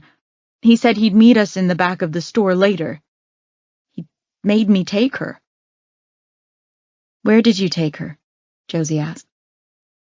I was taking her back to the store to hide her. I made her hide out back. A couple of hours later I went out and Rory was there. He had walked all the way down the mountain to the market. My dad was still working in the office doing the books. I took one of the vans and we left. Pax, Josie said. Did Rory have a gun with him? No. Where did you take them? First, we just drove around. He was really upset. The creature was really bothering him. I had to find a place to stop the van so we could talk. I drove back to that old textile mill, the one that's abandoned. I know it, Josie said. I waited for him to stop freaking out, but he wouldn't. I tried to talk to him, and he said something bad happened. He said he saw a police officer and some old lady, and something bad happened, and he couldn't stop it, and he was sorry. Josie's heart thudded in her chest, but she remained calm. What else did he say? That it was his fault? All his fault that the police lady and the old lady got hurt. He kept crying and freaking out. But the gun hadn't been found anywhere in the woods, Josie thought. But he didn't have a gun with him. Are you sure, Pax? I wouldn't let him bring a gun with us. Definitely not with Emily there. She was already upset. She kept asking what police lady, and he said he didn't know her name and it was dark. Emily asked if she had a scar, and he said a big one on the side of her face, and we knew it was you. He looked at her then, as if looking for some kind of absolution. But Josie didn't have it to give. She swallowed. Did he say what he did? No. Just that it was very bad, and that you were both probably at the hospital. Emily got really upset.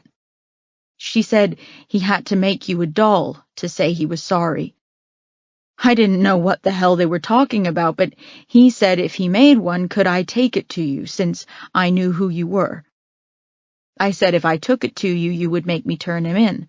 So he said I could take it to the hospital and leave it on your car.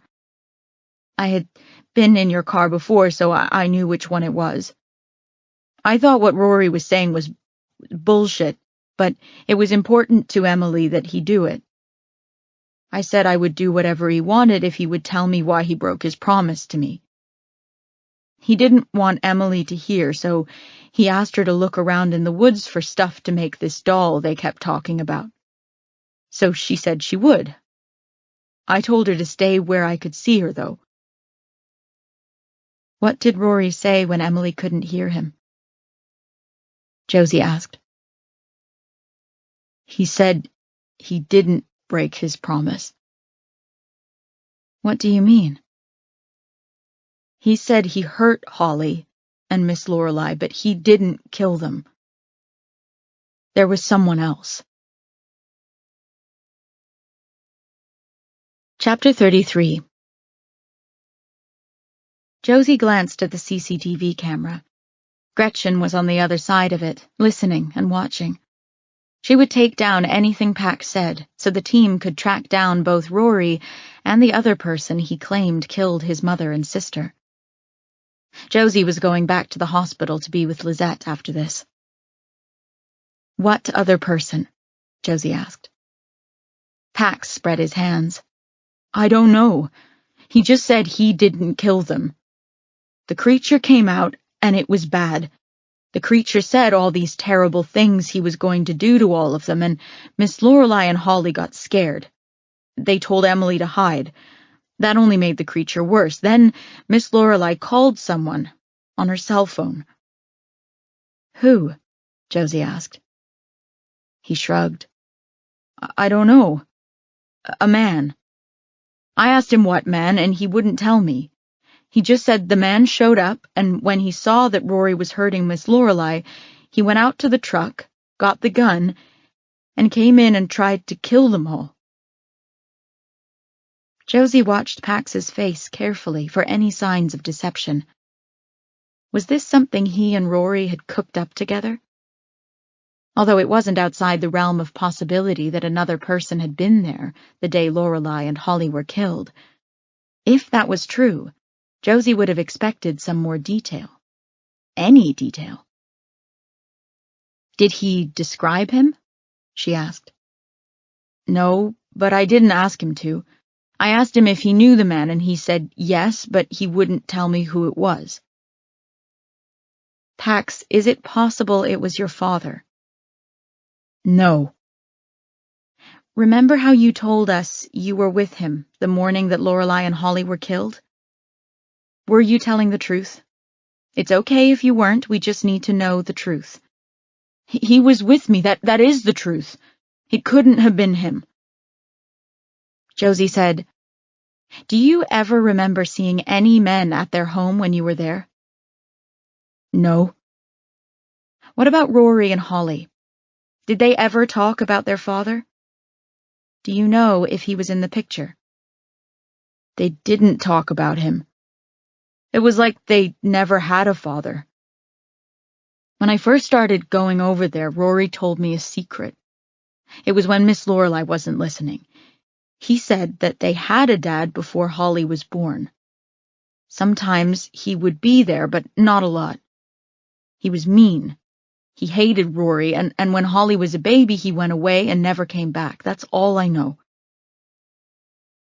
Did Rory ever talk about Harper's Peak? Josie asked. For that, she got 2 shoulder shrugs.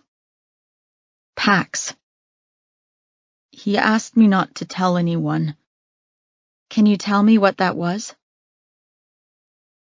You know how I told you that I have an aunt that lives in Georgia? Well, Rory claimed that his aunt lived at and ran Harper's Peak. Did he say whether he had ever met her? Pax shook his head. No, he didn't say. I wasn't even sure if I should believe him or not, or if he was just saying it because I told him I had an aunt I never got to see. Josie asked, did he say anything else about her? Anything at all? He shook his head. No. Josie moved on. Okay, so you're at the mill. Rory denies having killed Lorelei and Holly. Emily is gathering materials for a doll. What did you do after that? Where did you spend the night? In the van out by the mill. We were all tired and didn't have a plan. The next day we got up and Rory finished his doll. I didn't think leaving it for you was a good idea, but they wanted you to have it. Were they with you when you left it? He shook his head. I took them to the farm and told them to wait in the barn. I left the doll, went back, and then my dad showed up. He was furious. I tried to explain what was going on, but he didn't care. I told him what Rory told me about the man killing Lorelei and Holly, but he said it was a bunch of horse shit and that he wasn't harboring a killer. He said he was going to call the police. That's when Rory... He broke off, more tears leaking from his eyes. It happened so fast, I couldn't even stop him. He was so quick. Josie knew exactly how quick Rory was. She'd just been lucky he'd had only his fists when he attacked her, and no weapons. Emily was screaming and screaming and screaming. I tried to stop Rory, but it was too late. By that time, my dad was already dead. I told him we had to call the police, but he said no. We were arguing. That's when Emily ran off. I went after her, but I lost her. By the time I came back, Rory was gone, and so was one of the vans. Why didn't you come to the police, Pax? Josie asked. He shrugged. I wanted to. I was going to, but I was so upset. I didn't know what to do. I just wanted some time to figure out what to do. I'm sorry I hid. I know it was wrong. But now you know. Rory killed my dad. Where is he now? I don't know. Where is Emily? Did you not hear what I just told you? Pax said. I really don't know. His chest was heaving. Josie gave him a moment to slow his breathing. There was nothing else he could offer her. It was a dead end. Still, she remembered the buttons. Pax, Emily was placed with some people to take care of her temporarily. While she was there, she cut off the buttons from their sofa, and she told the owner of the couch it was because she was afraid they were going to choke her. Do you know what that means? Thought-action fusion, he said. It's her OCD. Sometimes in our brains our thoughts get really mixed up so that we can't even figure out if we just thought something or if it really happened. Like, she probably saw those buttons and had an intrusive thought about what if she choked on them. Then, in her mind, she couldn't be sure if she had put one in her mouth or not. So she cut them all off. To get rid of them, probably, yeah, he said.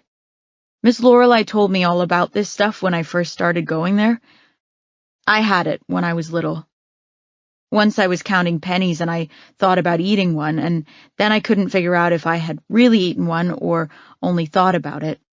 My mom took me to the hospital. Turns out I didn't eat one, only had a thought about it. Wouldn't Emily get rid of those all at once? Josie asked. He shrugged. I don't know. She's got her own palterer, you know. I don't know what it tells her to do. Chapter 34. Gretchen drove Josie back to the hospital. What do you think of this kid? Josie shook her head, watching the city pass by outside her window. The sun hung low in the sky. In another hour, it would be night. I don't know what to think. The first time I met him, I thought he was living in fear of his father. Then I thought he was a sensitive soul who wanted to help us. Then I thought he was the one shooting at me. Then I thought he was a sad, lonely boy living with a father who wasn't prepared to properly support him. Now, I have no idea. You think there really was another man there that day, like Rory said? Gretchen asked. I don't know. I really don't know. We have one set of fingerprints from the house that we haven't been able to match to anyone, which gives his story credence. But if Rory was telling the truth, wouldn't he provide more detail? Also, no one has ever actually seen Rory with the gun. Right, said Gretchen. I agree. I'm going to draw up a warrant to have the entire Bryan premises searched, to see if the gun turns up there. What I'm wondering is, what is Rory's endgame here? He's just going to wander around the woods for the rest of his life? He's 15, Josie pointed out. His brain isn't fully developed. We know he doesn't want to get caught. Lorelei isolating him for so many years doesn't exactly help with his fear of people or outsiders. True. Then there's Emily. She can't have gotten very far on foot. Met said he was sending searchers down that way and that he was going to try to get the dogs back. Josie felt as though she should say more, offer more, but all she really wanted was to get back to Lisette. Gretchen left her outside the hospital and went back to work. Josie noticed something unusual the moment she stepped foot in the ICU waiting room. Shannon, Christian, Patrick, Trinity, Drake, Misty, Noah, and Chitwood were standing in a semicircle, talking in low whispers. For a moment, Josie stood frozen in the doorway, fearing the worst had happened. Lisette had passed on during her procedure, and they were trying to figure out how to tell her. Then she saw a bouquet of flowers on one of the tables along the wall. It lay on its side, stems bound with a white lacy ribbon. What is going on here? She said. Noah said, Lisette is fine. She tolerated her procedure well. She's been awake, asking for you. She, won't let go of the wedding idea. Josie walked over to the flowers and fingered the ribbon. What is this? Trinity came over and took Josie's hand. Just hear us out, okay? Remember how Lisette said she wanted to see you get married before... Trinity trailed off, realizing what she was about to say. Shannon picked up the thread. You guys can always have another ceremony or reception, anything you want, some other time. Josie looked around the room. What are you not telling me?" They all stared. Josie's heart sank. No one spoke.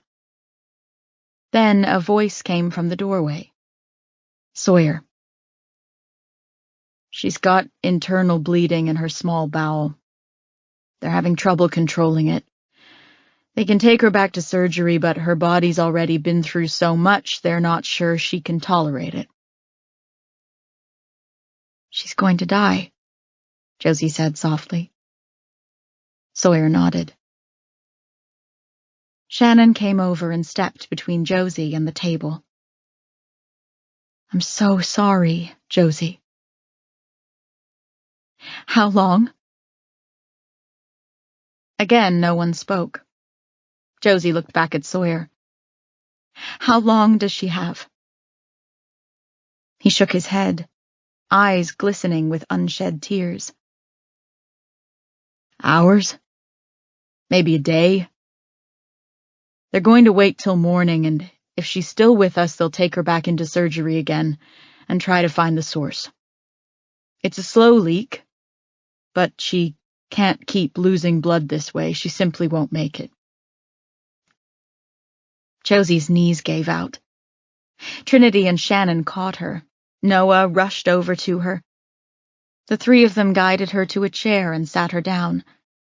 He knelt in front of her and took her hands. "We don't have to do this. It was just something we were discussing." Misty said, "I got the flowers. It was silly, but I was so upset. I wanted to do something. It's Lizette's dying wish. I wanted to be ready in case you agreed to it. Dr. Feiss said your dress is downstairs in her office. We could do it. Oh, and the chief, he can officiate, believe it or not." Josie's eyes wandered up and over to Chitwood's face. He shrugged. "You take some online classes. You get certified to marry people in the Commonwealth. I did it for some friends a few years back." Josie kept staring at him. He kinked a brow. "What?" he said. "I've got friends." Josie looked back at Sawyer. A muscle ticked in his jaw. His blue eyes, as ever, were penetrating. "I said some things," he told her. "But if this is the time we have left with her, we should give her what she wants." Josie said, "She wants you and me not to fight, Sawyer." "Not as much as she wants to see you get married. I don't get it, but I don't need to. I found her, at the end of her life. I had a chance to meet her and know her and learn about my father, my grandfather, my family. She could have turned me away, but she didn't. If this is what she wants, Josie, just give it to her." Josie turned toward Noah, who still knelt before her.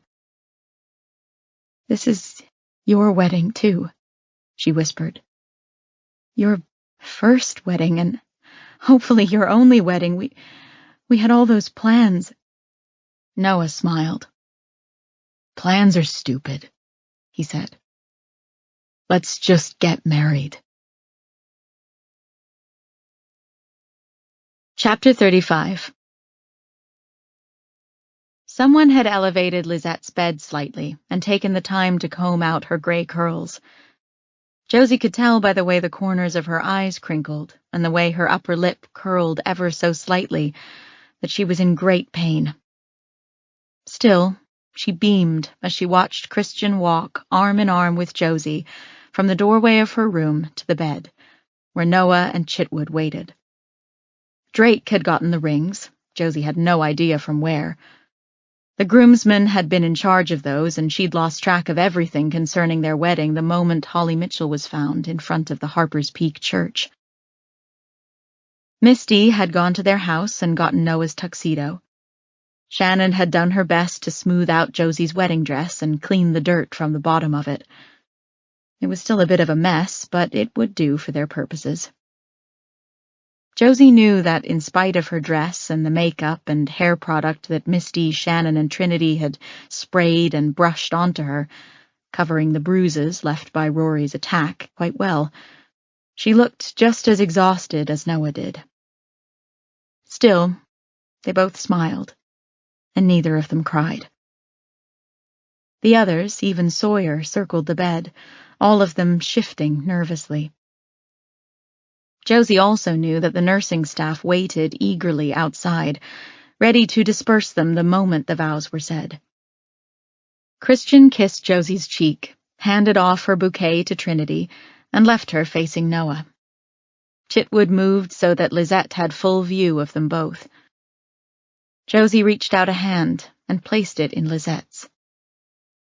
"You look so beautiful, dear," she said. Her voice was raspy, her breathing labored.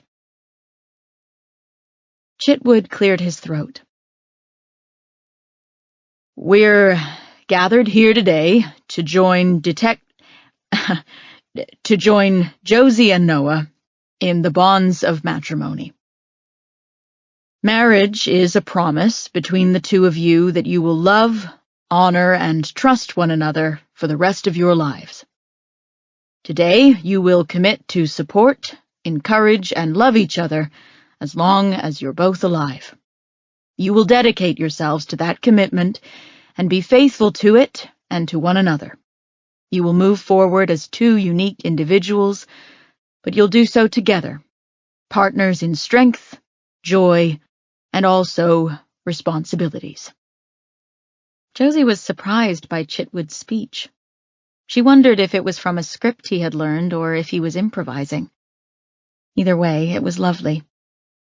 She felt Lizette squeeze her hand when he said the words, "move forward." "Now," said Chitwood, turning his gaze on Noah.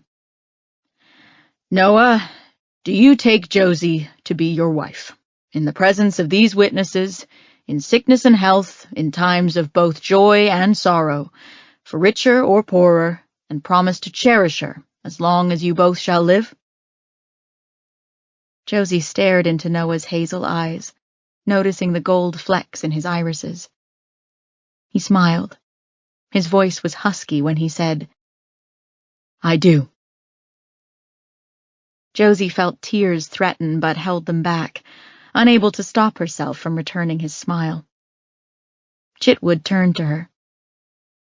"Josie, do you take Noah to be your husband, in the presence of these witnesses, in sickness and health, in times of both joy and sorrow, for richer or poorer, and promise to cherish him as long as you both shall live?" Josie felt the electricity between them, like something alive, and realized she'd never felt that kind of connection to anyone before. "I do," she said. "Now, as to the vows," Chitwood said, "I was told that you two had something prepared?" Josie and Noah turned their heads and stared at him. "What?" Josie said. "Didn't you prepare vows?" "Oh," Josie said, thinking of the weeks the two of them had taken to secretly prepare vows for one another, painstakingly writing them out. They'd brought them to Harper's Peak for their wedding. She had no idea where they were now. Probably still in their luggage at the resort. Chitwood looked at her expectantly. She said, "We did, but—" Noah silenced her by squeezing her hand. "I love you," he said, "and I promise to always run toward the danger with you." Josie couldn't help but grin. "I love you too," she said. "I promise to always come home to you, and never to cook much." Quiet laughter erupted around the room. Josie felt Lizette's grip tighten on her hand. "Those sound like good vows to me," Chitwood said. He looked around. "Who's got the rings?" Drake stepped forward and deposited the rings into his open palm. He picked up the smaller one and handed it to Noah. "Place this ring on Josie's finger and repeat after me." Josie relinquished Lizette's hand and let Noah slide her wedding band onto the ring finger of her left hand. His fingers trembled slightly as he repeated Chitwood's words. "Josie, I give you this ring as a symbol of my love and faithfulness to you." Josie stared down at the shiny band and blinked back even more tears. Her palms were sweaty as she accepted the other ring from Chitwood. Slipping it onto Noah's ring finger, she too repeated the words. "Noah, I give you this ring as a symbol of my love and faithfulness to you." There was a pregnant silence in the room. Josie glanced over to see Lisette beaming. She gave a little nod, and Chitwood said, "It is my pleasure and my privilege to pronounce you two married. You may kiss each other." Noah cupped Josie's cheeks with his palms and pulled her in, planting a long, soft kiss on her lips. Josie's hand reached for Lizette's, and when she found it, Lizette's grip was firm and unyielding. Josie kept hold of her hand while Trinity snapped some photos of them next to Lizette's bed. Then everyone lined up to offer their congratulations. Already Josie could feel the small bit of dizzying happiness that marrying Noah had brought her slipping away, knowing that her world was going to be shattered within a matter of hours. After several minutes, a nurse entered the room and made them all leave. Except Josie. Lisette wouldn't let go. "You have 1 minute," the nurse warned. "Then I have to check her over." Josie nodded. When the nurse was gone, Lisette tugged her closer. Josie leaned in so she could better hear her words. Lisette said, "You have to learn to live with them both, dear." "Both?"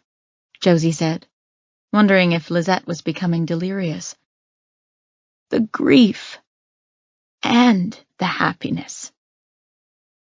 She paused, taking in a few shallow breaths. "If you can't live with them both, you'll never make it." "Okay," Josie said. "No, not okay." Another pause for breath. "Josie, you've never learned that some things you have to sit with and really feel before you can move past them." She was getting tired, her breath more labored now. Josie thought of Emily and how her older sister had told her that sometimes you have to feel all the feelings until they're gone. Josie had spent her entire life pushing all the bad and terrifying feelings down as deep as she could. She didn't handle it well when they escaped from the dark place. Lisette had watched her self-destruct many times. Josie kissed Lizette's cheek. "I understand, Graham. You rest now. I'll be back as soon as they let me." The celebration, if it could be called that, in the waiting room was subdued. Josie could tell that both Misty and Shannon were trying not to cry. Trinity handed Drake her camera and made him take more photos. Josie wondered how they would look months from now, or on their first anniversary. Would their faces appear strained and hollow? Would they look as exhausted as Josie knew every single one of them felt? Perhaps they should have waited and married after Lisette passed, after her funeral, after an appropriate mourning period. But Josie knew, the instant the thought entered her mind, that there would never be an appropriate mourning period.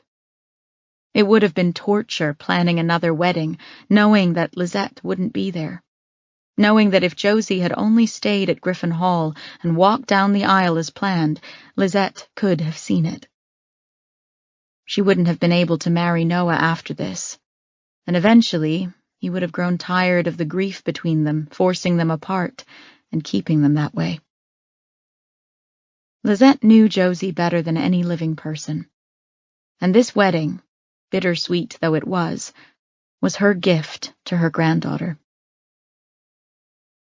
When enough photos had been taken, Shannon and Trinity accompanied Josie back to Dr. Feist's office to change back into her regular clothes. Back upstairs, they waited. Josie and Sawyer waited to be able to see Lizette again. Josie, Noah, and Chitwood waited for news on the case. A few hours after the wedding, Metner showed up, looking haggard, his face dark with stubble. A glance at the clock in the waiting room told Josie it was just after 11 p.m. "We've got nothing," he told Josie, Noah, and Chitwood in the hall outside the waiting room. "Gretchen's been working on finding Rory Mitchell. I've been working the Emily angle. They're on opposite sides of the city, and our staff is stretched as thin as it can get. Even with the state police helping, we haven't found any signs of them. I can't get the dogs back till sometime tomorrow." Josie said, "Have you found any buttons in the search for Emily?" "2, he said. He took out his phone and pulled up Google Maps. After a few swipes, he turned the map toward her and used one finger to point at the screen. "Here. This is the Bryan farm, right? Here, about a mile this way." He swiped some more, moving the map so that more of South Denton was visible. "There's a small creek. It's not even a creek. It's just a place where the water runs off at the edge of the farmland. One of the searchers found 2 gray buttons." "She's walked a mile already," Chitwood said. "She can't be far, Met. Take people off Rory Mitchell and send them over to South Denton. We already know this teenager can live out in the woods for days. Emily is an 8-year-old kid. How long is she going to last out there? She's got to be starving, dehydrated." Noah said, "Rory Mitchell is dangerous, Chief. He killed at least 1 person that we know about." "Who's the chief of police here, Fraley?" Chitwood snapped, sounding more like himself than he had all weekend. "I tell everyone else what to do, and I'm telling Met to take 3/4 of whoever you've got on the Harper's Peak Mountain and send them to South Denton. They'll start where the last buttons were found and fan out." Josie was still staring at the screen. "May I?" she asked Metner. He handed it to her. To the chief, he said, "Maybe we should get the press involved? Ask for civilians to help with the search? Amber could get something going real fast." Josie zoomed out on the phone and turned the view to terrain, watching as the lines and asymmetrical shapes on the map turned to fields and trees. Chitwood said, "That's a good idea, Met. Have her talk to WYEP and see what they can whip up in a hurry, would you? It's too late for the 11 o'clock news, but they can still put out a call on social media, and maybe something when they come back on air in the morning. I think they go on at 4 a.m. The more people we've got on this, the better." As Josie suspected, not far from where the buttons had been found, there was a break in the forest. A small, indistinct square breaking up the unending green. "This is the old Rowland place," she said, pointing to it. Chitwood put on his reading glasses and peered at the screen. "What's the old Rowland place?" "Before your time," Noah said. "We used to have a billionaire living in Denton, local celebrity, sort of. Went on to make big bucks creating security systems, but always kept a house here." "It's been vacant for years," Josie said, "but the house is made almost entirely of glass." "Like a greenhouse," Metner said. "Yes," Josie said. "It wouldn't look like a greenhouse to you or me, but to an 8-year-old it might," Metner filled in. "We'll check it out." Josie said, "Follow the buttons." Chapter 36. It was just after midnight when Dr. Justafin appeared at the door to the waiting room. Only Josie, Noah, Sawyer, and Trinity remained. Everyone else had left, gone to get rest and sustenance. Josie nudged Noah awake when she saw the doctor. Sawyer sprang out of his chair. "What is it?" Dr. Justafin gave them a pained smile. "I'm sorry, but your grandmother is declining. We don't believe she'll be strong enough to undergo surgery in the morning." "Is she still alive?" Trinity asked, putting a hand on Josie's back. "Yes, she's still alive and still lucid, when she's not sleeping. But I'm not sure there's much more we can do for her. She's declined any further life-saving care." "Can she do that?" Noah asked. Dr. Justafin nodded. "She can. She's already signed the paperwork. We're going to move her down to a regular floor and do our best to make her comfortable. There won't be any restrictions on visitors. I'll see to it that any of you can stay with her as long as you'd like." Josie could barely choke out a thank you.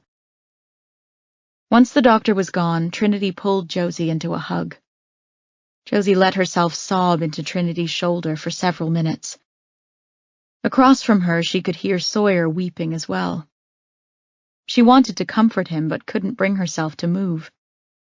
Did he really have no one in his life? Noah squeezed Josie's knee. "I'll call your parents." "And your team," said Sawyer. "This is about to be a homicide." An hour later, Josie and Sawyer sent everyone home to rest, even Noah, while they kept vigil over their grandmother. They sat on either side of Lizette's bed in a new room. The floor was much quieter, with fewer alarms going off at the nurse's station.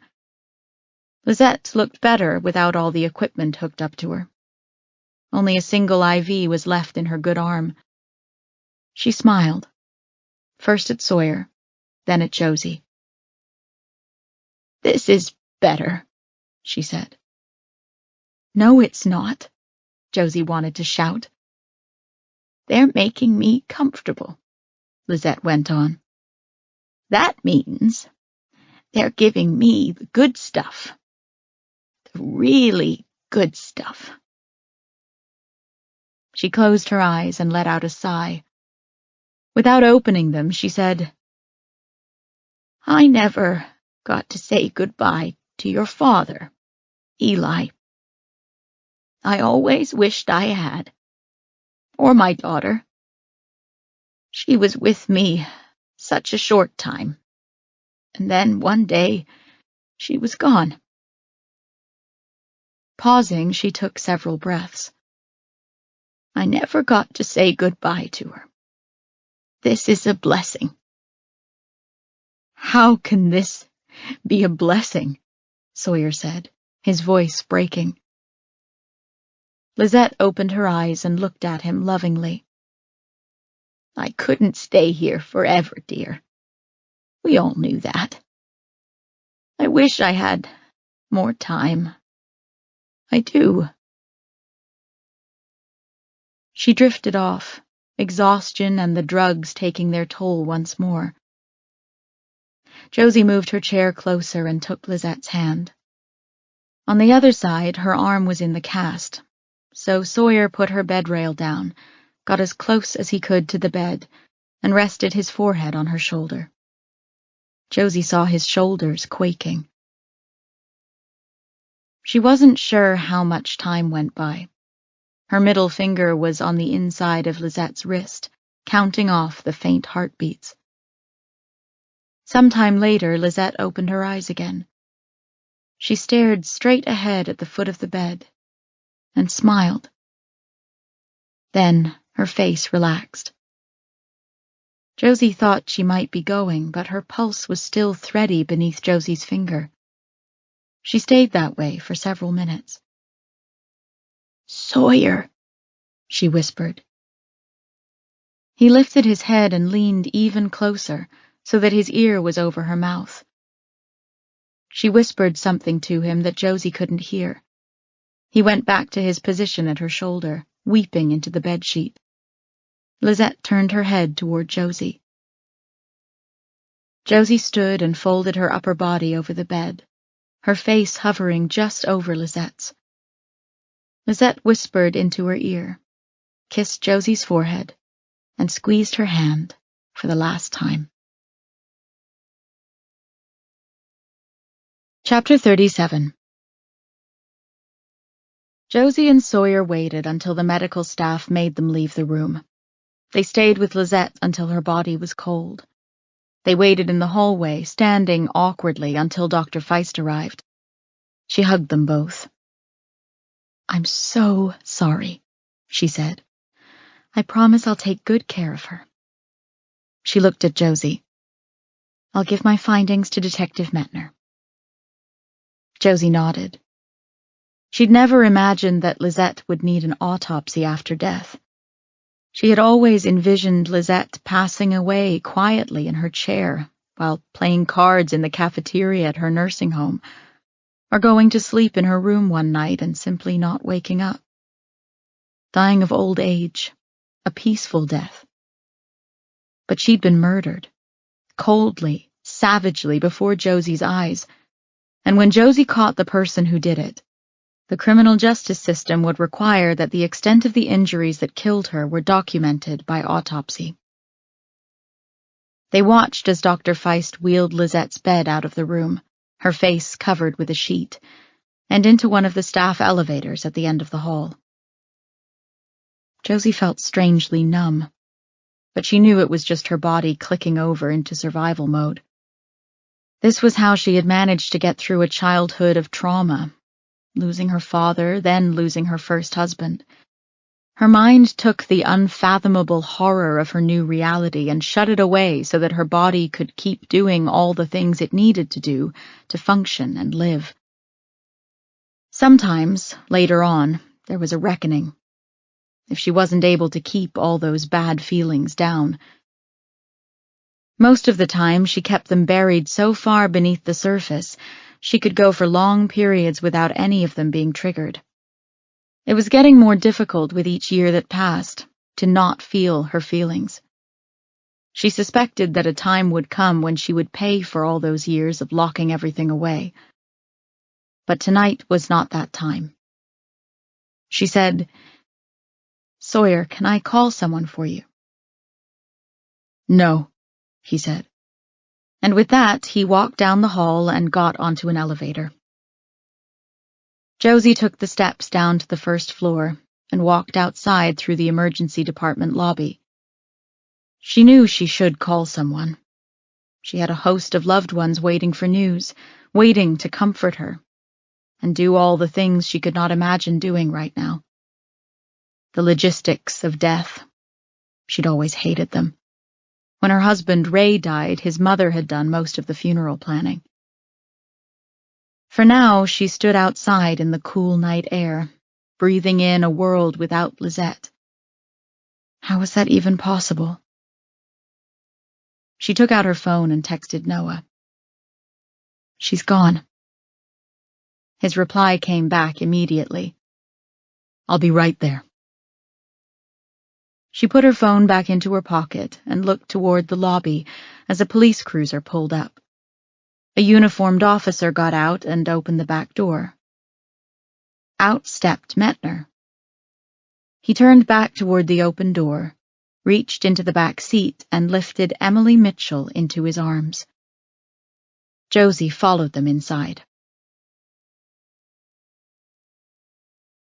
Chapter 38. Josie waited until the medical team had done their initial assessment, listening from the other side of the curtain as they determined that Emily was severely dehydrated and needed a few stitches for a cut on her arm, but that otherwise she was in fair condition.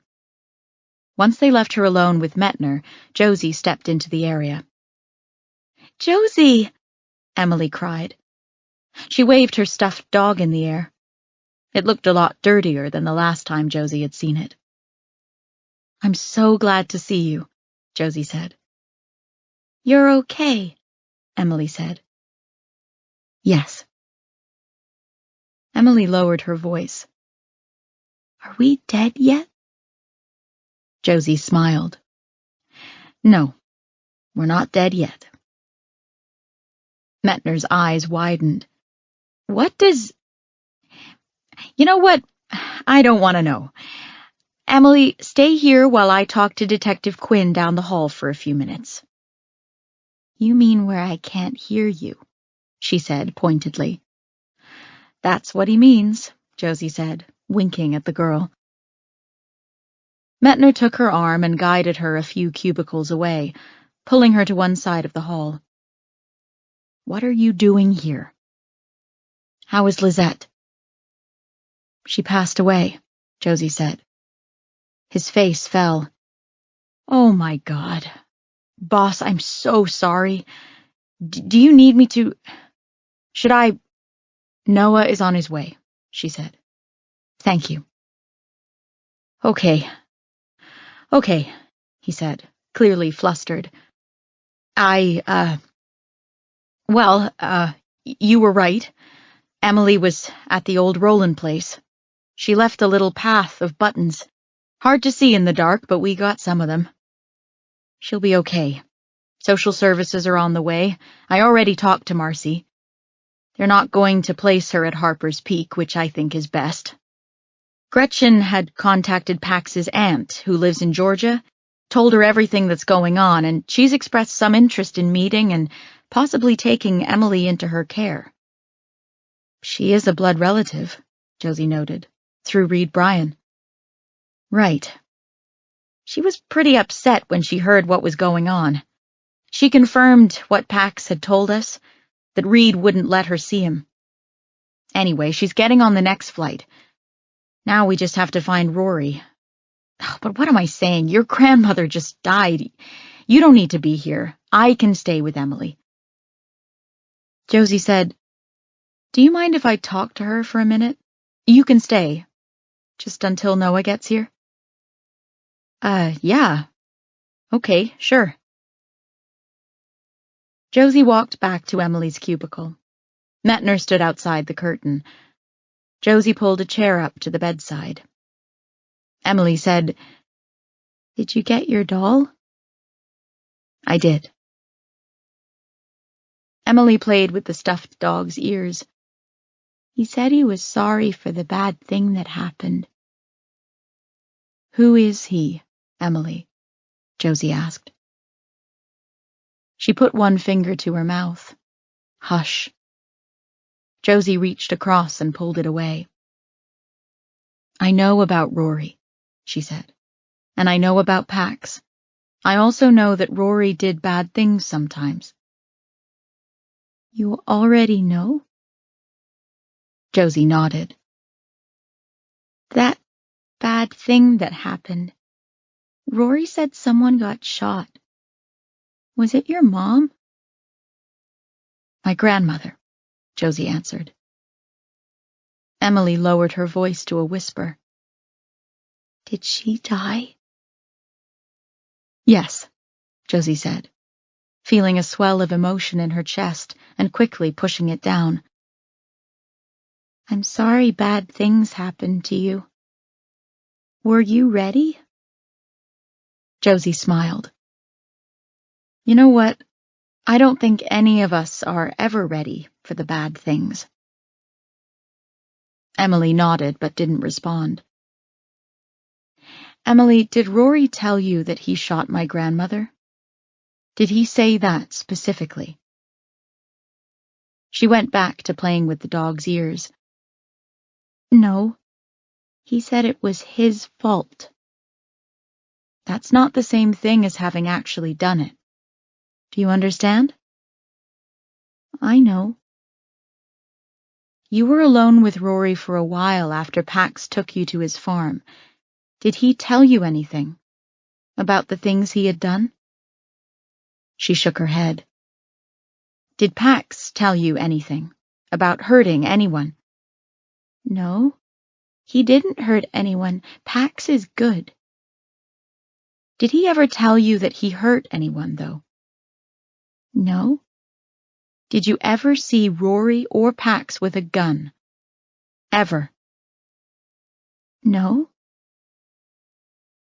Emily, has anyone told you why we're looking for Rory? She hugged the dog to her chest. Because he killed Pax's dad. Yes, Josie said. But also because people think that Rory killed your mom and Holly too. Remember the first day we talked, and I asked you a bunch of questions, and you said you couldn't tell me the answers because the bad things might happen? I remember. But you know the secret now. Rory was bad. Sometimes he hurt us. Mama didn't want him to go into foster care or the system, so she made us all be quiet about him. She was always afraid he would go away and we wouldn't ever get him back. She cried all the time about it. I'm so sorry, Josie said. Rory told Pax that someone else was there in the house the day that your mom and Holly were killed. Do you know if that's true? Emily went very still. I can't say. Was it Pax? She shook her head vehemently. Did you see who it was? Again, a vigorous shake of her head. Then how can you be sure there was someone else? I can't tell you. Rory made me promise not to tell. I thought you said Rory didn't tell you anything. Her body began to rock in the bed. She counted to 6 under her breath. Then she said, I can't tell. I promised I wouldn't tell anyone. If I break a promise, another person might die. What if it's you? Josie reached out and touched Emily's arm. She remembered what Dr. Rossetti had said about OCD being nonsensical, about how trying to use logic was like telling a diabetic to produce more insulin. Remember the first night we were here, in the hospital, and you were upset because someone had thrown away your things? 1, 2, 3. Yeah, I remember. 1, 2, 3, 4, 5, 6. Do you remember what you told me about your mom? How she said that when you feel distress, you have to tolerate it? 1, 2, 3, 4, 5, 6. Yes, that's what she said. And Holly said that that meant you had to feel all your feelings till they're done? 5, 6. Yes. I think this is one of those times, Josie said. The distress you're feeling about telling me, it will go away. Nothing bad will happen if you tell me what Rory said. I'm not going to die. Your brain is playing tricks on you, lying to you. She stopped counting, though her body continued to rock. Her fingers kneaded the fur of the dog. Like Pax's poulterer? Josie smiled.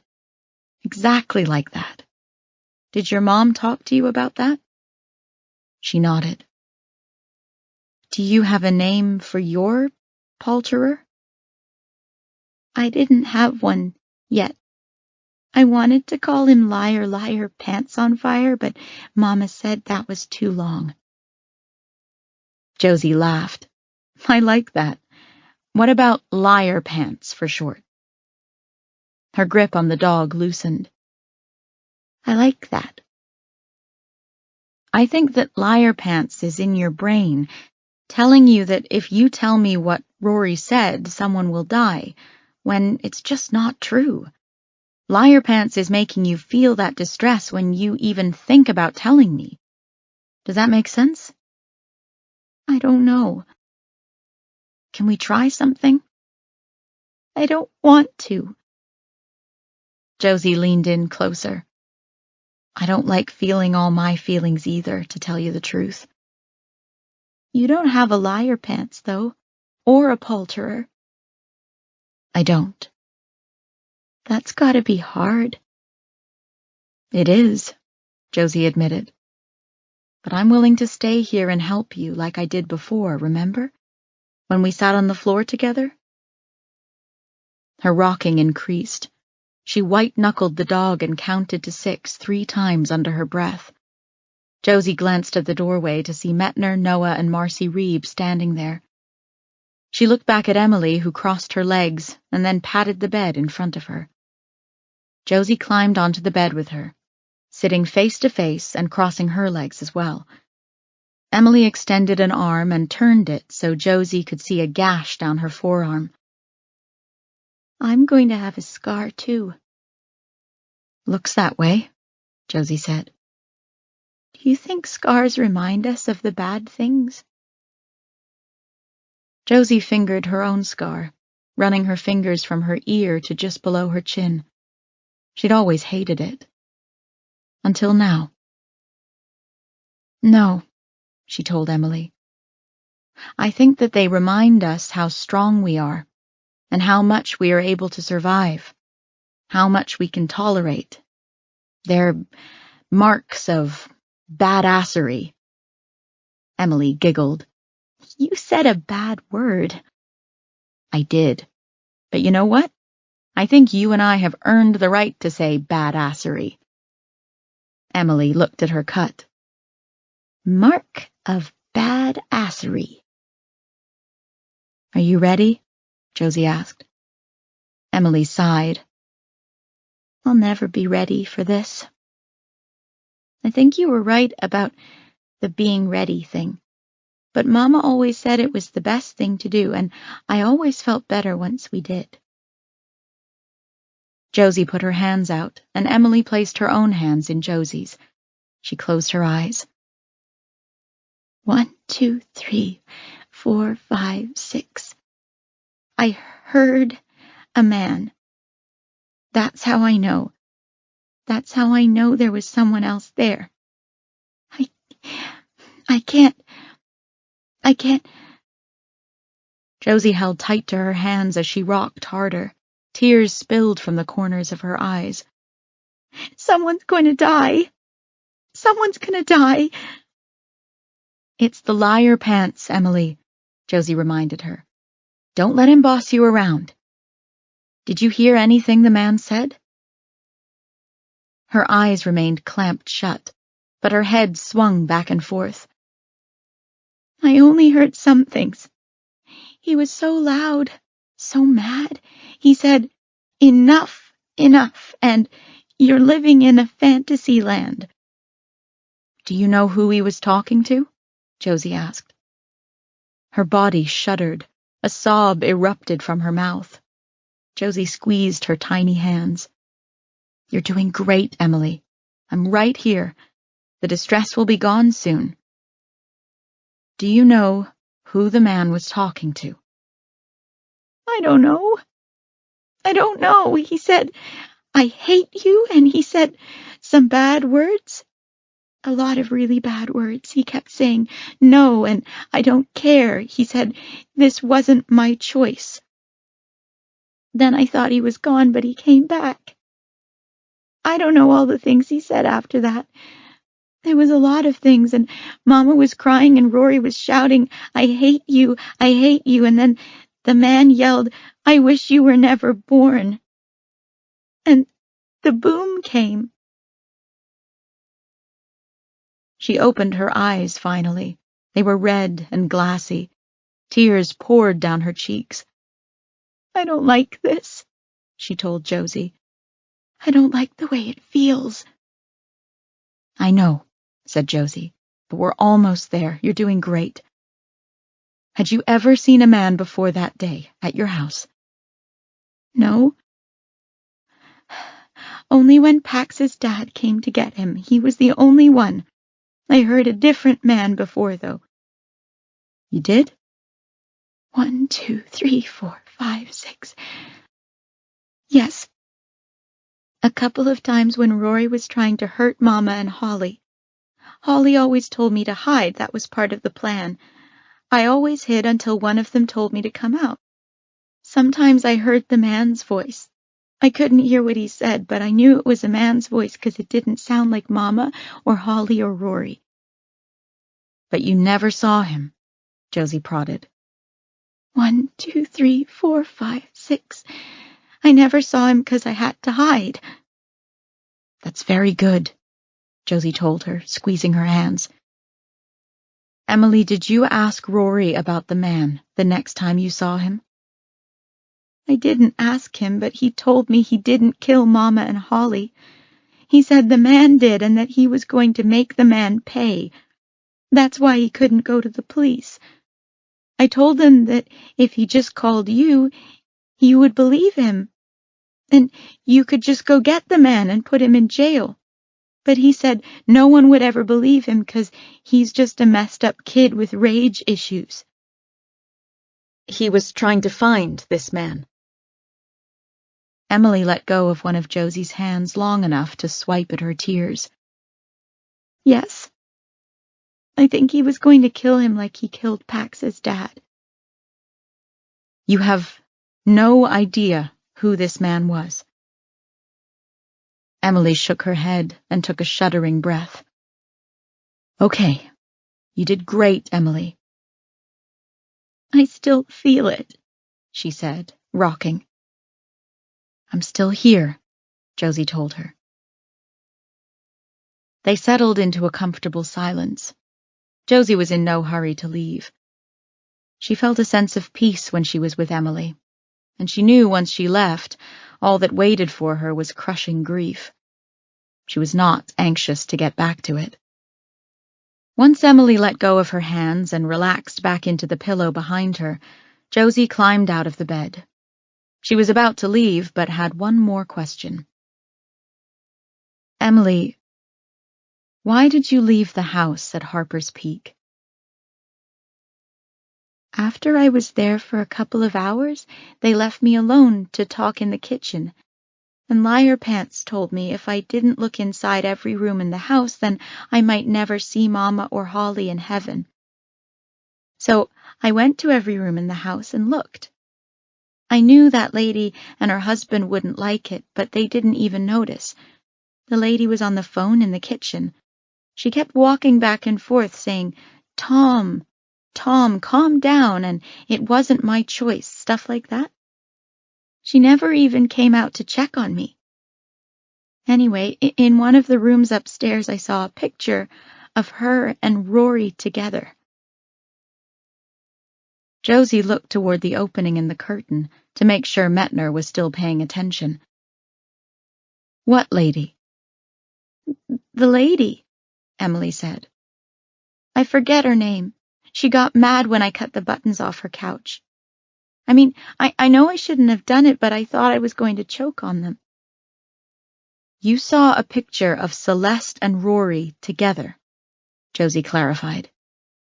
"What kind of picture?" Emily shrugged. "I don't know. They were just standing together, smiling." "How old did Rory look in the picture? Was he a little boy?" "No. He looked like he does now. When I saw the picture, I got scared because I knew Mama wanted Rory to be a secret. I got nervous. I was going to tell the guy, her husband, because he's nicer than her, but he had to go do something for work. That's when I cut the buttons off the couches. She really freaked out on me after that, so when she went back on her phone call in the kitchen, I left." "Where were you going?" "I just wanted to find somewhere safe. Then I saw Rory standing in the woods. I walked to him. We went into the forest and we saw Pax, and that's when everything went wrong." Chapter 39. "Well, shit," said Metner, as he, Josie, and Noah stood outside of the emergency department. "Pax was telling the truth. There's someone else." "And Celeste Harper is a liar," Noah added. He kept looking over at Josie, and she knew he was trying to assess her. She wanted to tell him she was okay, at least in that moment, but she didn't want to say it in front of Metner. "I'll get up there and see what she knows," Metner said. "She's not going to tell you anything," Josie said. "But what is she hiding?" Noah asked. Why would she be in a photo with Rory? Even if she knew about Rory, even if she had a relationship with Rory and Lorelei, why lie about it? Metner said, maybe she didn't want her husband to know? But he knew about Lorelei, Noah said. But not about her kids, Josie said. Or so he said. You should bring them both in. Separate them. See what you can get out of them. Bring Tom Booth in as well. Celeste was obviously having some kind of heated discussion with him when Emily walked out. Yeah, Noah said. There's a strange dynamic there between Celeste and Tom. And Adam. I'm not sure if it has any bearing on the case, but I definitely question Tom as well. He knew about Lorelei. Is this going to lead me to the killer, though? Metner said. We don't know, Josie admitted. But someone needs to talk to Celeste at the very least. She lied about not having a relationship with Lorelei. She lied about not knowing Lorelei's kids. She lied about when Emily walked off into the woods. What's she hiding? Listen, you've still got DNA evidence from the Mitchell crime scene, which will take weeks to process. That could break things open, but until then, you have to keep pulling at whatever loose threads you've got. Did Chitwood put the searchers back on the Harper's Peak mountain? Metner nodded. Police only, since Rory is considered possibly armed and dangerous. Josie looked at Noah and then back at Metner. Will you keep us updated? Metner said, Of course. Josie leaned into Noah, and he put an arm around her waist. Take me home, she said. Noah had brought Trout home from Misty's house, and the dog went into a frenzy when Josie walked through her front door. She'd been dreading coming home, ever since the words, "Take me home," came out of her mouth. Lisette had spent many nights in their guest room. She was a regular visitor, and they'd had countless wonderful times with her in Josie and Noah's house. Even though she had lived full-time at the nursing home, she had been with them enough that knowing she would never return made the house feel empty and sad. Trout's frantic butt-wiggling and happy yips salved her wound a little bit. She dropped to her knees and let him lick her face. Then she rubbed his back and neck and ears, and when he flopped down and rolled over, his belly. He followed her everywhere she went, even into the bathroom. When she went into the kitchen to eat some of a casserole that Misty had dropped off, he lay at her feet. She and Noah moved around one another silently, and she was glad that he didn't feel the need to talk or make her talk. He was simply there. They climbed into bed, Trout getting between them and pawing at the covers until Josie let him under. He pressed himself against her side. Noah rolled toward her and took her hand. When he fell asleep, she put his hand back onto his side of the bed. She picked her phone up from the nightstand and flipped it on. Her message count was in the hundreds, but there was only one person whose messages Josie cared about. Trinity had sent her all the photos of the wedding they'd taken in the hospital. Josie scrolled through them one by one, lingering on the ones of herself and Noah standing beside Lizette's bed. The look of pure joy on Lizette's face was startling.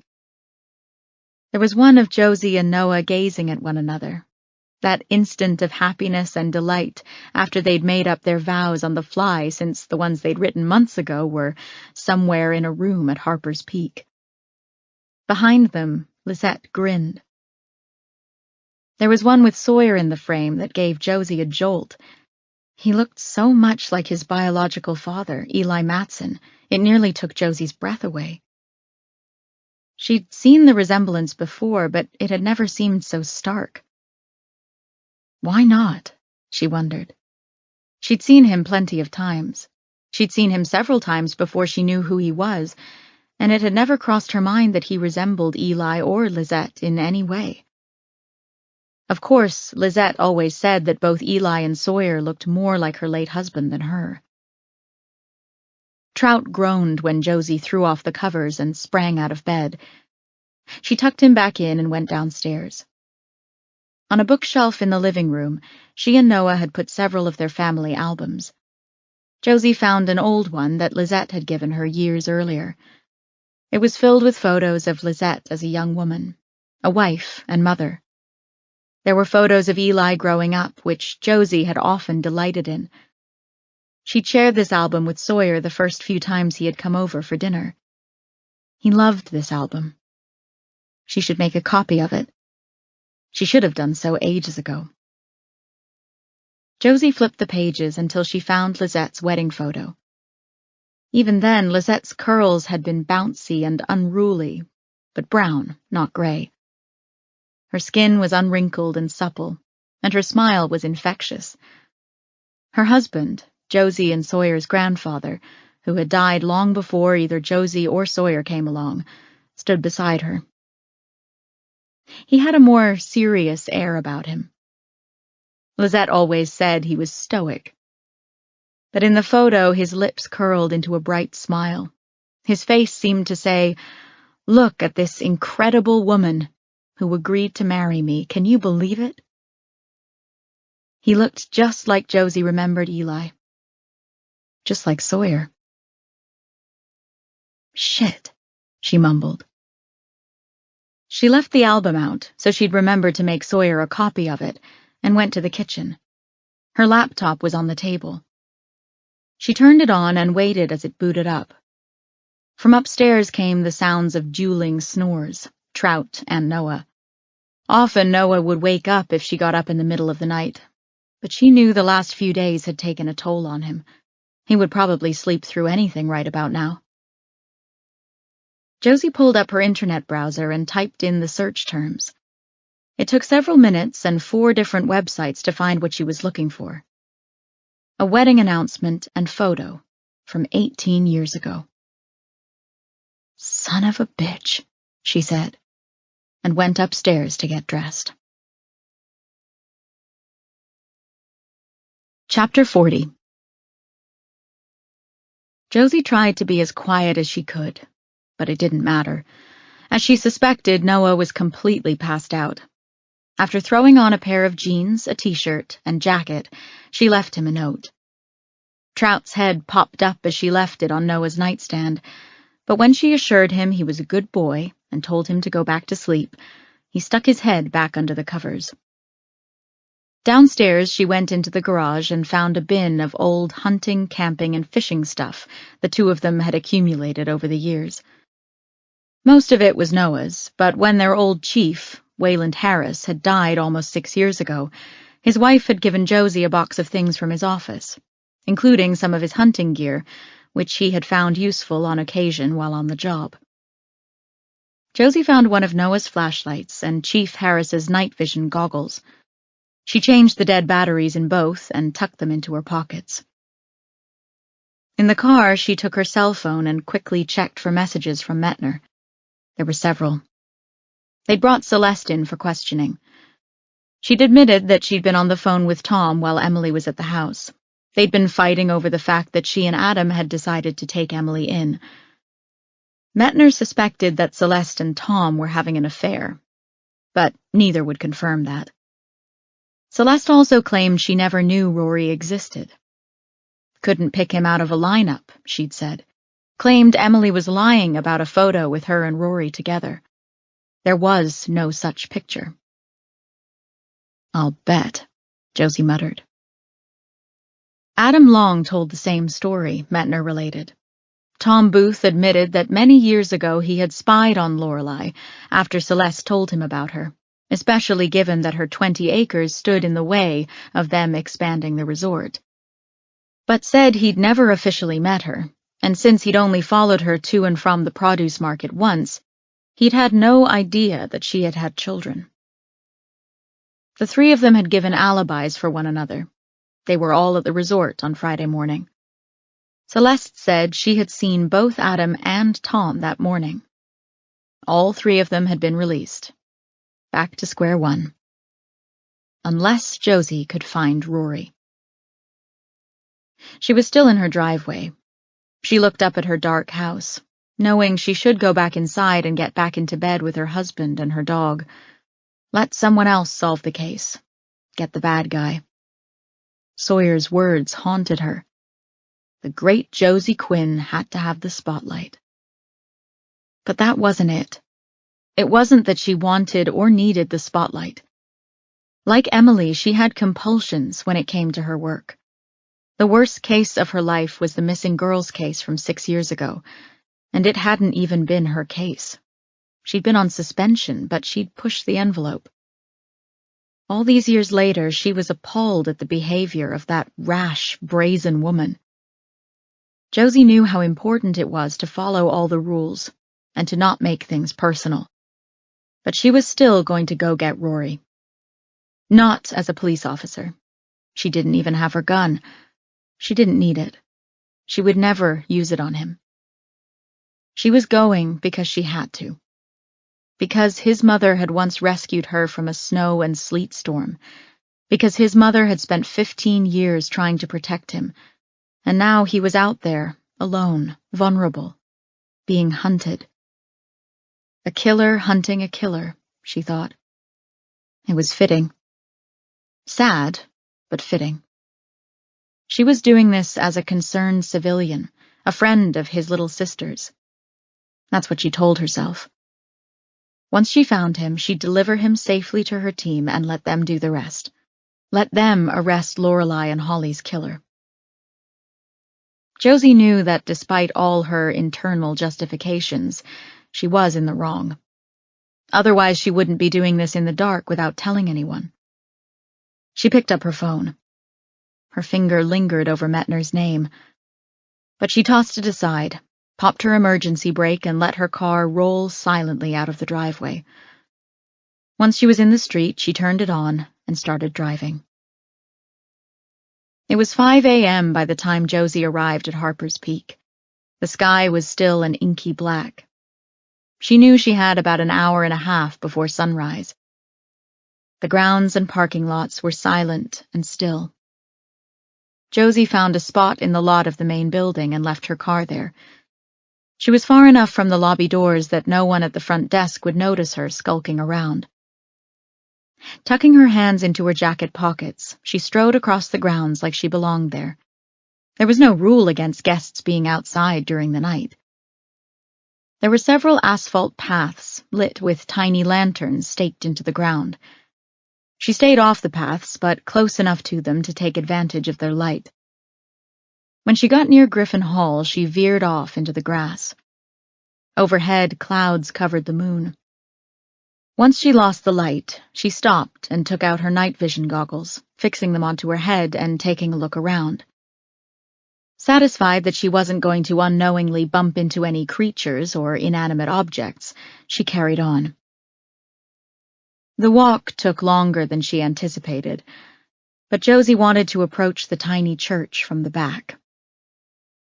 Once she reached the ridge, the moon emerged from the clouds, bathing everything in a silver light. She took off her goggles and pocketed them. Once her eyes adjusted, she skulked closer to the church.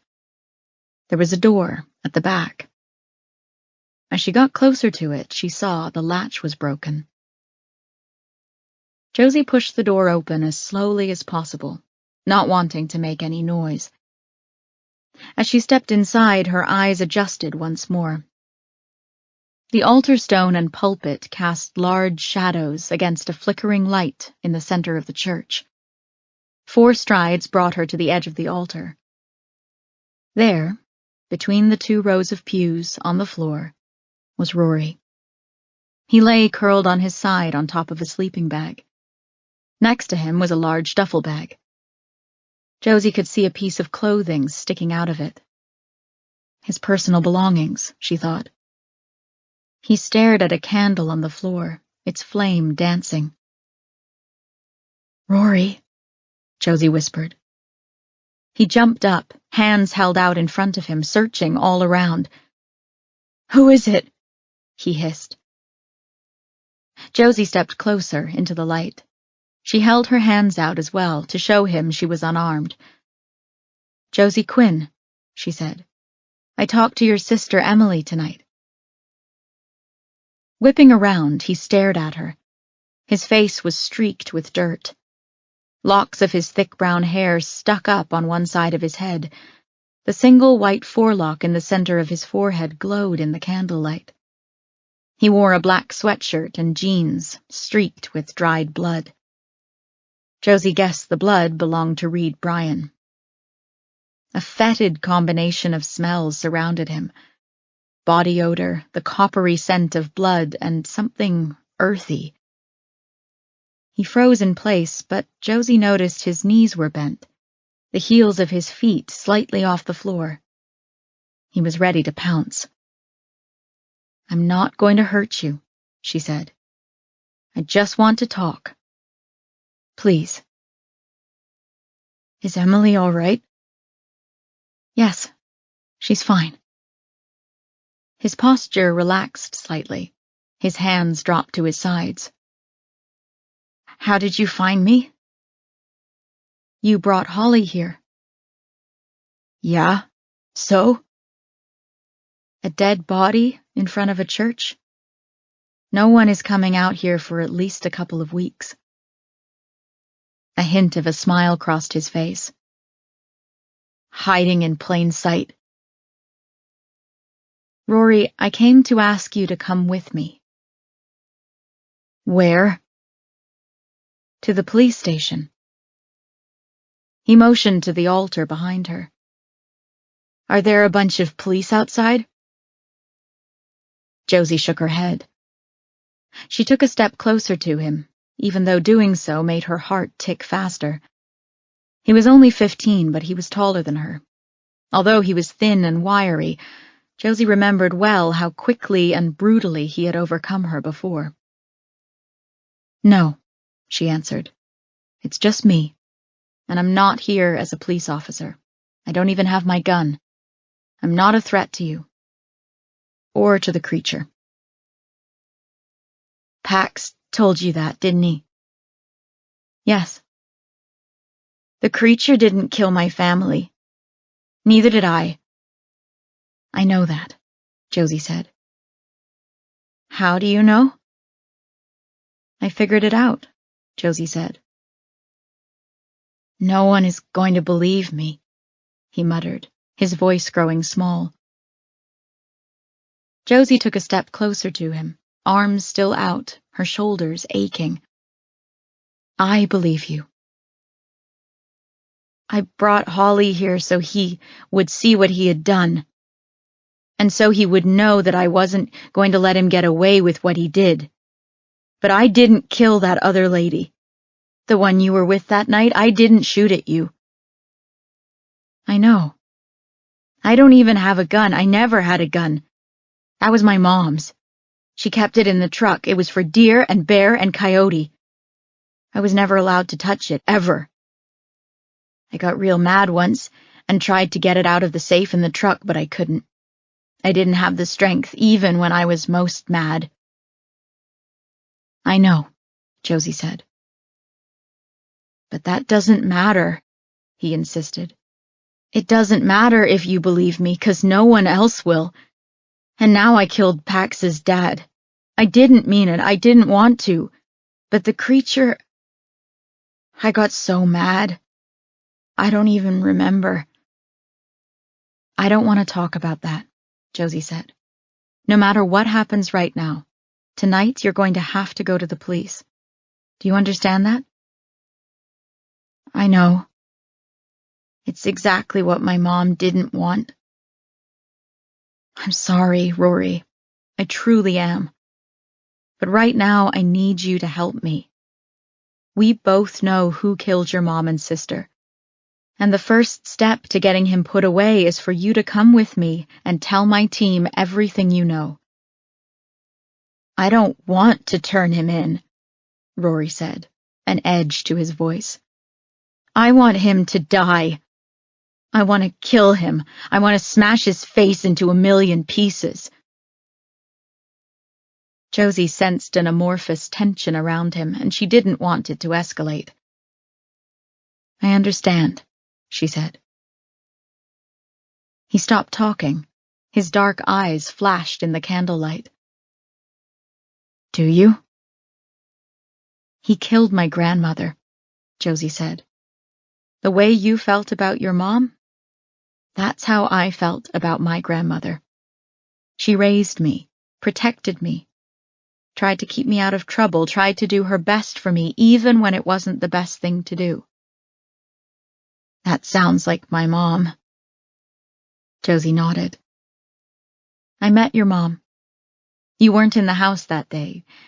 She helped me. Now let me help you. Before he could respond, there was a creaking noise. Then a gust of air blew through the small room. The candle was extinguished. Rory slammed into her, pushing her toward the altar. We have to go, he said. He practically lifted her off her feet and threw her out the back door. She spun, disoriented, but then felt his hand in hers, tugging. Run, he said. Chapter 41. Rory pulled her along as her eyes tried once more to adjust to the moonlight. The sky had lightened somewhat, but it was still very dark, especially in the woods. Pretty soon, tree branches whipped across her face, and she stumbled over a gnarled root and fell. Rory lifted her to her feet and kept pulling her. Run, he commanded. He'll kill us both. As Josie stumbled through the forest behind him, she felt the sweat forming on his palm. Every so often, a shaft of moonlight sliced through the trees. As they passed through one, Rory looked over his shoulder, beyond her, and she saw the fear in his wide eyes. He looked like a little boy. Gone was the monster who had attacked her in the Mitchell house. Gone was the monster who had beaten Reed Bryan with a shovel. This was the boy Lorelei saw, always, when she had looked at her son. They ran until a stitch developed in Josie's side. Huffing, Rory stopped and leaned over, trying to catch his breath. Josie patted her pockets, looking for her night vision goggles, but they were gone. They must have fallen out. She still had her flashlight, though. When it appeared in her hand, Rory took it from her. Don't, he said. You'll lead him right to us. You already did, you little bastard. The sound of the unfamiliar voice in the dark made them both jump. Josie moved closer to Rory and they pressed their backs together, both searching the darkness for the man. You ran in a circle, you idiots. The voice came again, this time from a different direction. Overhead, the trees kept much of the dusky light of the approaching dawn out, although Josie could still see some shadows. One in particular morphed into a man as it drew closer. A sliver of light revealed the face of Adam Long. A sinister smile curled his lips. His white hair was in disarray.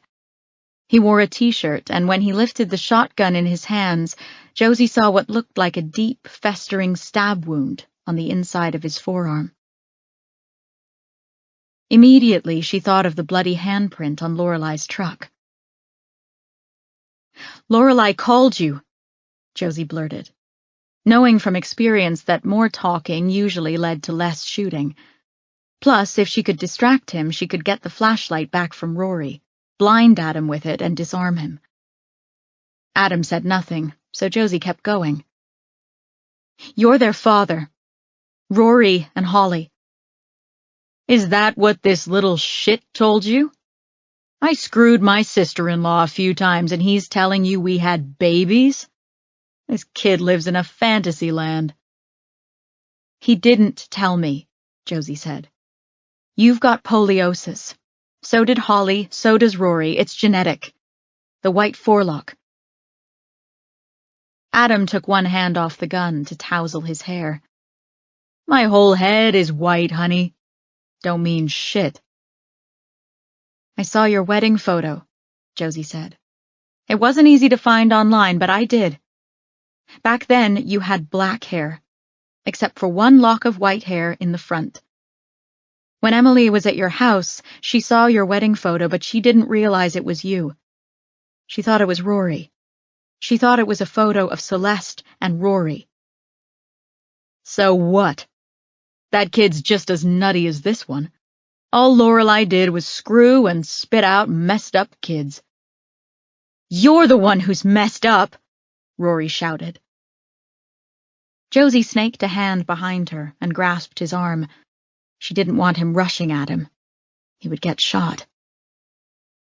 Holly and Rory were yours, Josie said. Emily was not. Lorelai tried to raise them on her own, but as Rory got older and bigger, she couldn't control him. She wrote to you. No, Adam said. Yes, Josie insisted. I have part of the letter. I burned that letter. I brought it back and gave it back to her. Then after, I burned it. I burned everything, every photo, every document, her laptop and phone, every shred of evidence that she could have used to claim her spawn were mine. Josie continued, wanting to keep him distracted. She wanted you to come clean, to tell Celeste the truth, and to help her with Rory. The day of the murders, Rory got violent, very violent, and she called you on her cell phone. You went there. I don't know why. I went there to tell her once and for all that I was not ever going to be her whatever she wanted me to be. A dad, whatever. You know, I didn't even know who the hell she was when I first met her. We ran into each other at the produce market. I was checking stuff out for the menu. Here was this hippie chick with a hot ass, lived in the woods, would screw any time I showed up. It was the perfect situation. I didn't find out who she was till I'd been married a year already. Found the paperwork in Celeste's things. The whole story came out. But it was okay because Lorelai didn't care.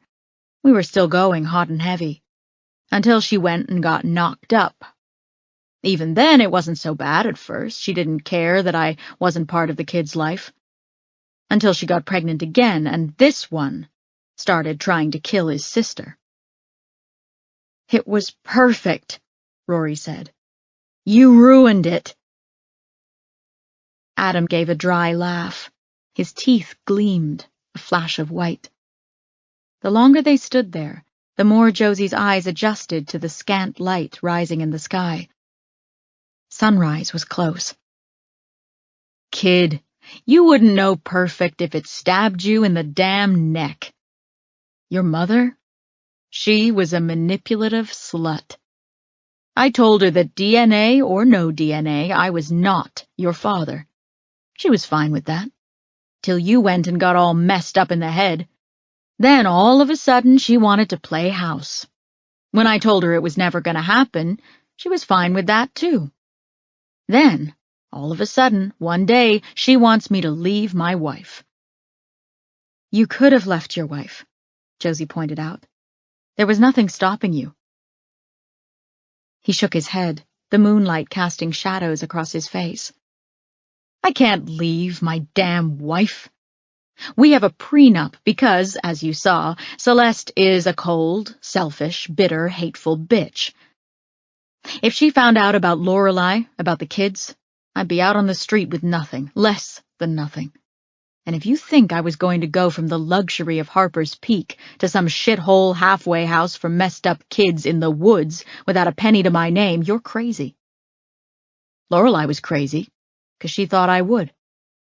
I went there to tell her never to call me again. You came to the house to kill her, Rory shouted. Josie felt him slip a little from her grasp. She dug her nails into his skin, and he stopped moving. Adam said, No, kid. I never meant to kill her. It's not my fault you got all psycho. You were going to kill her if I didn't jump in. That bullet? It was meant for you, you little shit. You stabbed me. With my own damn penknife. Josie thought she heard Rory sob. What about Holly? He cried. That's on you too, kid. You were the one who tried to strangle her. How is it my fault she died? You're the one who left her up at the church." Josie said, "Holly died from blunt force trauma to her head, not from strangulation." Rory said, "She was trying to help me. I did strangle her. I couldn't help it. I got mad. The creature, my hands were around her throat.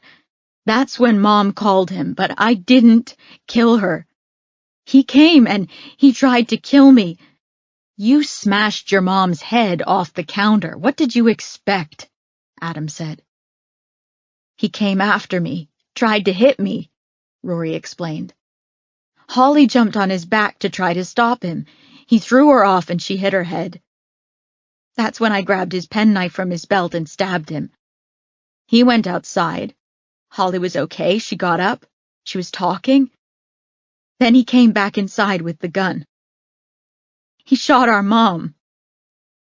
Holly and I ran out to the woods to get away." "It was your shoe prints in the kitchen and out back," Josie said. "Size 10. "Yeah," Rory said. "I went with her to get away from him. I thought she was okay, but then she fell down and stopped breathing." "She had a head injury," Josie said. "I'm sorry." "I'm not," said Adam. "One down, one to go." "Just one?" Josie asked. "You really didn't know about Emily?" He gave a harsh laugh. "I had no idea. Never saw her. Lorelei was damn good at keeping secrets. But the kids ate, and I stopped seeing Lorelei before she was born. I only went over there a few times after that, when this monster was out of control." "You were going to kill Emily, too," Rory accused. "Only if she recognized me," Adam said. "And she didn't." "Does Celeste know?" Josie asked. "Does she know what you've done? She gave you your alibi for Friday morning." Again he laughed. The sound sent a chill down Josie's back. "Celeste alibied me because she thought I was at home asleep. I was, when she left to go meet Tom. They've been screwing around together for years now. They think I don't know. She left, Lorelei called, and I knew Celeste would be busy with Tom for a few hours, so I went to settle things with Lorelei once and for all. Celeste never caught on, not to any of it, and I'm keeping it that way. I've just got this last bit of cleanup to do." He lifted his chin in Rory's direction. "I've been looking for this little prick out here in the woods for days. I almost hit you that one day. Hit a tree instead. You're always in the goddamn way." "You were looking for Rory when my grandmother saw you," Josie said, trying to keep her voice from shaking. "I couldn't exactly come out of the woods, could I? Especially not with this in my hands. I thought if I shot the two of you, I could just blame it on the kid. Then I'd find him, snap his neck, and make it look like an accident. Lots of places to fall out here." Tears stung Josie's eyes, but she bit them back. The hand that was not holding onto Rory's arm tapped his other side, searching for the flashlight. He didn't seem to understand at first. Josie didn't want to make her movements too big and alert Adam, but their only chance of getting out of this alive was the flashlight. There was no reasoning with Adam. Unlike his son, he didn't have remorse for anything he did. Unlike his son, he didn't require rage to kill, only an opportunity. She tapped against Rory's arm again, then used 2 fingers to walk her hand down toward his waist. He shifted, and her hand closed around the handle of the flashlight. "Anything else you nitwits want to talk about while we're out here?" Adam asked. "Last chance. I can't wait for this to finally be over." He lifted the shotgun and pointed it at them. Josie's finger found the button on the side of the flashlight. Out of the corner of her mouth, as quietly as she could, she said to Rory, "Run." "What was that?" Adam asked. The gun quivered slightly. Josie swung her arm around and flicked the light on, shining it directly into his face. One hand let go of the gun and flew up, shielding his eyes. "Bitch," he said. Rory took off. Josie closed the distance between her and Adam at a run, leaping upward at the last moment and bringing the flashlight down on his head. He cried out, but didn't drop the gun. Josie kicked where she hoped his knee was, but nothing happened. She tried again. This time, he buckled slightly. Josie's hands reached out into the darkness until they found the barrel of the gun. She grabbed onto it and turned her body, hooking an elbow over the barrel of the gun so that it was beneath her armpit. Adam straightened up and pressed in behind her, his hand coming around and grabbing at her face. One of her hands let go of the shotgun and grabbed his fingers just as they dug into her chin. She twisted his fingers backward with a jerk. Bone cracked. Adam let out a high-pitched cry and fell to the ground. Josie muscled the gun out of his grip. Choking up on the barrel, like it was a baseball bat, she swung the stock at him. But in the dim light, her aim was off. The gun sailed through the air. With all her weight behind it, she was off balance. Adam rose up behind her and tackled her. Josie went down hard, but they were on a slight decline, so she used his momentum to roll him under her and started punching. Her fists pummeled anything solid. It was too dark to choose her targets. He muttered another curse. One of his arms flew up and backhanded her. Stars flashed across Josie's vision. Then she was on her back again, but only for a second because they were rolling. Rolling and then falling. Lots of places to fall out here. She landed on top of him and felt the breath rush out of his body. Flailing, he tried to grab onto her, but she crawled away, hands scrabbling over leaves, brush, and tree roots until the ground seemed to rise up, a slanted wall in front of her. She had to climb.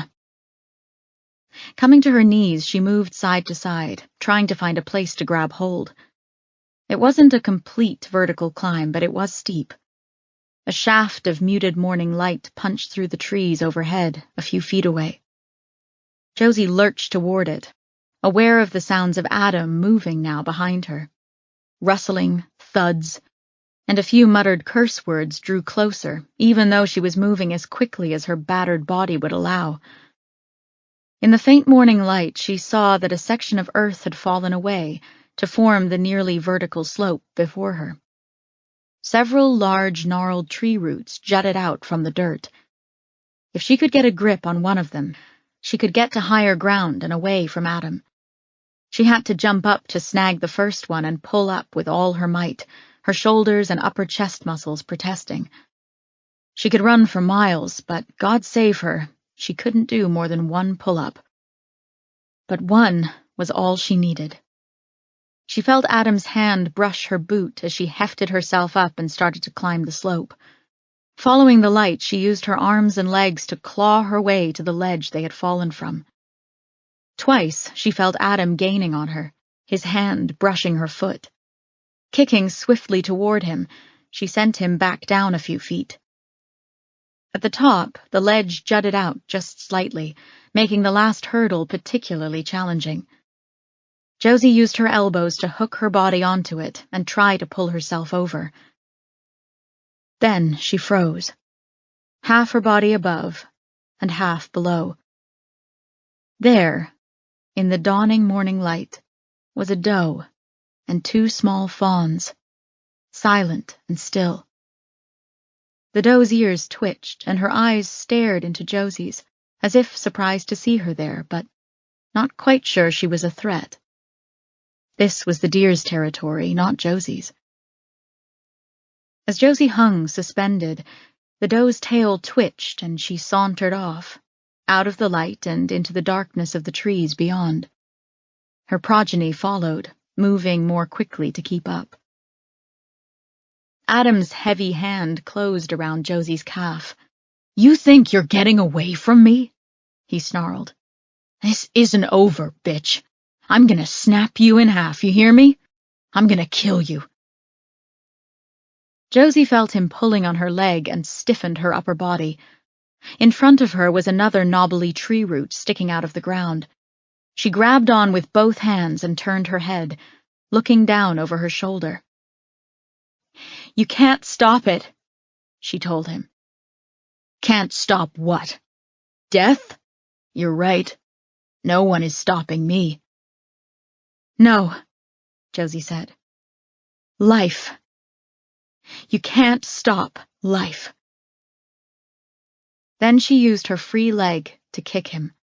His nose crunched beneath her boot tread, a solid but sickening sound. He let go and fell away, into the chasm below. Chapter 42. She wandered the forest until she had enough bars on her cell phone to call for help. The sun was on the horizon, and Noah had already awakened to find her note and rouse the cavalry. Within minutes of her call, state police searchers found her. They wanted to carry her out, but she walked under her own steam. They brought her out to the road that ran alongside Harper's Peak. 2 ambulances and a half-dozen police vehicles were scattered about. The troopers led her toward one of the ambulances, but before they reached it, she saw Noah down the road, talking with Metner, Chitwood, and Gretchen. When he spotted her, he started running. So did she. They met in the middle of the scene, bodies crashing into one another. Josie let herself go limp in his arms, languishing in his warmth and his smell, the reassuring weight of him in her life.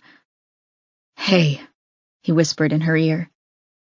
"I promised to run toward the danger with you." "I know," Josie said, "but I didn't know I was running toward danger. I only wanted to find Rory. Did you guys get him?" "He's in the back of one of the ambulances," Noah said. "He took a bad spill when he was running away. They're thinking broken leg, but he'll need x-rays." "Adam?" Noah released her slightly from the embrace, enough to look down into her face, although his arms were still wrapped around her waist, holding her upright. He shook his head. Josie wondered if the fall had killed him. It didn't seem enough to kill him. It hadn't killed either one of them the first time, and she'd landed on top of him. Noah said, "Looks like he hit his head on a rock." Or, Josie thought, someone hit him with a rock. Rory had likely fallen off the same ledge they had, only he hadn't landed well. He was probably down there when they fell. Adam would have been disoriented on the second fall, maybe even had the wind knocked out of him. It wasn't out of the realm of possibility that Rory had summoned the strength to find a rock and put Adam out of commission permanently. But could they prove anything? Was it even worth it to try? As things stood, Rory would be arrested and charged with Reed Bryan's murder. He would not be a threat to the public. Whether or not to investigate the manner of Adam's death wasn't up to Josie. She knew that the moment she saw the chief striding toward her. "Oh, yeah," Noah whispered in her ear. "Chitwood's pissed." "As opposed to what?" Josie mumbled. Noah let go of her. Chitwood stabbed a finger in the air as he got closer. "Quinn, if your grandmother hadn't just died, I would have some nasty things to say to you. You're way out of line. This is unacceptable. You're on leave. No? Suspension. You think you can do this rogue cop bullshit on my watch? What kind of department do you think I'm running? You don't get to do whatever you damn well please. You could have jeopardized the entire case, or cases, 'cause there sure is a shit show going on here today. What were you thinking? Don't tell me. You know why? 'Cause I don't want to hear a damn word out of your mouth. I don't want to see you for at least 2 weeks, and then, maybe." Josie talked over him. "Seems like you have some things to say, sir." Chitwood went perfectly still. When he spoke again, she could hear the wrath bubbling just beneath the surface of his words. "Get out of my sight, Quinn. You're suspended." Josie turned away from him, walking back toward the ambulances. Strangely, she didn't feel upset, or disappointed, or angry, or anything, really. She would try to keep her job, and there was a good chance that once he doled out appropriate punishment, Chitwood would let her back onto the force. She'd have to take what was coming to her, no question, but none of that mattered in the very near future, because she still had to lay her grandmother to rest. She found Rory on a stretcher in the back of one of the ambulances. He sat up when he saw her, his features brightening. He tried to lift a hand in greeting, but it was handcuffed to the stretcher. "You're okay," he said. "I was worried." Josie nodded. "You are too. I'm glad." "Just my leg, but they said it can be fixed. But I'm going to jail. Well, prison, probably. For a long time." "You need a lawyer," Josie said. "Make sure you ask for one. Your mental health history should be taken into account. I'm sure Dr. Buckley would be willing to testify on your behalf. Also, you're a minor. There might be special—" "I'm not a good person," he said, cutting her off. "I'm going where I should go." "Do you really believe that?" Josie asked. "Don't you? Don't you think I'm a bad person? I used to hurt my mom and sisters. I didn't want to, but I did. I can't control this anger I have in me. No matter how hard I try, I think bad thoughts and do bad things. That makes me a bad person. My mom didn't understand that, but you did. That's why you came to get me. You understood my brain." Josie climbed into the ambulance. Noah waited outside. She sat beside the stretcher. "Rory," she said. But he didn't let her speak. "But you also believe me about Adam. I think you were trying to help me, even though you told me you had to turn me in. Why would you help me? If you knew what was in my head, why would you help me?" Josie put her elbows on her knees and leaned toward him, feeling the full weight of her exhaustion finally. Noah was going to have to carry her to the car. "My grandmother said something to me yesterday, right before she died. She called my name and I went to her, and she whispered something in my ear." Rory's upper body bent toward hers. "What? What did she say?" "She said, you were worth it. You were worth all of it." He stared at her, wide-eyed, for a long moment. Then he said, "What does it mean?" Josie laughed. "It means that I was worth all the things she did for me. To raise me, to protect me, to help me, to keep me safe. I was worth all of that. I was worth every decision she made, the good ones and the bad ones. Rory, that's how your mother felt about you. You were worth it to her. All of it." His head fell back into the pillow. He let out a lengthy sigh and closed his eyes.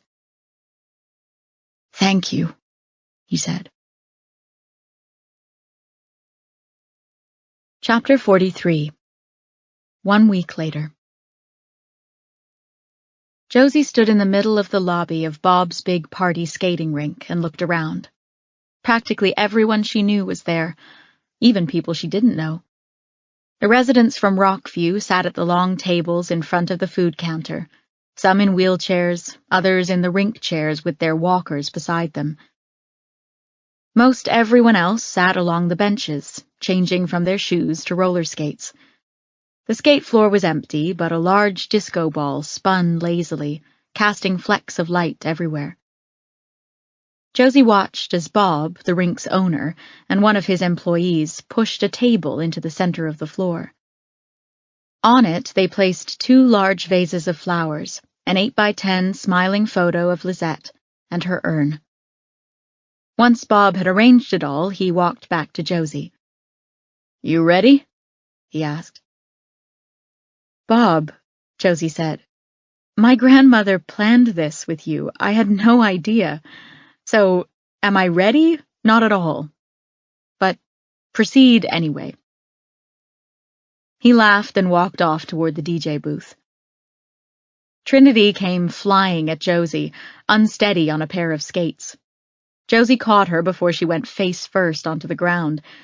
Trinity got her balance and looked down at Josie's skates. "Since when are you so good on roller skates?" Josie shrugged. "We used to go all the time when I was in high school. Graham always felt bad because the first time I got invited to a skating party, which would have been my first time skating, I couldn't go. Because, well," Trinity made air quotes, "custody issues. Yeah, that's what child abductors call that. Well, I have to tell you that this is the weirdest funeral service I've ever been to. Ever. And I'm practically a celebrity."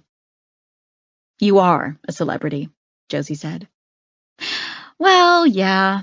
Okay, I am. And this is still the weirdest funeral. Although, having known Lisette for even a short time, I can't say I'm surprised." The first strains of a disco song burst through the building. "I don't think she wanted us to call it a funeral," Josie said, shouting a little to be heard.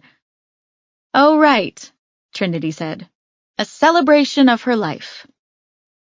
But seriously, are you okay with this?"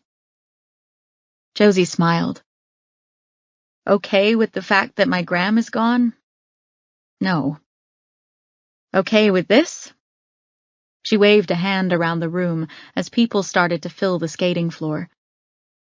"I'm pretty sure it beats every funeral and every celebration of life I've ever been to. And I've been to a lot." Trinity hugged her. "I'm gonna go find Drake." Josie watched her go, skating up behind Drake on the floor and grabbing his hand. He grinned at her. The disco music was bumping now, and people flew around the skate floor, kicking up a breeze that caressed Josie's face. It was hard not to smile at the whole thing. Which was exactly the point, Josie guessed. Lisette for the win. 2 days after bringing Rory in, Josie had met with Lisette's attorney. Her will was unremarkable. She'd been living in Rockview for years and had no assets left, only a handful of personal items which she divided between Josie and Sawyer. Her funeral instructions, however, were another matter. Sawyer had watched as Josie opened the envelope, took out a single piece of paper and smoothed out its deep creases. It had been in there for some time. It was dated the year Lisette had moved into Rockview. "She changed her will last year," the attorney explained, "but left that. She said she didn't need to change it." The page held 2 instructions. 1 was to cremate her, and 2 was to call Bob at the number below. "Who the hell is Bob?" Josie had blurted. As it turned out, Bob McCallum was the owner of Denton's oldest roller skating rink. Josie hadn't even realized that skating rinks had survived into the 21st century, but Bob's big party was alive and well, just as it had been several years ago, when Lisette had cooked up a crazy idea for her funeral and made Bob sign off on it.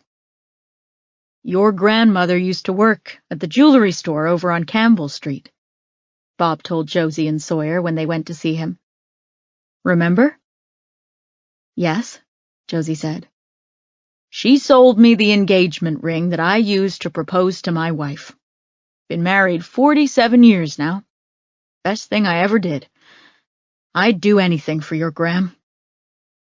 That's obvious, Sawyer had said, but Bob completely missed his sarcasm, instead handing them another envelope, this one with detailed instructions in Lizette's handwriting about the party she wanted to throw to celebrate her life.